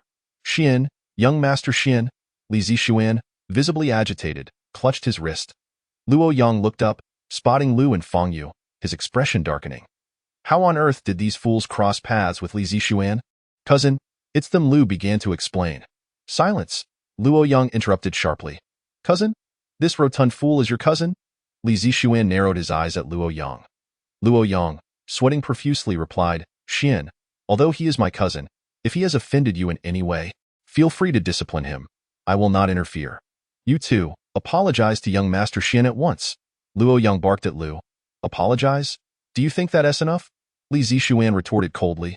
Xian, what else must he do to please you? Luo Yang inquired, bowing respectfully. I want to teach them a lesson to ensure they remember this. Li Zixuan's eyes glinted with malice. Very well. Whatever you desire. Xian. Luo Yang acquiesced, dragging Lu over. Lu Dong, come here. Lu, shocked by his cousin's betrayal, stammered. Quit your blabbering. Let young Master Xian vent his frustration, Luo Yang shouted. Being a frequent patron of the bar, he was well aware of Li Zixuan's influential status. Li Zixuan raised another bottle. Lu stood frozen, trembling. Fear not. I'll first punish this little brat. Li Zixuan smirked cruelly, lifting the bottle to strike Fang Yu. Crash! Fang Yu's fist shattered the bottle, sending red wine spraying across Li Zixuan's face. Gasps filled the room. Did he really dare to do that? Is he tired of living? Li Zixuan, wiping the wine from his face, glared icily at Fang Yu. Seize him, he commanded, and several of his henchmen lunged at Fang Yu angrily. Fang Yu remained indifferent, standing his ground as he unleashed a flurry of punches. Thud, thud, thud, one by one. The burly men were sent flying, crashing to the ground, cries echoing throughout the bar. The patrons were left in shock, witnessing this young man effortlessly dispatching Li Zixuan's followers. Only Li Zixuan remained before Fang Yu, his expression darkening. He had not anticipated Fang Yu's prowess. Nonetheless, he was not intimidated. After all, he was the son of Li Zhengrong. Who dared to lay a finger on him in Jianghai City? You will regret everything you've done today, Li Zixuan threatened as he fumbled for his phone. Fang Yu stepped forward, snatching the device from his hand. Do you think this is a movie? I want to grant you the chance to call for help. Fang Yu smiled slightly, crushing the phone in his grip. Li Zixuan's expression shifted from anger to fear as he faced Fang Yu. Do you know who I am? I am Li Zhengrong's son. Smack. Before he could finish, Fang Yu struck him, sending him sprawling to the floor, blood spilling from his mouth as he lost consciousness. The bar fell into an eerie silence, patrons wide-eyed in disbelief. Li Zixuan, the most cherished son of Li Zhengrong, had been knocked out cold. Such an act was unheard of in all of Jianghai City. What is going on? A flamboyantly dressed man pushed through the crowd, raising his voice in inquiry. Qiu Shao is here. This bar belongs to him, and he is good friends with young Master Xian. He want to let that person go. A guest recognized the man. Qiu Zhua's eyes widened upon seeing Li Zixuan lying on the ground, and his expression shifted dramatically. What happened? Who did this to young Master Xian? Luo Yang, trembling and pale, stepped forward. It was that person who attacked young Master Li. He pointed at Fang Yu. Qiu Zhua turned, ready to unleash a tirade, but upon seeing Fang Yu's face, he froze. It's him? It's actually him. He recalled the day at Shenlong Club when he witnessed Fang Yu dispatch Yang Su. The memory had haunted him for nights, too brutal, too terrifying, and after such an encounter, Fang Yu had faced no consequences and even returned to the bar for a drink. This suggested that Fang Yu was not only exceptionally skilled but also possessed an extraordinary background, certainly not someone Qiu Zhua could afford to provoke. Boss Qiu, you should swiftly call for security, Luo Yang urged. Silence. Qiu Zhua shouted at Luo Yang. Shut your mouth. If you seek death, don't drag me down with you. Qiu Zhua's face was ashen as he weighed his options. Both sides were beyond his ability to offend. Fang Yu glanced at Qiu Zhua before turning to Lu. Let us go. Lu, still trembling from fear, doubted they could leave so easily after the chaos they had caused. Seeing Lu in a daze, Fang Yu pulled him along. Ding Ran's gaze remained fixed on Fang Yu, her eyes sparkling with intrigue. Once they had distanced themselves, she snapped back to reality and hurried to catch up. Luo Yang looked at Qiuzhua in confusion. Are you really just letting Fang Yu go?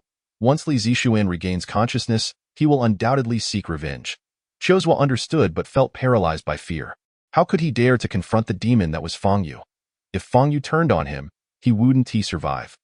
Let him go, Qiuzhua finally declared, taking a deep breath. Luo Yang fell silent, watching Fang Yu's retreating figure, his eyes wide with astonishment. He understood Qiuzhua's usual domineering nature and was shocked to see him so fearful. Who was this student Lu Dong had brought? Earlier, he had barely glimpsed Fang Yu's face during their introduction. What formidable presence did he possess that even the boss Qiuzhua feared him so? The surrounding patrons whispered in shock, their expressions incredulous. This student had knocked out young Master Xian, and Qiuzhua had simply let him walk away? I suspect Qiuzhua was genuinely wary of him. How could that be? He is just a student. If he is allowed to leave like this, what will happen if Li Zhengrong comes looking for him? Qiuzhua was in a state of panic, contemplating his next steps. We're closing for the day. I need to inform Big Brother Li and have him send someone over. As Fang Yu and Lu exited the bar, Ding Ran followed closely behind. Fang Yu pondered the nature of women, concluding that they were the most troublesome beings in existence. A realization he had gleaned over nearly 5,000 years, a truth that transcended time. Where are we headed, Fang Yu? Lu asked, still processing the earlier events. Home, Fang Yu replied. Hailing a taxi from the roadside, I'll accompany you.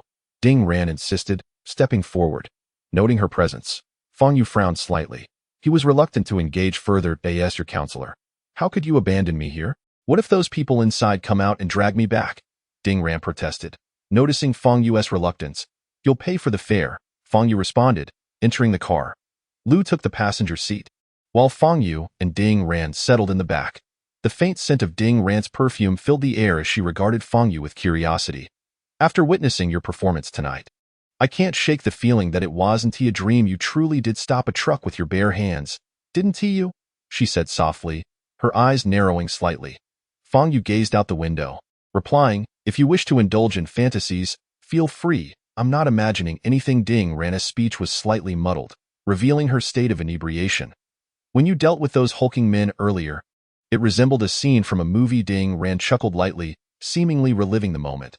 Fang Yu's expression tightened in response. Ding Ran giggled, thank you, little friend. Fang Yu chose not to respond further. Upon returning to Lijiang community, it was already 10 o'clock at night. He opened the door to find the house quiet, indicating that Wang Yin and Yu Yeye had already retired for the evening. Once in his room, Fang Yu retrieved the intriguing text, the essence-devouring method, which he had obtained from the malevolent elder. He had skimmed through it previously, finding its contents quite fascinating. The essence of the method lay in the use of silver needles to puncture the energy points, Qi Chong and Qi Hai, and thereby open all the energy valves in the human body to draw out vital essence, which could then be harnessed through mental techniques. Fang Yu found the concept intriguing, contemplating whether a modified version could allow him to absorb the spiritual energy from others' dantians. If successful, he would no longer need to scour the world for demon beast cores. However, realizing this ambition required a thorough understanding of the method for absorbing essence. Fang Yu took out paper and pen, beginning to calculate and refine his mental techniques on the page. The night swiftly passed. The next morning, the first class was English. Ding Ran, adorned in a teacher's uniform and framed by a pair of rimless glasses, entered the classroom with a smile. Her demeanor had reverted to one of tranquility and gentleness. She seemed like a different person compared to last night.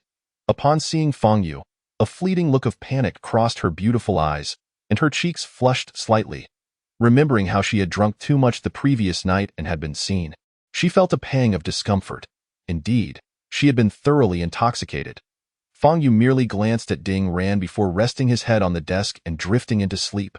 After studying all night about the absorption of spiritual energy, he was utterly exhausted. At 18 noon, after school, Fang Yu received a phone call from Ji Rumai. Mr. Fang, I have received news that Yang Jian has exited his seclusion.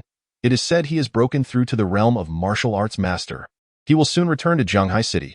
When that happens, he will undoubtedly seek you out. Mr. Fang, if you agree, I can immediately help you purchase a ticket to Europe. Ji Rumai spoke eagerly. Are you suggesting I run away? Fang Yu replied, Mr. Fang, that is not my intention. It's just. Yang Jian has reached the master realm. If you confront him directly, it could be perilous.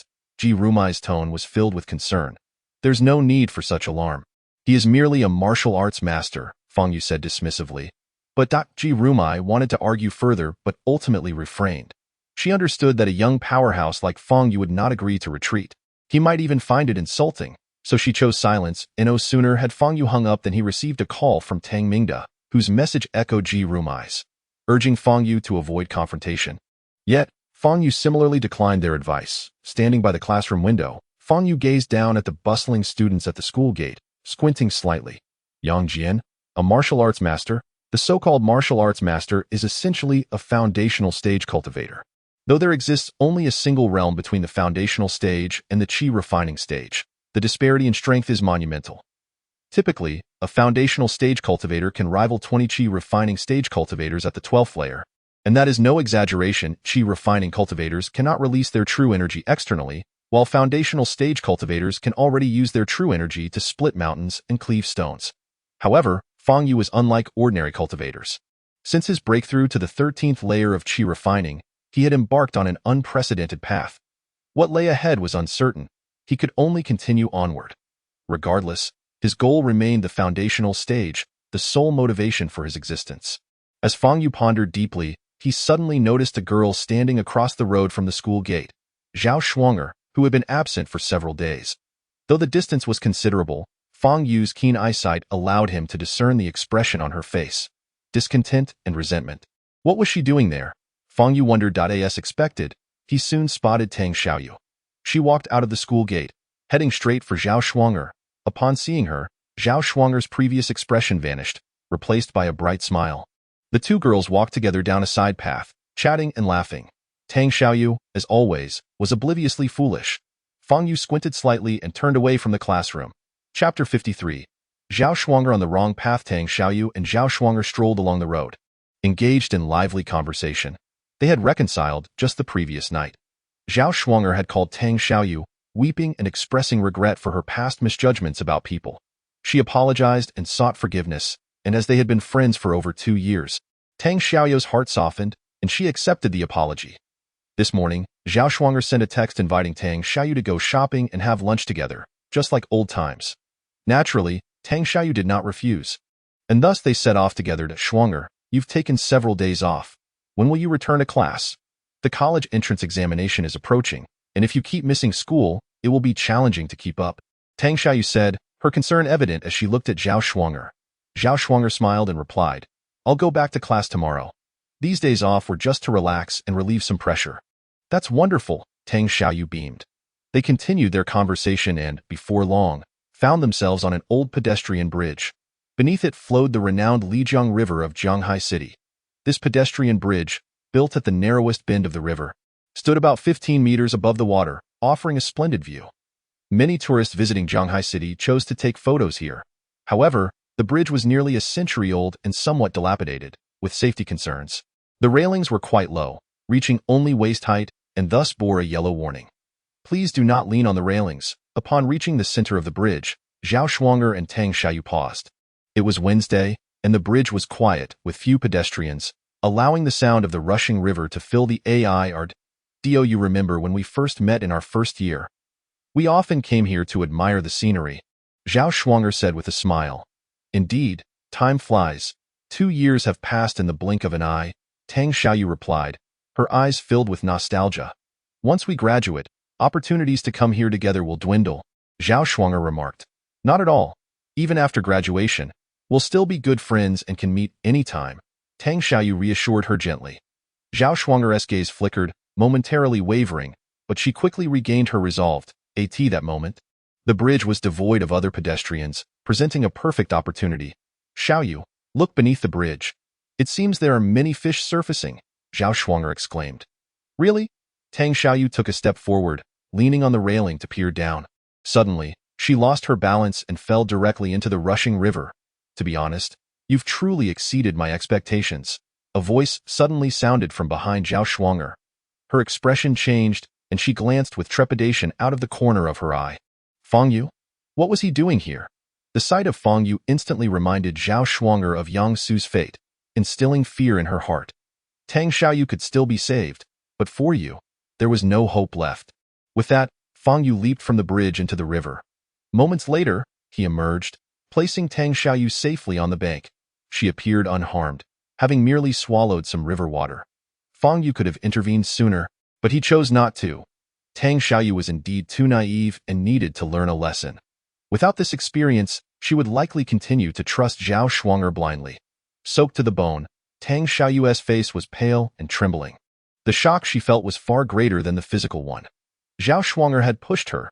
This friend of over 2 years had betrayed her. Recalling the phone call from the previous night and Zhao Shuang'er's words on the bridge, Tang Xiaoyu felt a chilling dread. This is something I suggest handing over to Tang Si. Fang Yu stated, she's still on the bridge. I want to see her, Tang Xiaoyu whispered. She should be unable to move at the moment. Fang Yu replied. A few minutes later, Fang Yu and Tang Xiaoyu returned to the bridge. Zhao Shuang'er remained there, tears glistening in her eyes, her hands trembling, regret evident but quickly masked. Tang Xiaoyu, you destroyed my dreams first. You were the one who hurt me, Zhao Shuang'er shouted as she gazed at Tang Xiaoyu, her eyes filled with horror upon seeing her return unscathed. But she fell silent afterward. Tang Xiaoyu, I only want to know one thing. Why do you hate me so much? Tang Xiaoyu's gaze turned cold as she looked at Zhao Shuang'er. Ha ha ha. Why do I hate you? Don't you understand? For over 2 years of being good friends, I was merely a background to your blossoming beauty. Even Yang Su approached me because of you. I once thought he genuinely wanted to be my friend. That period was the happiest time of my life. I wished it could last forever. But it was all because of you. I became a complete joke. You ruined my dreams. You destroyed everything. Every time I see your smiling face, I can't help but want to tear it apart. Do you understand? Zhao Shuang'er screamed, her eyes bloodshot. Despite having prepared herself mentally, hearing Zhao Shuang'er's words struck Tang Xiaoyu deeply, leaving her feeling weak and speechless. Why was this happening? She had genuinely considered Zhao Shuang'er her best friend. Yet Zhao Shuang'er viewed her as an enemy. She believed Zhao Shuang'er sincerely wanted to reconcile, but the reality was starkly different. Chapter 54. The First Experiment. Fang Yu notified Tang Si to handle the scene. Given the matter concerned Tang Xiaoyu's safety, Tang Si did not take it lightly and arrived promptly. Tang Si took Zhao Shuang'er away, while Tang Xiaoyu said nothing. She lacked the strength to speak. She was exhausted and desired rest, so she requested leave to return home in the afternoon. Fang Yu lay with his eyes closed on the desk, though his mind continued to calculate the modifications to the devouring essence technique. His research last night revealed potential. Given a little more time, he could successfully refine the technique to absorb spiritual energy instead of essence. The VIP ward of the city center hospital. Li Zixuan lay on the bed, his left cheek wrapped in thick bandages. A formidable middle-aged man, exuding an aura of authority, stood beside the bed, his fists clenched and his face ashen. This was Li Zhengrong, a powerful figure capable of shaking both the underworld and the elite of Zhanghai City with a stomp of his foot. Last night, Li Zhengrong had been discussing business in Nandu when he heard that Li Zixuan had been bullied, prompting his immediate return. Upon witnessing his son's condition, Li Zhengrong felt his blood boil, his head spinning. Li Zixuan was his only son. Although he had always been strict with him, it had only been in words, never through physical punishment. Yet now, his son had been knocked unconscious by a single slap. This was not just an insult to Li Zixuan, but also to Li Zhengrong himself. Li Zixuan had awakened and glared at Li Zhengrong, his voice filled with resentment. Dad, you must take revenge for me. Make that bastard kneel before me and apologize with 10 bows. The harm he has done to me, I will return tenfold. Li Zhengrong's eyes glinted with ferocity.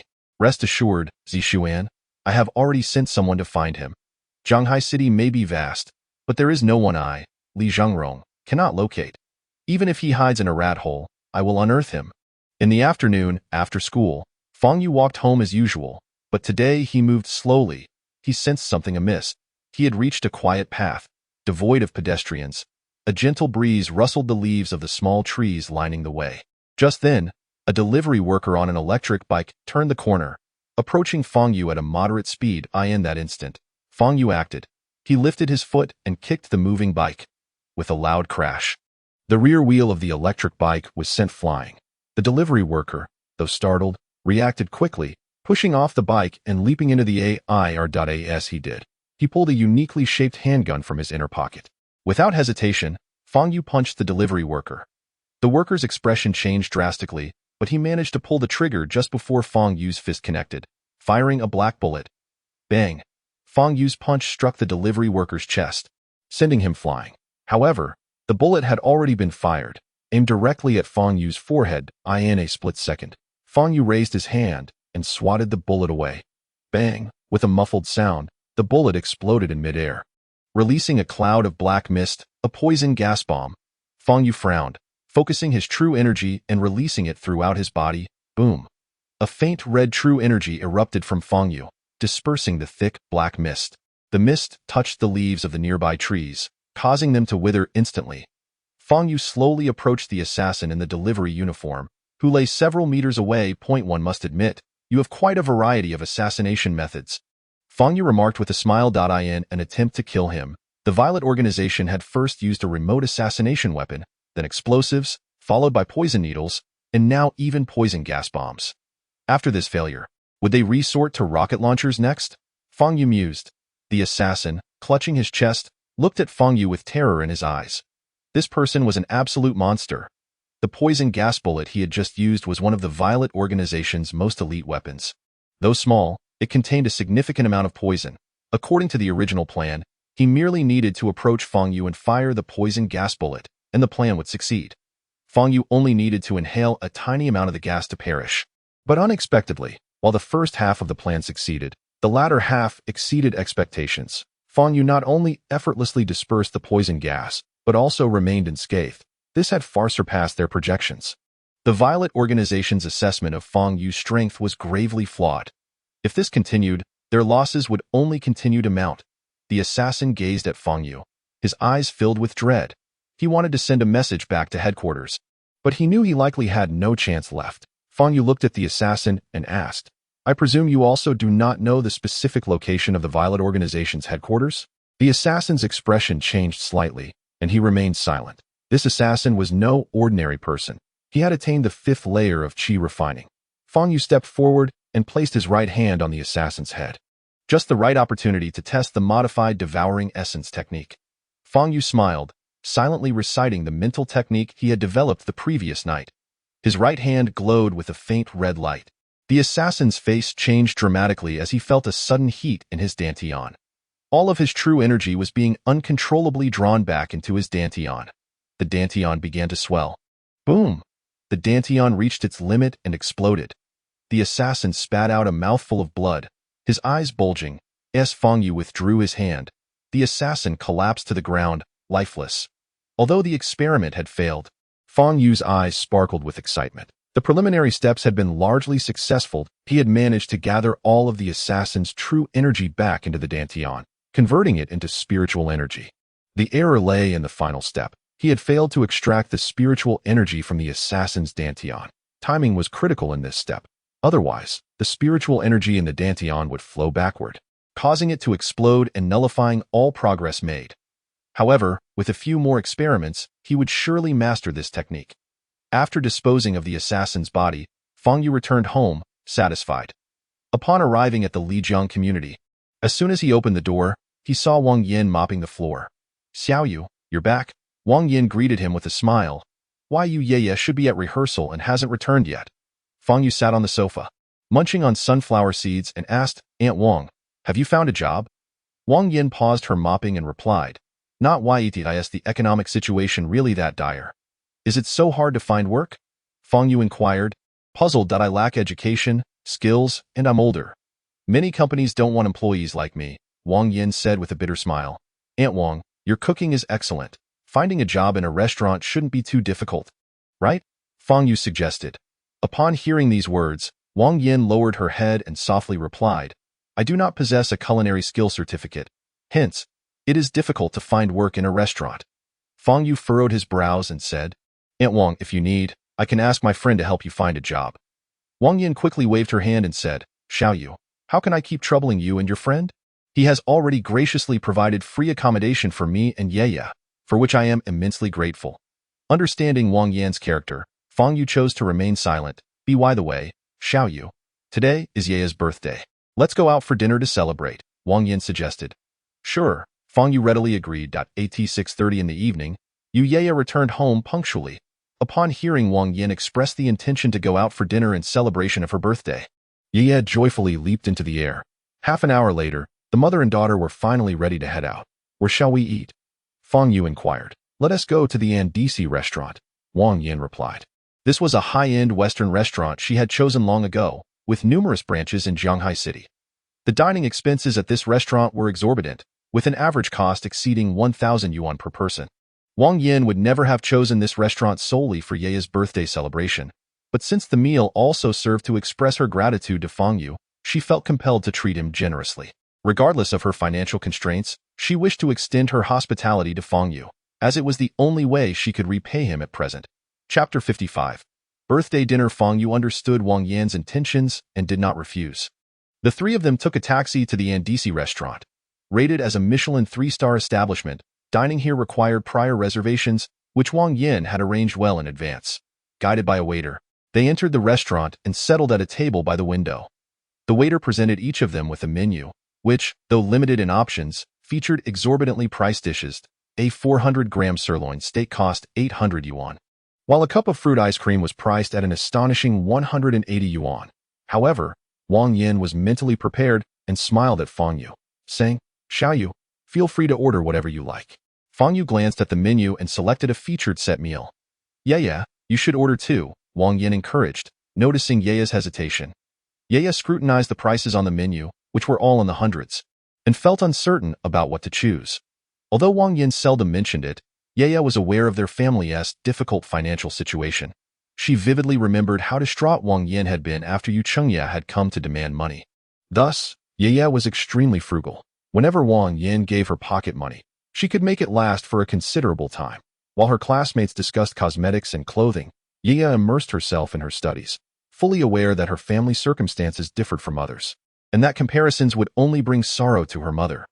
After pondering for a while, she looked at Wang Yin and said, Mom, I'm actually not very hungry. Can I just have a small piece of cake? The least expensive item on the menu was dessert, with prices not exceeding 300 yuan. The strawberry mousse cake Ye desired was priced at 150 yuan. Esteemed guests, I would like to inform you that our restaurant requires each patron to order at least one main course. The waiter coughed and stated. His tone was somewhat impatient, and his gaze was dismissive. If you can't afford it, why even dine here? Who doesn't he know that Andisi restaurant is renowned for its steep prices? Fang Yu shot a glance at the waiter and said, If you are busy, you may attend to another table first. The waiter forced a smile and replied, Esteemed guest, our restaurant has a policy where a waiter serves a table until the guests have settled their bill and departed. So you're not busy? Fang Yu asked. Correct, the waiter answered. Then why do you seem impatient? Fang Yu pressed, I am not impatient. I merely noticed that it seems to be your first visit to our Andisi restaurant, and I wanted to remind you of our policy. The waiter's smile grew a bit stiff in the face of Fang Yu's skepticism. Oh, I see. If you're not impatient, then I am relieved. Fang Yu said with a smile, We have a bad habit of taking a long time to order, anywhere from 10 minutes to half an hour. The waiter fell silent, maintaining his smile no matter what. He could not afford to lose his temper, lest he forfeit a month's wages and bonuses. Wang Yin, sensing the tension between Fang Yu and the waiter, quickly interjected, Xiao Yu, it's all right. We've just been taking too long to decide on the menu. Yeah, hurry and order a main course so we don't keep them waiting too long. Wang Yin urged her daughter, at that moment. A couple entered the restaurant. The man appeared to be in his 40s, sporting a gold chain around his neck and a noticeable beer belly, while the younger woman, adorned in heavy makeup and a revealing mini dress, exuded a strong perfume. Upon entering, the man spotted Wang Yin at the window table. Is that her? She actually has the money to dine here? A mocking smile crept onto his face as he took the woman's arm and approached their table. Chef Wang, what a coincidence to see you here. Upon recognizing the man, Wang Yan's expression soured immediately. He was Liang Jinfeng, the owner of the restaurant where she previously worked, a nouveau riche. Liang had once been poor until he struck it rich with the lottery in his 30s and subsequently invested in various businesses, including the restaurant where Wang Yin had been employed. He had first noticed Wang Yin during a restaurant meeting and had since made several attempts to obtain her contact information, sending her flirtatious messages. When she ignored him, he would visit her at the restaurant. Wang Yin felt furious but powerless against Liang's harassment. She could not afford to offend him. However, after Yu Qingye discovered her workplace and caused a scene several times. Liang, having investigated Wang Yan's background and knowing she was a single mother struggling to raise a child, threatened to dismiss her unless she acquiesced to his advances. Naturally, Wang Yan refused, leading to her termination. Today marked the first time she had encountered Liang since her dismissal. Boss Liang. Wang Yan reluctantly greeted him. Wang Yan, have you recently managed to snag a wealthy benefactor? I am quite impressed that you can afford to dine in this establishment. Liang Jinfeng remarked with exaggerated surprise. Wang Yan's face fell at his words. Boss Liang, what do you mean by that? What do I mean? Liang replied with a sinister grin. How could you not understand my meaning? Wang Yan's expression darkened further. Boss Liang, I do not comprehend why you feel the need to malign me. Please leave us be and do not disrupt our meal. Liang, emboldened by his wealth, displayed an even worse temperament, especially when addressing a woman of Wang Yan's stature. Remembering how he had pursued her relentlessly without success, he felt humiliated and enraged. What else with the high and mighty attitude? I merely jest with you. And you scowl at me? Who do you think you are? Liang Jinfeng glared at Wang Yan with fury. Wang Yan's face turned pale, her breaths growing heavier. She was furious but dared not react. Mom, don't be angry. Just ignore him. Yaya gently tugged at Wang Yan's hand. Otto? Is this your daughter? She has quite a beauty that I wonder if she'll grow up to be like you. A widow no one wants. Liang Jinfeng grinned, wrapping his arms around the woman next to him. Wang Yan could no longer contain her outrage. Her face drained of color as she glared at Liang. What, do you want to hit me? Liang scoffed, looking down at Wang Yan disdainfully. Wang Yan turned to the waiter, saying, Shouldn't your restaurant remove such low-class individuals? The waiter, concealing a smirk, shook his head and replied, I'm sorry, but we have no such policy. Oh, looking for backup, are we? Let me tell you, I've had drinks with the owner of this restaurant. Do you think this establishment would offend me, a valued guest, over someone like you? Liang laughed mockingly. He then turned to the waiter, saying, Hey, let me give you a heads up. This woman is quite poor and might not be able to pay the bill that I suggest you reconsider doing business with her.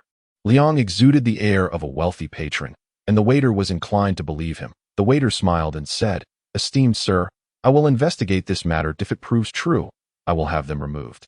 With that, the waiter approached Wang Yan and said, Esteemed lady, may I please see your bank card for verification? Faced with such humiliation, Wang Yan's face turned pale and her eyes reddened. She had come here merely to enjoy a meal and had not offended anyone. The waiter maintained a neutral expression, extending his hand towards Wang Yan.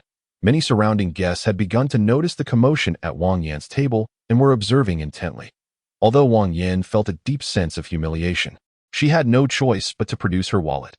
Just then, Fang Yu stood up, walked to the waiter, and smiled as he asked, I would like to know if your restaurant has a policy of waiving the bill after someone is assaulted?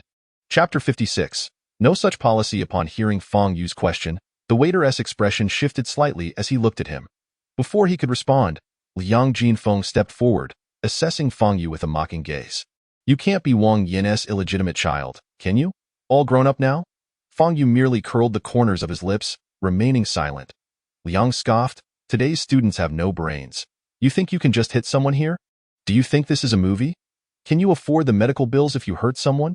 If you damage anything here, can you pay for it?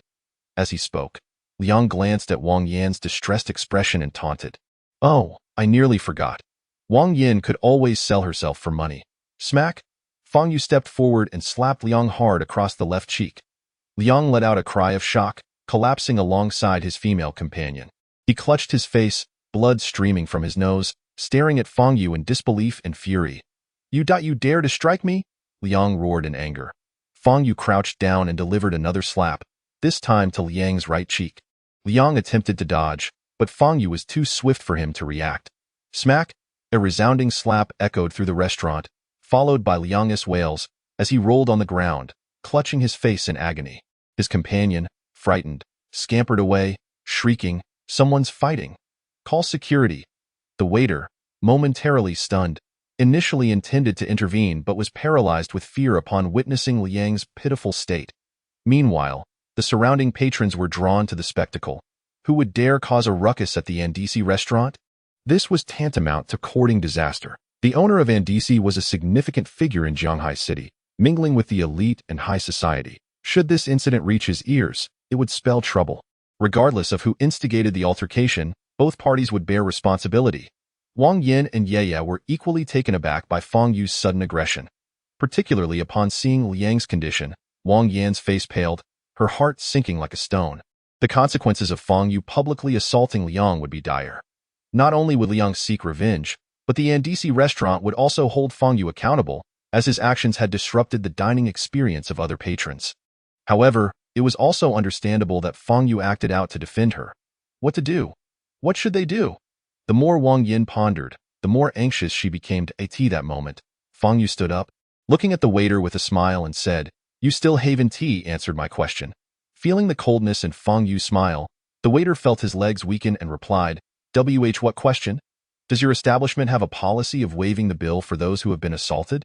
Fang Yu took a sip of water from the table and inquired, "No, we do not," the waiter answered, unsure of the implications of Fang Yu's inquiry. "Oh, so there is no such policy? Then he has been struck for nothing." Fang Yu returned to his seat, as if nothing had happened. Liang Jinfeng still lay on the ground, moaning in pain, his cheeks swollen to resemble a pig's head. Seeing that Fang Yu had no intention of retaliating against him, the waiter quickly turned and left. He needed to summon the head of security to deal with this arrogant youth. Just as the waiter had taken a few steps, a deep, authoritative voice resonated through the restaurant. "What is happening here?" A middle-aged man, impeccably dressed in a suit and gold-rimmed glasses, descended from the restaurant's second floor. Many patrons recognized him as Chen Jinyu, the owner of Andisi Restaurant, who had appeared on various culinary shows. Today, he had come to inspect the restaurant and conduct a meeting. Having just concluded his meeting and descended the stairs, he was met with the uproar, his expression darkening. Andisi Restaurant prided itself on providing a high-end, serene, and comfortable dining environment, with numerous rules prohibiting loud conversations, smoking, and bringing pets inside. The restaurant enforced these rules strictly, asking any violators to leave. Naturally, patrons frequenting Andisi Restaurant were of a certain caliber, and violations were rare. However, today, as Chen Jinyu was inspecting the premises, a disturbance occurred right under his nose, an occurrence he could not tolerate. Upon seeing Chen Jinyu, the patrons' gazes toward Fang Yu shifted, filled with pity and mockery. They all understood that with Chen Jinyu's arrival, Fang Yu was bound to face severe consequences. Regardless of Fang Yu's justification, he had disrupted the restaurant's reputation by resorting to violence, and Chen Jinyu would not let him off lightly.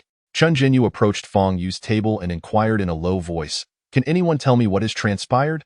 The waiter, sensing an opportunity, stepped forward eagerly. "Mr. Chen, I am the waiter attending that table. It was that man who assaulted this gentleman here. And he did so quite violently. Just look at him." Chen Jinyu followed the waiter's gaze and beheld Liang Jinfeng's pitiful state, his expression shifting in surprise that he struck him that hard. What led to this? Chen Jinyu approached Liang, his face darkening. "It was the lady at that table who knows the gentleman, and they chatted for a bit. The young man in the school uniform might have been jealous or something, and he suddenly struck out," the waiter explained, a glint of malice in his eyes. "Keep being arrogant, kid. This is over yet," he thought to himself, knowing that angering Mr. Chen would spell doom for Fang Yu. "Immediately call an ambulance." Chen Jinyu ordered the other waiters standing nearby. He then knelt beside Liang, feigning concern. "Sir, are you all right?" "I have already called for an ambulance." Liang, clutching his face, saw Chen Jinyu and felt a flicker of hope. Managing to suppress the pain as he said, "Mr. Chen, I am Liang Jinfeng from the Shanshui restaurant. We've met at the Zhanghai City Restaurant Association before, and we even toasted together. In truth." Chen Jinyu had no recollection of him, but he nodded politely. "I remember you, Mr. Liang. Please tell me what happened, and I will ensure you receive justice." Liang Jinfu cast a venomous glare at Fang Yu, exclaiming, "It was that brat who left me in this state. I did nothing wrong. I merely approached that table to speak with the lady, and he attacked me." Liang Jinfu's account mirrored that of the waiter. Chen Jinyu's expression darkened. He was lying? At that moment, Wang Yin could no longer contain herself and interjected. "Liang Jinfu is clearly spouting nonsense. Speak a few words?" He hurled so many insults. How could it possibly be just a casual chat? Chen Jinyu rose, his gaze fixed on Wang Yin, his face stern and his eyes indifferent. He emanated an aura of authority that left Wang Yin breathless. She had many words to share, yet found herself at a loss for words. "Mr. Chen, that man is the root of the trouble." The waiter pointed at Fang Yu. Only then did Chen Jinyu turn his attention to Fang Yu. seeking to ascertain the identity of this audacious individual. However, upon seeing Fang Yu's face, his expression shifted dramatically. This young man seemed remarkably familiar. Dressed in a school uniform, exuding a calm demeanor, it was Fang Yu. The very same Fang Yu he had encountered at the Qi family banquet that fateful night. Chen Jinyu harbored a profound impression of Fang Yu. Invitations to the Qi family's grand gatherings were reserved for the affluent and elite. Chen Jinyu had been invited only due to his company's collaboration with the Qi family's enterprises. Otherwise, he wouldn't have qualified. That night, he witnessed the illustrious Qi family's daughter display such deference to a single individual, even bowing her head in humility. Fang Yu appeared so youthful in his school uniform, yet was treated with such reverence by the Qi family's heiress. It was evident that Fang Yu's status was extraordinarily high. From that moment, Chen Jinyu resolved to find an opportunity to befriend Fang Yu. Chapter 57. Truly Exempted. The one who left Liang Jinfu in such a wretched state was Fang Yu. This was not merely a dilemma. Rather, it presented an opportunity. For Chen Jinyu, this was a prime chance to establish a connection with Fang Yu. A glimmer of joy flickered in Chen Jinyu's eyes as he strode purposefully toward Fang Yu. Witnessing Chen Jinyu's determined advance toward Fang Yu, the surrounding guests perceived the impending doom for Fang Yu. He had indeed overstepped by assaulting someone in the Yandexi restaurant. Not only had he attacked, but it was also evident that Liang Jinfu was acquainted with Chen Jinyu. Thus, the consequences for Fang Yu would be even more severe. The waiter regarded Fang Yu with a mocking glint in his eyes. Chen Jinyu approached Fang Yu, his demeanor respectful as he slightly bowed and extended his hand, saying, "Mr. Fang, it is an honor to finally meet you." All present were taken aback, including Fang Yu, who had no recollection of Chen Jinyu and was momentarily puzzled by his approach. "Mr. Fang, you are a renowned figure, so you may not remember me. I am Chen Jinyu, the owner of this restaurant and the chairman of a dining group. I first encountered you at the Qi family banquet." Chen Jinyu spoke humbly. Upon hearing this, Fang Yu understood it was only natural for someone from that prestigious gathering to recognize him, especially since he had been publicly labeled a thief by Jiang Yu that night, igniting a scandal. Noticing Chen Jinyu's hand still suspended in the air, Fang Yu extended his hand to shake it and replied nonchalantly, "Hello." A profound silence enveloped the room that no one anticipated such a turn of events. Rather than reprimanding Fang Yu, Chen Jinyu displayed respect in their handshake. What could this indicate? He had caused a commotion in the restaurant, yet faced no repercussions. Beyond that, they had just shaken hands. "I believe I heard about the Qi family banquet, Mr. Chen. Are you referring to the esteemed Qi family of Jiangnan?" The revelation sent a collective gasp through the crowd.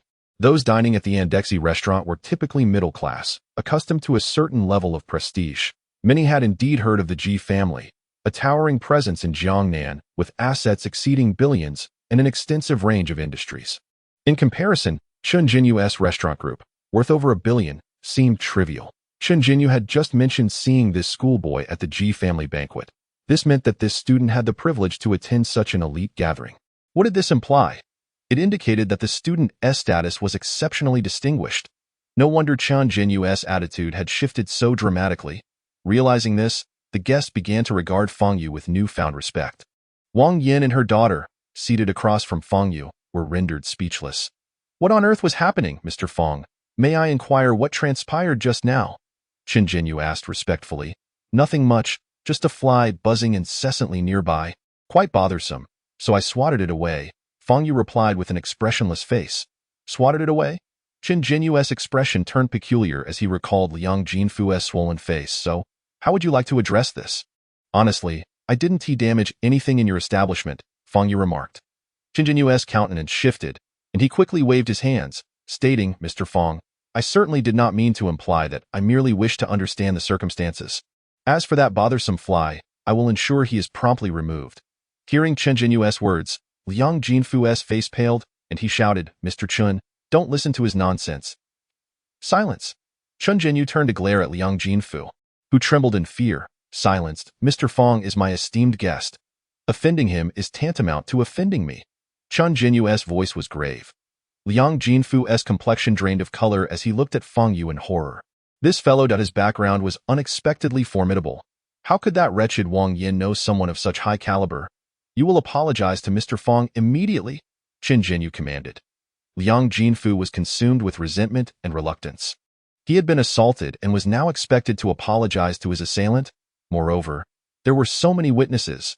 Yet, upon seeing Chen Jinyu's dark expression, he realized he had no choice. Offending Chen Jinyu, with his influence in Jianghai City, especially in the restaurant industry, could lead to the closure of his establishment and others. Liang Jinfu had struggled for over 30 years and refused to return to poverty. Thus, Liang Jinfu stood and approached Fang Yu, preparing to bow his head in apology. "Do not apologize to me. Apologize to her," Fang Yu said, gesturing to Wang Yan. Liang Jinfu shuddered, then turned to Wang Yan. Bowing deeply, "I'm sorry, Mr. Fang. Are you satisfied with his apology?" Chen Jinyu inquired. Fang Yu merely looked at Wang Yan and stated, "If Aunt Wang is satisfied, then I am satisfied." Wang Yan, still reeling from the unfolding events, was momentarily at a loss for words. However, to Chen Jinyu, Wang Yan's silence signified her unwillingness to accept the apology. "Miss Wang, if you do not accept Liang Jinfu's apology, then I am left with no choice. Starting tomorrow, I will propose to the Jianghai City Restaurant Association." Hearing Chen Jinyu's words, Liang Jinfu felt a jolt of fear. Although he had invested in several businesses, most were minor ventures. His real income came from the restaurant industry. If Chen Jinyu were to blacklist him, it would spell his end. Realizing this, Liang Jinfu fell to his knees. "Wang Yan, I see the error of my ways. Please forgive me. I was merely careless with my words. I'm a fool." As Liang Jinfu begged for forgiveness, his head struck the floor with a resounding thud. The surrounding silence was palpable. The fate of those who offended the powerful was indeed grim. The pride, reputation, and wealth that many held dear were rendered insignificant before the might of the influential. Yu, witnessing Liang Jinfu's bloodied forehead, appeared pale and gently nudged Wang Yan's arm, whispering, "Mom, let it go." Wang Yan, regaining her composure, cast a deep glance at the kneeling Liang Jinfu and said, "You need not apologize further. Just do not appear before me again." Even with Wang Yan's words, Liang Jinfu dared not cease his pleas. He awaited Chen Jinyu or Fang Yu to speak. Chen Jinyu looked to Fang Yu, who nodded. "Liang Jinfu, since Miss Wang has forgiven you, you may leave. I will not pursue this matter further," Chen Jinyu stated. Liang Jinfu felt as if he had been granted a reprieve, rising to his feet, covering the blood on his forehead with a tissue, and exiting in a disheveled state. His female companion, who had been silent, hurried after him. After Liang Jinfu's departure, Chen Jinyu surveyed the room and declared, "I acknowledge that the recent events have disrupted everyone's dining experience and wasted your time. To compensate, I have decided to exempt all guests present from their bills. Feel free to indulge in the dishes of this establishment." There are no limits. A wave of cheers and applause erupted throughout the restaurant. "Mr. Chen is magnanimous. Thank you, Mr. Chen." Had they truly been exempted? Fang Yu turned to the flustered waiter standing nearby and smiled, saying, "Didn't you say there was no policy for waiving bills after a fight?" I. The waiter, trembling in fear at Fang Yu's presence, recalled his previous attitude and felt his legs weaken, cold sweat beading on his forehead. How could he have imagined that this seemingly ordinary young man was someone to whom even Chen Jinyu would show respect? "Mr. Fang, please continue your meal. I will have the chef personally prepare the finest dishes for you. I hope you will enjoy them," Chen Jinyu said. "Oh, by the way," Fang Yu turned to Yu. "Today is her birthday. Can you provide a birthday cake?" Chapter 58. Truly impressive. Chen Jinyu glanced at Yu with a smile, asking, "May I ask your name, miss?" Faced with Chen Jinyu's direct inquiry, Yu felt an overwhelming sense of nervousness. Her face turning crimson as she replied, I am Yu. "Miss Yu, this restaurant will present you with a birthday gift and our best wishes. Please wait a moment," Chen Jinyu said. "Also, I would like to change my waiter." Fang Yu interjected, "Did this waiter offend you, Mr. Fang?" Chen Jinyu turned his gaze toward the pale, sweating waiter, narrowing his eyes slightly. "I feel he is quite busy and seems rather impatient with his tasks," Fang Yu stated. Chen Jinyu's expression darkened as he replied, "Very well, Mr. Fang. I will have another waiter attend to you. As for him, I will ensure he is dealt with appropriately." Feeling the cold glare from Chen Jinyu, the waiter's legs turned to jelly, and he nearly collapsed. 20 minutes later, waiters began presenting dishes, all made from the finest ingredients. Based on the menu prices, the meal for Fang Yu's table would cost at least tens of thousands. Wang Yan and Yu sat in awe, staring at the spread before them, feeling as though they were in a dream. What had initially seemed like a disaster had suddenly taken a dramatic turn. "Aunt Wang, yeah, what are you waiting for? Dig in," Fang Yu said, leading the way. Seeing Fang Yu enjoying the feast, Wang Yin and Yu Ye joined in, savoring the meal. After another 10 minutes, a female waiter brought out an exquisite two-tiered cake and placed it before Yu Ye. At the same time, a small band approached their table, beginning to play Happy Birthday. The waiter lit a candle on the cake and smiled, saying, "Dear Miss Yu, you may now make a wish and blow out the candle." At that moment, the restaurant dimmed its lights. The surrounding guests turned their gazes toward Yu Ye, envy glimmering in their eyes. This girl was incredibly fortunate to be acquainted with someone as prominent as Fang Yu.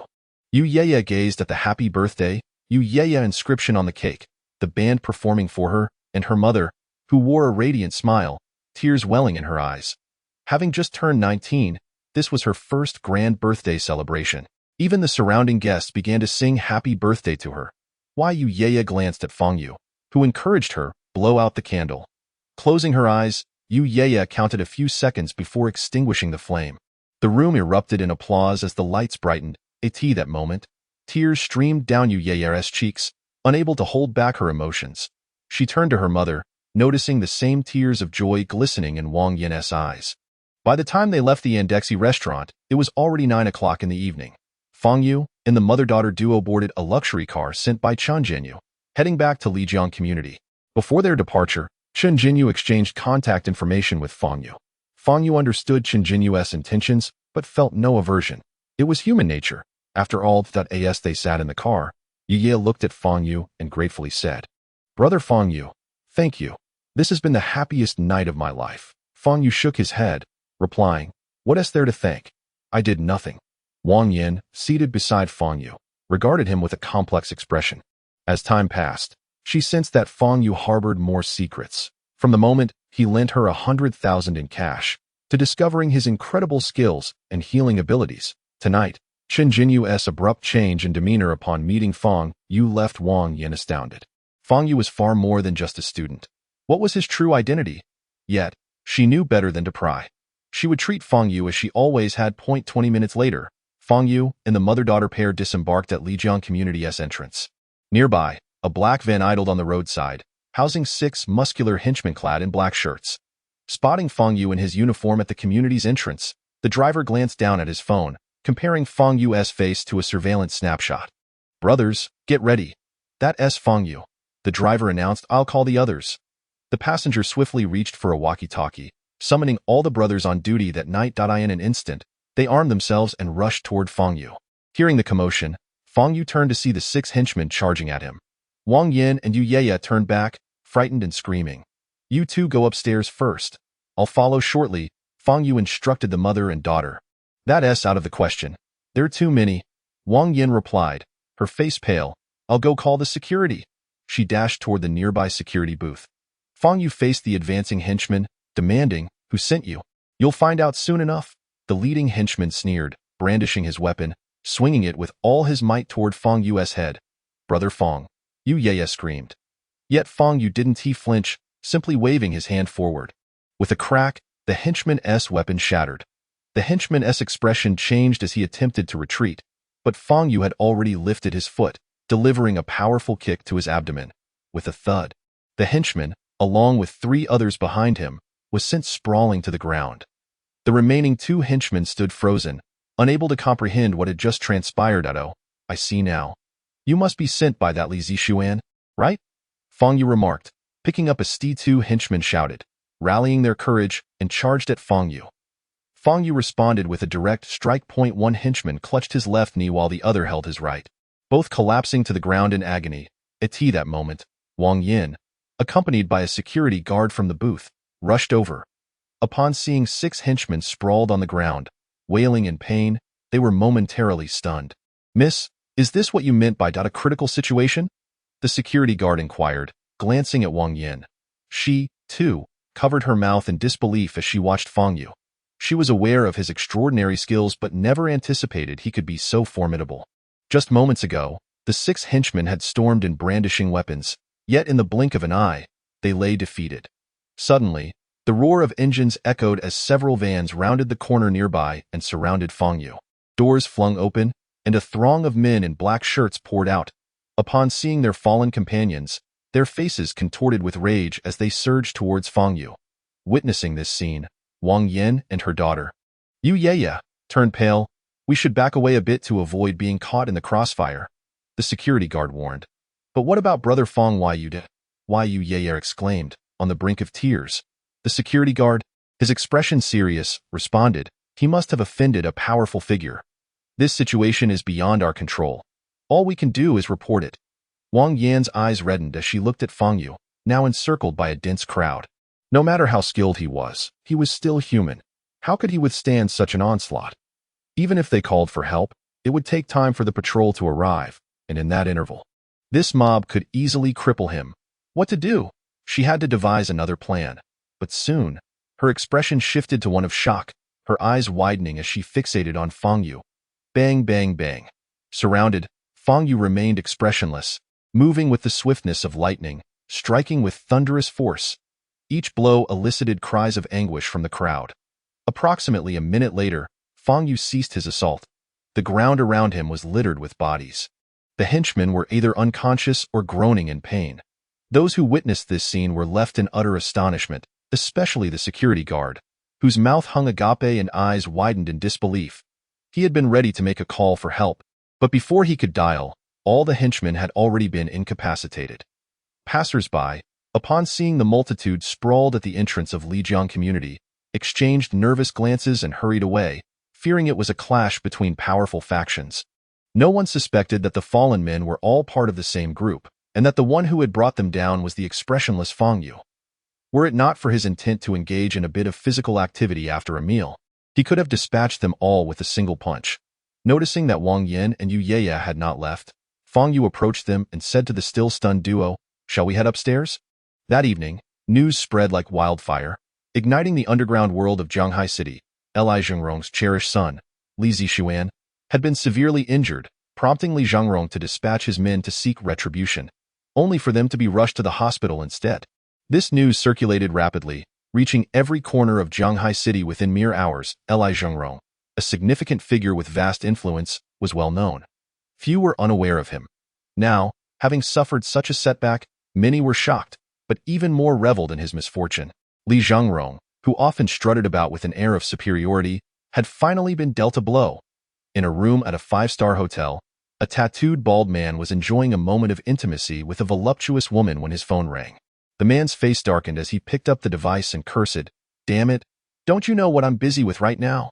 However, as he listened to the voice on the other end, his expression gradually shifted, and he burst into laughter. Li Zhengrong, that old dog, has finally met his match. How pathetic. He sends so many men and still can't handle a mere child. His subordinates must be utterly useless. They might as well be trained dogs. Ha ha ha. Meanwhile, in a tea house adorned with traditional decor, a woman in a qipao sat in an elegant study, engrossed in a collection of song poetry. Just as she became lost in her reading, her phone began to vibrate. Frowning slightly, she set her book aside and answered the call. Upon hearing the news, her expression shifted from surprise to intrigue, and she said, "Please investigate his background for me. If the opportunity arises, I would like to meet him." After hanging up, she stood by the window, gazing at the picturesque river view, her eyes shimmering with curiosity. To be able to face so many and emerge unscathed. Could that person truly be just a child? Fang Yu, of course, remained oblivious to the stir he had caused in Zhanghai City. The following morning, he arrived at class to find Tang Xiaoro already there. On his desk lay breakfast, 2 large buns and a cup of soy milk. Taking his seat, he glanced at Tang Xiaoro and remarked, "How did you know I love buns? I just asked the aunt at home to make some." "They might not be that good," she replied. Her eyes were slightly puffy, betraying her lingering distress from the previous day's events. Not everyone possesses Fang Yu's extraordinary resilience, especially someone as young as Tang Xiaoro, who was understandably shaken as Fang Yu enjoyed his buns and soy milk. He focused on a detective novel on his desk, nearing its conclusion. "Hey Fang Yu, can I ask you something?" Tang Xiaoro suddenly turned to him. Speaking softly, "Go ahead." Fang Yu replied without looking up. "In your eyes, am I very foolish?" she asked, her gaze fixed on him. "Yes, and not just a little foolish, but almost irretrievably so," he answered without hesitation. Although she had braced herself for his response, the bluntness of his words brought tears to her eyes. "But you needn't be too upset. To me, everyone in this world is quite similar and rather foolish," he added, glancing at her. Tang Xiaoro was taken aback, ready to respond that of course, compared to them. You're just a bit more foolish, he interjected. Fang Yu was clearly provoked to tease her. She had initially intended to cry, but now her anger flared, wishing she could bite him. Yet, considering Fang Yu's temperament, she refrained. By the way, how did you handle that matter? He inquired. When Zhao Shuang'er was mentioned, Tang Xiaoro's expression darkened as she shook her head. I'm not sure. Fourth uncle said to hand them over to the patrol. They might consider it attempted murder. Fang Yu simply responded with an "oh," falling silent. But then Tang Xiaoro remembered something and asked, Fang Yu, how did you end up there yesterday, if it weren't for you? I don't know where Jiang Lu would have taken me, and I'm not a great swimmer. I happened to pass by and saved you. Fang Yu replied, oh, she nodded, gazing at his profile, her eyes shimmering as she softly said, thank you, Fang Yu. If you could remain quiet for at least 3 hours, allowing me to finish this novel, then I would have a reason to thank you in return, he said expressionlessly. You? Tang Xiaoro turned away in frustration, choosing not to respond. 18 noon, as school let out, Tang Xiaoro checked the time and realized 3 hours had passed. She immediately turned to Fang Yu and said, Fang Yu, I almost forgot to tell you something important. This Saturday is my grandfather's 74th birthday, and he hopes you can attend the celebration. Will you come? Fang Yu pondered for a moment and asked, if there's good food, I'll go out of course. We'll invite the best chefs to prepare the food. It will be absolutely delicious, she assured him. All right, Fang Yu nodded. So, you mean you'll attend my grandfather's birthday celebration? Tang Xiaoro asked, unsure. Yes, but I might not have a gift to bring. He replied, that's all right, Grandpa said as long as you come, that's enough. You're a great benefactor to our Tang family. No need for gifts. Tang Xiaoro beamed with joy. Seeing the closeness between Fang Yu and Tang Xiaoro, the boys in class were filled with jealousy. Fang Yu might not be as handsome or tall as them, yet he had won the affection of the goddess Tang Xiaoro. Why was that? Such a fine girl was wasted on him. Of course, they only dared to voice these thoughts internally. After all, those who had crossed Fang Yu did not fare well. Meanwhile, Fang Yu continued to attend class, sleeping and reading novels without a care, indicating that in the unseen contests, he emerged victorious. In the South City area, young Inju gazed at her imposing elder brother, his eyes sharp as swords, tears brimming in her eyes. Brother, you've finally returned. She wiped her tears, saying, the past few days have felt like my heart was ablaze. Fang Yu, Fang Yu, Fang Yu. In her heart, he had become an obsession. She had to eliminate him to quell her rage. Yang Jin smiled, gently ruffling her hair. Sister, we are going home. From today onwards, no one shall bully the Yang family again. I will repay my brother's grievances tenfold. Li Zhengrong sat in his office, his face a stormy shade of gray. In just one night, he had become the laughingstock among the factions of Jianghai City. How could he send so many men and yet fail to handle a single individual? This situation was unbelievable. Even for Li Zhengrong himself, were all his subordinates utterly incompetent. Not only had they failed to bring that person back, but they had all been sent to the hospital instead. Was he a superhuman? Or perhaps an extraterrestrial? How could this be? Regardless, the die was cast. Li Zhengrong had taken a significant fall. His reputation had suffered a tremendous blow. After 3 decades in this world, he knew the most vital currency was reputation, and he was acutely aware of the importance of face. Yet now, it felt as though he had been slapped publicly, his reputation tarnished, his dignity shattered. Bang! The more he thought about it, the angrier he became. Slamming his hands on the desk. What a bunch of useless fools! Li Zhengrong paced back and forth in his office, needing to devise a strategy to regain his standing. Otherwise, what would his men think of him? A prominent underworld figure in Jianghai City who could not even deal with a young man. Who would still trust him? Who would want to follow him? He had to find a way. A ruthless strategy was necessary to reclaim his reputation and dignity. With that thought, a glimmer of determination crossed Li Zhengrong's eyes. You forced my hand, kid. He picked up the office phone, summoning his trusted aide. Ahu, have you gathered the details on that bastard? Li Zhengrong's eyes gleamed with coldness. We've found out his name is Fang Yu, and he is still a student. He currently resides in Lijiang community. We haven't pinpointed his exact address yet, Ahu replied. That's enough. Li Zhengrong waved his hand, speaking grimly. Have the weapons we purchased from the foreign merchants arrived? They arrived 2 weeks ago. Ahu confirmed. Have you tested them? Li Zhengrong pressed. Yes, everything is functioning properly. Ahu assured him that a fierce glint appeared in Li Zhengrong's eyes as he commanded. Today, take another group and find a way to ambush Fang Yu. Ahu's expression shifted uneasily. We really need to take such a risk for one person. If we are discovered, it could lead to significant trouble, and no matter the risk, it must be done. Li Zhengrong's gaze was resolute. He saw no other option. This was the best way to restore his reputation. Not only would he deal with Fang Yu, but he would also send a warning to others. I, Li Zhengrong, am not a paper tiger. If you provoke me, this is your fate. Ahu wanted to protest further, but, seeing the determination in Li Zhengrong's eyes, he kept silent. That afternoon, as Fang Yu walked home as usual, he sensed 2 jeeps trailing behind him. Here we go again. He casually glanced back and noticed a large, black cloth-wrapped package in the back seat of one of the vehicles. Frowning slightly, he continued toward the remote hills of Jiannan village, the most secluded area in Jianghai City, where human presence was sparse. Engaging there would cause minimal disturbance and avoid innocent casualties. Seeing Fang Yu veer off toward the desolate area, Ahu's face lit up with excitement. Perfect! He had been worried about how to lure Fang Yu away, but it seemed Fang Yu was unwittingly assisting them in solving this problem. The fewer people around, the lower their risk. Soon, Fang Yu arrived at a clearing not far from the vegetable garden, turned, and awaited the arrival of the 2 jeeps. Seconds later, the vehicles pulled up in front of him and stopped. Ahu exited with a cold smile, saying, "It seems you figured us out, but it's too late. In this place, even a deity cannot save you." Fang Yu smiled faintly, replying, "I don't need saving. For you, I am the deity. I must admit, your skills are impressive. Your performance last night truly surprised us." However, Ahu chuckled mockingly, continuing, "Now you're facing 10 rifles. I wonder why you remain so confident."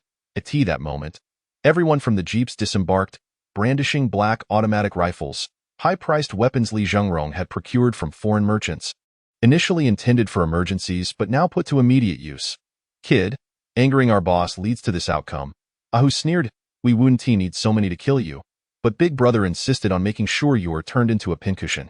"You're quite talkative," Fang Yu remarked indifferently, advancing toward Ahu. His expression shifted, and he signaled to the 2 men behind him, who raised their guns, aiming at the approaching Fang Yu. "Die in your next life. Remember not to provoke our boss again," Ahu coldly warned, waving his hand forward. Bang, bang, bang. The 2 behind him squeezed the triggers, unleashing a flurry of bullets toward Fang Yu. At this range, even an ordinary person would find no space to evade. Fang Yu lifted his left hand, palm facing forward, directly towards the incoming bullets. A faint red energy erupted from his palm, and the rapidly fired bullets came to an abrupt halt, suspended in midair. Ahu and his men were struck dumb, their faces paling as they felt a chill run down their spines. What sorcery was this? How could the bullets just float in the air? Fang Yu stood still, a subtle smile on his face.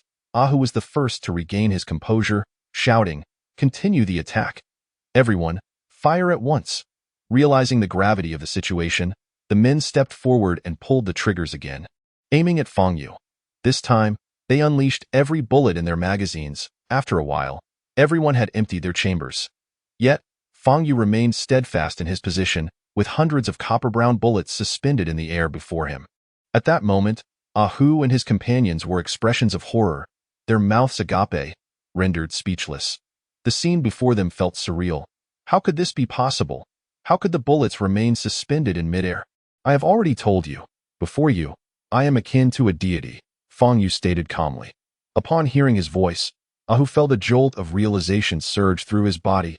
He had heard whispers of individuals who possessed such supernatural abilities, martial arts masters.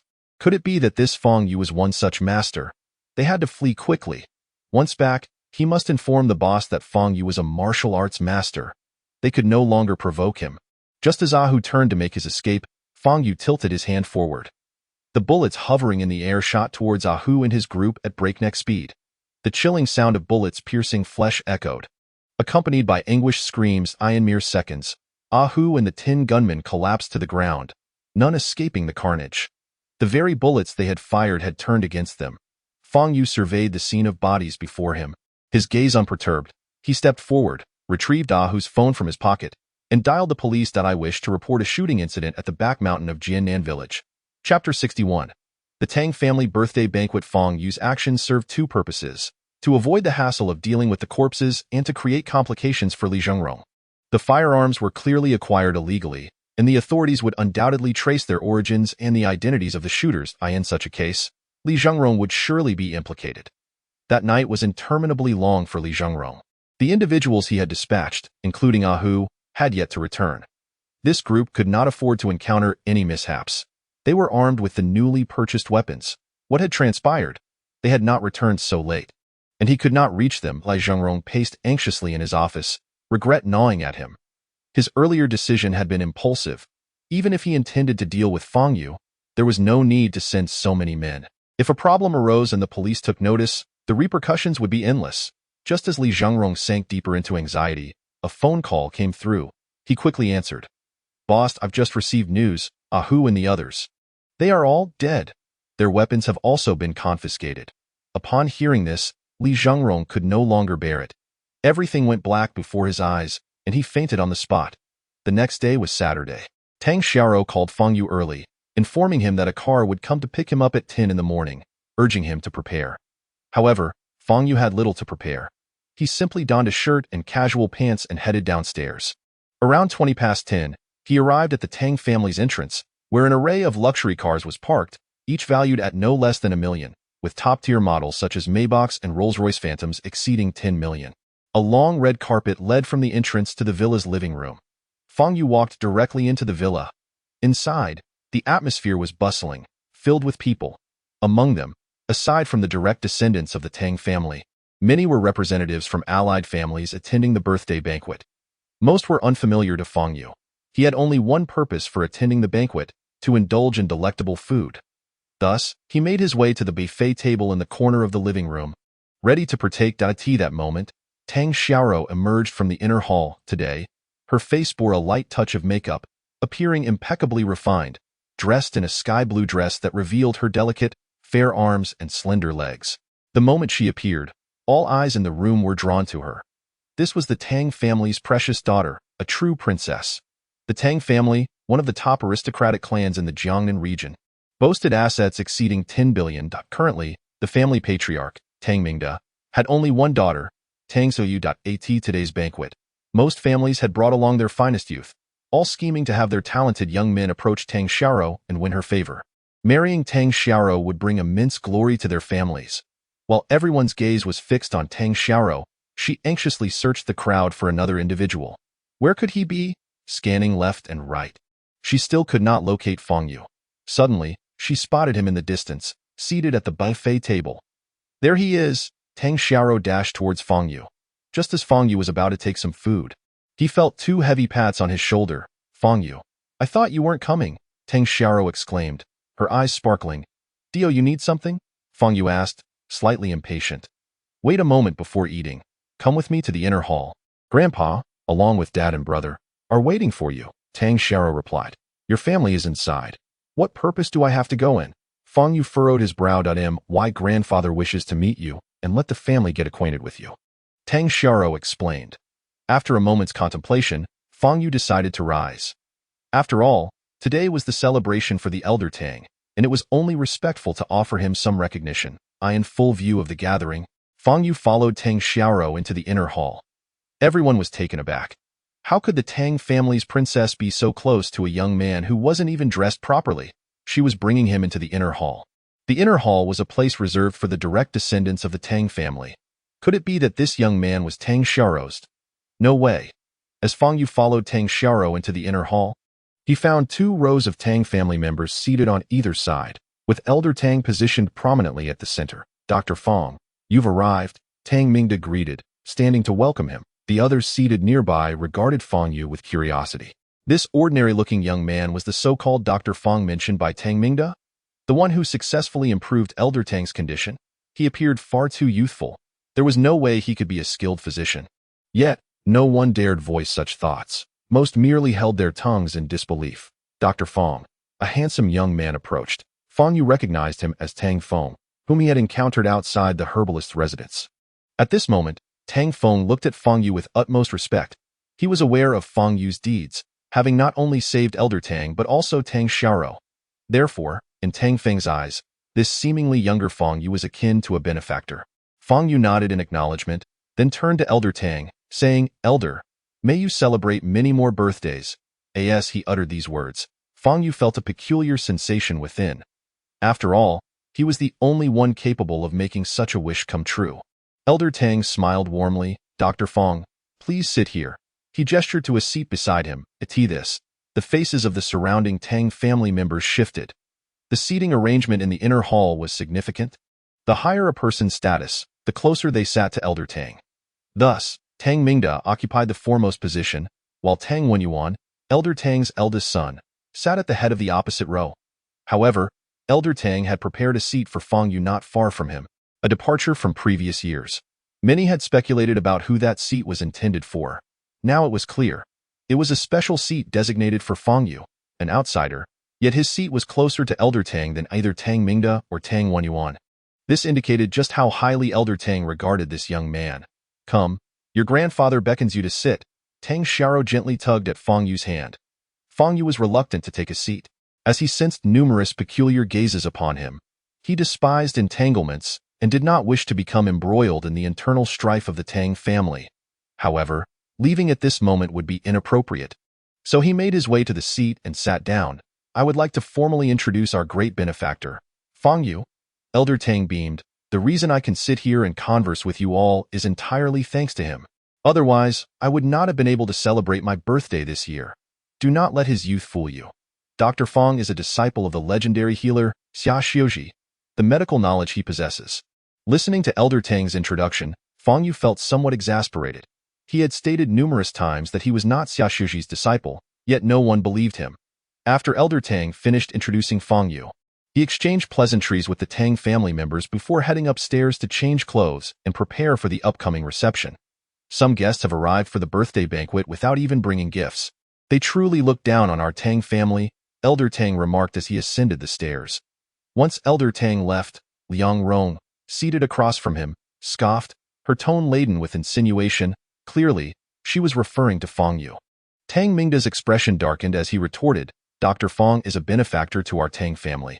He need not bring a gift to the birthday banquet, sister-in-law. Your words. Mingda, are you not aware of your sister-in-law's character? She's simply a gossip. You need not pay her any mind, Tang Wenyuan interjected.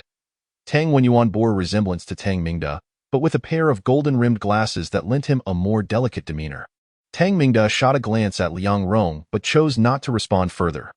Tang Wenyuan then turned his attention to Fang Yu, his eyes glinting with intrigue. Dr. Fang, according to my father's words, your medical skills are remarkable. I happen to have a few health concerns. Could you examine me? Chapter 62. You have issues in that area. Upon hearing Tang Wenyuan's request, all eyes in the Tang family fixed upon Fang Yu, scrutinizing him. They were eager to see if this Dr. Fang was as exceptional as Elder Tang had claimed. Truth be told, even though Elder Tang extolled Fang Yu's virtues, they remained skeptical that such a young individual could possess such remarkable medical prowess. Furthermore, if he truly were that capable, why had they never heard of him before?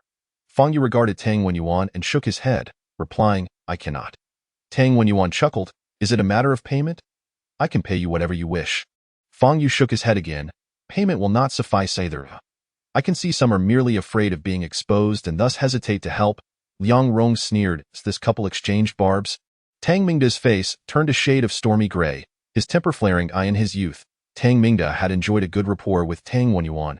However, since Tang Wenyuan's marriage, their relationship had soured. When the family patriarch passed the leadership to Tang Mingda, their animosity reached new heights. They often clashed during family meetings, resulting in heated arguments that ended in discord.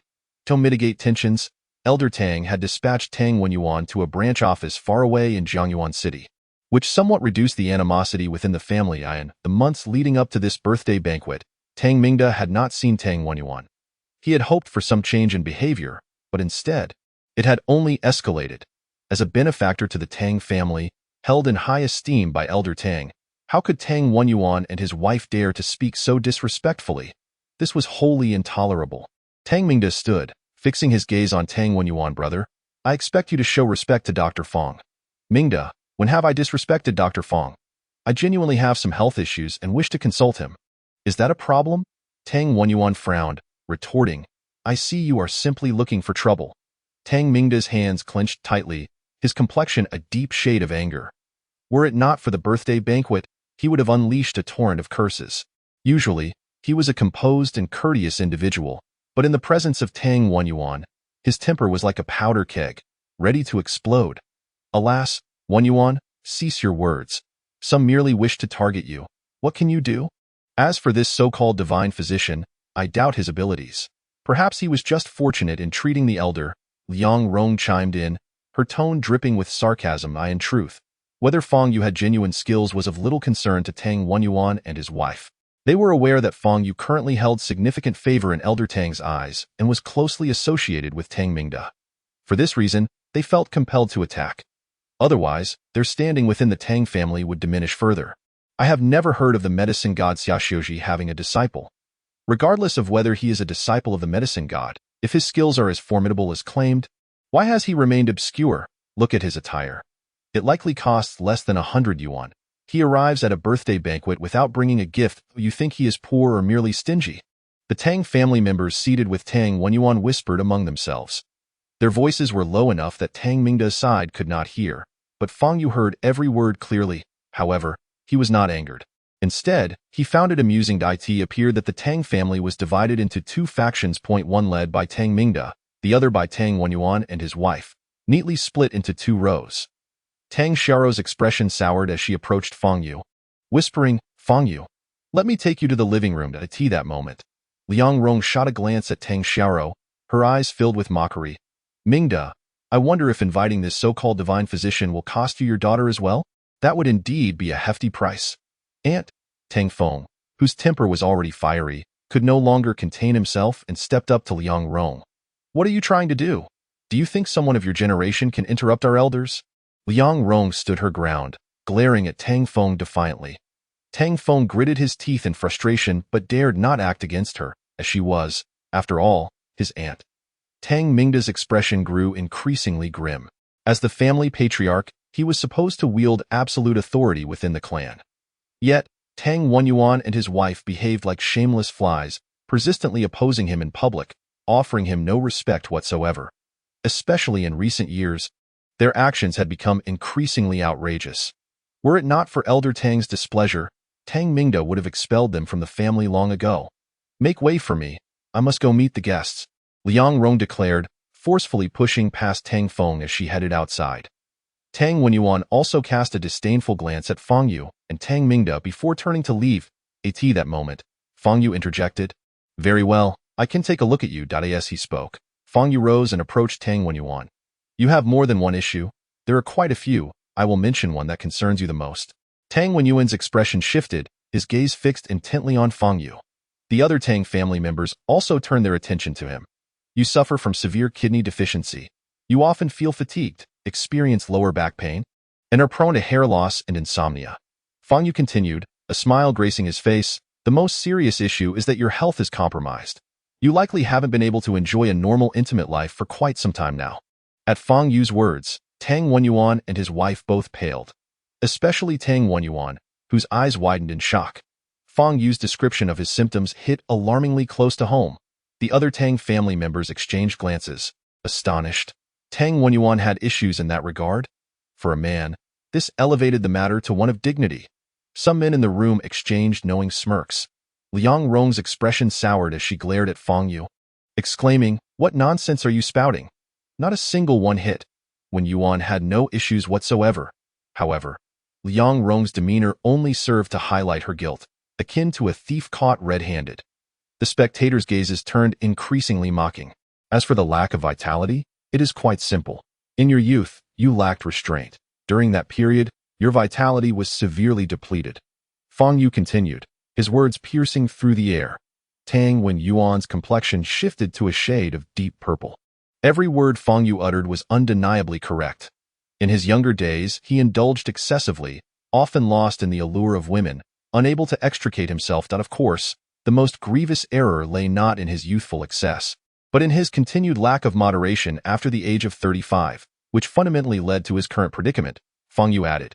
Upon hearing this, Liang Rong's expression altered. After 35, she and Tang Yuan had already grown quite distant. So, with whom had Tang Yuan? This thought raced through Liang Rong's mind, and she immediately glanced at him, only to find a sheen of cold sweat forming on his brow. Yet, Liang Rong quickly composed herself. Regardless of the truth of Fang Yu's words, If she were to display any signs of distress now, it would only serve to confirm the accusations, and she would become the subject of ridicule. Thus, the more composed she appeared, the less credible Fang Yu's claims would seem. She stepped forward and whispered in Tang Wenyuan's ear. Tang Wenyuan, remain calm. This brat is deliberately setting a trap for you. Do not fall into it. Hearing Liang Rong's caution, Tang Wenyuan's expression softened slightly. Yet, only he knew that every word Fang Yu spoke was true. After 35, he had indeed grown weary of Liang Rong, often spending nights with other women, yet he could never admit to such things. Otherwise, it would be more than mere embarrassment. You have likely visited many hospitals and consulted numerous doctors, yet none have been able to resolve your issue. Fang Yu remarked with a faint smile. Perhaps I am the only one in this world capable of healing you. Upon hearing this, Tang Wenyuan looked at Fang Yu, a flicker of excitement igniting in his eyes. As a man, being deficient in this regard is an excruciating torment. If he could be cured, he would gladly spend any amount of money. Unfortunately, I find you rather disagreeable. It is impossible for me to assist you. Fang Yu stated matter-of-factly. This statement caused Tang Wenyuan to freeze momentarily, his expression darkening. Chapter 63. Who is Fang Yu? This Fang Yu is deliberately toying with him, although he had yet to acknowledge it aloud. His previous reactions had already revealed much. As Tang Wenyuan glanced around, he noticed many gazes directed at him, filled with mockery and ridicule. His face turned an ugly shade. This was supposed to be a secret known only to him and Liang Rong. Yet Fang Yu had chosen to expose it to the public.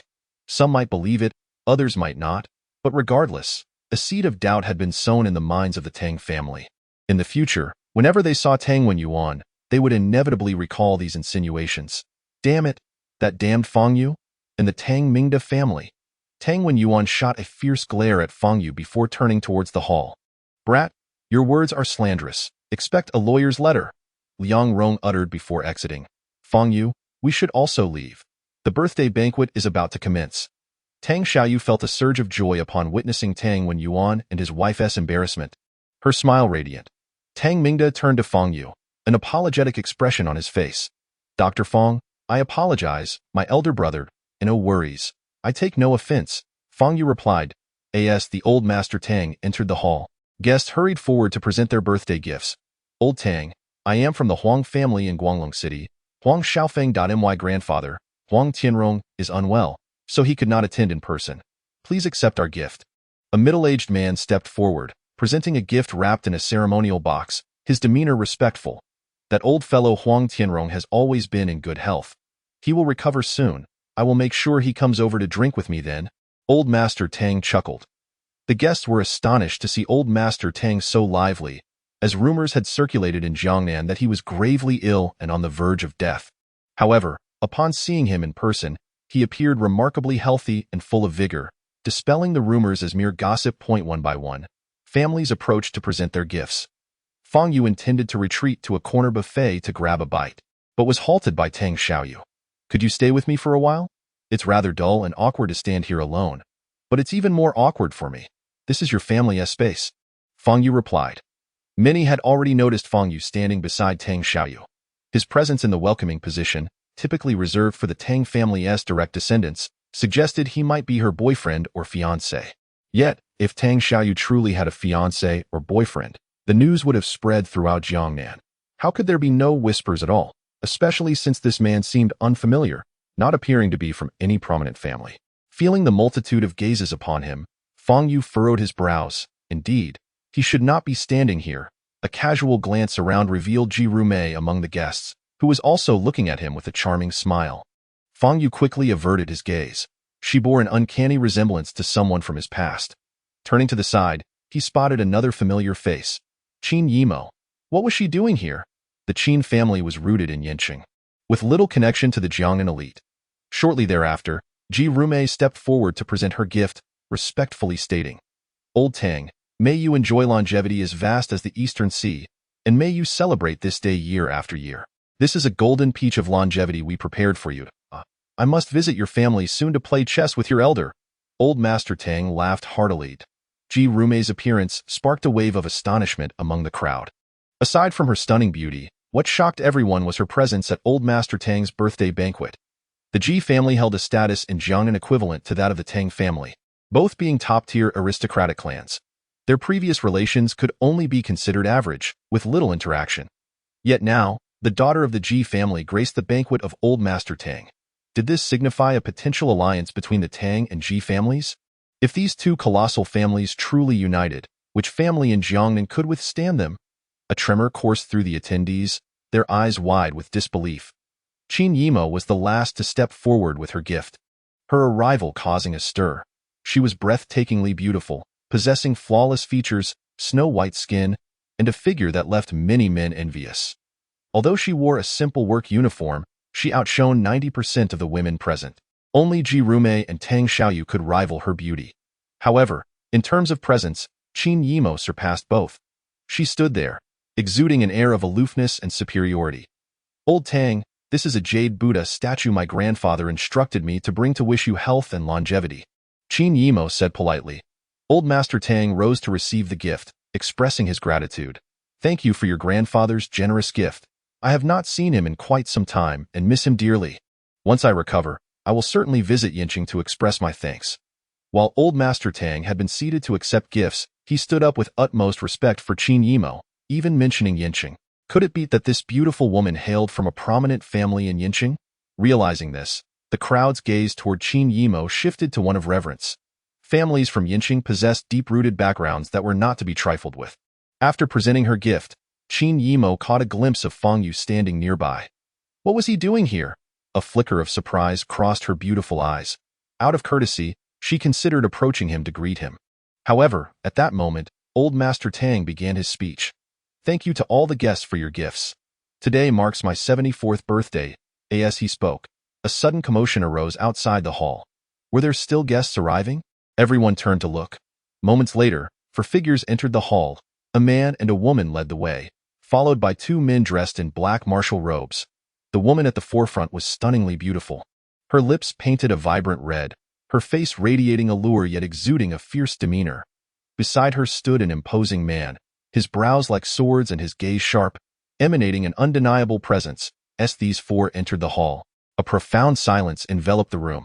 Upon seeing the man and woman at the front, the expressions of all present shifted dramatically, particularly Tang Mingda and Ji Rumei, who turned pale in an instant. The man and woman were none other than Yang Jian and Yang Yinzhu. They had actually arrived.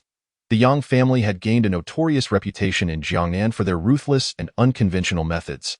However, due to the exceptional talents of the younger generation, Yang Yinzhu and Yang Jian, the family's progress had remained swift. A decade ago, the Yang family barely qualified as a first-tier family, yet now, they had ascended to the ranks of the top aristocratic clans.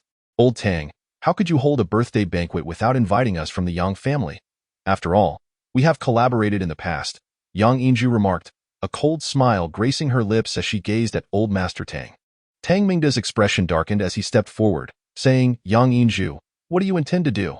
Today is a momentous occasion for our Tang family. You?" Before Tang Mingda could finish, Yang Jian took a step forward, unleashing an overwhelming aura that left Tang Mingda gasping for breath, unable to continue his words. Head of the family, Tang Si, standing nearby, rushed forward to shield Tang Mingda. "You dare to step forward when you are merely a mere innate 8th stage martial artist?" Yang Jian's expression was as cold as steel. He extended his hand, waving it through the air. With a cough, Tang Si spat blood and was sent crashing against a stone pillar, collapsing to the ground. "Fourth uncle!" Tang Xiaoyu cried out, her eyes welling with tears. Meanwhile, the other attendees were taken aback, their expressions filled with horror. Was this indeed the legendary martial genius of the Yang family, Yang Jian? His strength was utterly terrifying. Today, the Tang family was likely in for serious trouble. Yang Jian's gaze, sharp as a blade, swept over the pale-faced Tang Mingda, then scanned the crowd, his voice cold and commanding. "Who is Fang Yu?" Chapter 64. The Might of a Master. The Tang family's hall fell into a profound silence. Those who had been met with Yang Jian's piercing gaze felt an icy chill rise from their feet. As if plunged into a frozen abyss, Yang Jian's aura was simply too formidable. Simultaneously, a massive question loomed in everyone's mind. Who was Fang Yu? Why had he provoked the Yang family? Old Master Tang stared at Yang Jian, his eyes filled with dread, his body trembling slightly. Today was his 74th birthday. He had never anticipated encountering such a situation. When no one responded, Yang Jian advanced a step, fixing his gaze on Tang Mingda, enunciating each word with chilling clarity. I will ask once more, who is Fang Yu? With each word Yang Jian spoke, the pressure bearing down on Tang Mingda intensified. Having never trained in martial arts, he was but an ordinary man. How could he withstand the pressure of a martial arts master? His legs trembled violently, on the verge of collapsing to the floor.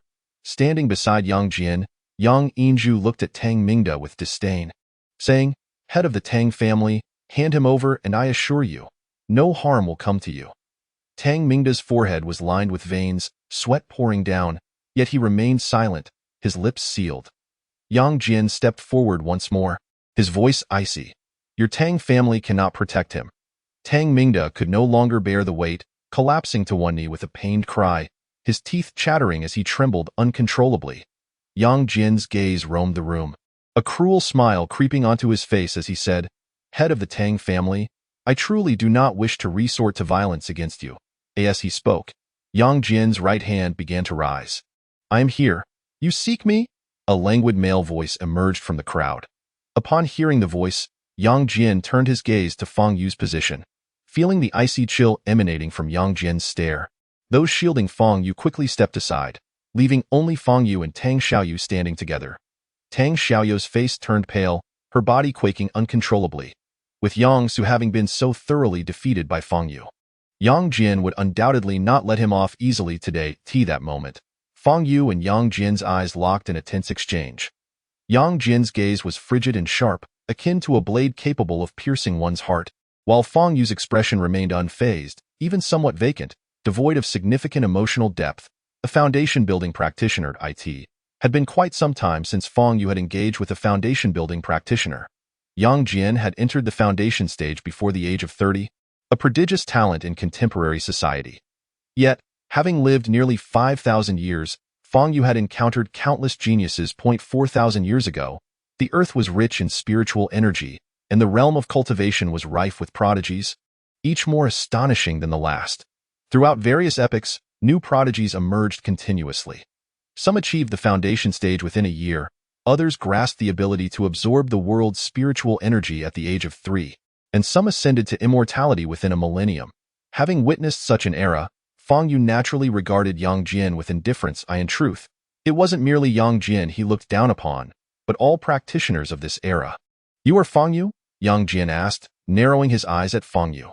This was not what he had anticipated. Fang Yu appeared remarkably unremarkable, especially with his slender physique, resembling an ordinary person rather than an innate martial artist. Yang Yinju had informed him that Fang Yu had defeated a half-step master. Yet, the aura emanating from Fang Yu suggested he was merely an innate 5-stage martial artist.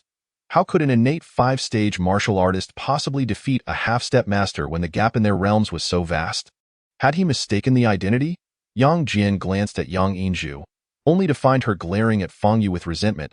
Is this truly the Fang Yu? The one who inflicted serious harm on their young family members, driving his sister and parents to fear returning home. Yang Jian's expression darkened gradually. "I am Fang Yu," he stated, taking a step forward. However, Tang Xiaoyu grasped his arm, her voice trembling as she pleaded, "Fang Yu, don't go over there." Fang Yu turned to look at Tang Xiaoyu, noticing her ashen face, her beautiful eyes brimming with tears. "I will be fine." He gently pushed her hand away and slowly approached Yang Jian.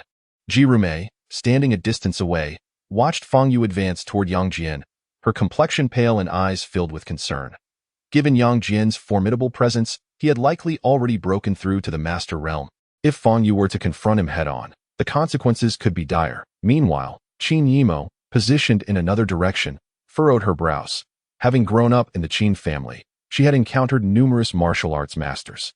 Based on Yang Jian's demeanor and the aura he exuded, he was undoubtedly a martial arts master. How had Fang Yu attracted the attention of such a powerful figure? Furthermore, it appeared Yang Jian harbored deep-seated animosity toward Fang Yu. Offending a martial arts master could lead to severe repercussions. The most troubling aspect was that Qin Yimo currently lacked the means to aid Fang Yu. She had only brought a single driver to the banquet, whose strength was merely at the innate 11th stage, far from a match for Yang Jian. Should she reveal her identity? intervened to prevent Yang Jian from harming Fang Yu. Yet, this was the very approach Qin Yimo despised, drawing attention to herself. After much contemplation, Qin Yimo decided to adopt a stance of cautious observation. She yearned to discern the true extent of Fang Yu's capabilities that commanded such profound respect from her grandfather. Qin Wudao. Fang Yu approached within 2 meters of Yang Jian, halting his advance. Was that person truly Fang Yu? Had he lost his mind? How dare he confront Yang Jian directly? The murderous aura emanating from Yang Jian was palpable. The onlookers in the hall regarded Fang Yu with astonishment and dread. He turned to the resentful Yang Yingju standing beside Yang Jian and inquired, "Are you Yang Yingju?" Upon seeing Fang Yu, Yang Yingju was immediately reminded of Yang Su's health report, and she could scarcely contain her emotions, venomously declaring, "Fang Yu, if you dare to provoke a member of the Yang family, I shall repay you tenfold." "With your capabilities?" Fang Yu replied with a hint of a smile. The sight of his smile ignited a furious blaze within Yang Yingju, who yearned to rend his face and extract his heart. The surrounding crowd, captivated by their exchange, sensed the gravity of the situation. Clearly, Fang Yu had transgressed against the Yang family, inciting their wrath. Yang Jian frowned slightly and took a step forward. Boom! This step, seemingly light, resonated throughout the entire hall, unleashing an overwhelming aura that bore down upon Fang Yu. The presence of a master. Any ordinary martial artist would have crumpled under such oppressive force, rendered immobile on the ground. Yet, Fang Yu stood there, unfazed, his expression still adorned with a serene smile. Yang Jian's eyes narrowed as he advanced another step, intensifying the pressure upon Fang Yu. Crack! The tiles beneath Fang Yu's feet caved in dramatically. What immense force! The spectators felt a shiver run down their spines. Yang Jian was extraordinarily powerful, to the point of being suffocating. Most of them had encountered innate martial artists, and a few had witnessed the prowess of half-step masters, but the might of a martial arts master was a revelation to them. Even as the ground fractured, Fang Yu remained composed, his demeanor unchanged. Yang Jian's frown deepened. "I am pleased you have sought me out," Fang Yu finally spoke, "as it saves me the trouble of searching for you." Yang Yingju burst into laughter, her eyes glinting with malice. "Fang Yu, do you believe yourself to be formidable, invincible? Perhaps my previous attempts to deal with you were misguided, leading you to such an illusion. Now that my brother has ascended to masterhood, I shall take your life in vengeance for sewer." Yang Yingju's eyes flared with hatred. Yang Jian remained silent, gazing at Fang Yu with a hint of surprise. The pressure he exerted upon Fang Yu was immense, yet Fang Yu appeared utterly unfazed.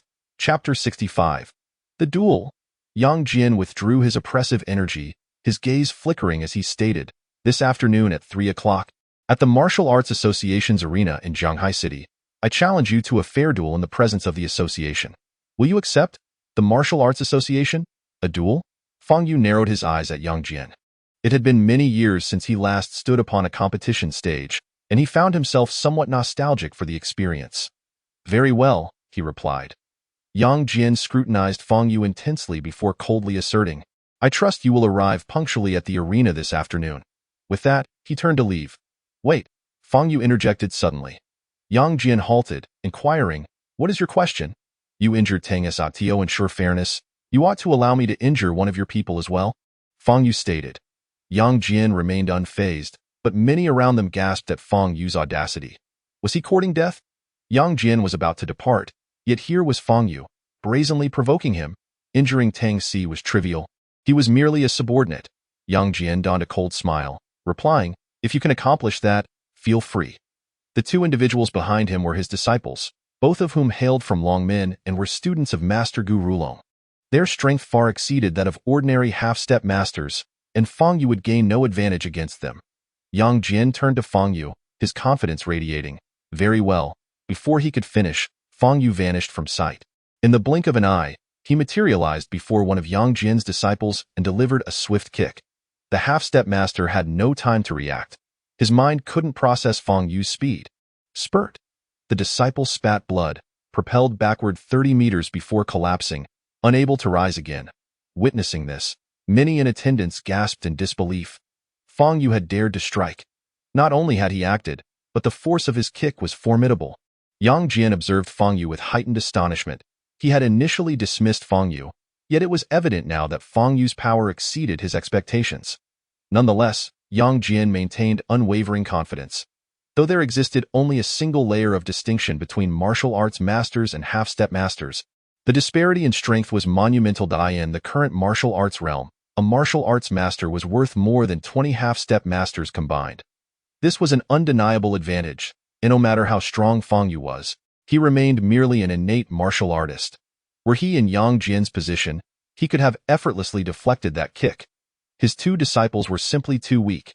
One of Yang Jian's other disciples, his face pale with fury, prepared to retaliate against Fang Yu. Yang Jian gestured for him to cease, directing his gaze at Fang Yu. I acknowledge your strength, but everything you do now will only amplify the pain you endure this afternoon. We shall meet at 3. With that, Yang Jian turned away, and Yang Yingzhu cast a cold glance at Fang Yu before following her brother. The other disciple rushed to assist his fallen comrade, and they departed together as they exited the Tang family residence. Yang Jian glanced back at his injured disciple, who clutched his abdomen, blood trickling from his mouth. Luo Shidi, how are you faring? Luo Ziming shook his head. I am fine, merely a minor injury to my abdomen. Recalling Fang Yu's lightning-fast speed and the potency of that kick, Luo Ziming felt a lingering trepidation. Yang Yingzhu, unable to contain herself, asked, Brother, why didn't you just kill Fang Yu on the spot? Yang Jian regarded her, stating, Fang Yu is marked for death, yet killing him here differs greatly from doing so in front of the Martial Arts Association. I have been training under my master for far too long, and I doubt many remember that the Yang family still exists. This afternoon, I shall inform all of Jiangnan that I, Yang Jian, have returned. From now on, the Yang family shall no longer endure oppression from anyone. Anyone who offends the Yang family offends me, Yang Jian, and shall meet a fate akin to that of Fang Yu on the dueling stage. As he spoke, Yang Jian's eyes blazed with determination, his presence formidable. Yang Yingzhu gazed at her brother, awestruck. Her elder brother had truly transformed into a formidable force. Together, they would surely elevate the Yang family to unprecedented heights. In the Tang family hall, silence reigned. Though Yang Jian had departed several minutes prior, the attendees remained paralyzed with fear, struggling to find their voices. Tang Mingda, supported by his subordinates, rose unsteadily, his knees swollen and trembling. Old Master Tang, who had initially been in good spirits, now wore a troubled expression as he returned to his seat, his face etched with concern. Ji Rumei hastily approached Fang Yu, glancing at her watch, and urgently remarked, Mr. Fang. Thankfully Yang Jian did not act on impulse. We still have about 4 hours to devise a plan. Devise a plan? What is there to contemplate?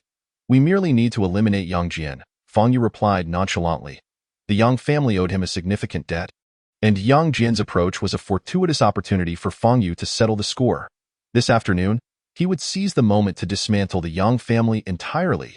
Ji Rumei observed Fang Yu's indifferent demeanor, her anxiety mounting. She felt he lacked a proper understanding of the martial arts master's prowess.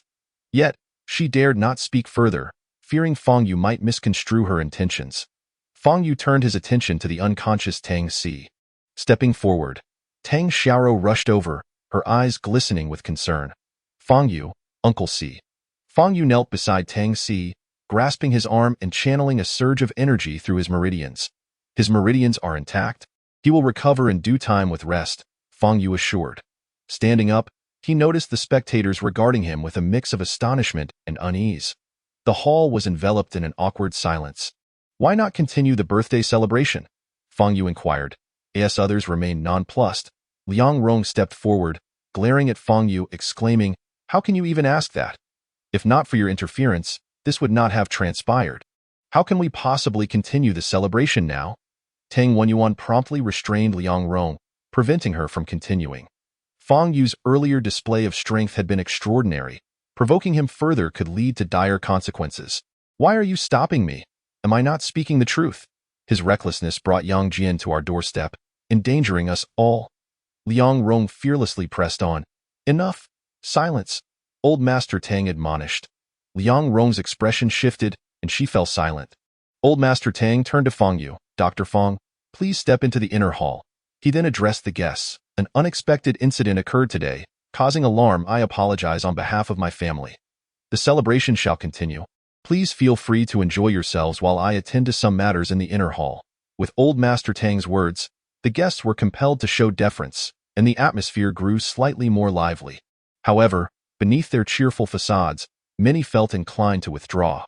With Yang Jin, the martial arts prodigy, back in the fray, everyone had witnessed his formidable prowess. Given the antagonistic relationship between the Tang and Yang families, their attendance at the celebration now seemed akin to aligning with the Yang family's opposition. None were eager to confront the Yang family in such turbulent times. Had it not been for social obligations, many would have preferred to leave immediately. In the inner hall, Old Master Tang, Tang Mingda, Tang Xiaoro, and Tang Feng convened. Old Master Tang's countenance grew grave as he addressed Fang Yu. Dr. Fang, I am acquainted with a martial arts master from Shangqing. I will call him now to request his assistance in mediating this situation. Fang Yu was taken aback, replying, there is no need. Dr. Fang, you are our benefactor, and it is because of our family that we have attracted the Yang family's ire. Now that you find yourself in peril, we cannot remain apathetic, Old Master Tang interjected solemnly. Chapter 66.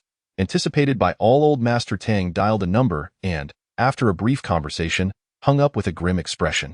Father, what happened? Tang Mingda inquired, noticing his father's troubled demeanor.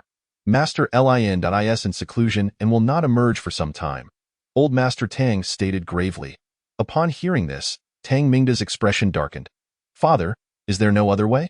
Tang Xiaoro stepped forward, concerned. Tang Mingda inhaled deeply, turning to Fang Yu. Dr. Fang, I will find a way to facilitate your departure from Juzhou. I truly do not need to flee, Fang Yu said, feeling somewhat exasperated. It seemed people believed martial arts masters to be invincible, instilling an overwhelming fear. Yet, in Fang Yu's eyes, a martial arts master was merely at the foundational stage of cultivation. According to the hierarchy of cultivation, the foundational stage was simply the next step after the Qi refining stage, followed by the Dan formation stage, the nascent soul stage, the divine separation stage, and the great completion stage. Moreover, Yang Jin was merely at the early foundational stage of cultivation. Please, continue with the celebration. Yang Jin seeks me out specifically. You need not be alarmed, Fang Yu concluded. Turning to exit the hall, he felt a pang of hunger and decided to grab a bite. Not long after Fang Yu stepped out, Tang Wenyuan and his wife entered the inner hall. Father, do you still intend to protect that Fang Yu? You witnessed Yang Jin's strength, Liang Rong exclaimed loudly. Father, for the sake of the Tang family, we should sever ties with Fang Yu as soon as possible. Otherwise, the Yang family will inevitably view us as enemies, and it will become difficult to manage. Tang Wenyuan added. You two are fools, be silent. Old Master Tang barked, his face turning ashen. Father, everything I say is for the good of the family. Are you truly willing to endanger the Tang family for a stranger? Tang Wenyuan retorted defiantly. You? Old Master Tang pointed at Tang Wenyuan, his beard trembling with anger. Tang Wenyuan, you will cease this instant, Tang Mingda interjected angrily. What do you wish to strike me? I am your elder brother. You should show respect. If you have the courage, then do it and see if lightning does not strike you. Tang Wenyuan fearlessly stepped forward. You? Tang Mingda was equally infuriated. Tang Xiaoro covered her ears, unwilling to hear their quarrel, and exited the hall. Her mind was solely occupied with concern for Fang Yu's safety. Time was running out. What could she do to save him? As she stepped out, she spotted Fang Yu at a distant buffet table, indulging in food while conversing with a woman. How could he know? Tang Xiaoro's expression shifted as she approached. Do you truly not require assistance? Qin Yimo asked, observing Fang Yu relish his meal, her brows furrowing slightly. And of course, you may come to witness my performance this afternoon, Fang Yu replied, his mouth full of lamb. That individual is a martial arts master. Qin Yimo reminded him, assuming Fang Yu was unaware. And what of it? Fang Yu countered, I believe you are no match for him, Qin Yimo stated bluntly. How did your grandfather introduce me to you? Fang Yu inquired, swallowing a piece of abalone tea. This. Qin Yimo grew somewhat irate, indignantly replying, he said nothing. He merely mentioned you are. What? Fang Yu pressed. To temper his arrogance, Qin Yimo retorted, nothing of consequence.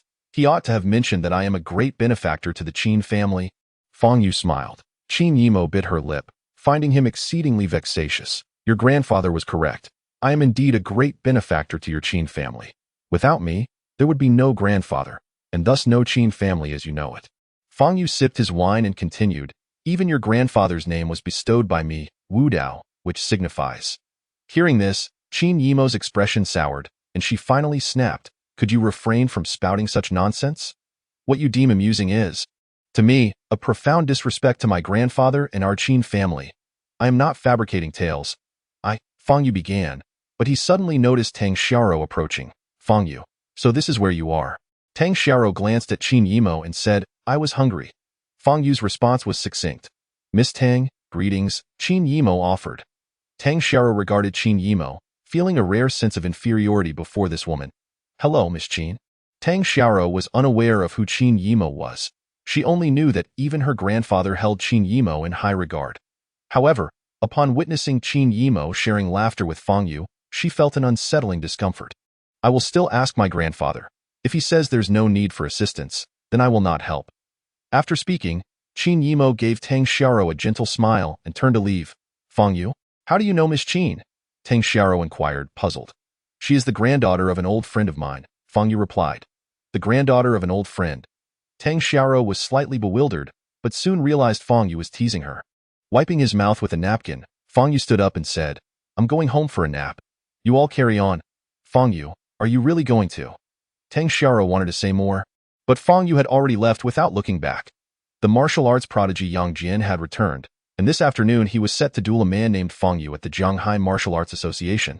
It was said that Yang Jian had successfully entered the master realm, becoming the youngest master in the Jiangnan region in nearly 50 years. A master? Who was his opponent? Could it also be a master? The news of Yang Jian's duel with Fang Yu spread rapidly, reaching the entire Zhanghai martial arts community within a mere 3 hours. Numerous martial artists flocked to the Zhanghai Martial Arts Association to witness the might of the newly crowned martial arts master. Representatives from various families who had attended the birthday banquet at the Tang family earlier that day also hurried over.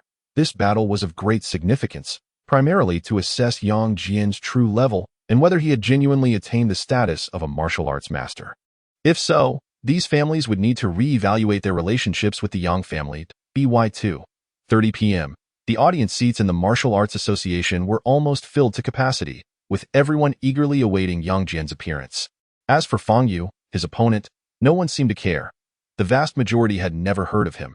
The head of the Yang family, Yang Xiaorong, has arrived, and his business-savvy daughter, Yang Yinju. Someone shouted from the audience. Congratulations to the Yang family head. With young Master Yang stepping into the master realm, the Yang family is destined for greatness.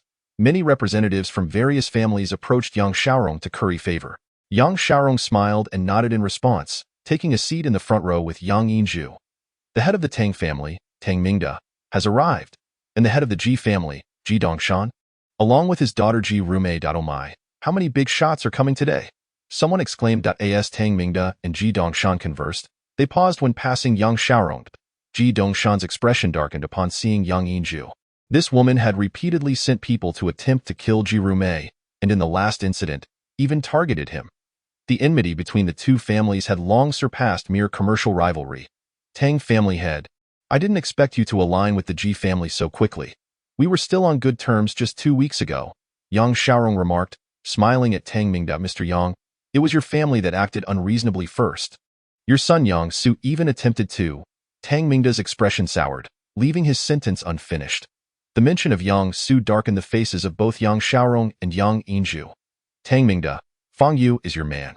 Whatever he does, you must take responsibility for it. Don't think you can escape. Once my brother deals with Fang Yu, the Yang family will settle accounts with your Tang family. Yang Yinju's beautiful eyes were filled with malice as she spoke coldly. Do you think having a martial arts master in the family allows you to do as you please? In the Jiuzhou kingdom, rules must be observed.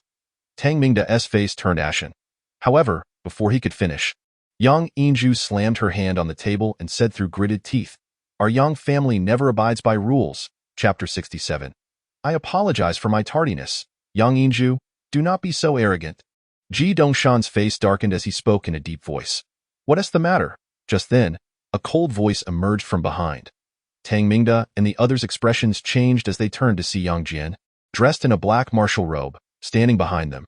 Tang family head, Ji family head, you may return to your seats. As for other matters, let me deal with Fang Yu first. I believe by then, you will have a different perspective.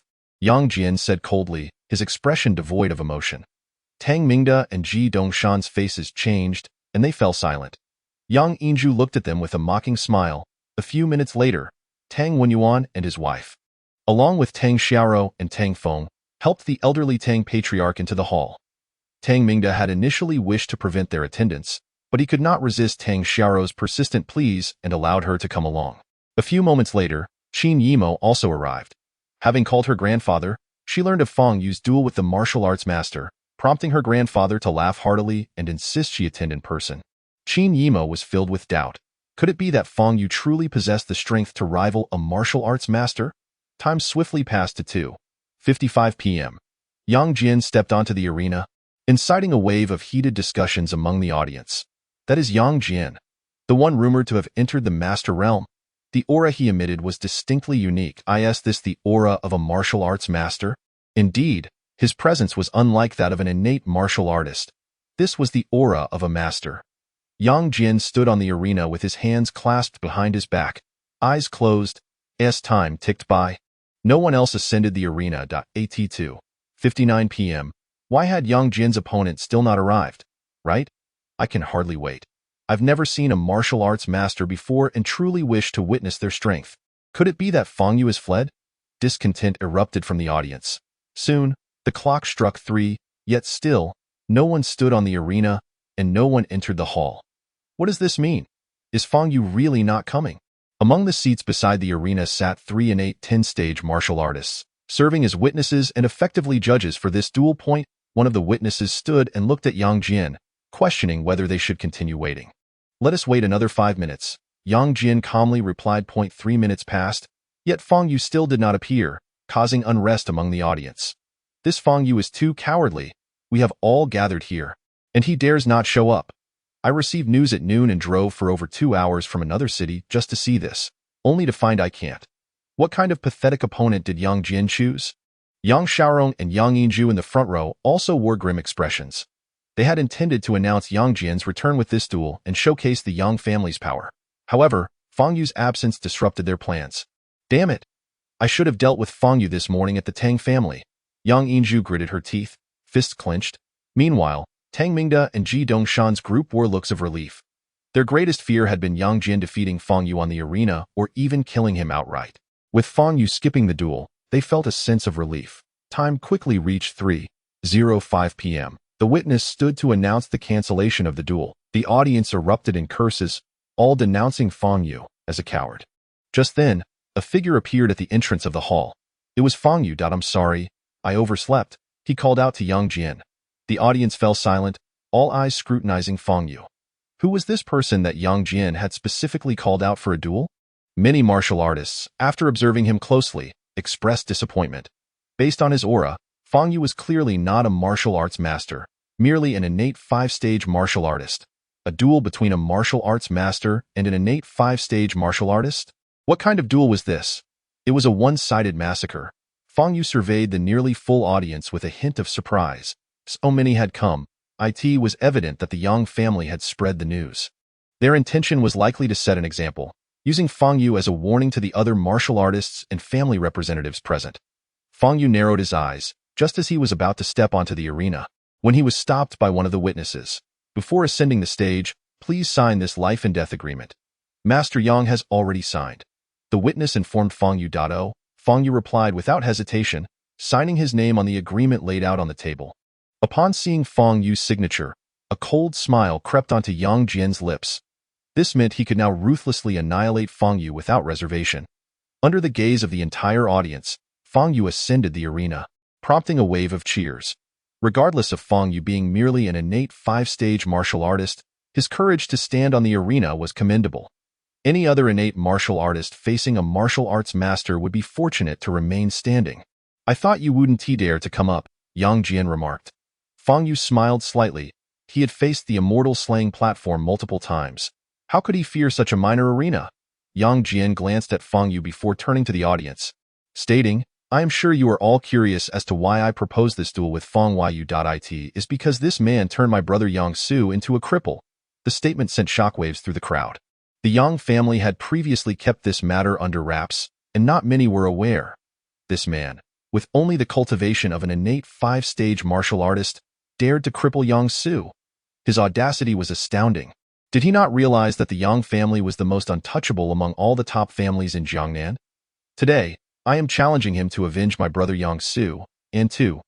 Yang Jian intended to continue, but Fang Yu interrupted him, saying, "You're rambling too much. If you want to fight, let us get on with it." Yang Jian, choosing not to continue speaking, turned coldly to Fang Yu. "If you're so eager to meet your end, I shall oblige." An overwhelming aura erupted from Yang Jian. Even the audience seated further away felt a suffocating pressure. "Fang Yu, you turn my brother into a cripple. I will return the favor tenfold," Yang Jian declared, as he concentrated a cloud of mist-like true energy in his right fist and hurled it towards Fang Yu. The power of this punch generated an audible sonic boom. As the mist transformed into a leopard's head, it lunged towards Fang Yu, menacing and terrifying. Should a human body be struck by such a punch, it would likely explode on the spot. True energy externalization, transforming into tangible forms. This was the foundation stage. Truly enviable. A flicker of envy crossed Fang Yu's eyes as he raised one hand, gripping the air. Boom! Deafening explosion erupted as the mist morphing into the leopard head seemed to be grasped by an invisible giant hand, instantly shattering in midair. How is this possible? Yang Jian's expression changed dramatically. Fang Yu was merely an innate martial artist, yet his recent maneuver clearly indicated an externalization of true energy. How could an innate martial artist possibly master such a technique? Was it some kind of secret art? Although surprised, Yang Jian maintained his composure, letting out a low growl as he exerted force beneath his feet. Leaping over 10 meters into the air, he began chanting a spell, his hands forming intricate seals, releasing a powerful aura. Is he going to use our Long Min's ultimate technique, the Divine Dragon technique? The audience member Luo Ziming looked excited. This was the renowned skill of their master Gu Rulong. Only those above the master realm could wield it. In the air, Yang Jian's expression was frigid, his eyes glowing with golden light, akin to flames igniting. He formed extremely complex seals with his hands, and the energy coalescing within them grew increasingly powerful. Seconds later, as he clasped his hands together, a faint golden light enveloped his entire being. The air resonated with a long, dragon-like roar. "Fang Yu, today you shall witness our Longman's exclusive technique, the Divine Dragon technique," Yang Jian proclaimed coldly from the sky, before diving towards Fang Yu on the arena. He left behind a long golden trail in the air, the patterns resembling dragon scales. The dragon's head was none other than his own form. As Yang Jian accelerated towards Fang Yu's eyes glimmered with a faint red hue. "Divine Dragon technique? Interesting. I should take this a bit more seriously." Fang Yu stepped back with his left foot, his right hand forming a fist, a wave of pale red true energy coalescing around it. A terrifying aura emanated from Fang Yu's fist. Chapter 68, I Concede. In the hall, upon witnessing the golden dragon descending from the sky, the audience erupted in astonished gasps. "Is this the technique of a martial arts master? It's truly breathtaking. Senior brother, he has indeed mastered the Divine Dragon technique," Luo Ziming exclaimed, filled with admiration and excitement. Within Longmin, few could master the Divine Dragon technique. Only 3 individuals. This technique had a high threshold. One could only begin to cultivate it upon reaching the master realm, and the training process was exceedingly arduous. For instance, Luo Ziming's senior brother, the top disciple of Longmin, spent nearly 15 years mastering the Divine Dragon technique after entering the master realm. Yang Jian had only recently entered the master realm, yet he could already execute the Divine Dragon technique, albeit not yet at full mastery, sufficient to astonish all present. Moreover, using the Divine Dragon technique to deal with a mere innate 5-stage martial artist like Fang Yu was overkill. "Senior brother, how powerful is the Divine Dragon technique?" "I've never seen you or master use this skill before," asked Wan Yang, standing beside Luo Ziming. "I've never witnessed it myself, but I've heard that the power of the Divine Dragon technique lies in its enhancement of the human body. It can condense true energy into a protective armor-like form, safeguarding the body while amplifying the force of each strike. It was this very technique that allowed our master to dominate all masters in Jiangnan, earning him the title of Master of Masters," Luo Ziming replied proudly, his eyes shining brightly. Yang Xiaorong had already risen to his feet, gazing up at the golden dragon in the sky, his eyes reddening with emotion. This was the hope for the future of the Yang family.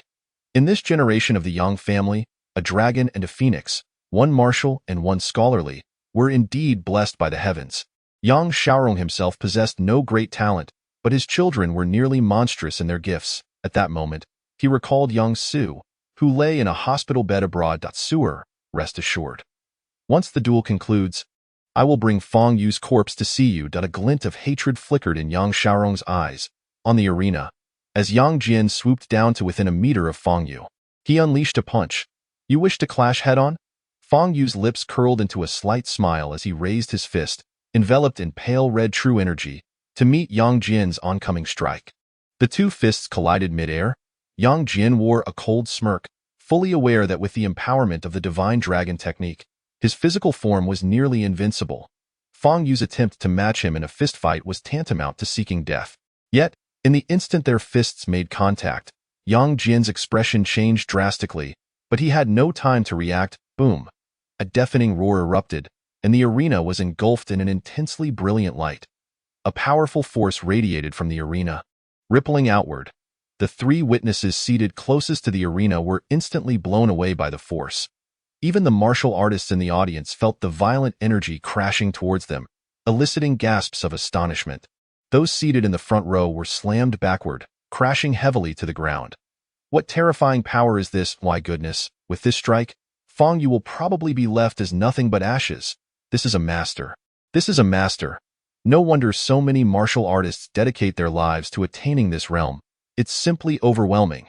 The brilliance on the arena had yet to dissipate, but the audience's astonished exclamations continued unabated. Seated in the front rows, members of the Tang and Ji families wore expressions of profound distress.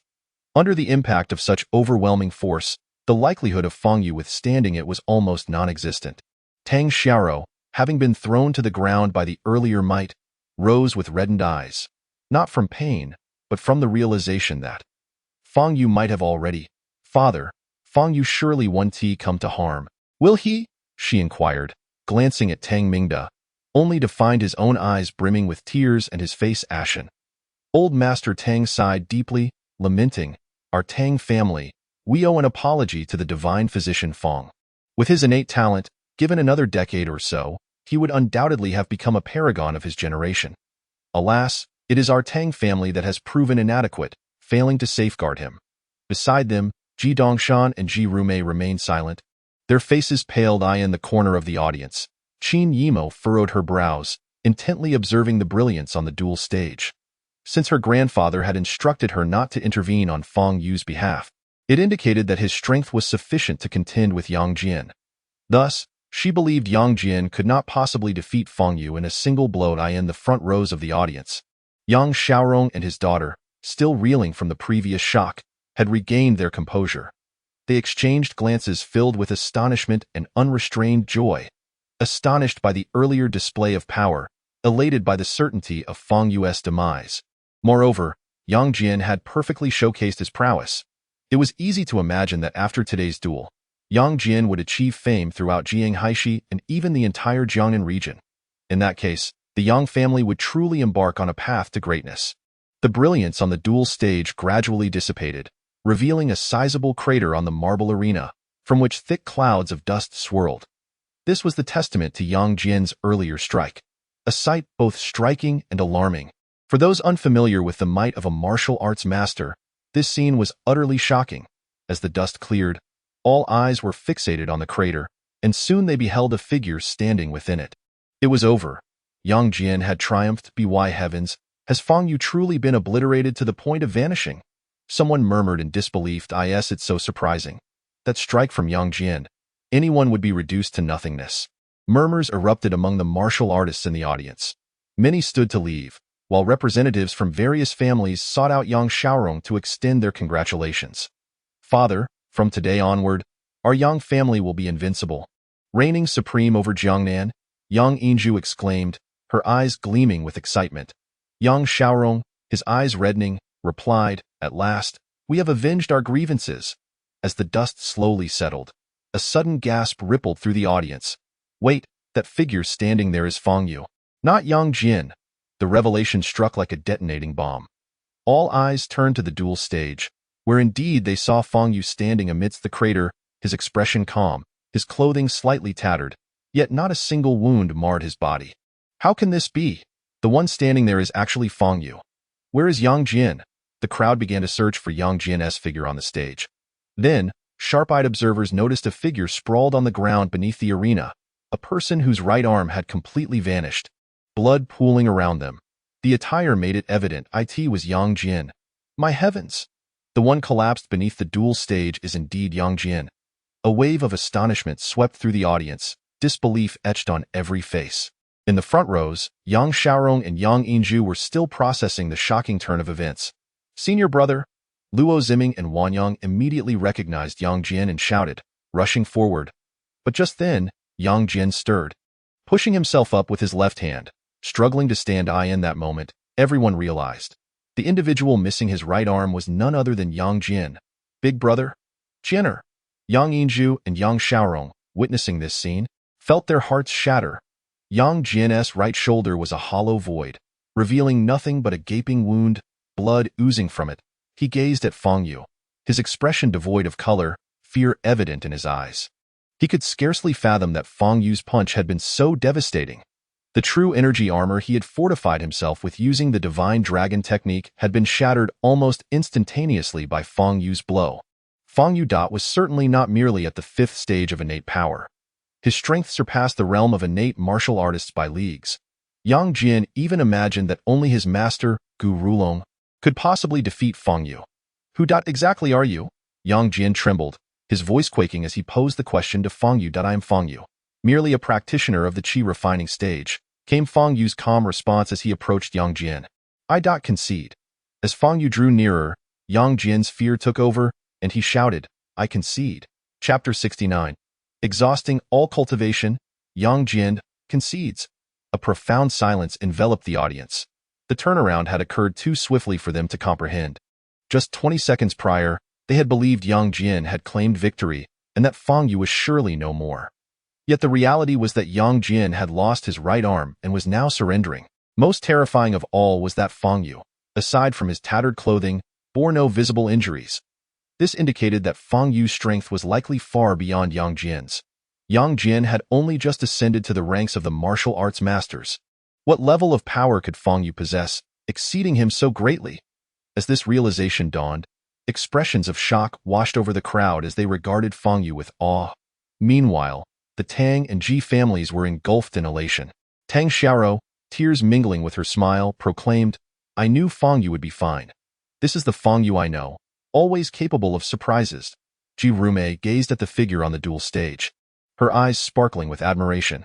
Tang Mingda and Ji Dongshan breathed sighs of relief, their previously grim faces finally softening.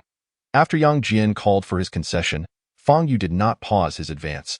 Continuing to approach Yang Jian, I concede. I concede. Yang Jian cried out desperately, now disregarding all notions of dignity or reputation. He needed to survive. As long as he lived, he still had a chance to rise again. His master would surely find a way to restore his lost arm, and then he would refine the divine dragon technique to perfection, seeking revenge against Fang Yu. But all of this hinged on one critical condition: he had to survive.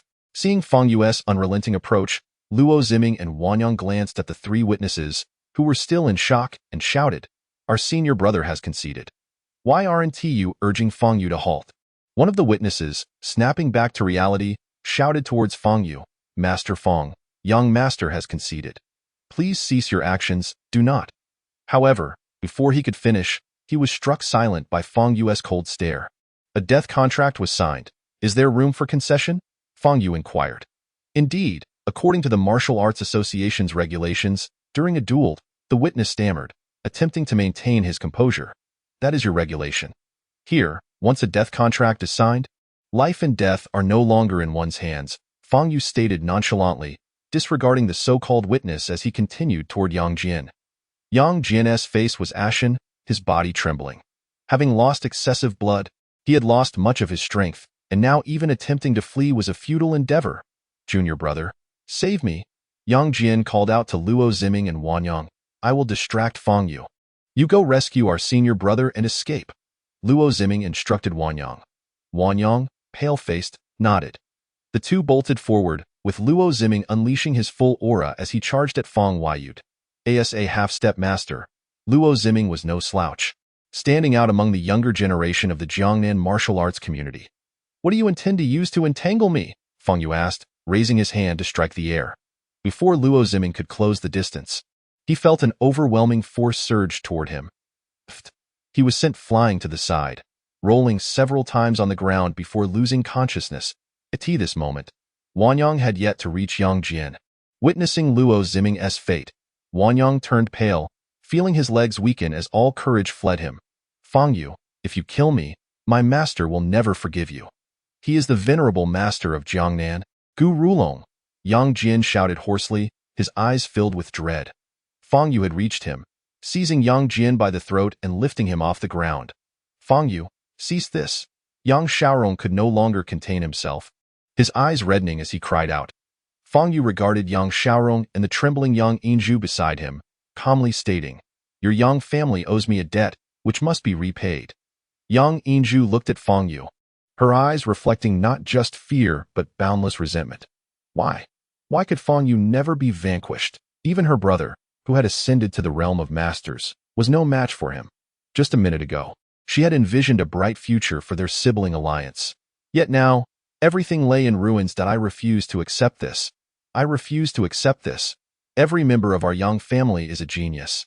Why must we be destroyed by Fang Yu alone?" Yang Yinzhu's eyes turned bloodshot, her teeth grinding in frustration. She strained to steady herself, combating her tremors. Yet, the instability within her mind threatened to unravel her. She yearned to rush onto the duel stage and confront Fang Yu, but she knew that such an action would be not only futile but foolish. Reason urged her to seek an opportunity to flee the venue. Otherwise, she might not escape unscathed. Realizing this, Yang Yinzhu tugged at Yang Xiaorong's arm, whispering hoarsely, "Father, we must leave here swiftly. I will not go. The last time Su'er was harmed, I was not present. Now, if Jenner is in peril, I doubt even if I leave, what will it matter?" Yang Xiaorong's eyes were bloodshot, his body trembling uncontrollably. If even Yang Jian, now a master, could not withstand Fang Yu, their family was utterly doomed. Despair consumed Yang Xiaorong, his sole desire to protect Yang Jian's life. He never envisioned that the stage they had constructed to showcase the Yang families would instead witness Yang Jian's downfall. Clenching her teeth, Yang Yinzhu glared at Yang Xiaorong before turning to depart. On the duel stage, Fang Yu delivered slap after slap to Yang Jian. Slap, slap, slap. Apart from the resounding echoes of his strikes, the entire venue fell into silence. The spectators gazed at the unconscious Yang Jian, feeling a chill wash over them. It was a tragic sight. Just moments ago, Yang Jian had been basking in glory, yet now he had met such a fate. However, in the ruthless world of martial arts, where the strong prey upon the weak, such occurrences were commonplace. Not far away, Wanyang felt his scalp crawl at the sight of Yang Jian's pitiful state, his body trembling uncontrollably. Yang Jian, being the most favored disciple of their master, if the master were to learn of Yang Jian's condition. Fang Yu grasped Yang Jian's head with one hand, preparing to test the modified version of the soul absorption technique when suddenly, Yang Xiaorong dropped to his knees, bowing deeply before Fang Yu. "Master Fang, please spare Yang Jian's life. Whatever you desire, our Yang family will provide. We only hope you will allow him to live." Yang Xiaorong cried. Utterly shattered, he had lost hope. With Yang Su rendered a cripple, if Yang Jian were to perish as well, he could scarcely bear to continue living. Witnessing this, representatives from various families present felt a flicker of pity and sympathy in their hearts. Fang Yu cast a fleeting glance at Yang Xiaorong, his expression indifferent. He had offered opportunities to the Yang family before, but they had not valued them, choosing instead to repeatedly challenge Fang Yu's limits.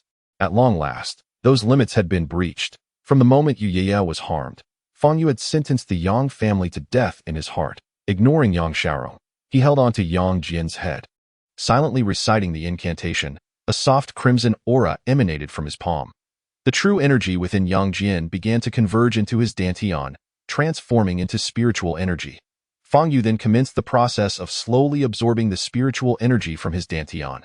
This time, Fang Yu was exceptionally cautious, timing his actions perfectly, beginning to absorb only after ensuring all of Yang Jian's true energy had been converted into spiritual energy. A stream of pure spiritual energy flowed from Fang Yu's palm, coursing through his meridians before ultimately merging into his dantian. Success! A gleam of joy illuminated Fang Yu's face as he sensed warmth radiating from his dantian, his cultivation soaring 0.1 level 0.2 levels. Fang Yu had advanced to the 842nd layer of the Qi refining stage, equivalent to consuming a 5th-tier monster's core. Yet, what truly thrilled Fang Yu was not merely the 2-layer advancement. Rather, he had successfully modified the soul absorption technique, allowing it to become a method for absorbing spiritual energy from within his own body. Henceforth, it would no longer be called the soul absorption technique, but rather the soul-seizing art, he mused. The audience stared in bewilderment at Fang Yu's actions, unaware of his true intentions. Once he had absorbed Yang Jian's spiritual energy, Fang Yu kicked him aside. With all of his spiritual energy drained, Yang Jian had been reduced to a mere mortal, devoid of even the power of the first stage of innate cultivation. Furthermore, due to the repercussions of Fang Yu's soul-seizing art, Yang Jian's dantian had sustained damage, rendering him incapable of further cultivation. However, given Yang Jian's significant blood loss, it was highly likely he would not survive, rendering any further concerns moot. Chapter 70. A tremor in the Jiangnan martial arts community. Fang Yu glanced toward Yang Xiaorong and noticed that Yang Yingzhu had vanished without a trace. She has already fled. How ruthless she is, Fang Yu thought. He had intended to deal with Yang Yingzhu as well. But in the midst of his focused absorption of Yang Jian's energy, she had managed to escape. Nonetheless, Fang Yu paid it little mind. He surveyed the audience, who were all fixated on him. It was no longer prudent to linger. He needed to depart. Not wishing to attract attention, he descended from the duel stage and made his way toward the exit of the venue. All present watched Fang Yu leave, not daring to utter a word. The events that had transpired in less than 10 minutes were simply too shocking for the average person to fully comprehend. That day, an explosive piece of news erupted from Jiang Haishi, instantly igniting the entire Jiangnan martial arts community. Yang Jian, the young master of the Yang family who had recently entered the realm of masters, was defeated on the duel stage by a young man named Fang Yu. Losing his right arm and rendering his cultivation null, his life status remained uncertain. As the young master of the Yang family, Yang Jian was also a prized disciple of the esteemed Master Gu Rulong, making him a well-known figure in the Jiangnan martial arts community. Recently, he had successfully broken through to the martial arts master stage, becoming the youngest martial artist to reach that level in nearly 50 years, a fact known to many. No one could have anticipated that this rising star of the Jiangnan martial arts community would fall so rapidly, and the one responsible for his downfall, Fang Yu, had become the focal point of discussion among all martial artists. Who exactly was this Fang Yu, previously unheard of? At Huadai Group, Jiangnan branch, Qin Yimo sat on the sofa in her office, dialing her grandfather, Qin Wudao. Grandfather, who exactly is Fang Yu? She inquired hesitantly. I've already told you. If you wish to know, go and find out for yourself. Qin Wudao replied with a chuckle. I can't communicate with him. We can't even manage 3 sentences before he starts to mock me, you, and even the entire Qin family. He shows no respect whatsoever. Qin Yimo retorted, indignant. What if he isn't mocking you? Qin Wudao countered. Then he is deliberately insulting our Qin family. Qin Yimo gritted her teeth. Ha, just try to get along with him. If the opportunity arises, you will truly come to understand him, Qin Wudao concluded. Hanging up the call. Frustration washed over Qin Yimo. Each time she mentioned Fang Yu, her grandfather would respond with riddles, refusing to divulge the truth. Moreover, whenever she criticized Fang Yu, her grandfather would invariably defend him. She began to wonder if she was truly his granddaughter. In the far northern lands, beneath a snow-capped mountain, stood a small cabin. Within, an elderly man clad in purple robes gazed out at the snowy landscape.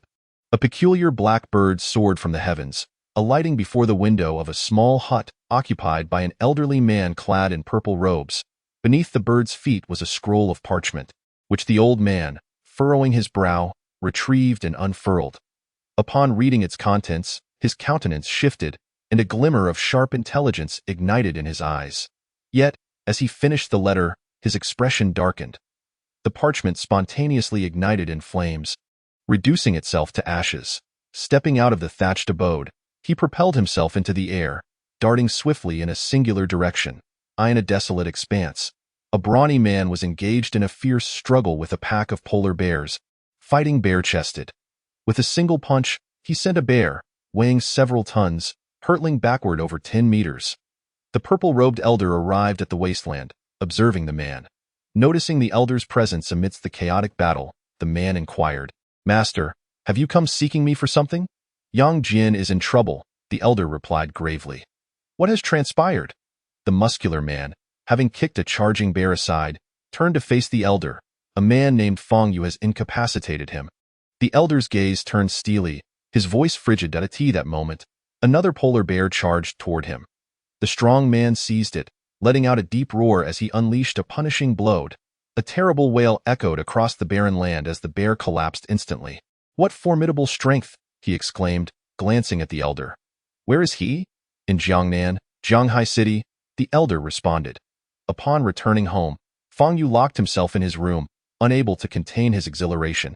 After all these years, he had finally discovered a method to swiftly absorb spiritual energy and elevate his cultivation beyond merely devouring the inner cores of demonic beasts. This technique was derived from the refined version of the devouring essence technique, now known as the soul-devouring art. Mastering this art brought the goal of reaching the 10,000-layer Qi refinement stage within closer reach. By absorbing the cultivation of a martial arts master, he could advance 2 layers.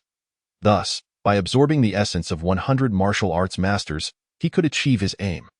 Although martial arts masters were rare, it was unlikely that there were none within the vast territory of the 9 provinces, making them easier to find than high-tier demon beasts. However, the crux of the matter lay in Fang Yu's lack of a suitable justification. He was not a villain. He could not indiscriminately cripple others' powers to enhance his own. His master had often advised him against losing his humanity. This principle had led Fang Yu to shun malevolent practices throughout the years. Nevertheless, with 5 millennia nearly gone, he decided to let nature take its course. Fang Yu's mindset quickly returned to tranquility. That evening, he received a call from Ji Rume, who informed him that Yang Yinju had departed Jiangnan for Shangqing earlier that afternoon.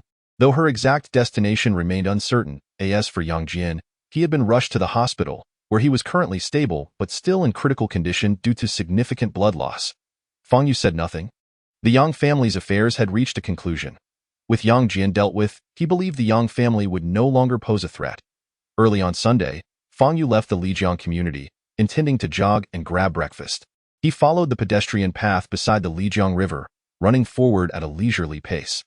The sun was just rising, casting golden reflections on the river's surface. A black Mercedes trailed behind him, gradually catching up. Fang Yu halted, glancing back at the vehicle as its door swung open, revealing a woman in a light blue qipao. Her delicate features, enhanced by a light touch of makeup, exuded an ethereal and refreshing aura. Good day, Mr. Fang. I am Li Xiaoma from the Qingyan Society. Might you have a moment to converse? She asked with a respectful smile. Fang Yu frowned slightly. He had never heard of the Qingyan Society or Li Xiaoma. How do you know of me? He inquired. Your remarkable feat of single-handedly confronting over 40 henchmen at the Lijiang community has spread throughout the underground circles of Jianghai City, Li Xiaoma chuckled. Covering her mouth, oh, that incident, Fang Yu nodded. You have made an enemy of Li Zhengrong, one of the power brokers in Jianghai City, known for his vengeful nature. Since you embarrassed him that night, he will undoubtedly seek to retaliate against you. Li Xiaoma warned. Thus, I should ally with you to confront him, correct? Fang Yu interjected. Cutting her off, Li Xiaoma's expression shifted. Then she chuckled lightly. Indeed, Mr. Fang, you are astute. I had yet to say. Not interested. I have no desire to collaborate with anyone. Fang Yu replied coolly, resuming his "Are you in?" Li Xiaoma stood momentarily stunned, biting her lip as she returned to her car. Did you capture our conversation? She asked the driver seated at the wheel. President, I have taken the photos as per your instructions. You may review them, the driver said, handing her a phone. Li Xiaoma glanced at the images, a sly smile creeping onto her face. Fang Yu continued along the pedestrian path beside the Lijiang River, when suddenly, he sensed an overwhelming aura of a demonic beast drawing near. The presence approached gradually from afar. Fang Yu halted, turning to look behind him, but saw nothing. How could a demonic beast appear in such a place? Yet the aura continued to draw closer. Could it be? He turned to gaze at the Lijiang River, where an 8th-tier demonic beast was swimming through its waters. An 8th-tier beast. It had been years since he had encountered one. Without hesitation, Fang Yu leaped into the river. This scene caught the attention of a nearby sanitation worker, who shouted urgently, "Help! Someone has jumped into the river!" Chapter 71. 8th-tier demonic beast, Thunder Serpent. Fang Yu submerged in the river. The Lijiang was approximately 60 to 70 meters deep, and despite the murky waters, visibility remained decent under the midday sun. Following the direction of the beast's aura, Fang Yu plunged downwards, reaching a depth of about 50 meters. The presence of the 8th-tier beast grew nearer. What could it be? He felt a surge of excitement. After approximately 10 seconds, a glowing white point emerged in the distance, rapidly growing larger. Fang Yu soon discerned a massive head adorned with gleaming silver eyes. This sight felt familiar, yet he could not place it until the creature came within 20 meters, revealing its 30-meter-long body covered in shimmering scales. A thunder serpent. This 8th-tier beast, known for dwelling in deep waters, was exceedingly rare throughout history. Fang Yu's heart raced with exhilaration. A type of dragon. The thunder serpent was immensely valuable. Its scales were remarkably tough, making them exceptional materials for forging. Its eyes and blood were also highly sought after in medicinal applications. At past auctions, a single vial of dragon blood could command prices exceeding 10,000 spirit stones. While Fang Yu observed the thunder serpent, it too had noticed him. Like a predator spotting prey, it opened its enormous jaws and swung its tail toward him. Fang Yu's eyes narrowed as he deftly evaded. The thunder serpent was an incredibly aggressive beast, and as an 8th-tier creature, its might was terrifying. Its physique was exceptionally robust, infused with the power of thunder, capable of annihilating all life in the vicinity when enraged. Underwater, its speed was astonishing, reaching 1,000 meters per second, akin to a bolt of lightning coursing through the water. Therefore, if Fang Yu intended to defeat the thunder serpent, he needed to strike decisively. Otherwise, if the beast sensed danger and chose to flee, catching up would prove exceedingly difficult, particularly as the water was its domain. After dodging the serpent's attack, Fang Yu propelled himself toward it. The thunder serpent sensed his hostility, emanating a radiant white light as dozens of bolts of lightning erupted from its body. Sizzling, the entire waterway was instantly enveloped in the power of thunder. Fish, shrimp, and crabs within the water were electrocuted in an instant, floating lifelessly to the surface. Indeed, the thunder serpent's thunderous power must exceed 50,000 volts. Fang Yu enveloped himself in a layer of faint red energy, yet still felt a tingling sensation throughout his body. After unleashing its thunderous energy, the thunder serpent opened its jaws once more, hurtling toward Fang Yu at breakneck speed. Fang Yu, a smile creeping onto his face, concocted a plan to eliminate the beast in one swift blow. In an instant, Fang Yu found himself swallowed whole by the thunder serpent. Inside, he was thrust into a cramped, dark space, the slick walls pressing against him as a viscous fluid pushed him toward the serpent's stomach. A foul odor filled the air as he realized he was nearing the beast's gut. However, the thunder serpent's critical weakness resided in its head, where its inner core was located. Fang Yu delivered a powerful punch against the wall. Crack! The wall shattered, and he tore a hole through it, escaping the clutches of the slippery liquid. With his right hand, he concentrated his energy and delivered a powerful strike upward. Boom! The thunder serpent, moving at incredible speed, suddenly convulsed, its massive jaws opening wide in evident agony. Its long 30-meter body twisted violently. Approximately 30 seconds later, the serpent lay still, slowly sinking to the riverbed. After a moment, a large hole burst open in its head, and Fang Yu emerged, clutching a gleaming inner core. Standing at the riverbed, he examined the thunder serpent's inner core with astonishment. Unlike other cores, this one radiated intense heat and seemed to contain formidable power. Was this the source of its thunderous energy? Squinting at the inner core, Fang Yu contemplated whether to consume it as he usually did. After 5 seconds of deliberation, he ultimately decided to swallow it. Upon ingestion, would I gain mastery over thunderous energy? Fang Yu's heart raced with anticipation. The inner core rapidly dissolved within him, releasing pure spiritual energy that flowed into his dantian. A warm current surged through him, shattering layer upon layer of shackles. 1 layer, 2 layers, 3 layers. 4 layers. 5 layers. 6 layers. Fang Yu broke through 6 layers consecutively, reaching the Qi Refinement stage of 9,848 layers. Yet, even with this significant advancement, disappointment flickered in his eyes. The thunderous power he had yearned for did not manifest within him. Once he fully refined the inner core, Fang Yu contemplated how to deal with the massive carcass of the thunder serpent. Much of its valuable dragon blood had already diluted in the river. However, the blood's primary use was for body tempering, which held little benefit for Fang Yu, whose physique had already undergone countless refinements and was nearly perfect. As for the serpent's scales and its 2 eyes, these items were not immediately useful to him, and would be difficult to transport without drawing attention. After careful consideration, Fang Yu opted to leave the thunder serpent's carcass in place, deciding to return later for the scales and eyes if necessary. After all, its body, submerged in the river's depths, would be challenging for anyone to discover.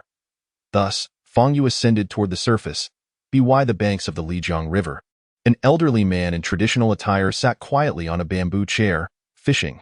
Beside him stood a girl with short hair.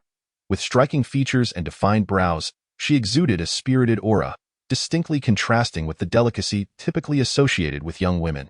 Behind the elder and the girl stood two well-dressed attendants, their serious expressions and upright postures suggesting they were professional bodyguards.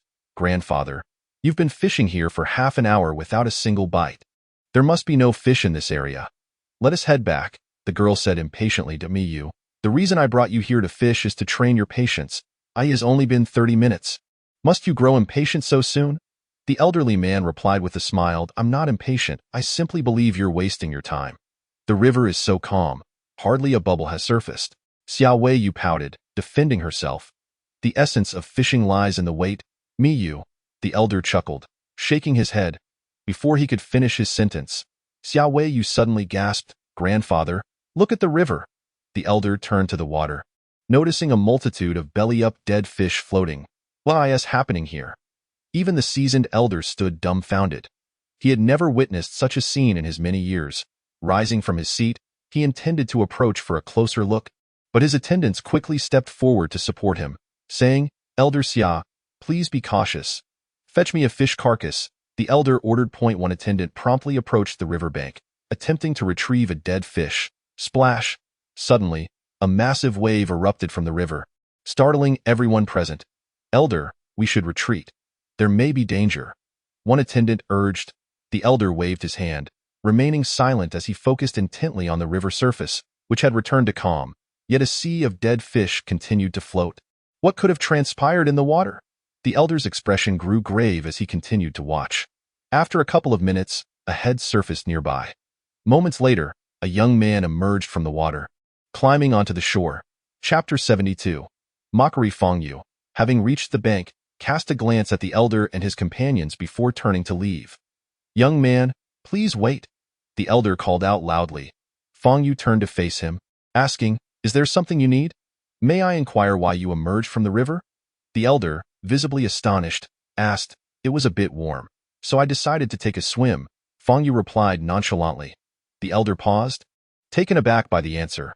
Swimming in the Lijiang? It seemed absurd, yet Fang Yu's expression suggested he was not lying. "Did you cause those dead fish?" Xiao Yu bluntly questioned. Fang Yu glanced at the mass of lifeless fish, recalling how they had perished under the thunder serpent's thunderous energy. Still, he shook his head, asserting, "That was not my doing."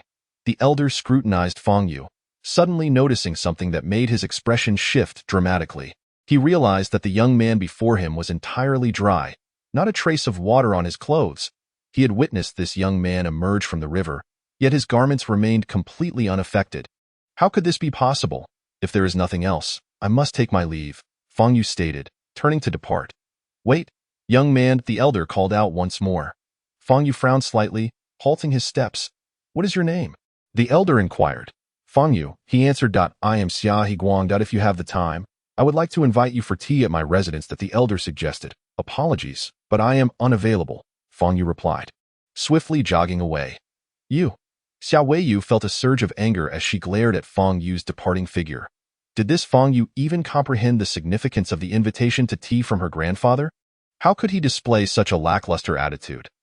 In the entirety of Jiangnan City, there were but a handful of individuals who could warrant a personal invitation from her grandfather.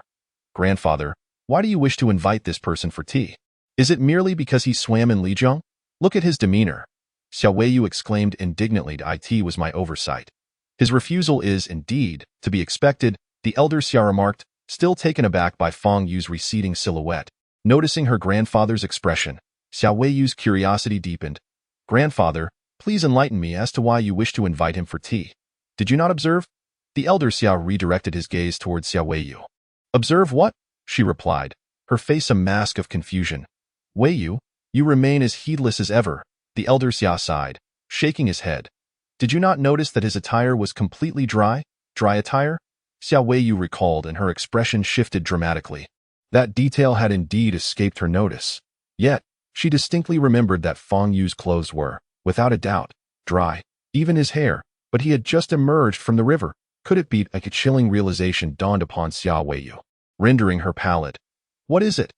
What are you thinking? The elder Xia inquired, observing her transformation. Grandfather, could it be that we encountered a ghost? As she uttered these words, a gust of cold wind swept by the riverbank, sending a shiver down Xiao Weiyu's spine. After leaving Lijiang, Fang Yu hurried home. He could discern at a glance that the elder Xia was of remarkable status, likely possessing a formidable background. However, for Fang Yu, the higher the status of an individual, the greater the potential for trouble. Thus, he made a concerted effort to avoid interactions with such individuals. Upon returning to the Lijiang community, it was precisely 9:30 in the morning. As he entered his home, Wang Yin emerged from the kitchen, carrying breakfast. Xiao Yu, you're back. I just made breakfast, come and eat. She smiled warmly. Due to an unexpected encounter with a thunderous creature during his morning run, Fang Yu had completely forgotten to eat breakfast. Approaching the dining table, he picked up a sandwich made by Wang Yin and began to eat. A few minutes later, clad in pajamas and still groggy, Yu Yaya descended the stairs and joined him for breakfast.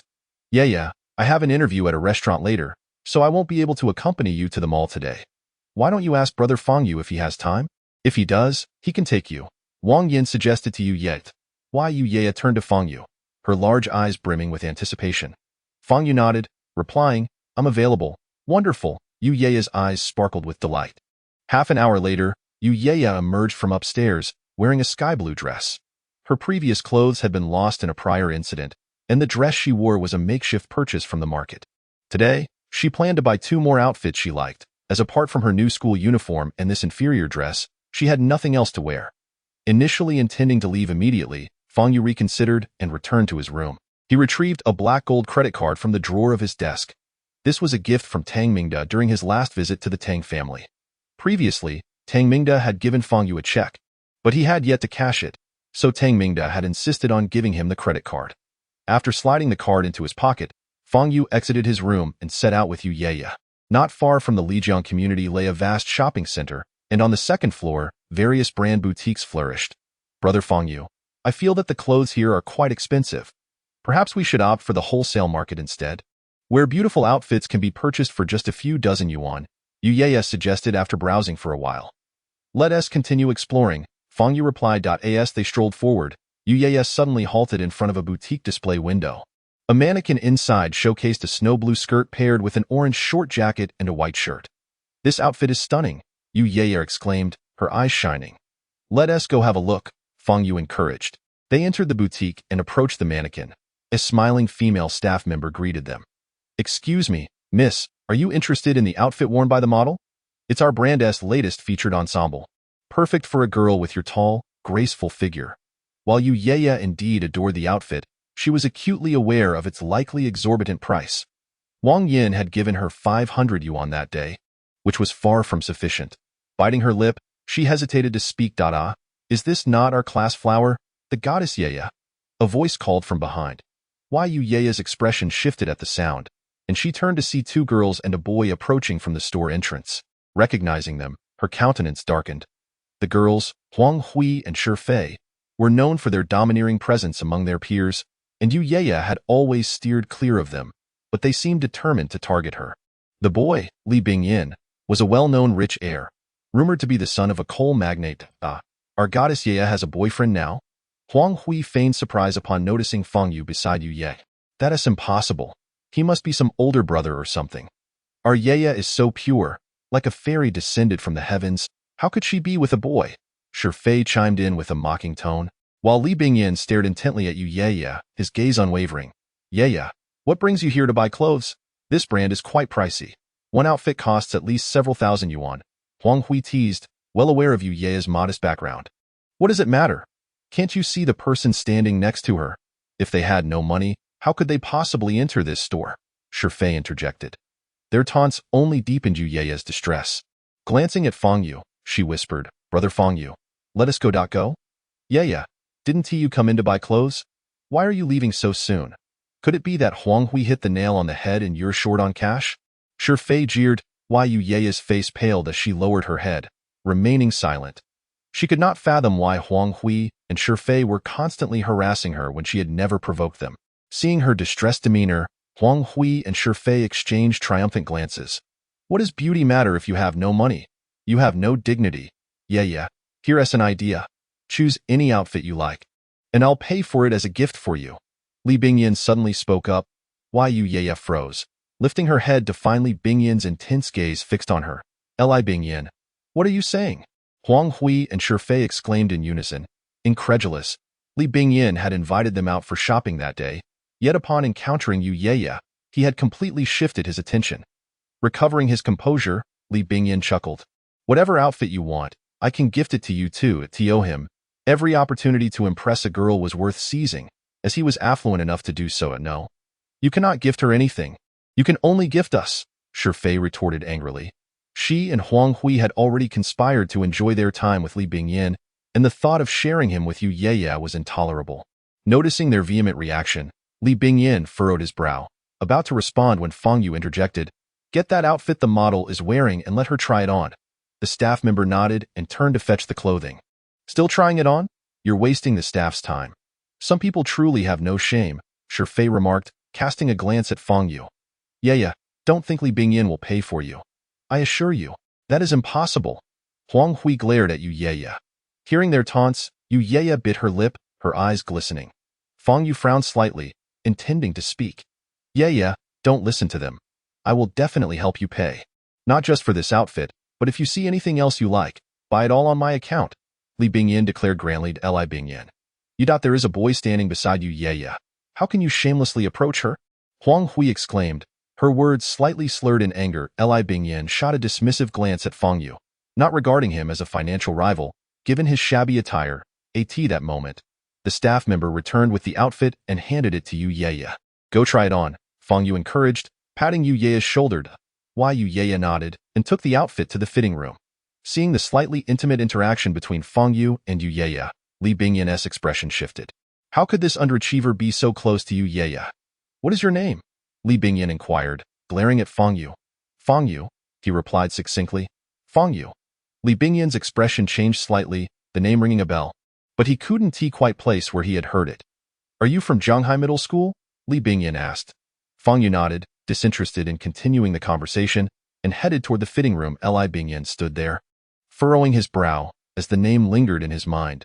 This Yu, who often feigned innocence, had evidently been involved with a boy all along. Now that Fang Yu has walked away, this is delightful. We can spread this news far and wide when we return. Let us see how many boys continue to view her as a fairy. Huang Hui smirked. A few minutes later, Yu emerged from the fitting room, wearing the outfit. Her naturally pure and adorable features, combined with the vibrant ensemble, exuded liveliness and charm. Brother Fang Yu, how does it look? Yu asked, her cheeks flushed as she eagerly awaited his opinion. It suits you well, Fang Yu replied. Why Yu beamed with joy, admiring herself in the mirror for a while. Miss, this outfit is a fantastic buy at the moment, with a 30% discount, totaling 2,700 yuan. The staff member informed them. 2,700 yuan? The moment Yu heard this price, her expression fell. With only 500 yuan in hand, she couldn't even afford a single item of the outfit. Don't waste your breath. She can't afford it, Huang Hui sneered, as she and Fei approached. Why Yu merely glanced at them, remaining silent.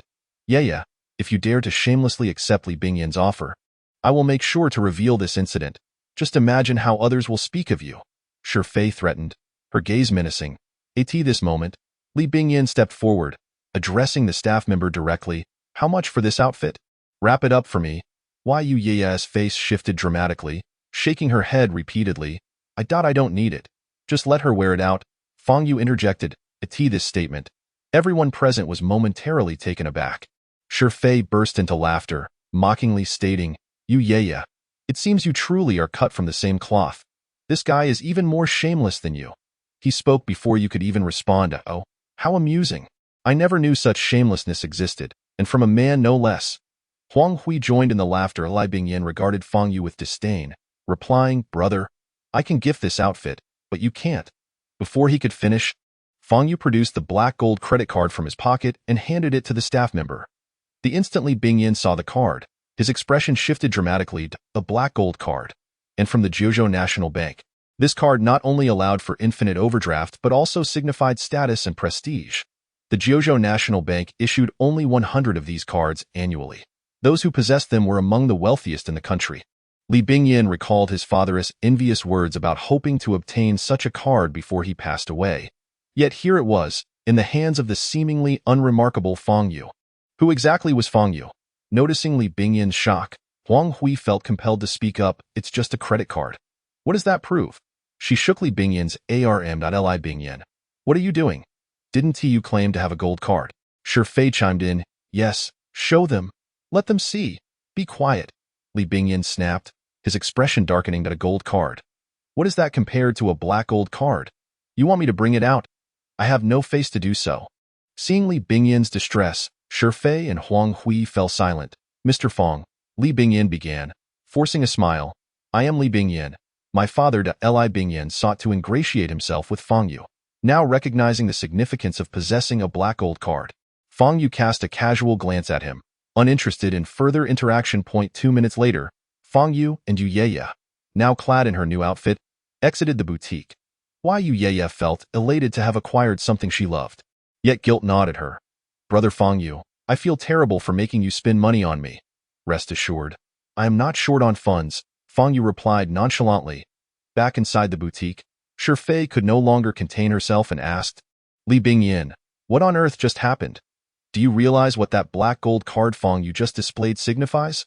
Li Bingyin wiped the sweat from his brow, speaking gravely. What can it signify? It's just a credit card. Huang Hui scoffed. That black gold card signifies that Fang Yu could easily purchase this entire store. No, he could effortlessly buy the entire floor, Li Bingyin stated. Upon hearing this, Huang Hui and Shi Fei's expressions turned ashen. Furthermore, the fact that Fang Yu possesses a black gold card indicates his status is undoubtedly exalted. If we offend him, the consequences could be dire, Li Bingyin added, wiping more sweat from his brow. Witnessing Li Bingyin's trepidation, Huang Hui and Shi Fei began to feel the weight of their earlier taunts. By the way, doesn't Fang Yu's name sound familiar? Haven't we been hearing it quite often lately? Li Bingyin pondered aloud. As Huang Hui and Shi Fei furrowed their brows in recollection. A few moments later, Huang Hui's complexion suddenly turned pale. Heard that last week, a person named Fang Yu defeated Han Zixin of the Sanda Association with just one move. Li Bingyin and Shi Fei's faces drained of color as they realized the implications. In the Tang family living room, Tang Mingda sat on the sofa facing an elderly man clad in a white robe. Tang family head, Fang Yu has violated our martial arts association's regulations. Thus, I must request your assistance in bringing him to meet with me, the man in white said with a smile. Tang Mingda's expression darkened. Chairman Du, if I summon Fang Yu, what will you do? The elder stroked his chin thoughtfully. According to the rules, he disregarded his opponent's concession and completely incapacitated him. Such behavior is egregious and warrants imprisonment in the celestial dungeon for a period. At the elder's words, Tang Mingda's expression grew even more severe. The patriarch of the Tang family, I am aware of your amicable relationship with Fang Yu. However, I must implore you to respect the regulations of our martial arts association. This Fang Yu must be apprehended. This matter is beyond the capabilities of the Tang family to obstruct. The elderly man in white suddenly fixed a piercing gaze, speaking in a grave tone. Chapter 74. What of the Martial Arts Association? When Fang Yu and Yu Ye returned home, it was already 20 minutes past noon. Wang Yin had just finished her interview and, upon seeing the new clothes on Yu Ye, expressed her astonishment, asking, Ye, why did you come back wearing new clothes? Are they nice? Yu Ye twirled around, inquiring about her outfit. Wang Yin approached her, touching the fabric, and remarked, they look lovely. And the craftsmanship feels exquisite. The material is quite high-end. How much did this outfit cost? Yu Ye's expression shifted slightly as she was about to respond. The original price was 500, but after haggling, it came down to 300. Which is quite a bargain, interjected Fang Yu from the sofa. Only 300? That's indeed a great deal. Wang Yin smiled. Yu Ye glanced at Fang Yu, who winked at her. Given Wang Yin's nature, it was better not to divulge the truth. After lunch, as Fang Yu was preparing for a nap, a call from Tang Mingda interrupted him. Fang Shinidio, you have a moment? Tang Mingda's tone was somewhat hesitant. What's the matter? Fang Yu inquired. President Du of the Jianghai Martial Arts Association is at my home. He wishes to meet you, Tang Mingda replied. The peculiar tone of Tang Mingda piqued Fang Yu's curiosity. What does he want with me? Just as Tang Mingda was about to speak, an elderly voice interrupted, Patriarch Tang, let me speak to him directly. The phone was then handed over to the elder. I am Du Yongnian, president of the Zhanghai Martial Arts Association. Master Fang, your duel with Master Yang Jian at our association's venue yesterday has already spread throughout Jiangnan. What do you want? Fang Yu impatiently interrupted Du Yongnian. Well, during the duel yesterday, according to 3 witnesses, Master Yang Jian admitted defeat. Yet you did not cease your attacks, but continued to severely injure him and incapacitate his abilities. Such behavior in the martial arts community. Can you get to the point? Fang Yu interrupted again. After a moment of silence, Du Yongnian appeared to be suppressing his anger, stating solemnly, Master Fang, I recognize your formidable strength. However, there are rules within the martial arts community. Your actions yesterday have violated the regulations of our association. I hope you can come to our association for arbitration. Arbitration? Fang Yu smirked coldly. You are at the Tang residence, correct? I'll come over immediately for a face-to-face discussion. With that, he hung up. Half an hour later, Fang Yu arrived at the Tang residence. Du Yongnian was seated on the sofa in the living room, his eyes widening in surprise upon seeing Fang Yu. He had heard that Fang Yu was young, but did not anticipate him to be so youthful. He appeared to be around 18 years old, a young man who could effortlessly defeat a martial arts master like Yang Jian. It was simply unbelievable. Master Fang, this is President Du, Tang Mingda promptly introduced as he stood. Fang Yu cast a casual glance at Du Yongnian, who was a 12th layer Qi refining practitioner, essentially a half-step master. Master, your performance on the duel stage yesterday has become a hot topic in the entire Jiangnan martial arts community, Du Yongnian commented with a smile. Fang Yu smiled faintly in response, saying, you know about my performance. Yet you still wish to arbitrate me?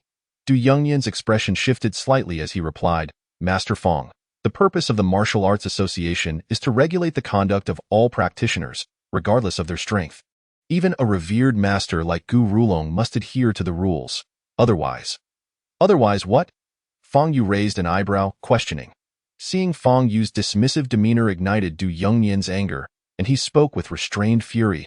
Otherwise, you will face our arbitration, Master Fang. I understand your extraordinary talent and strength, but our association has methods to deal with unruly practitioners like you. Your violation of our association's regulations in front of so many witnesses cannot go unaddressed. If we do not respond, who will take the Martial Arts Association seriously in the future? Although you will face punishment for your transgression, it will not be severe. At most, you may spend a month or 2 in the heavenly prison. However, should you refuse arbitration? The threat hung in the air, and Fang Yu's expression remained indifferent as he stated, there is no prison in this world that can contain me. Furthermore, I suspect your motivations extend beyond mere regulations. I surmise someone has pressured you because I incapacitated Yang Jian, and thus, I must pay a price. Du Yongnian's expression darkened at this remark. Oh, you are determined to oppose our martial arts association? He said through narrowed eyes. Fang Yu shrugged nonchalantly. I profoundly dislike trouble, thus I never intentionally seek to oppose anyone. Yet, if you insist on provoking me, I am left with no choice. Du Yongnian stood, his voice cold. Are you threatening me? Fang Yu regarded him with a calm gaze, saying nothing.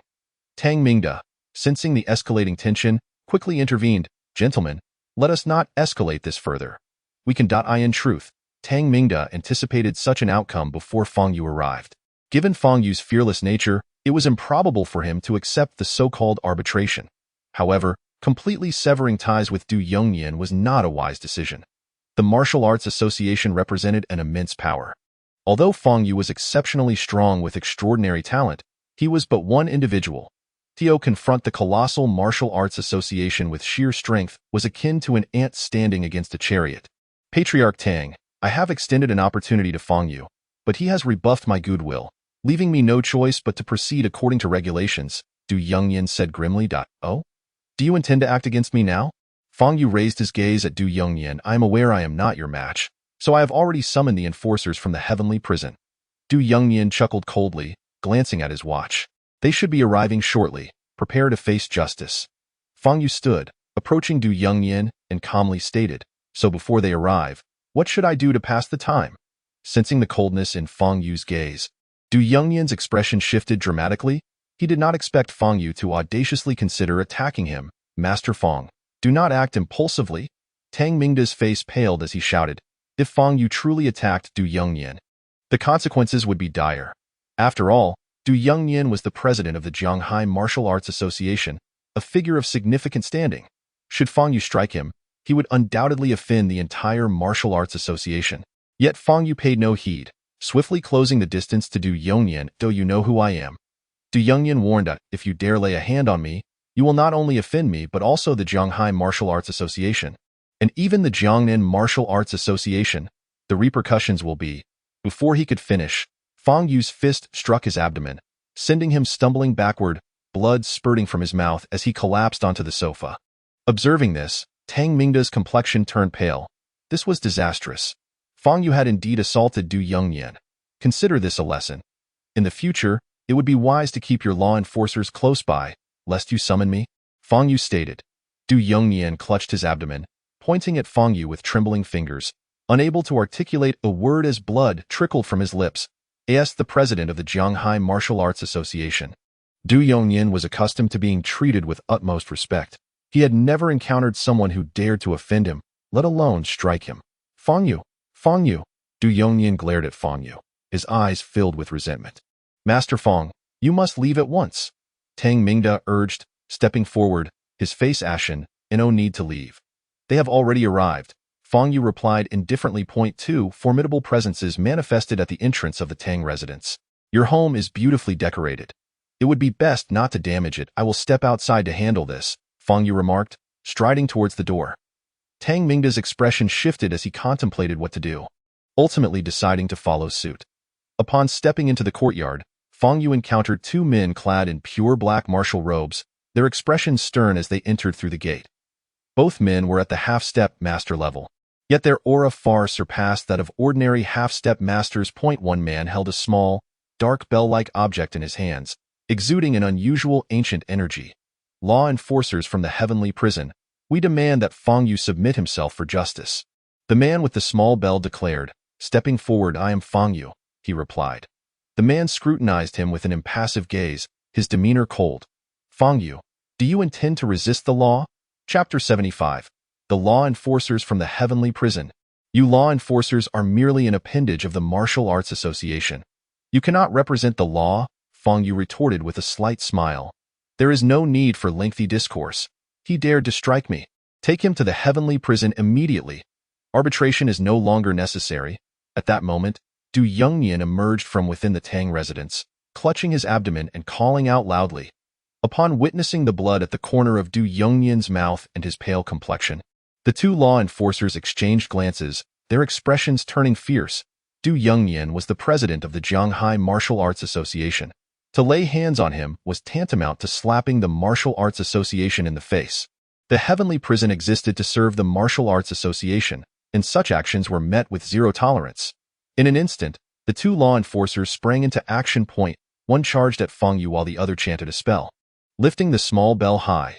The enforcer rushing towards Fang Yu drew a black rope from his waist and lashed it at him, the rope whistling through the air.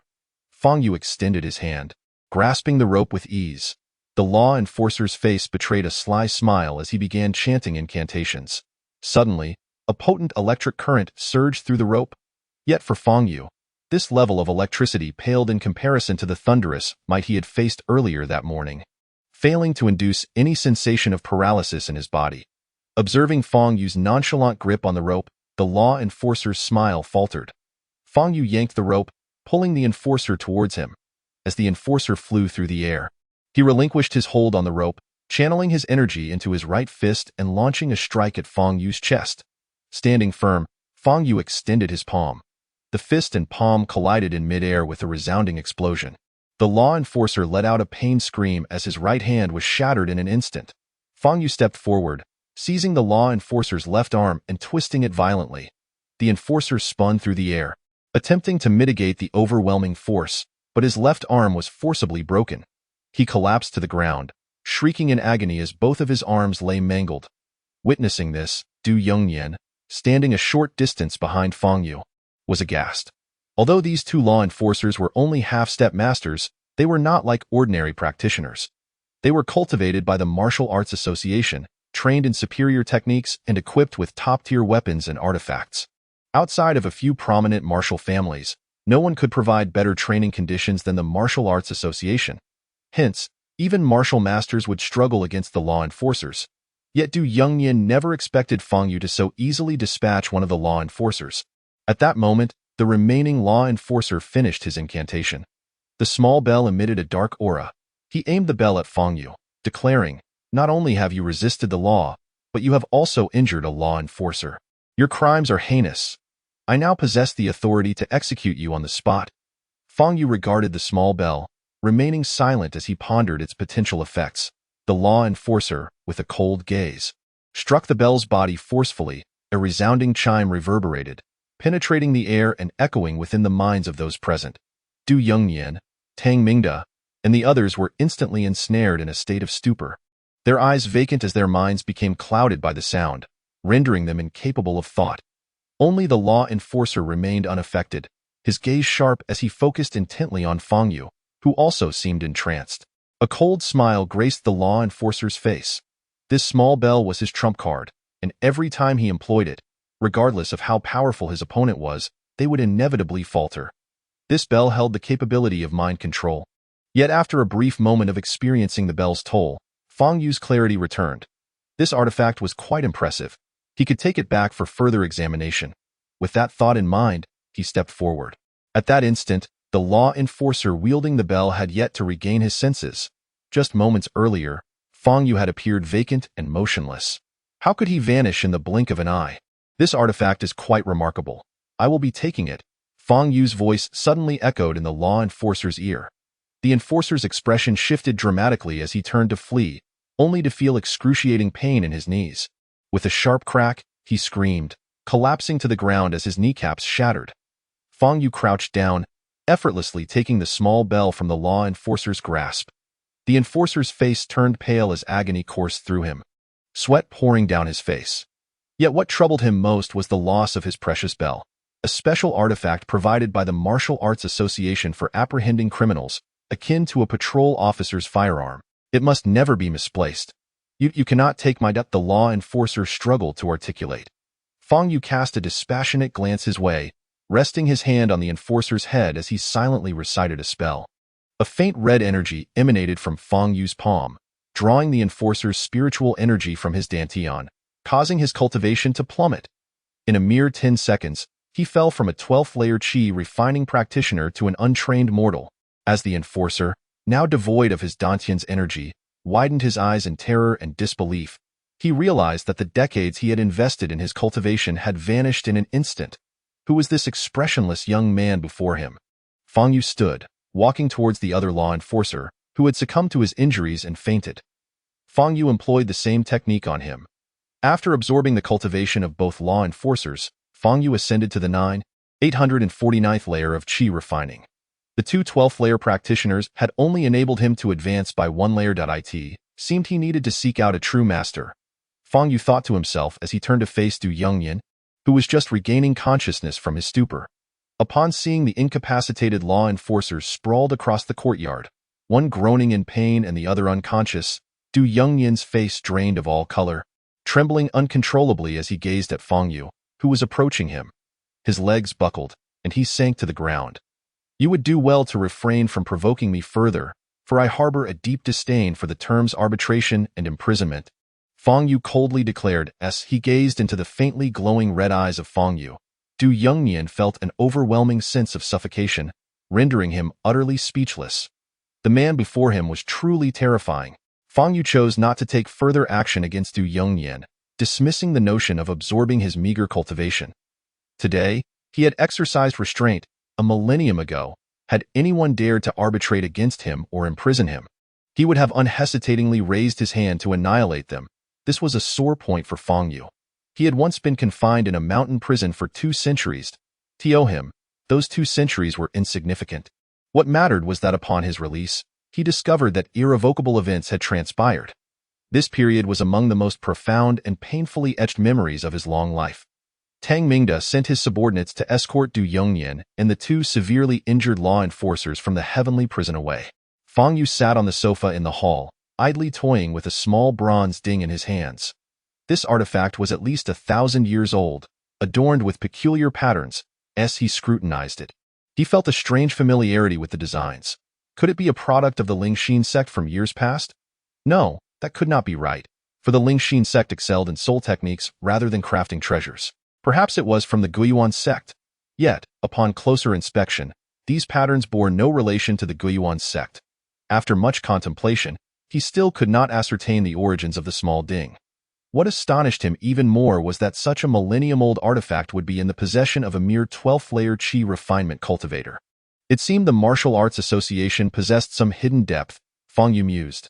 Dr. Fang, regarding today's events, should the Martial Arts Association pursue this matter, it could lead to endless repercussions. Tang Mingda finally spoke after a long pause. He understood that Fang Yu was not one to fear the Martial Arts Association, yet he felt it imperative to convey the gravity of the situation. The Martial Arts Association was an immensely powerful organization, its influence spanning nearly every city in the 9 provinces. The Zhanghai City branch was merely a small outpost, but provoking them was tantamount to openly declaring war against the entire association. 30 years ago, there was a remarkably talented martial arts master in Jiangnan named Qi. His prowess was formidable, yet he defied the rules set by the Martial Arts Association, openly challenging them. Furious, the Jiangnan Martial Arts Association dispatched 3 master-level enforcers to subdue him.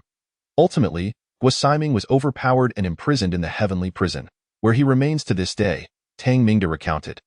Dr. Fang, Master Guo possessed a talent akin to yours, yet his outcome was far from favorable. Fang Yu's expression remained calm as he replied, if the Martial Arts Association refrains from provoking me, I shall not initiate conflict. Tang Mingda sighed, choosing to remain silent. Li Zhengrong sat on the office sofa, facing a bald, burly man. Why have you come to see me? Li Zhengrong asked, his countenance dark. The past few days had been a whirlwind of trouble as he dealt with police investigations. The bald man was his sworn enemy, and his presence could not bode well. I heard things have been rough for you lately, so I thought I'd drop by to check on you. Is any that loyal of me? The bald man chuckled. Li Zhengrong's face turned ashen, and he retorted, if you're so bored, then leave at once. I have no time to waste with you. The bald man grinned wider but quickly composed himself, pulling several photographs from his pocket and tossing them onto the table. You've been quite irritable lately. Perhaps you should cool off with some herbal tea. Li Zhengrong furrowed his brow, picking up the photos one by one, his expression growing increasingly grim. The images captured Li Xiaoma conversing with Fang Yu. Li Xiaoma actually sought out that damned Fang Yu, Li Zhengrong said in a low voice. Not just a meeting. According to the intel I've gathered, Li Xiaoma has likely formed some sort of alliance with Fang Yu. Can you guess who they might target together? The bald man toyed with a lighter in his hand. Li Zhengrong's heart raced. The Qingyan Society, to which Li Xiaoma belonged, was one of the 3 major underground forces in the city, alongside Li Zhengrong and the bald man. The 3 had maintained a delicate balance, avoiding major conflict. But now, the Qingyan Society sought to collaborate with Fang Yu, who was a thorn in Li Zhengrong's side. It was clear whom they intended to confront. That wretched Li Xiaoma. We just signed a peace treaty 6 months ago. And now she dares to target me, damn it. She must think I've been suffering some minor setbacks lately. Oh, not be so distressed. Sooner or later, one of our factions will prevail. Since Li Xiaoma has broken the peace treaty first, we, too, can make our move, the bald man said with a smile. We? What do you mean by that? Li Zhengrong inquired. Naturally, we shall cooperate. Since Li Xiaoma has made the first move, we should join forces to crush her and the Qingyan Society. As for Fang Yu, he is an unstable factor in our city's underground forces and must be eliminated, the bald man declared with a fierce glint in his eyes. Li Zhengrong's expression shifted as he spoke. You may very well collaborate with Li Xiaoma to take me down. Since Li Xiaoma is allied with Fang Yu, she will not collaborate with me. Her intentions are clear, eliminate you first, then turn her sights on me. She believes we are at odds and would never join forces. Thus, we must catch her off guard. The bald man laughed. Li Zhengrong pondered for a moment, his expression still troubled, for Fang Yu's strength far surpassed his expectations. He had previously dispatched numerous men, all of whom had failed to return.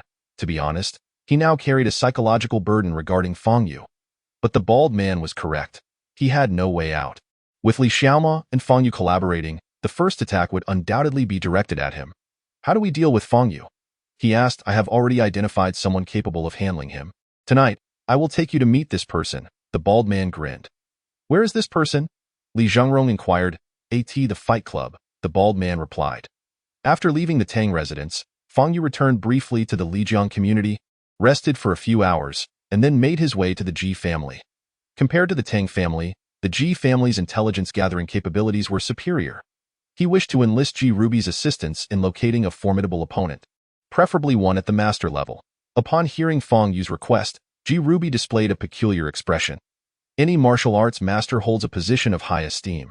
They cannot be easily found. It would be best if I could fight someone and incapacitate them without fear of repercussions, Fang Yu added. Fang Yu had taken Tang Mingda's words to heart.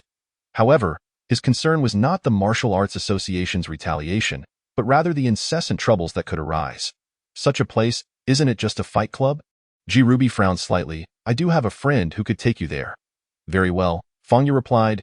Qi Ruby promptly notified her friend to come over, who turned out to be none other than Li Xiaoma, whom Fang Yu had encountered that morning during his jog. Upon seeing Fang Yu, Li Xiaoma's eyes widened in surprise, quickly morphing into delight. What an opportune moment. Miss Qi, this is Mr. Fang, my friend. He wishes for you to escort him to the fight club. Qi Ruby explained. Li Xiaoma regarded Fang Yu, nodding. I would be delighted to assist Mr. Fang. Fang Yu furrowed his brow, sensing that Li Xiaoma might cause him trouble. Nevertheless, he ultimately entered her vehicle, heading towards the underground fight club.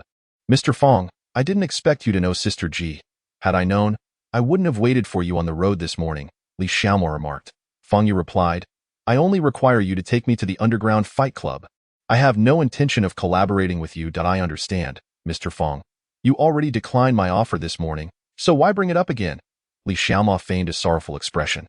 Fang Yu fell silent, resting his eyes. Approximately 40 minutes later, the car came to a halt in front of a dilapidated factory. The area was quite desolate, suggesting they had arrived on the outskirts of Jianghai City. Mr. Fang, please follow me inside. Li Xiaoma smiled at him. They entered the factory, where a cacophony of noise greeted them. Though it appeared as a factory from the outside, the interior had been transformed into a fight club. The center featured a combat stage of about 30 square meters, surrounded by tables and VIP boxes elevated above, resembling ABARD. That moment, two bare-chested men were engaged in an intense battle on the stage, the sound of their punches echoing with each strike, eliciting cheers from the audience. Patrons seated around the stage drank and watched the combat, creating an exuberant atmosphere. This was the largest underground fight club in Jianghai City, bustling every night. The clientele consisted of the wealthy, who came not only to watch the matches and drink, but also to gamble on the fights. Each bout on the stage is accompanied by betting, with odds determined by the amount wagered by both competitors, all in cash, Li Xiaoma explained, gesturing towards a long table piled high with cash. However, Fang Yu was not concerned with these matters. He sought opponents of greater strength. The two fighters currently battling possessed only the 7th or 8th layer of Qi Refinement, a level of cultivation he deemed beneath his notice. Who is the strongest contender here? Fang Yu inquired. Li Xiaoma pondered for a moment before replying. There is a perennial champion known as Xiongba who has never suffered defeat. The name alone sounded formidable. Fang Yu remarked. Li Xiaoma stifled a laugh, saying, many patrons come here just to catch a glimpse of him, for he is exceptionally powerful and has never lost a match. Will he be fighting tonight? Fang Yu asked. That remains uncertain. Xiongba is different from other competitors. Even if he does not compete, he still receives a substantial share of the fight club's profits each month, as his mere presence guarantees a thriving business, Li Xiaoma replied. Scanning the surroundings, I'll inquire if Xiongba is fighting tonight. Fang Yu nodded, taking a seat beside a nearby table in the fight club's backstage lounge. A remarkably robust one-eyed man sat in a chair, his left eye covered by an eye patch, revealing only his right eye. He looked at the two men before him and asked, I can help you eliminate Fang Yu, but you must bring him to me. I cannot waste my time searching for him. The two men were Li Zhengrong and the bald man. Master Xiong, your acceptance of our employment is sufficient. We will ensure Fang Yu is brought to you, the bald man responded eagerly. Very well. You understand my terms, do you not?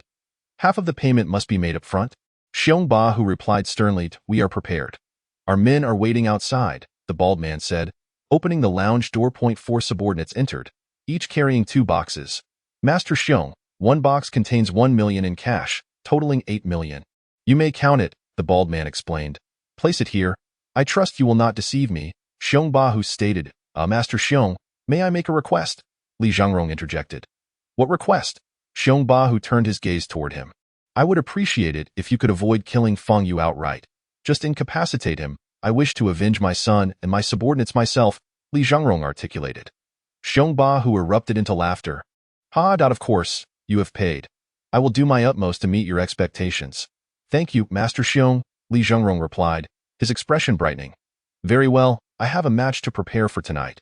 If you wish, you may come to watch. Xiongba, who said, rising to his towering height of 2 meters, his muscular frame resembling that of a giant. The bald man and Li Zhengrong exchanged glances, their eyes filled with malice and mockery. All they needed to do now was lure Fang Yu to the underground fight club. Li Xiaomao returned, her expression beaming as she informed Fang Yu. Mr. Fang, they said Xiongba who will indeed be fighting tonight. Oh? May I take the stage to face him? Fang Yu inquired. Upon hearing this, Li Xiaomao's countenance shifted dramatically. Did Fang Yu truly wish to challenge Xiongba Hu? Was he aware of the latter's reputation? Theoretically, anyone present could challenge the fighters on stage. Many wealthy patrons sometimes brought their subordinates to the stage to fight. However, Li Xiaomao hesitated. Mr. Fang, you must consider this carefully. Xiongba Hu is extraordinarily fearsome. Those who have faced him have suffered dire fates, either killed on the spot or relegated to a lifetime on a hospital bed. I strongly advise against it. Do not worry. We will soon find out just how formidable he is, Fang Yu replied, leaning back in his chair, observing the ongoing battles on stage. Li Xiaomao gazed at Fang Yu, her eyes filled with astonishment. She had assumed he merely intended to spectate, not realizing he was serious about competing against Xiongba Hu. In no time, the bout on stage concluded with one fighter knocked unconscious. A suited host stepped onto the stage, microphone in hand, exuding exuberance as he announced, "Next, we present a match that everyone has eagerly anticipated. Can you guess who will take the stage? Xiongba Hu." The audience erupted in fervent applause, many patrons rising from their seats. Indeed, the undefeated Master Xiongba Hu, tonight's opponent, is no ordinary contender. He is the current champion with an unblemished record over the past 3 months, known as the Fist Sovereign, Lei Chong. Hearing this, Fang Yu's expression turned bemused. The fighters may not possess exceptional strength, but their titles were fearsome. It was evident that the audience had long awaited this matchup. And now, let the enjoyment commence. Guests eager to predict the outcome of tonight's match should make their selections swiftly, as the duel will officially commence in 10 minutes. With that, the host exited the stage, and a throng of patrons surged toward the betting table. Mr. Fang, will you be placing a bet? Li Xiaomao asked. I have no money, Fang Yu replied. You are quite the jokester, Mr. Fang, Li Xiaomao chuckled lightly. 10 minutes later, patrons had placed their bets, and the odds soared to a staggering 100 to 1.7. A bare-chested, middle-aged man ascended the stage, prompting a roar of cheers from the crowd. Now stepping onto the stage is the Fist Sovereign, Lei Chong. He has participated in 38 matches over the past 3 months, never tasting defeat. His strength is extraordinary, the host proclaimed. Moments later, a massive figure emerged from backstage, eliciting an uproar of excitement from the audience. Xiongba Hu, Xiongba Hu, Xiongba Hu. The crowd rose to their feet, their eyes aflame as they watched Xiongba Hu stride onto the stage. Master Xiong, as everyone knows, has been an indomitable force at our martial arts venue for the past 2.5 years, engaging in 272 matches without a single defeat. This evening, 2 opponents in a winning streak face off, and the host eagerly inquires who might end the winning streak. Xiongba Hu. The audience chants in unison. To them, Xiongba Hu is an invincible presence, utterly incapable of losing, even with Lei Chong's recent vigorous momentum. Hence, the odds for this match are set as the competition officially commences. Fang Yu observes Xiongba Hu on stage, his brow slightly furrowing. This individual possesses merely the cultivation of the 12th level of Qi Refinement, appearing only slightly robust. The potential gain from absorbing his powers seems minimal. Disappointed by the absence of a master-level martial artist despite coming all this way, Fang Yu feels a tinge of dissatisfaction. Noticing Fang Yu's expression, Li Xiaomao is taken aback. Could it be that Fang Yu looks down upon even Xiongba Hu? After all, he is a champion of the underground fighting arena. Mr. Fang, which side do you favor in this match? Li Xiaomao inquires. Fang Yu glances at her and replies, Xiongba Hu will triumph. And he shall do so with great ease, Mr. Fang. Do not underestimate Lei Chong. Li Xiaomao begins, but is interrupted by a wave of cheers. On the fighting platform, Xiongba Hu's fist connects with Lei Chong's face, sending him flying. Lei Chong quickly scrambles to his feet, bloodied and bruised, and attempts a swift side attack on Xiongba Hu's left flank. He swiftly positions himself and strikes towards Xiongbahu's lower back. Yet, Xiongbahu, with reflexes astonishing for a man of his stature, retaliates with a powerful punch aimed at Lei Chong's chest. Crack! The sound of Lei Chong's ribcage collapsing is audible as he crumples to the floor, blood pouring from his mouth. The crowd erupts into fervent applause and cheers. The host seizes the microphone, exclaiming, "2 punches! Master Xiong has defeated Lei Chong with merely 2 punches. It seems the title of the Punch Master is about to change hands."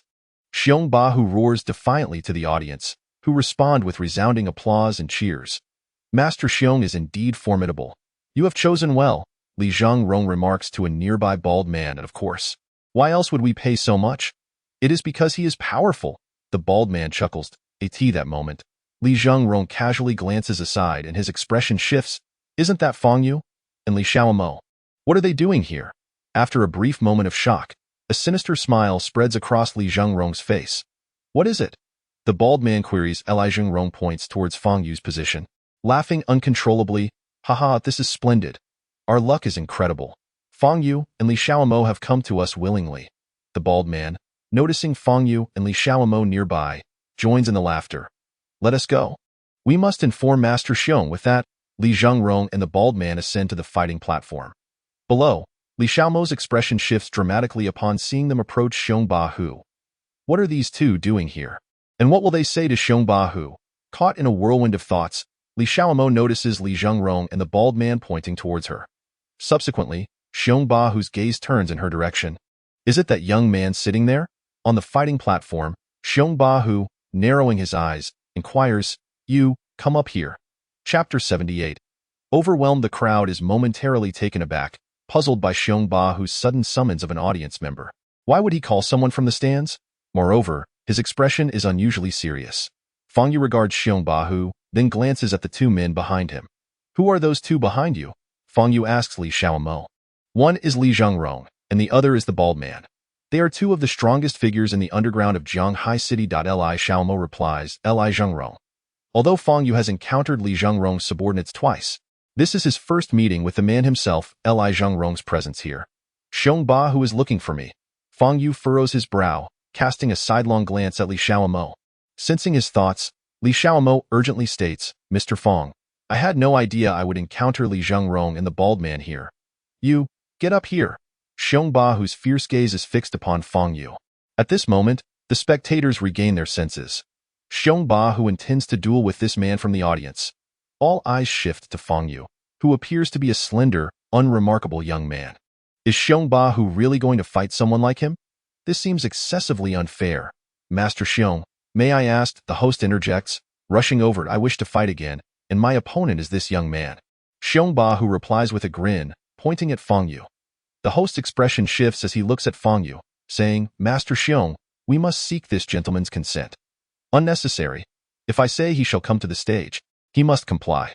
The ferocity in Xiongbahu's gaze leaves the host speechless. The surrounding guests feel a shiver of dread. Typically, when someone is singled out by Xiongbahu, they are left trembling in fear. All eyes are now on Fang Yu, eager to see his reaction. Fang Yu rises, fixing his gaze upon Xiongbahu. "How much did you receive from others?" Xiongbahu is momentarily taken aback. Then his eyes narrow, growling, "What does it matter to you? Get your ass up here." Li Xiaomo, pale and trembling, leans closer to Fang Yu, whispering, "Mr. Fang, I will summon my subordinates to find an opportunity to escape. You must buy us some time." "You little brat, whispering in front of me, do you think I am deaf?" Xiongbahu smirks, turning to Li Xiaomo. "You are also one of my targets tonight. Once I deal with this kid, you won't escape either." Seeing the malevolence in Xiongbahu's eyes, Li Xiaomo turns pale. She had miscalculated. She hadn't anticipated encountering Li Zhangrong and the bald man here. Nor did she foresee Xiongbahu being influenced by them. The situation is dire. She has no subordinates nearby, only a driver waiting outside. This underground venue is Xiongbahu's territory, with a single command. No one can easily leave. As Li Xiaomo contemplates her next move, the crowd suddenly erupts in astonished gasps. She looks up to see Fang Yu stepping onto the fighting platform. What on earth? Who is this kid? He truly dares to come up. With that slight frame, he'll probably be crushed with a single slap from Xiongbahu. This, I don't want to watch. I feel like he'll be smashed to bits. The spectators are astonished, murmuring among themselves, Li Zhengrong and the bald man. Having stepped down from the platform, watch Fang Yu standing there, their expressions mocking. Bossly, this kid seems to lack common sense. If it were me, I'd find a way to escape. The bald man sneers. Li Zhengrong shakes his head. The folly of youth is their arrogance. He likely believes he can defeat Master Xiong. The host, stunned, looks at Fang Yu and asks, Sir, are you certain you wish to? Just announce the match. Spare me your chatter. Xiong Bahu snaps, intimidating the host into silence. The host, not daring to ask further, raises the microphone and proclaims, the next duel will be between Master Xiong and an unknown young man. I declare the match to begin. With that, the host scurries off the platform. The audience, initially taken aback, soon bursts into cheers. Although they are unsure why Xiong Bahu summoned a young man from the audience, they relish the opportunity to witness another match with him, as he typically only fights once a night, with days in between. Despite this opponent appearing weak, most spectators are unconcerned. Over the past 2 years, Xiong Bahu has easily triumphed over any adversary. They enjoy watching Xiong Bahu's effortless domination over his foes. Master Xiong, teach this young man a lesson. Ensure he thinks twice before stepping onto the stage again. Again? Against Master Xiong. Will there even be a chance of that? The audience chants on the fighting platform. Xiong Bahu gazes at Fang Yu, amusement in his eyes. To him, Fang Yu is merely an inconsequential child. Kid, you should blame yourself for offending me, Xiong Bahu states. Yet before he can finish, Fang Yu strides towards him. Ha ha ha, this is the first time I've seen someone eager for death. I shall oblige you. Xiong Bahu's expression shifts to one of cold determination as he steps forward, muscles taut, raising his fist to strike Fang Yu's face. The power of this punch is visually stunning. Moreover, Xiong Bahu's fist is nearly the same size as Fang Yu's face. Gasps ripple through the crowd. If this punch connects, the young man may as well meet his demise. Many close their eyes, unable to bear the anticipated brutality. Li Xiaomo, too, is frightened, quickly turning her face away. Xiong Bahu's eyes gleam with malice. He intends to kill Fang Yu with a single blow, ensuring he does not leave the fighting platform alive. However, in the next moment, his expression changes. Smack! Fang Yu stands his ground, raising his left palm to meet Xiong Bahu's punch. Xiong Bahu exerts at least 60% of his strength, yet Fang Yu effortlessly catches it, his expression remaining unfazed. The crowd erupts in astonishment. Did I just witness that correctly? This young man blocked Master Xiong's punch with one hand. The most terrifying part is how utterly composed he appears, his expression unchanged. Hearing the voices around him, Li Xiaomo turns her gaze back to the fighting platform, her eyes lighting with hope. If Fang Yu can defeat Xiong Bahu, her earlier fears will prove unfounded. Observing Fang Yu's nonchalant demeanor and the crowd's gasps, Xiong Bahu feels humiliated. At all times, the cheers and gasps should be in his honor. He will not allow anyone to steal his spotlight. Kid, die. Xiong Bahu bellows, channeling a surge of pale purple energy into his left fist, striking toward Fang Yu. Pale purple energy? Fang Yu's eyes widen slightly, and he retaliates with a punch of his own. Bang! A thunderous crack reverberates as Xiong Bahu is forced back several steps to regain his footing. His expression shifts to one of shock as he stares at Fang Yu in disbelief. How is this possible? With Fang Yu's physique, how could he possess such immense power? The onlookers below are equally stunned. They never anticipated that the young man facing Xiong Bahu would not only withstand the assault, but also gain the upper hand. Li Xiaomo is now standing, fixated on Fang Yu on the platform, excitement radiating from her. This is the individual the Qingyan society needs. Previously, she had only heard rumors, but now she is certain. By any means necessary, she must persuade Fang Yu to join the Qingyan society. Meanwhile, Li Zhengrong and the bald man stand on the opposite side, their expressions darkening. What is happening? What on earth is going on? Li Zhengrong glares at the bald man, his eyes burning with rage. Chapter 79. The Secret Technique of the Purple Flame Palace. On the fighting platform, Fang Yu regards Xiong Bahu with a cold gaze, asking, "What cultivation technique do you practice?" Xiong Bahu remains silent, growling fiercely as he charges at Fang Yu. Every muscle in his body is taut, as hard as steel. He refuses to believe that Fang Yu's physical prowess surpasses his own. Xiong Bahu lunges to Fang Yu's side, launching a punch. The punch, infused with pale purple energy, creates a sharp whistling sound as it cuts through the air.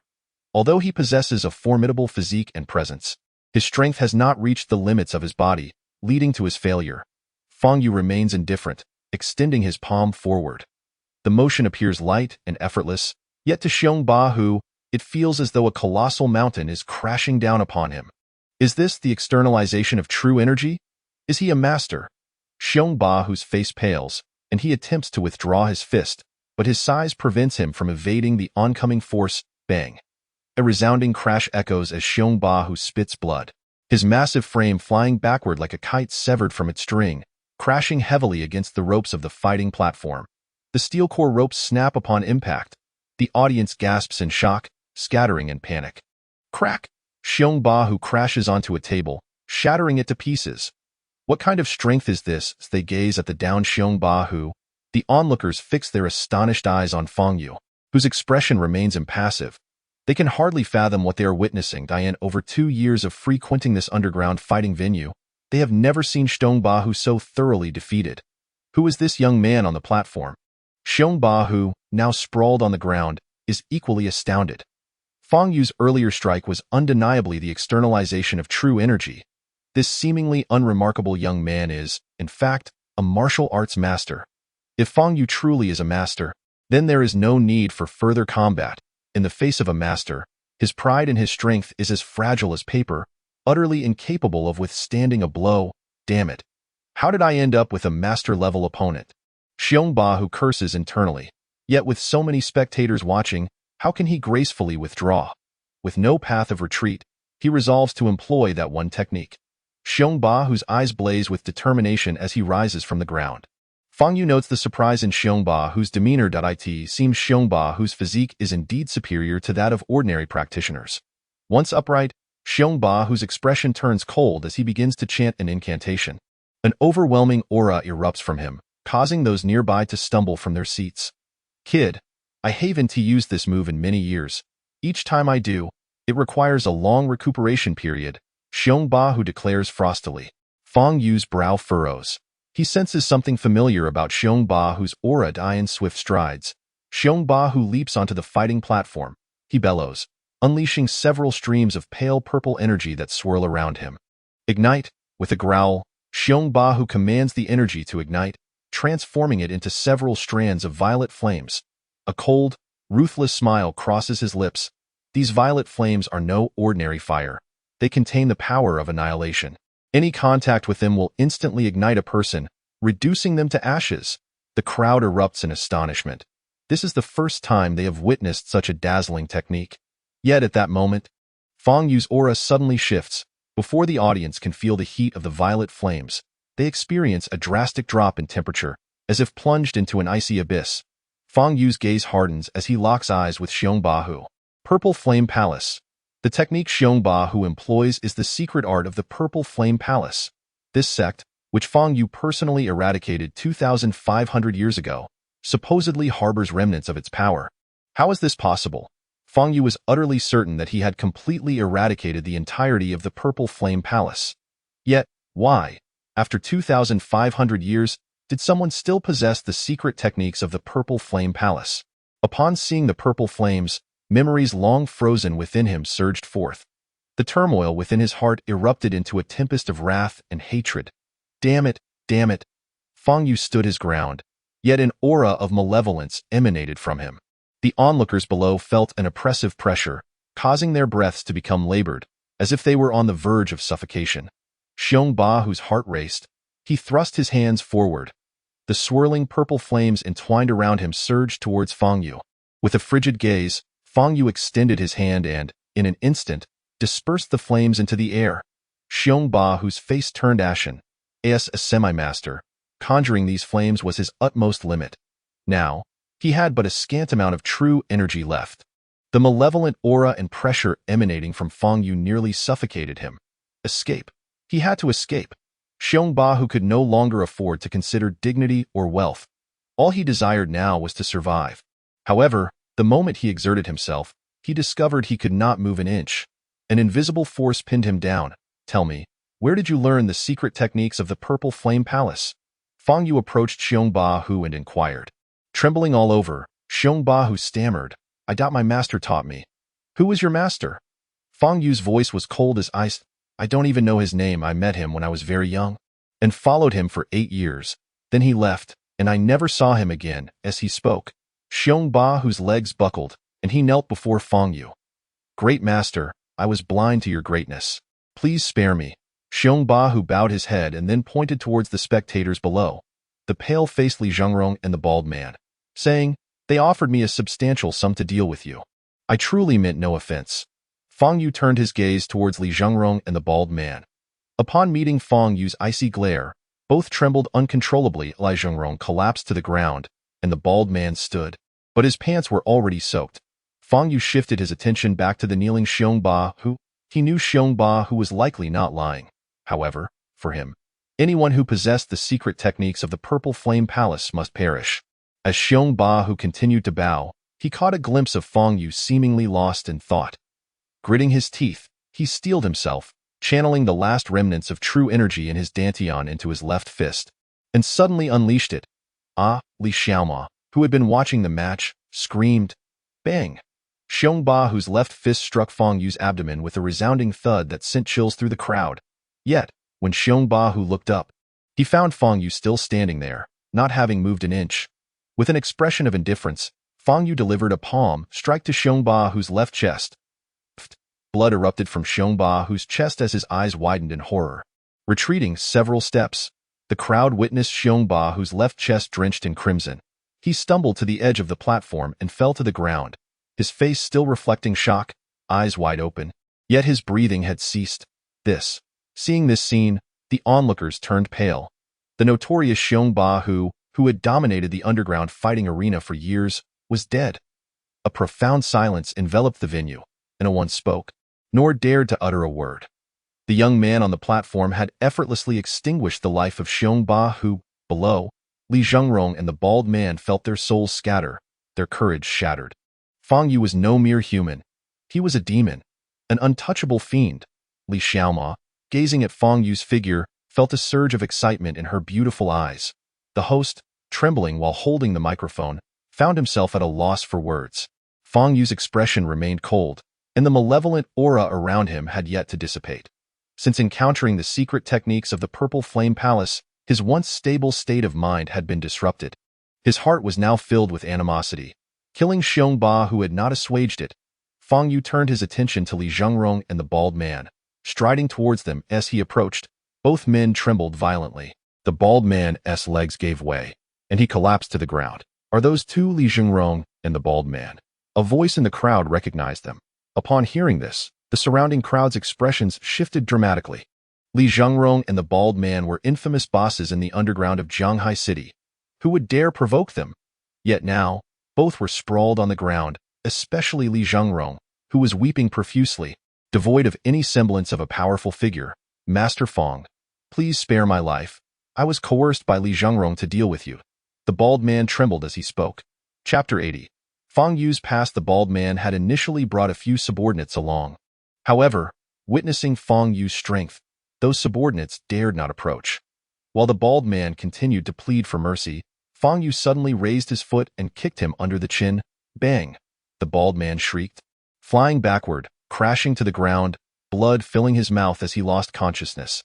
Fang Yu looked down at Li Zhengrong, raising his foot and stating, last time, you sent someone to deal with me but failed to kill me. Now, it's my turn to find you. Li Zhengrong's eyes widened, filled with terror. Fang Yu's foot descended, bang. Li Zhengrong was subjected to overwhelming force, sent hurtling backward before crashing heavily to the ground. Soon, he spat out a mouthful of blood and fell silent. One of the most powerful figures in Jianghai City's underground, Li Zhengrong, was dead. The underground fighting arena was enveloped in a chilling silence. Everyone gazed at Fang Yu, their faces pale, fear etched in their eyes. This young man was truly terrifying. Fang Yu departed from the underground fighting arena under the scrutinizing gazes. He chose not to ride in Li Xiaoma's car, but instead walked home. He needed to contemplate some matters. Long ago, the sect to which Fang Yu belonged was called the Tiandao sect. He had been taken in by his master at the age of 15 and had never left the sect since. The Tiandao sect was not particularly large, with only about 500 disciples. Fang Yu's master was the sect leader. After Fang Yu had been on the path of cultivation for a millennium, His master successfully transcended and became an immortal. Before departing, his master passed the leadership to Fang Yu's senior brother, Lin Daochen. Another 1,200 years passed before Lin Daochen also transcended. Before he left, Lin Daochen entrusted the leadership to Fang Yu and instructed him to take care of the 500 disciples. Fang Yu had no desire to be the leader, but as the highest-ranking member of the Tiandao sect at that time, he had no choice. Almost 100 years later, disaster struck a group of female disciples, around 15 years old and newly inducted into the sect, encountered disciples of the Purple Flame Palace during an external training expedition. These female disciples and the elder accompanying them were nearly all brutally murdered, their bodies discarded in the wilderness and burned to ashes by the Purple Flame Palace's disciples using secret techniques. The only survivor returned to the Tiandao sect and informed Fang Yu of the incident. Fang Yu, wielding a long sword, stormed the Purple Flame Palace, slaying 10 elders and over 50 disciples while gravely injuring the sect leader. Had it not been for the arrival of individuals from the so-called Righteous Alliance, he would have annihilated the Purple Flame Palace that day. This was one of Fang Yu's greatest regrets to this day. If he had eradicated the Purple Flame Palace before the Righteous Alliance's people arrived, the subsequent events would not have transpired. Later, as the Purple Flame Palace adamantly denied their disciples' actions, and the evidence had been destroyed, no corpses left behind, the charges against the Purple Flame Palace were dismissed. Meanwhile, the evidence against Fang Yu for killing numerous disciples of the Purple Flame Palace was irrefutable, resulting in his imprisonment in the mountain prison for 200 years. Before his incarceration, Fang Yu had entrusted a friend to oversee the Tiandao sect. This friend was a woman strikingly similar to Qi Refinement. During the 200 years of his imprisonment, a war broke out among the sections. The leader of the Purple Flame Palace harbored a grudge against Fang Yu. Seizing the opportunity while Fang Yu was absent and the cultivation world was in chaos, he led a group of disciples to assault the Tiandao sect. The Tiandao sect, with its limited number of disciples, was no match for the Purple Flame Palace in a single night. The sky above the Tiandao sect was engulfed in purple flames, and not a single disciple survived. Fang Yu's friend, the woman, perished in the battle while fulfilling his commission. Upon emerging from the mountain prison, Fang Yu returned to the Tiandao sect, only to find it reduced to ashes, devoid of life. Thus, he once again ascended against the Purple Flame Palace. This time, no one dared to impede him. Fang Yu slaughtered within the Purple Flame Palace for 7 days and nights, sparing no one, forcing the Grand Elders to confront him. Wounded, he battled the Grand Elders for thousands of exchanges, ultimately severing the head of the Grand Elder. Yet, it was all too late. Recalling this memory, Fang Yu felt a surge of animosity welling up within him.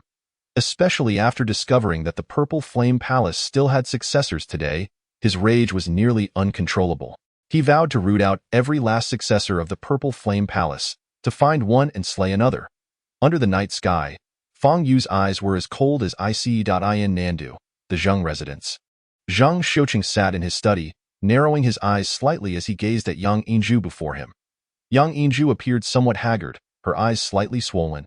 However, before meeting Zheng Xiuqing, she had carefully applied makeup, rendering her face still alluring and flawless. Miss Yang, I regret what happened to your elder brother. However, if you seek my assistance against Fang Yu, I must be frank. Opposing Fang Yu holds little benefit for me. Zheng Xiuqing said with a gentle smile. Young Master Zheng, my brother had such a good relationship with you. Yang Yingzhu's expression changed slightly.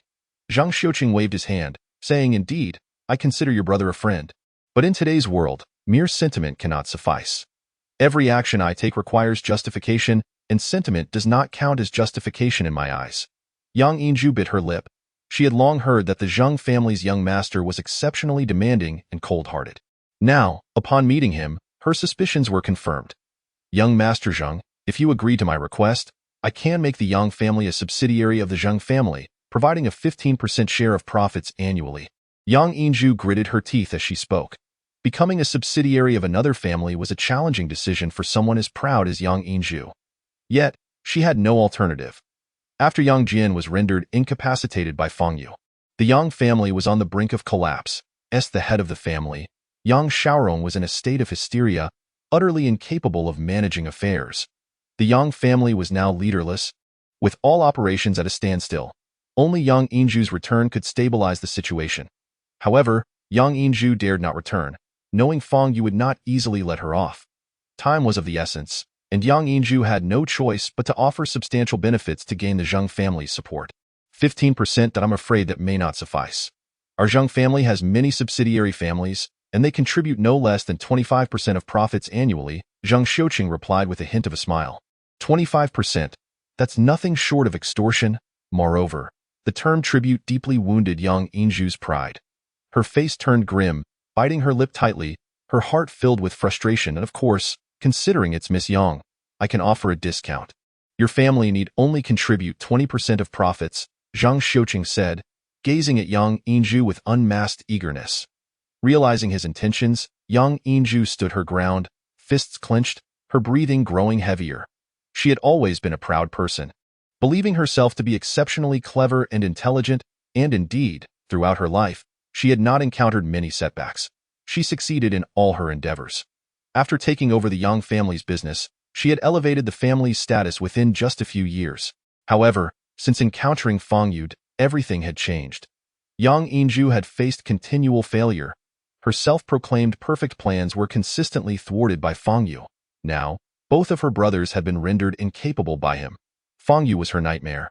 He had to be eliminated. She believed that once Fang Yu was gone, she could return to the right path and once again elevate the Yang family to great heights. Miss Yang, I can give you some time to consider. You may return for now. Before Zheng Xiuqing could finish his sentence, his expression shifted. Yang Yinju had already lifted her head, her face devoid of emotion.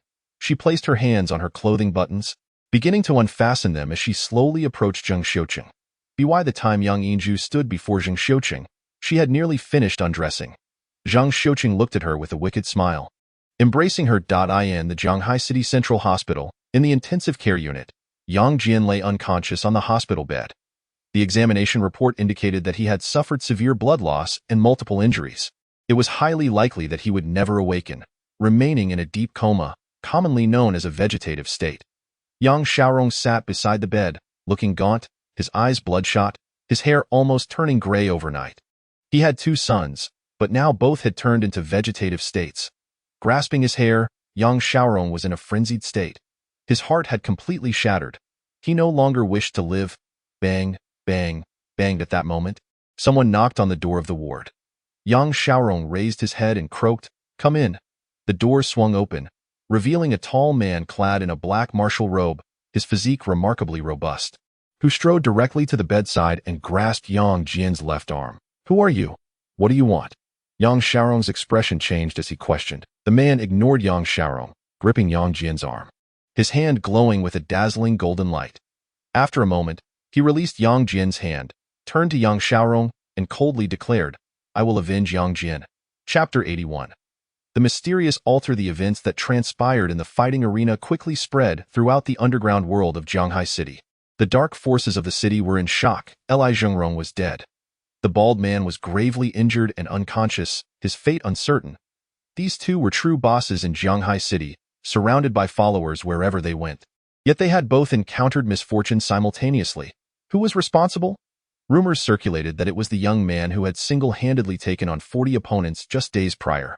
However, there were also reports of Li Xiaoma's presence in the underground fighting arena, suggesting that she might have a significant role in the incident.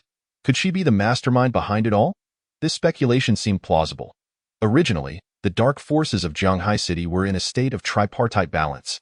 But now, with the leaders of 2 major factions incapacitated, the Qingyan Society, represented by Li Xiaoma, emerged as the biggest winner. The underground forces of Shanghai City buzzed with activity, with various factions discussing the matter.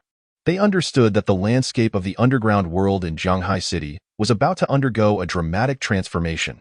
Li Xiaoma sat in her study, massaging her temples, her expression far from pleasant. Beside her stood a maid in a tea dress, softly inquiring, "Miss, isn't the current situation favorable for you? Why do you seem so unhappy?" Li Xiaoma lifted her head, her brows furrowed.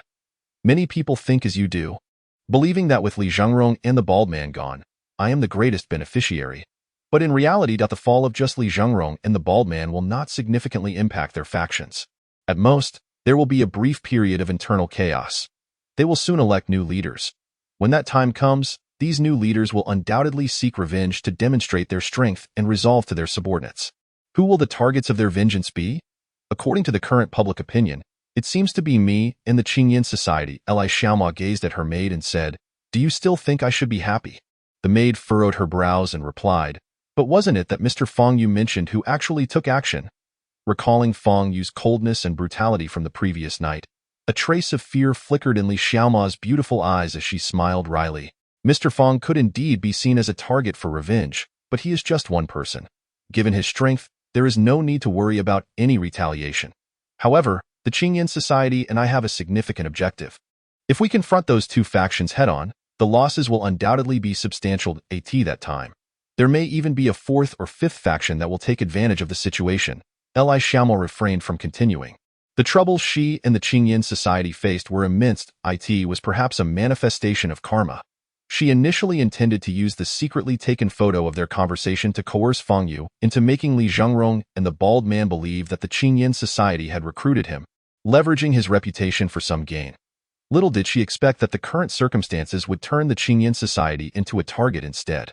"Miss, there is actually a very simple solution," the maid suddenly spoke up. "What do you mean?"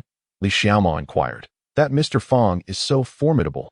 Why not devise a way for those two factions to deal with him first? In that case, Mr. Fang would eliminate both factions," the maid suggested. Li Xiaoma's eyes sparkled, yet she remained silent. On Monday morning, Fang Yu did not attend class but boarded a high-speed train to the westernmost part of the Jiangnan mountain range. 2 hours later, he arrived at the Tianji Mountains. In times long past, the Tianji Mountains were a crucial training ground for disciples of various sects, filled with numerous magical beasts and scarce medicinal herbs.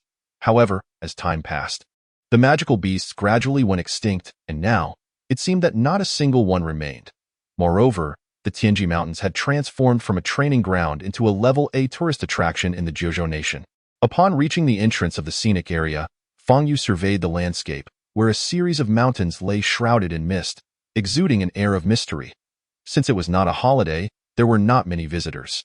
Fang Yu proceeded along the pathway, slowly venturing deeper into the Tianji Mountains. Among the many peaks, the highest was known as Tianji Mountain, soaring to a height of 6,400 meters. After 30 minutes, Fang Yu reached the foot of Tianji Mountain. Looking up, he could only see a sea of white mist, as the summit appeared to be above the clouds.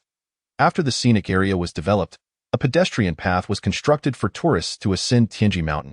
After a moment's contemplation, Fang Yu chose not to follow the path, but to scale the steep cliffs of Tianji Mountain instead. His ascent was rapid, each step covering a meter in height, as if he were leaping up the cliff. Anyone witnessing this would surely be startled. In less than an hour, Fang Yu reached the peak of Tianji Mountain. Surrounded by a thick fog, visibility was low. Peering down, he could only see the cloud layers. The last time he visited this place was approximately 800 years ago, and he could no longer recall the location of the tombstone. Thus, he began to circle the summit of Tianji Mountain. As he walked, he spotted a dilapidated tombstone and halted. The tombstone was covered in moss, and the inscription had been worn nearly illegible by time. The 5 characters Tomb of Long Xuanshuang were carved by Fang Yu himself, although perhaps not deeply enough, rendering them almost indistinct now. He stood silently before the tombstone, gazing at it. He was not a person who relished reminiscing. Each time he did, he felt a suffocating sense of loneliness. This was precisely why he had not returned here for so long. In truth, he had not thought of Long Xuanshuang for an extended period before encountering Ji Rumai, who bore a striking resemblance to her. Subsequently, whenever he saw Ji Rumai, he inevitably recalled Long Xuanshuang. I never anticipated that the members of the Xian Palace were not all dead. After standing for nearly half an hour, Fang Yu took a deep breath and spoke. "But I assure you, I will track them all down and spare none." With that, he turned to leave. On his descent, Fang Yu opted to take the climbing path. The scenery of the Tianji Mountain scenic area was indeed splendid, and in the absence of other tourists, it was remarkably tranquil. As he reached a mid-mountain position, Fang Yu suddenly halted, sensing an unusual aura. A chilling, bone-deep sensation, though fleeting, was captured by Fang Yu. He glanced towards the outer edge of the climbing path, where a protruding rock wall seemed to lead further inward. After a moment of consideration, Fang Yu leaped onto the rock wall. Peering inside, his expression shifted. There lay a table adorned with many candles, arranged in what appeared to be a peculiar symbol. Behind the table, a grotesque mask hung on the rock wall, seemingly made of stone. The mask was menacing, featuring protruding fangs and bulging eyes, exuding an aura of malevolence. Fang Yu took a few steps forward and observed two bowls on the table, one filled with white powder and the other with a half bowl of dark red liquid, resembling congealed blood. Beside the bowls lay many strands of intertwined hair. Is this an altar? Could it be related to evil cultivators? Fang Yu's brows furrowed as he continued to survey his surroundings. The atmosphere within the rock wall was thick with a sinister energy, primarily emanating from the mask. Gazing at the mask, Fang Yu's eyes flickered with thought. The three items on the table, blood, haired, could that white powder be ashes? His expression shifted as he pondered this. Was this altar intended for crafting a corpse spirit? The candles still flickered. Less than half of their lengths had been consumed, indicating that someone had recently been here. Just as Fang Yu was contemplating, a shadow suddenly darted out behind him. The shadow approached silently, and then a flash of silver appeared in the hand of a lean, dark-skinned young man, as he thrust a sharp blade towards the back of Fang Yu's head. Chapter 82. The Eerie Power. Fang Yu pivoted, directly grasping the blade. Before him stood a gaunt young man, his eyes gleaming with malice. He twisted the blade forcefully, attempting to inflict harm upon Fang Yu's hand. With a decisive grip, Fang Yu crushed the blade. Astonishment flickered in the gaunt man's eyes as he reached for something at his waist with his left hand. Fang Yu seized his left hand, preventing him from retrieving whatever it was. You intend to kill me without cause. We have no enmity, Fang Yu remarked. The gaunt man gritted his teeth, exerting all his strength to break free, yet he remained immobile. Suddenly, he began to chant some obscure incantation. A crack echoed from the rock wall behind them.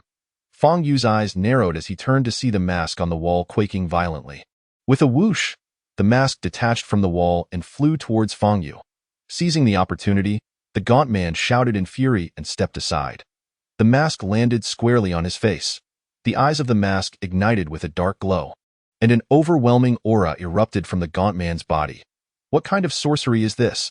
Harnessing the power of the dead? Fang Yu raised an eyebrow, intrigued. With the mask now adorning the gaunt man's face, he seemed to grow several inches taller as he swung a punch towards Fang Yu's head. Fang Yu raised his left hand to block the blow. With a thunderous crash, Fang Yu staggered back a step. The gaunt man, now masked, possessed far greater strength than Fang Yu had anticipated. Curiosity in Fang Yu's eyes deepened. What extraordinary sorcery was this? The gaunt man, originally an 8th-layer Qi Refinement cultivator, now exuded an aura and power several times greater than before. His strength now likely surpassed that of a martial arts master. The gaunt man advanced, his right fist aglow with a dark light, launching another strike at Fang Yu. Fang Yu evaded the punch. Boom! The rock wall behind him was blasted open, creating a large hole. Fang Yu swiftly maneuvered behind the gaunt man, delivering a kick to his back. The gaunt man's reaction was remarkably swift as he turned, striking with his palm. Bang! With a resounding crash, the gaunt man was sent flying several meters before stabilizing himself. Fang Yu was astonished. The masked gaunt man was far too powerful. He had exerted at least 20% of his strength in that kick. Yet the gaunt man withstood it effortlessly, sustaining no injuries. The gaunt man stood his ground, eyeing Fang Yu, and spoke. Who are you? His voice was peculiar, deep and muffled, reminiscent of a corpse speaking from within a coffin. You should have asked that before you attempted to attack. What good does it do to inquire now, when you already intend to kill me? Fang Yu replied coolly. The gaunt man fell silent, his mask-covered eyes suddenly igniting with a fierce black glow. Fang Yu felt his mind go blank, momentarily losing the ability to think. Seizing this opportunity, the gaunt man charged at Fang Yu, his right fist glowing black, striking towards Fang Yu's chest. Bang! Fang Yu was struck hard, his body propelled towards the edge of a cliff, disappearing from sight. The gaunt man approached the cliff's edge, peering down at the cloud layers below, letting out a piercing laugh. This mask even has the power to control minds. I truly underestimated it. Just then, Fang Yu's voice suddenly echoed behind the gaunt man. How'd is this possible? Didn't he fall? The gaunt man's laughter faltered as he turned to see Fang Yu, smiling, standing before him. Despite having taken a heavy blow, Fang Yu appeared completely unscathed. In truth, your weaknesses are quite apparent. Did you know? Fang Yu stated. The gaunt man took a step back, launching another punch at Fang Yu. Fang Yu sidestepped effortlessly, then struck the gaunt man's mask. Crack! The stone mask shattered instantly, revealing the gaunt man's face, filled with sheer terror. See? Now you are just a worthless being once more, Fang Yu said, a cold smile gracing his lips. Who are you?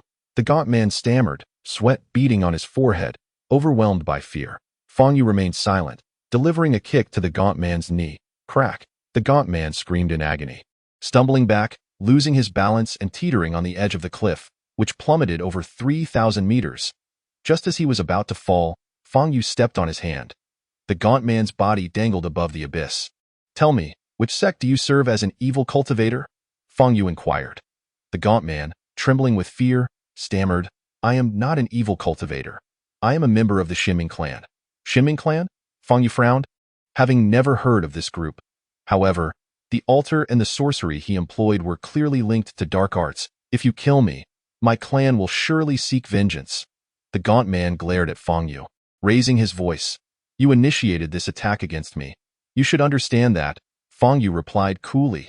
The gaunt man, realizing Fang Yu would not relent, bit his tongue, smearing his blood across his eyelids while chanting an incantation.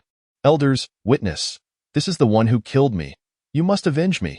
The gaunt man opened his eyes, fixating on Fang Yu's face. Fang Yu's brow furrowed. Haha. Soon, everyone in my clan will know it was you who killed me. They will hunt you down. They will undoubtedly find you. The gaunt man cackled wildly. If I pull you back up now, can this be salvaged? Fang Yu suddenly asked. The gaunt man's expression changed, and he quickly replied, Of course, as long as you spare my life. I promise not to pursue this matter further. Though he spoke thus, the gaunt man harbored deep resentment. The mask, a necessity for every adult member of the Xinming clan, had taken years to craft. The materials were derived from the corpse of a golden core cultivator who perished a millennium ago. The gaunt man had expended considerable resources and effort to obtain that corpse. Now, with his painstakingly crafted mask obliterated by Fang Yu's fist, his losses were devastating, and he could never let Fang Yu off easily. Your sincerity is lacking, Fang Yu remarked, a slight smirk forming on his lips. You. The gaunt man's eyes widened, poised to speak, but Fang Yu released his foot. The gaunt man's scream reverberated as Fang Yu emotionlessly turned away. Returning to the table, at that moment, he noticed that the two bowls had shattered, and all the candles had been extinguished. The Xinming clan. Intriguing, Fang Yu mused, his eyes glinting with thought. In a remote mountainous region in the southwest, an old man knelt on a straw mat, his eyes tightly shut. Before him was a wall adorned with a mask resembling the grotesque one Fang Yu had encountered. The old man's expression was serene, seemingly in a meditative state. Suddenly, his expression shifted, and he opened his eyes, which now glowed with a dark light. He beheld an image, a young man's indifferent visage. Elders, witness. This is the one who killed me. You must avenge me. It's a Jiao. The old man sprang to his feet, his face a mask of fury. The dark light in his eyes dissipated, and the vision abruptly ended.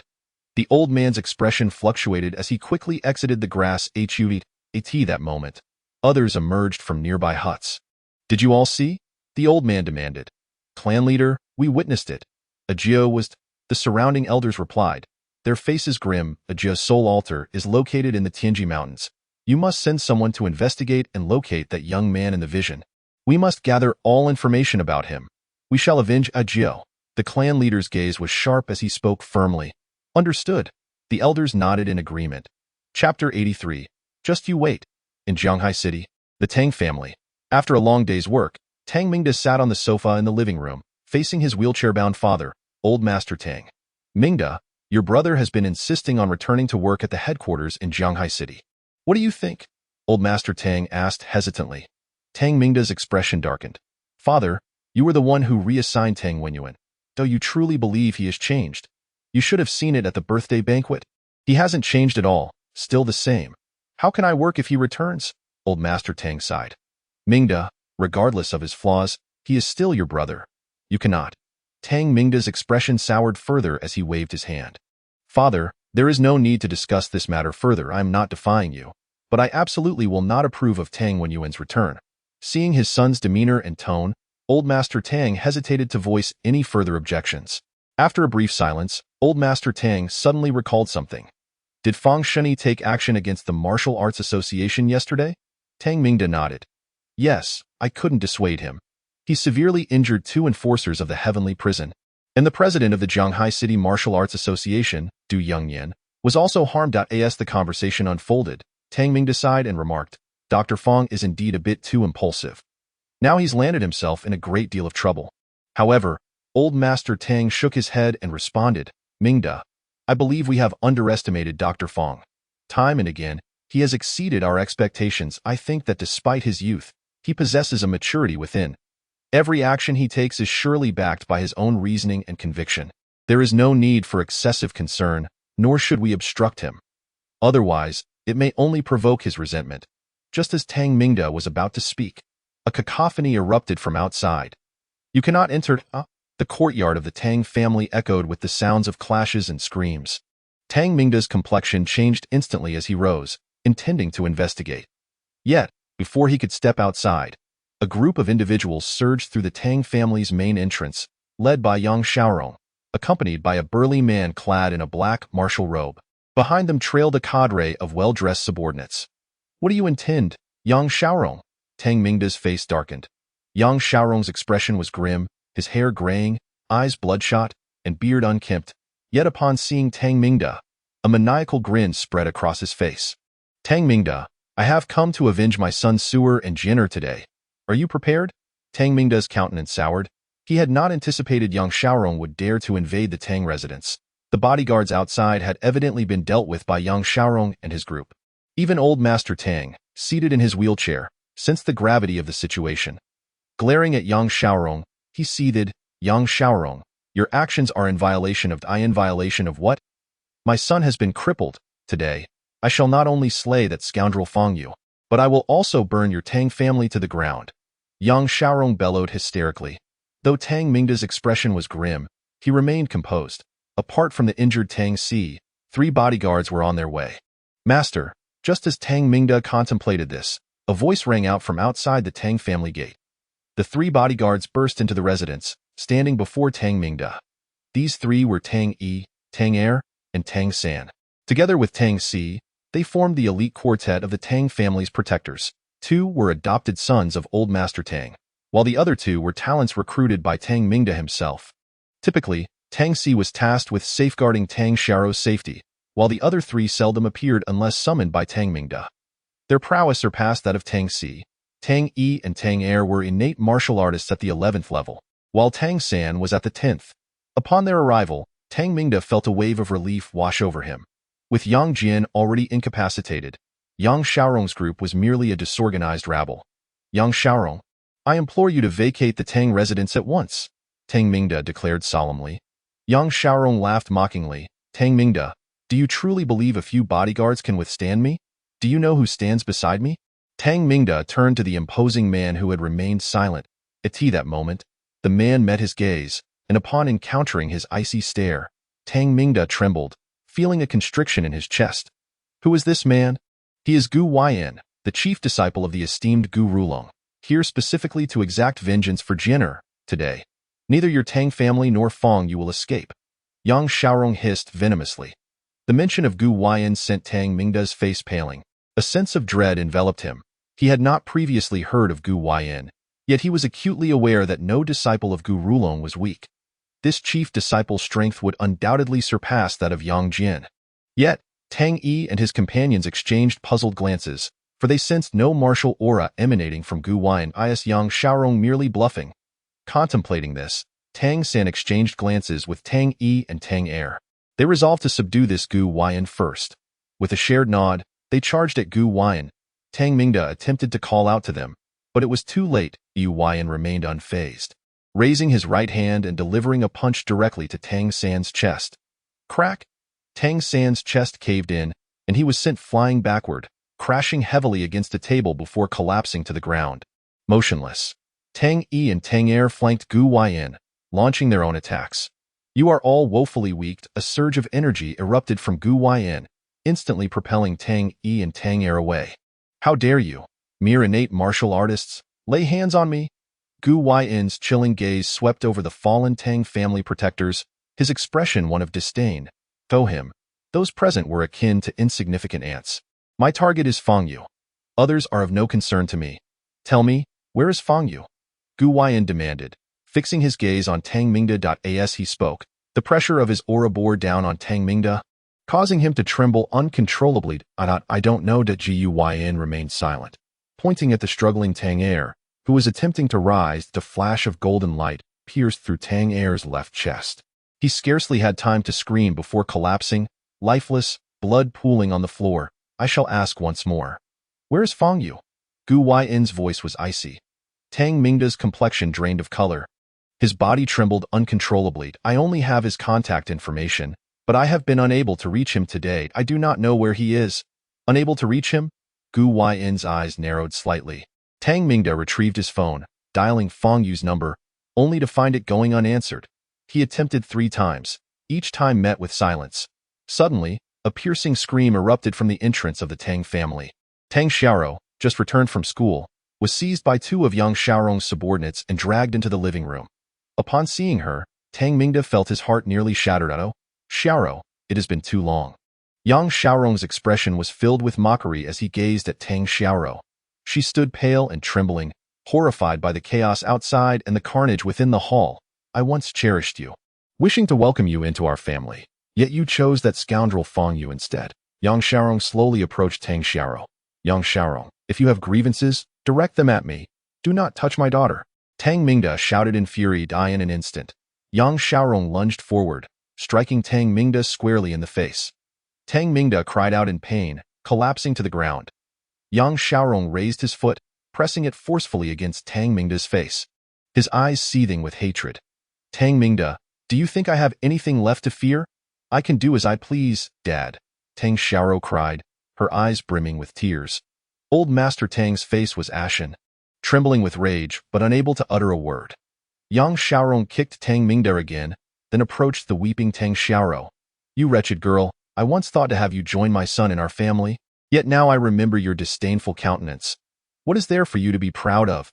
It is a blessing for you that our family even considered you. Yang Xiaorong stepped before Tang Xiaoro and slapped her face fiercely.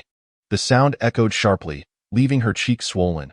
Though pain coursed through her, tears streamed down her face, yet her eyes held no fear, only defiance. Smack! Another slap landed. Tang Xiaoro continued to glare defiantly at Yang Xiaorong. Smack! A third slap. Blood trickled from the corner of Tang Xiaoro's mouth, her face reddened and swollen. Witnessing this, Tang Mingda roared in fury, struggling against the restraints of Yang Xiaorong's men who held him down. Immobilized, Fang Yu stepped out of the high-speed train station and, upon checking his phone, discovered it had been off. As it powered up, several missed calls from Tang Mingda appeared. Knitting his brow, he returned the call, and it connected. Fang Yu, I am waiting for you at the Tang family. Hurry! A cold, unfamiliar voice replied, accompanied by a cacophony of sounds. As Fang Yu listened intently, his expression shifted. He could hear the sharp sounds of slaps, the cries of Tang Xiaoro, and the furious shouts of Tang Mingda. A crimson glow sparked in Fang Yu's eyes, and he spoke in a chilling tone. No matter who you are, wait for me. Chapter 84. He has arrived. Gu Yin tossed Tang Mingda's phone back to the ground and strode toward the sofa, taking a seat. After delivering several slaps to Tang Xiaoro, Yang Xiaorong paused. Panting heavily, Master Gu, that scoundrel Fang Yu. He should be arriving shortly, Gu Yin responded with an impassive expression. Yang Xiaorong's face radiated malevolent glee. That cursed Fang Yu will finally face retribution, Master Gu. I implore you to spare his life. I want him to kneel and beg for mercy, to pay homage to Jin'er and our ancestors. Yang Xiaorong's hatred for Fang Yu transcended mere murder. He wished to torment him, to make Fang Yu experience the suffering that Yang Jin and Yang Su were currently enduring. Gu Yin cast a detached glance at Yang Xiaorong.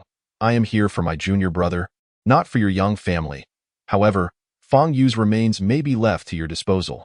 Yang Xiaorong dared not utter further protest, nodding vigorously, his eyes glinting with malice. He envisioned hanging Fang Yu's corpse as a public spectacle. After a moment's thought, he inquired, Master Gu, will Jin's injuries be recoverable? Especially his right hand. Can it be reattached?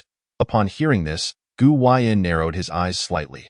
While in the hospital, he had probed Yang Jin's meridians with his true energy and discovered that nearly all were severely damaged, with none remaining intact.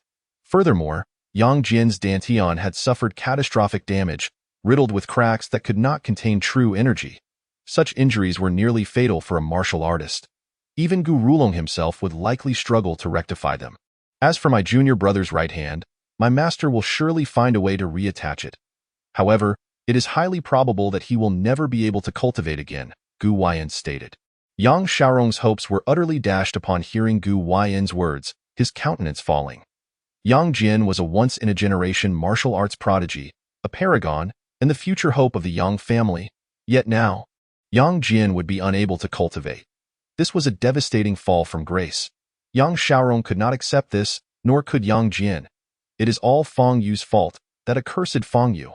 Yang Xiaorong seethed with bitterness and resentment, his eyes ablaze as he glared at the already bruised Tang Xiaoro. I heard you have a close relationship with Fang Yu. Yang Xiaorong advanced toward Tang Xiaoro once more.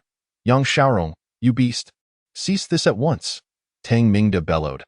Old Master Tang, trembling with rage in his wheelchair, could not muster the strength to rise.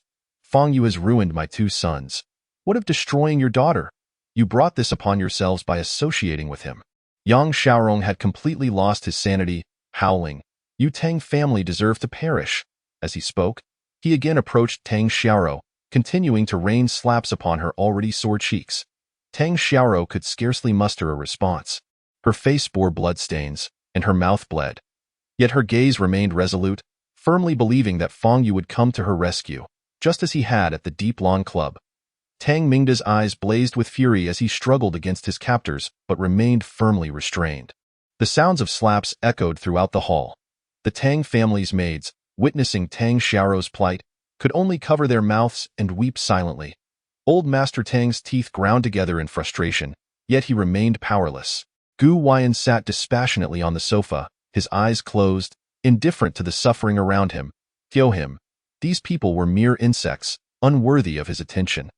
His purpose in Jianghai City was singular, to eliminate Fang Yu, not only for the sake of Yang Jin's vengeance, but also to uphold the dignity of Longmen, the sect established by his master, the revered Gu Rulong, which would not tolerate any challenges to its authority. Suddenly, the sound of engines roared outside the Tang family gate, followed by hurried footsteps. Ji Rumai entered the hall with a group of subordinates. Upon witnessing Tang Xiaoro's condition, Ji Rumai's expression shifted to one of fury. Yang Xiaorong, cease this at once. Yet Yang Xiaorong, upon seeing Ji Rumai, erupted into laughter. Ha ha ha! The heavens have opened their eyes. I did not seek you out, yet you have come to me. Perfect today. I shall deal with you all at once. Seeing Yang Xiaorong's manic demeanor, Ji Rumai's brows furrowed as she turned her gaze toward Gu Huaiyan, who remained seated, eyes closed. She had received word 15 minutes prior that Yang Xiaorong had stormed the Tang residence. In transit, she learned that Yang Xiaorong's audacity stemmed from the support of Gu Huaiyan, Yang Jin's senior disciple. Master Gu, as a revered figure, how can you recklessly interfere with a secular family? This violates the regulations of the Martial Arts Association. Ji Rumai summoned her courage to declare. Unable to reach Fang Yu, she had no other recourse but to stall for time, awaiting the arrival of the Martial Arts Association representatives to intervene. Gu Huaiyan opened his eyes, his gaze filled with disdain. The Martial Arts Association dares to hinder me. In this world, no rules can bind me. I am the rule. Hearing this, Ji Rumai's face turned pale. She had not anticipated Gu Huaiyan's utter disregard for the Martial Arts Association. Ha ha ha! Ji Rumai, do you really believe the Martial Arts Association can control Master Gu? In his presence, it is worthless. Yang Xiaorong laughed uproariously. Ji Rumai's heart sank, and she found herself momentarily disoriented. Just then, the sound of vehicles echoed from outside once more. 3 elderly men in white robes entered the hall, led by Du Yongnian, the president of the Jianghai City Martial Arts Association, who had visited the Tang family the previous day. The 2 men accompanying him were vice presidents, Zheng Chuming and Pang Nan. Upon seeing the 3, Ji Rumai's eyes lit up with hope. The Martial Arts Association's arrival signaled a turning tide. Yet, Du Yongnian's subsequent actions drained the color from her face that he and the 2 vice presidents strode directly toward Gu Huaiyan, bowing respectfully as they approached. Master Gu Huaiyan, it is an honor to finally meet you, Du Yongnian greeted, his tone reverent. Du Huaiyan merely cast a fleeting glance at him, responding with a nonchalant grunt. President Du, the Martial Arts Association has regulations. Ji Rumai interjected urgently. Du Yongnian turned to her, an amused glint in his eyes. Miss Ji, you are surely aware of Master Gu Huaiyan's status. Given his standing and strength, He is permitted to act as he sees fit. Yang Xiaorong erupted into hysterical laughter upon hearing Du Yongnian's words, casting a scornful look at Ji Rumei. Do you still harbor hopes for the Martial Arts Association to save you? In this world, strength reigns supreme. In the face of power, all rules and regulations are mere scraps of paper. Du Yongnian then turned to Gu Yin, nearly obsequious in his demeanor. Master Gu Yin, I had the privilege of meeting the esteemed Gu Rulong when he visited Jianghai City. Gu Yin's gaze fell upon Du Yongnian, filled with indifference, causing the latter to falter mid-sentence. I am here for one purpose, to avenge my junior brother. Once I have slain Fang Yu, I shall take my leave. There is no need for you to flatter me further, Gu Yin stated calmly. In his eyes, both Du Yongnian and the others present were on entirely different levels, rendering further discourse unnecessary. To him, humans were incapable of conversing with insects. We are here to witness your execution of Fang Yu. Du Yongnian exclaimed with fervor. Just yesterday, he had been injured and humiliated by Fang Yu right here. The more he pondered this indignity after returning home, the more enraged he became, plotting revenge against Fang Yu. To his surprise, today Master Gu Yin had arrived. He wouldn't have to take vengeance himself. Fang Yu would surely meet a gruesome fate today. Du Yongnian's eyes brimmed with malice and resentment. Upon hearing his words, Ji Rumei's heart sank. She was unaware of the enmity that existed between Du Yongnian and Fang Yu. President Du, even if you disregard Master Gu Yin, what about Yang Xiaorong injuring the Tang family? Ji Rumei's complexion darkened as she spoke. These trivial matters are for you to handle yourselves. They have nothing to do with me, Du Yongnian replied coldly. He regarded the Tang and Ji families present with utter disdain. Although both families were among the most affluent in Jiangnan, their wealth meant little in the face of top-tier martial artists. Yang Xiaorong turned to Ji Rumei, his laughter grating, and said, Ji Rumei, do not think of relying on anyone. Tonight, you, the Tang family, and that bastard Fang Yu will all pay the price. Ji Rumei bit her lip, feigning calmness, yet her heart was in turmoil. That moment, Gu Yin suddenly gazed towards the Tang family's entrance and declared, He has arrived. A figure appeared at the Tang family's door and strode into the living room. Du Yin remained composed on the sofa, casting a glance at Fang Yu, his expression unchanged. Even though Fang Yu had triumphed over Yang Jian, to him, Fang Yu still seemed rather weak, not on the same level as himself. The most apparent difference was that a true martial artist would not possess a physique as slender as Fang Yu's. Moreover, the auras of innate martial artists and masters were strikingly different. Fang Yu's aura indicated he was merely an innate martial artist, at most half a step away from being a master. For elite martial artists, even a slight difference in realm could lead to a significant gap, let alone the vast chasm between innate martial artists and masters. Upon seeing Fang Yu, Gu Yin felt puzzled. How had Yang Jian lost to this person? Fang Yu, today is your day of reckoning. I intend to witness your gruesome demise. I will hang your corpse outside for all to see. I will present your severed head to Jinner and Sewer. Yang Xiaorong's eyes were bloodshot, his voice hoarse. Over the past few days, his heart had been consumed with resentment and fury, constantly devising ways to retaliate against Fang Yu, with Gu Yin as his ally. His courage swelled, and he yearned to sink his teeth into Fang Yu's flesh. Fang Yu glanced at Yang Xiaorong and saw Tang Xiaoro, who had been battered beyond recognition. Her face was numb from the beating, rendering her expressionless, yet her eyes sparkled with joy. Fang Yu had come. She knew that she and the Tang family would surely be saved. Fang Yu's eyes glowed with an unusual crimson light. Upon witnessing Fang Yu's arrival, Ji Rumei's beautiful eyes also sparkled with delight. Regardless of Gu Yan's strength, she had faith in Fang Yu. Fang Yu then turned his gaze to Tang Mingda, who was pinned to the floor, as well as to Gu Yin and Du Yongnian, who were seated on the sofa. A surge of anger welled within him. Have you been looking for me? Fang Yu inquired, locking eyes with Gu Yin. Gu Yin remained seated on the sofa, responding, Indeed. Since you sought me out, why resort to violence against others? Fang Yu's expression was stoic, yet his voice carried an icy undertone. Jiu Yin regarded Fang Yu with a slight frown. Such a question was beneath his contempt. To him, the world was filled with mere insects. Killing a few was as effortless as squashing ants. There was no need for justification. Fang Yu, why do you ask so many questions? Soon, you will join their ranks, ha ha ha. Yang Xiaorong cackled madly. Du Yongnian observed Fang Yu, remaining silent, yet his eyes brimmed with mockery. Weren't you quite arrogant yesterday? Today, with Master Gu Yin personally here to deal with you. I am curious to see how you will maintain that arrogance. Did you reduce her to such a state? Fang Yu shot a cold glance at young Xiaorong. That I did, and what of it? That wretched girl brought it upon herself. I once offered her a chance, yet she chose to associate with you, a bastard. Just then, young Xiaorong was struck in the abdomen, spitting out blood and tumbling backwards. Fang Yu had not even moved, remaining firmly in place. Gu Yan's expression shifted slightly. Fang Yu, who was merely a half-step master, had somehow unleashed his vital energy outward. This was unexpected. Fang Yu then turned his gaze to the two men who were pinning Tang Mingde down. With just a glance, they both coughed up blood and were sent flying, collapsing to the ground. Interesting, Gu Yin stood, gazing down at Fang Yu, and asked, "Who is your master?" "You are not worthy to know my master's name," Fang Yu replied indifferently. Upon hearing this, Du Yongnian and the others' expressions changed. Fang Yu dared to speak so defiantly before Gu Rulong's chief disciple, Gu Yin. He truly did not know the severity of his situation. "Your abilities are meager, yet your arrogance is sky-high." Ji Yin approached Fang Yu, emanating an overwhelming aura. "Today, I will obliterate everything you hold dear." As he spoke, golden light flickered in Gu Yan's eyes, and malevolence surged forth. "I possess nothing I consider dear. I am merely a practitioner of Qi." Fang Yu raised his right hand towards Gu Yan's position. A crimson glow erupted from his palm, striking directly at Gu Yan.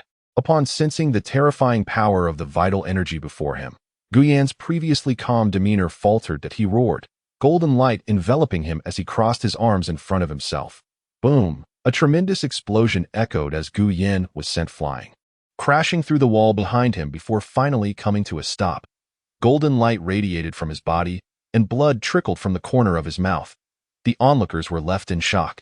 With a single, casual strike, Fang Yu had wounded Gu Yin, vital energy unleashed. "This is a technique of a master," exclaimed Xing Chuming, standing beside Du Yongnian, her face awash with astonishment. "This is far too powerful." Pang Nan's eyes widened as he stared at Fang Yu, murmuring. Du Yongnian regarded Fang Yu with a mixture of horror and disbelief. He had thought Fang Yu's display of skill yesterday was his full strength. Little did he know, Fang Yu had not even revealed his true capabilities, let alone his ability to unleash vital energy. Gu Yin stood there, his arms numb. Looking at Fang Yu from a distance, he felt a chill of realization wash over him. He had underestimated Fang Yu. Yet, he still held absolute confidence. Ji Yin began to chant a spell, forming hand seals, his eyes igniting with brilliant golden light. "The Divine Dragon Technique," Du Yongnian exclaimed with excitement. In his prime, Gu Rulong had been invincible in Jiangnan, revered as the supreme master thanks to this technique. As Gu Yan's chief disciple, he had mastered the Divine Dragon Technique to perfection. Its power was surely formidable. A long dragon's roar resonated as Gu Yin became enveloped in golden light, a dazzling brilliance that was nearly blinding. "Fang Yu, you are stronger than I imagined, but that is all," Gu Yin declared. As he spoke, Gu Yin stepped forward, a flash of golden light zipping through the air as he appeared before Fang Yu in an instant. Unlike most martial arts masters, Gu Yin preferred honing his physical form over studying various techniques.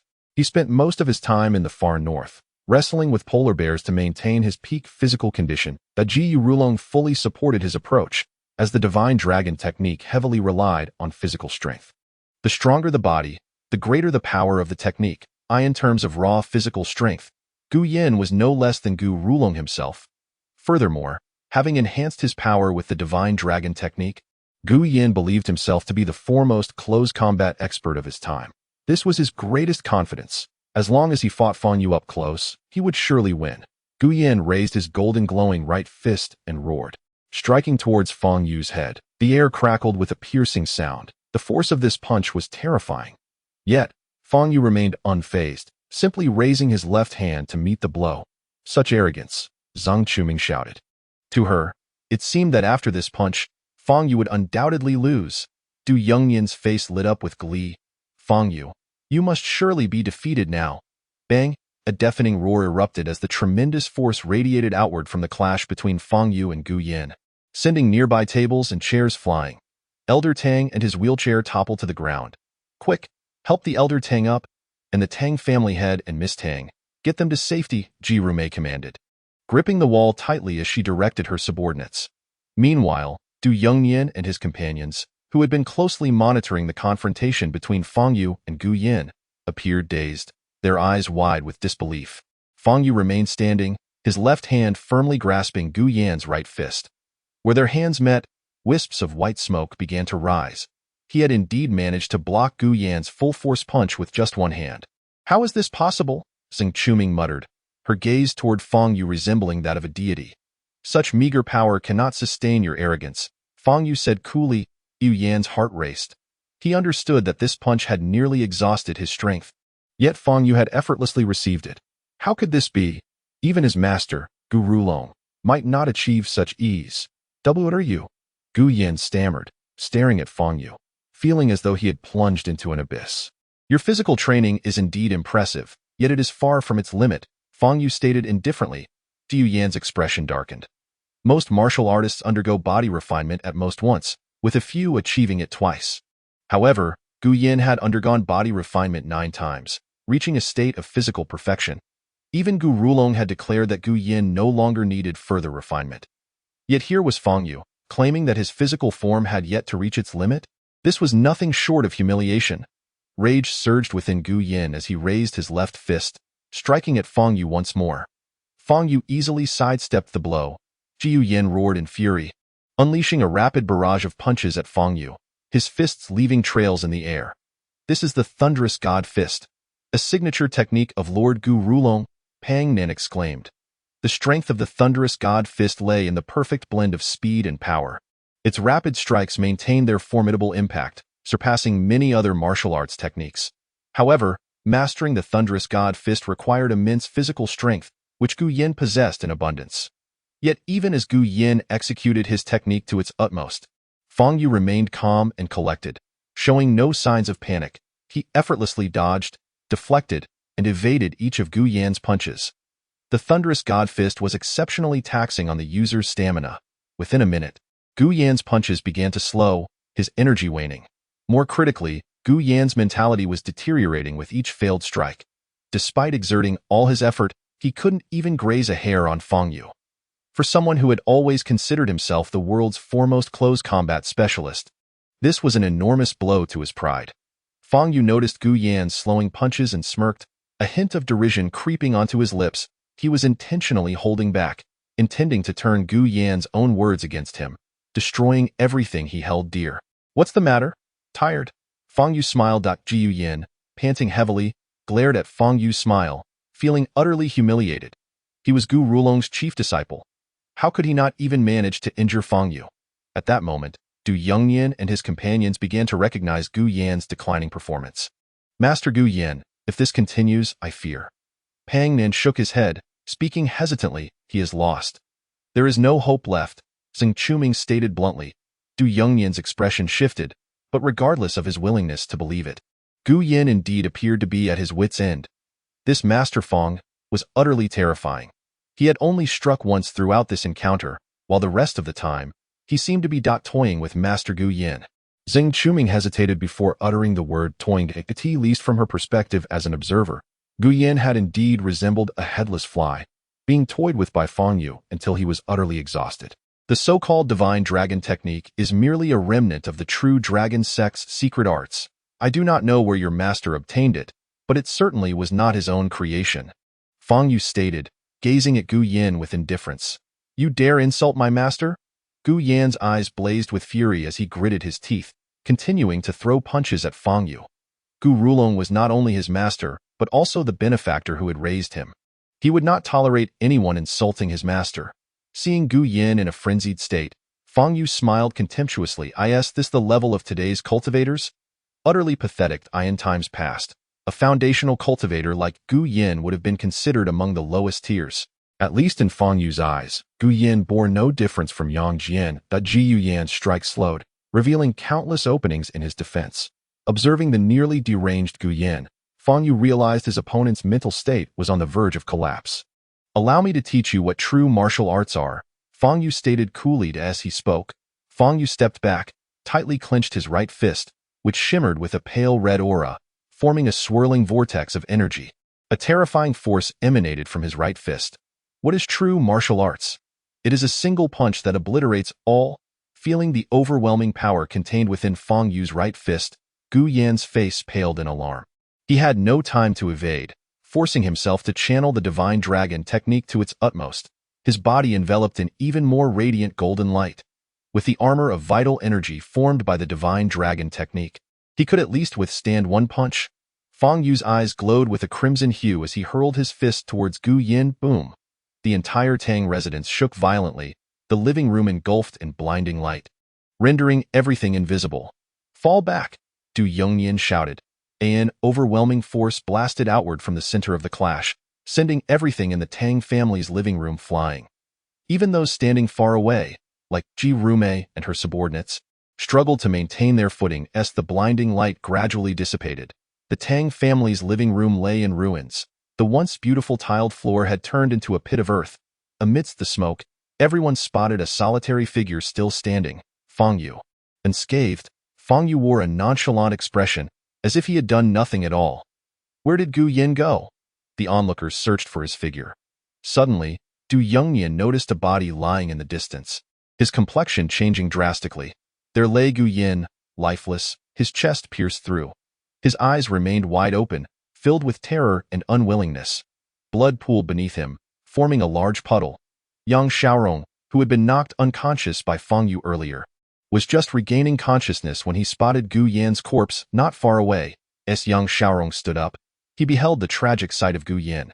His face shifted through a spectrum of emotions as he stared at Fang Yu, who stood at the center of the pit, then back at the fallen Gu Yan. How could this be? Yang Xiaorong's complexion turned pale, disbelief consuming him. He clutched his hair, suddenly laughing before breaking into tears, howling in despair. Yang Xiaorong had completely lost his sanity. Fang Yu turned to Du Yongnian, who trembled and immediately fell to his knees, bowing deeply. Master Fang, I was blind to your prowess and failed to recognize your greatness. From now on, I shall never provoke you again. The Jianghai City Martial Arts Association shall honor you as our esteemed leader. Whatever you command, we shall comply without question. All hail Master Fang. Zheng Chuming and Pang Nan also bowed in reverence. Fang Yu cast a brief glance at them, declaring, I do not wish for tonight's events to spread beyond these walls. With that, Fang Yu turned and strode towards the exit. As he passed Qi Refinement, he instructed, take Yang Xiaorong to the Yang family. Qi Refinement nodded immediately, directing her subordinates to carry out the task. 20 minutes later, Fang Yu stood before the grand villa of the Yang family, grasping the frenzied Yang Xiaorong. This is of your own making, Fang Yu said with a calm expression. As he spoke, he raised a hand and pressed it downwards. Boom! The two villas in the courtyard collapsed with a resounding crash. After this night, the Yang family would cease to exist in Jianghai City. Yang Xiaorong stared at the ruins where his home once stood, frozen in shock, before kneeling and weeping bitterly. Fang Yu turned and returned to his car. Ji Rubai gazed at Fang Yu in a daze, truly questioning whether this man before her was even of this world. Drive back to the Tang family, Fang Yu instructed. In Nandu, the Zheng family, Yang Yinzhu was preparing to return to Jianghai City. With the protection of elite fighters dispatched by Zhang Xiuqin, she no longer feared Fang Yu upon her return. However, just as she was about to step out, her phone rang incessantly. Multiple calls flooded in simultaneously, igniting an ominous premonition within her. Upon answering, she listened for a few seconds before smashing her phone onto the ground. Fang Yu, I want you dead. I want you dead. Yang Yinzhu screamed almost hysterically, trampling the phone beneath her foot. The nearby servants jumped back in shock. What happened? At that moment, Zhang Xiuqin entered, impeccably dressed. Fang Yu has destroyed my family. He has driven my father insane. Yang Yinzhu's eyes were red, every word spat out with gritted teeth, her voice hoarse. Zhang Xiuqin approached her, embracing her gently. Oh, not worry. You are now mine. I will handle Fang Yu. I already have a preliminary plan. As he spoke, Zhang Xiuqin's eyes darkened, a cold smirk curling at the corner of his lips. Chapter 87. The storm approaches at the Tang family residence. The once lavishly adorned living room now lay in disarray, the floor reduced to a pit, tables and chairs utterly destroyed. Tang Xiaoro lay on her bed, while Fang Yu stood beside her. Her cheeks were so swollen that she could barely open her eyes. Fang Yu applied the freshly concocted herbal medicine to her face. Tang Xiaoro gritted her teeth, enduring the pain in silence. Moments later, her Her cheeks were covered in a green paste. "You should be back to normal in no more than 2 days," Fang Yu assured her. A gentle coolness spread across her face, alleviating the pain somewhat. "Am I very ugly now?" Tang Xiaoro asked, her speech slightly slurred due to the swelling. Fang Yu nodded. "You appear to be approximately 3 times plumper than before." Tang Xiaoro felt a pang of sadness. No girl wishes to appear unattractive. "Will I really recover completely in 2 days?" she inquired. "That should be the case, but medicine can be unpredictable. There may be unexpected outcomes," Fang Yu replied. Hearing this, fear gripped Tang Xiaoro's heart. What if she could never return to her former self? "Rest well, sleep more, and your cheeks will heal quicker," Fang Yu advised before turning to leave. In one night, the Yang family had been reduced to ruins, suffering heavy casualties, and the family head, Yang Xiaorong, had gone mad. This explosive news detonated like a bomb within the upper echelons of Jiangnan society, sending shockwaves through various families. The Yang family, one of the top aristocratic clans of Jiangnan, had been utterly annihilated. Who could have committed such an act? What kind of enmity could lead to such a tragic fate? Numerous families dispatched individuals to gather information, yet none could ascertain the truth, leaving the matter shrouded in mystery and speculation. Many speculated that it was Fang Yu, the one who had crippled Yang Jian on the martial arts platform, as only he bore such a profound grudge against the Yang family and possessed the requisite strength. However, despite their conjectures, they had no evidence and dared not speak recklessly. After all, nobody wished to become the next Yang family. In Shicheng, Long Min, an elderly man in a purple robe, stood with his hands clasped behind his back upon a massive stone, remaining still for an extended period. "What is the master doing?" one disciple queried. "I am unsure. Has something occurred?" another responded. Some disciples, glancing at the ancient Gu Rulong standing atop the stone, whispered among themselves. Minutes later, a piercing bird call echoed from the sky. A pitch-black strange bird flew from the distance with incredible speed, landing on Gu Rulong's shoulder mere seconds later. Ji Rulong retrieved a piece of paper from the bird's talon. Upon unfolding it, a terrifying aura erupted from him. Boom! The massive stone beneath him cracked with countless fissures. Within mere seconds, the nearly 30-meter-high stone shattered completely. Gu Rulong's figure soared skyward, leaving a long shadow in the air, resembling a golden dragon spiraling through the skies. A long, furious dragon's roar resonated in the air. The disciples of Long Min watched in awe and reverence. This was their master, Gu Rulong, a true dragon among men. But what had transpired to provoke such fury from the usually steadfast master?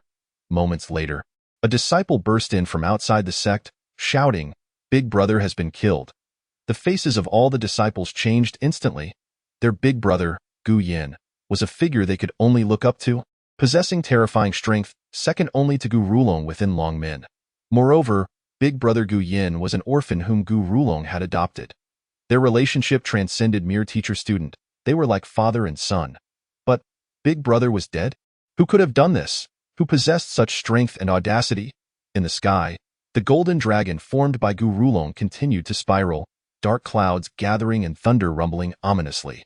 The disciples below turned pale, knowing that something significant was about to unfold. The next morning, Fang Yu arrived at class. Due to her injuries, Tang Xiaoro had taken a leave of absence, which allowed Fang Yu to enjoy a peaceful morning undisturbed. It wasn't until the lunch bell rang that he lifted his head. He found Lu Pongzi from the neighboring class to join him for lunch. The school cafeteria was not large, necessitating a queue for food. Fang Yu and Lu Pongzi stood at the end of a long line. A slightly plump boy walked past, chatting animatedly with 2 girls beside him. Suddenly, he noticed Fang Yu at the back of the line. His expression changing. "I have something to do. You two go ahead and eat," Li Bingyan said to the girls before striding towards Fang Yu, ignoring the girls entirely. Upon reaching Fang Yu, Li Bingyan plastered a smile on his face. "Fang Yu, we meet again." Fang Yu glanced at Li Bingyan but remained silent, finding him rather unremarkable. "Fang Yu, I was at fault that day in the shop. I didn't recognize you at first. Otherwise, how could I have fought you for the bill? I, Li Bingyan, am just a person with a little money. How could I possibly compete with someone of your caliber?" Li Bingyan flattered eagerly. Since seeing Fang Yu's black gold card and learning about his exploits, Li Bingyan had resolved to befriend Fang Yu, even if it meant becoming his lackey. He was certain that associating with Fang Yu would lead to a bright future. Fang Yu regarded Li Bingyan and asked, "What do you want?" "I just want to be friends with you," Li Bingyan replied with a sycophantic smile. I do not lack friends, Fang Yu said dismissively. Then I shall be your lackey. Whatever you need. Just let me know. Li Bingyan persisted. Fang Yu rolled his eyes and turned away. Ignoring him, Li Bingyan remained undeterred and turned to Lu Pengzi. Brother, what is your relationship with Fang Yu? Lu Pengzi paused for a moment before replying. I was his desk mate. Then you are true brothers, Li Bingyan exclaimed, throwing an arm around Lu Pengzi's shoulder and stepping into the queue. Shouts of protest erupted from behind them. Li Bingyan remained unfazed, engaging Lu Pengzi in conversation. Suddenly, a wave of gasps rippled through the crowd. Li Bingyan turned around, wide-eyed. Wow, it's that goddess who just transferred, Xia Tingyi. A tall girl with luminous white skin stood at the back of a nearby line. Her features were exquisitely sculpted, with elegant eyebrows, glimmering black eyes, a delicate nose, and rosy lips. Not only was she stunning, but she also exuded an air of elegance and coolness that instilled an inexplicable sense of awe, making others hesitant to approach. 10 out of 10. She is as beautiful as rumored. Li Bingyan gawked at Xia Tingyi, nearly drooling. Lu Pengzi, timid by nature, could not help but steal a few glances at her beauty. She is breathtaking, on par with Tang Xiaoro, but their auras are entirely different. Li Bingyan continued to praise her. Lu Pengzi nodded in agreement. That moment, Fang Yu also turned to look at Xia Tingyi, his gaze shifting slightly. This girl possessed a cultivation level of the 9th stage of Qi Refining. He had been curious about the source of the aura of a cultivator nearby. It turned out to be her. Li Bingyan's voice had not been subtle, and Xia Tingyi's extraordinary hearing caught every word. She frowned, glancing in Li Bingyan's direction. Both Li Bingyan and Lu Pengzi reacted with lightning speed, quickly lowering their heads and pretending to be engrossed in their phones. Only Fang Yu continued to stare at Xia Tingyi unabashedly. Noticing his blatant gaze, Xia Tingyi furrowed her brow even more. What a lack of decorum. He keeps staring at her as if he has never seen a beauty before. One of Xia Tingyi's companions remarked. Realizing he had been labeled a pervert, Fang Yu shrugged it off and turned away. Xia Tingyi's expression soured as she observed Fang Yu. Throughout lunchtime, Li Bingyan clung to Fang Yu, chattering incessantly, while Fang Yu grew increasingly impatient, whereas Lu Pengzi seemed to hit it off with Li Bingyan in the afternoon.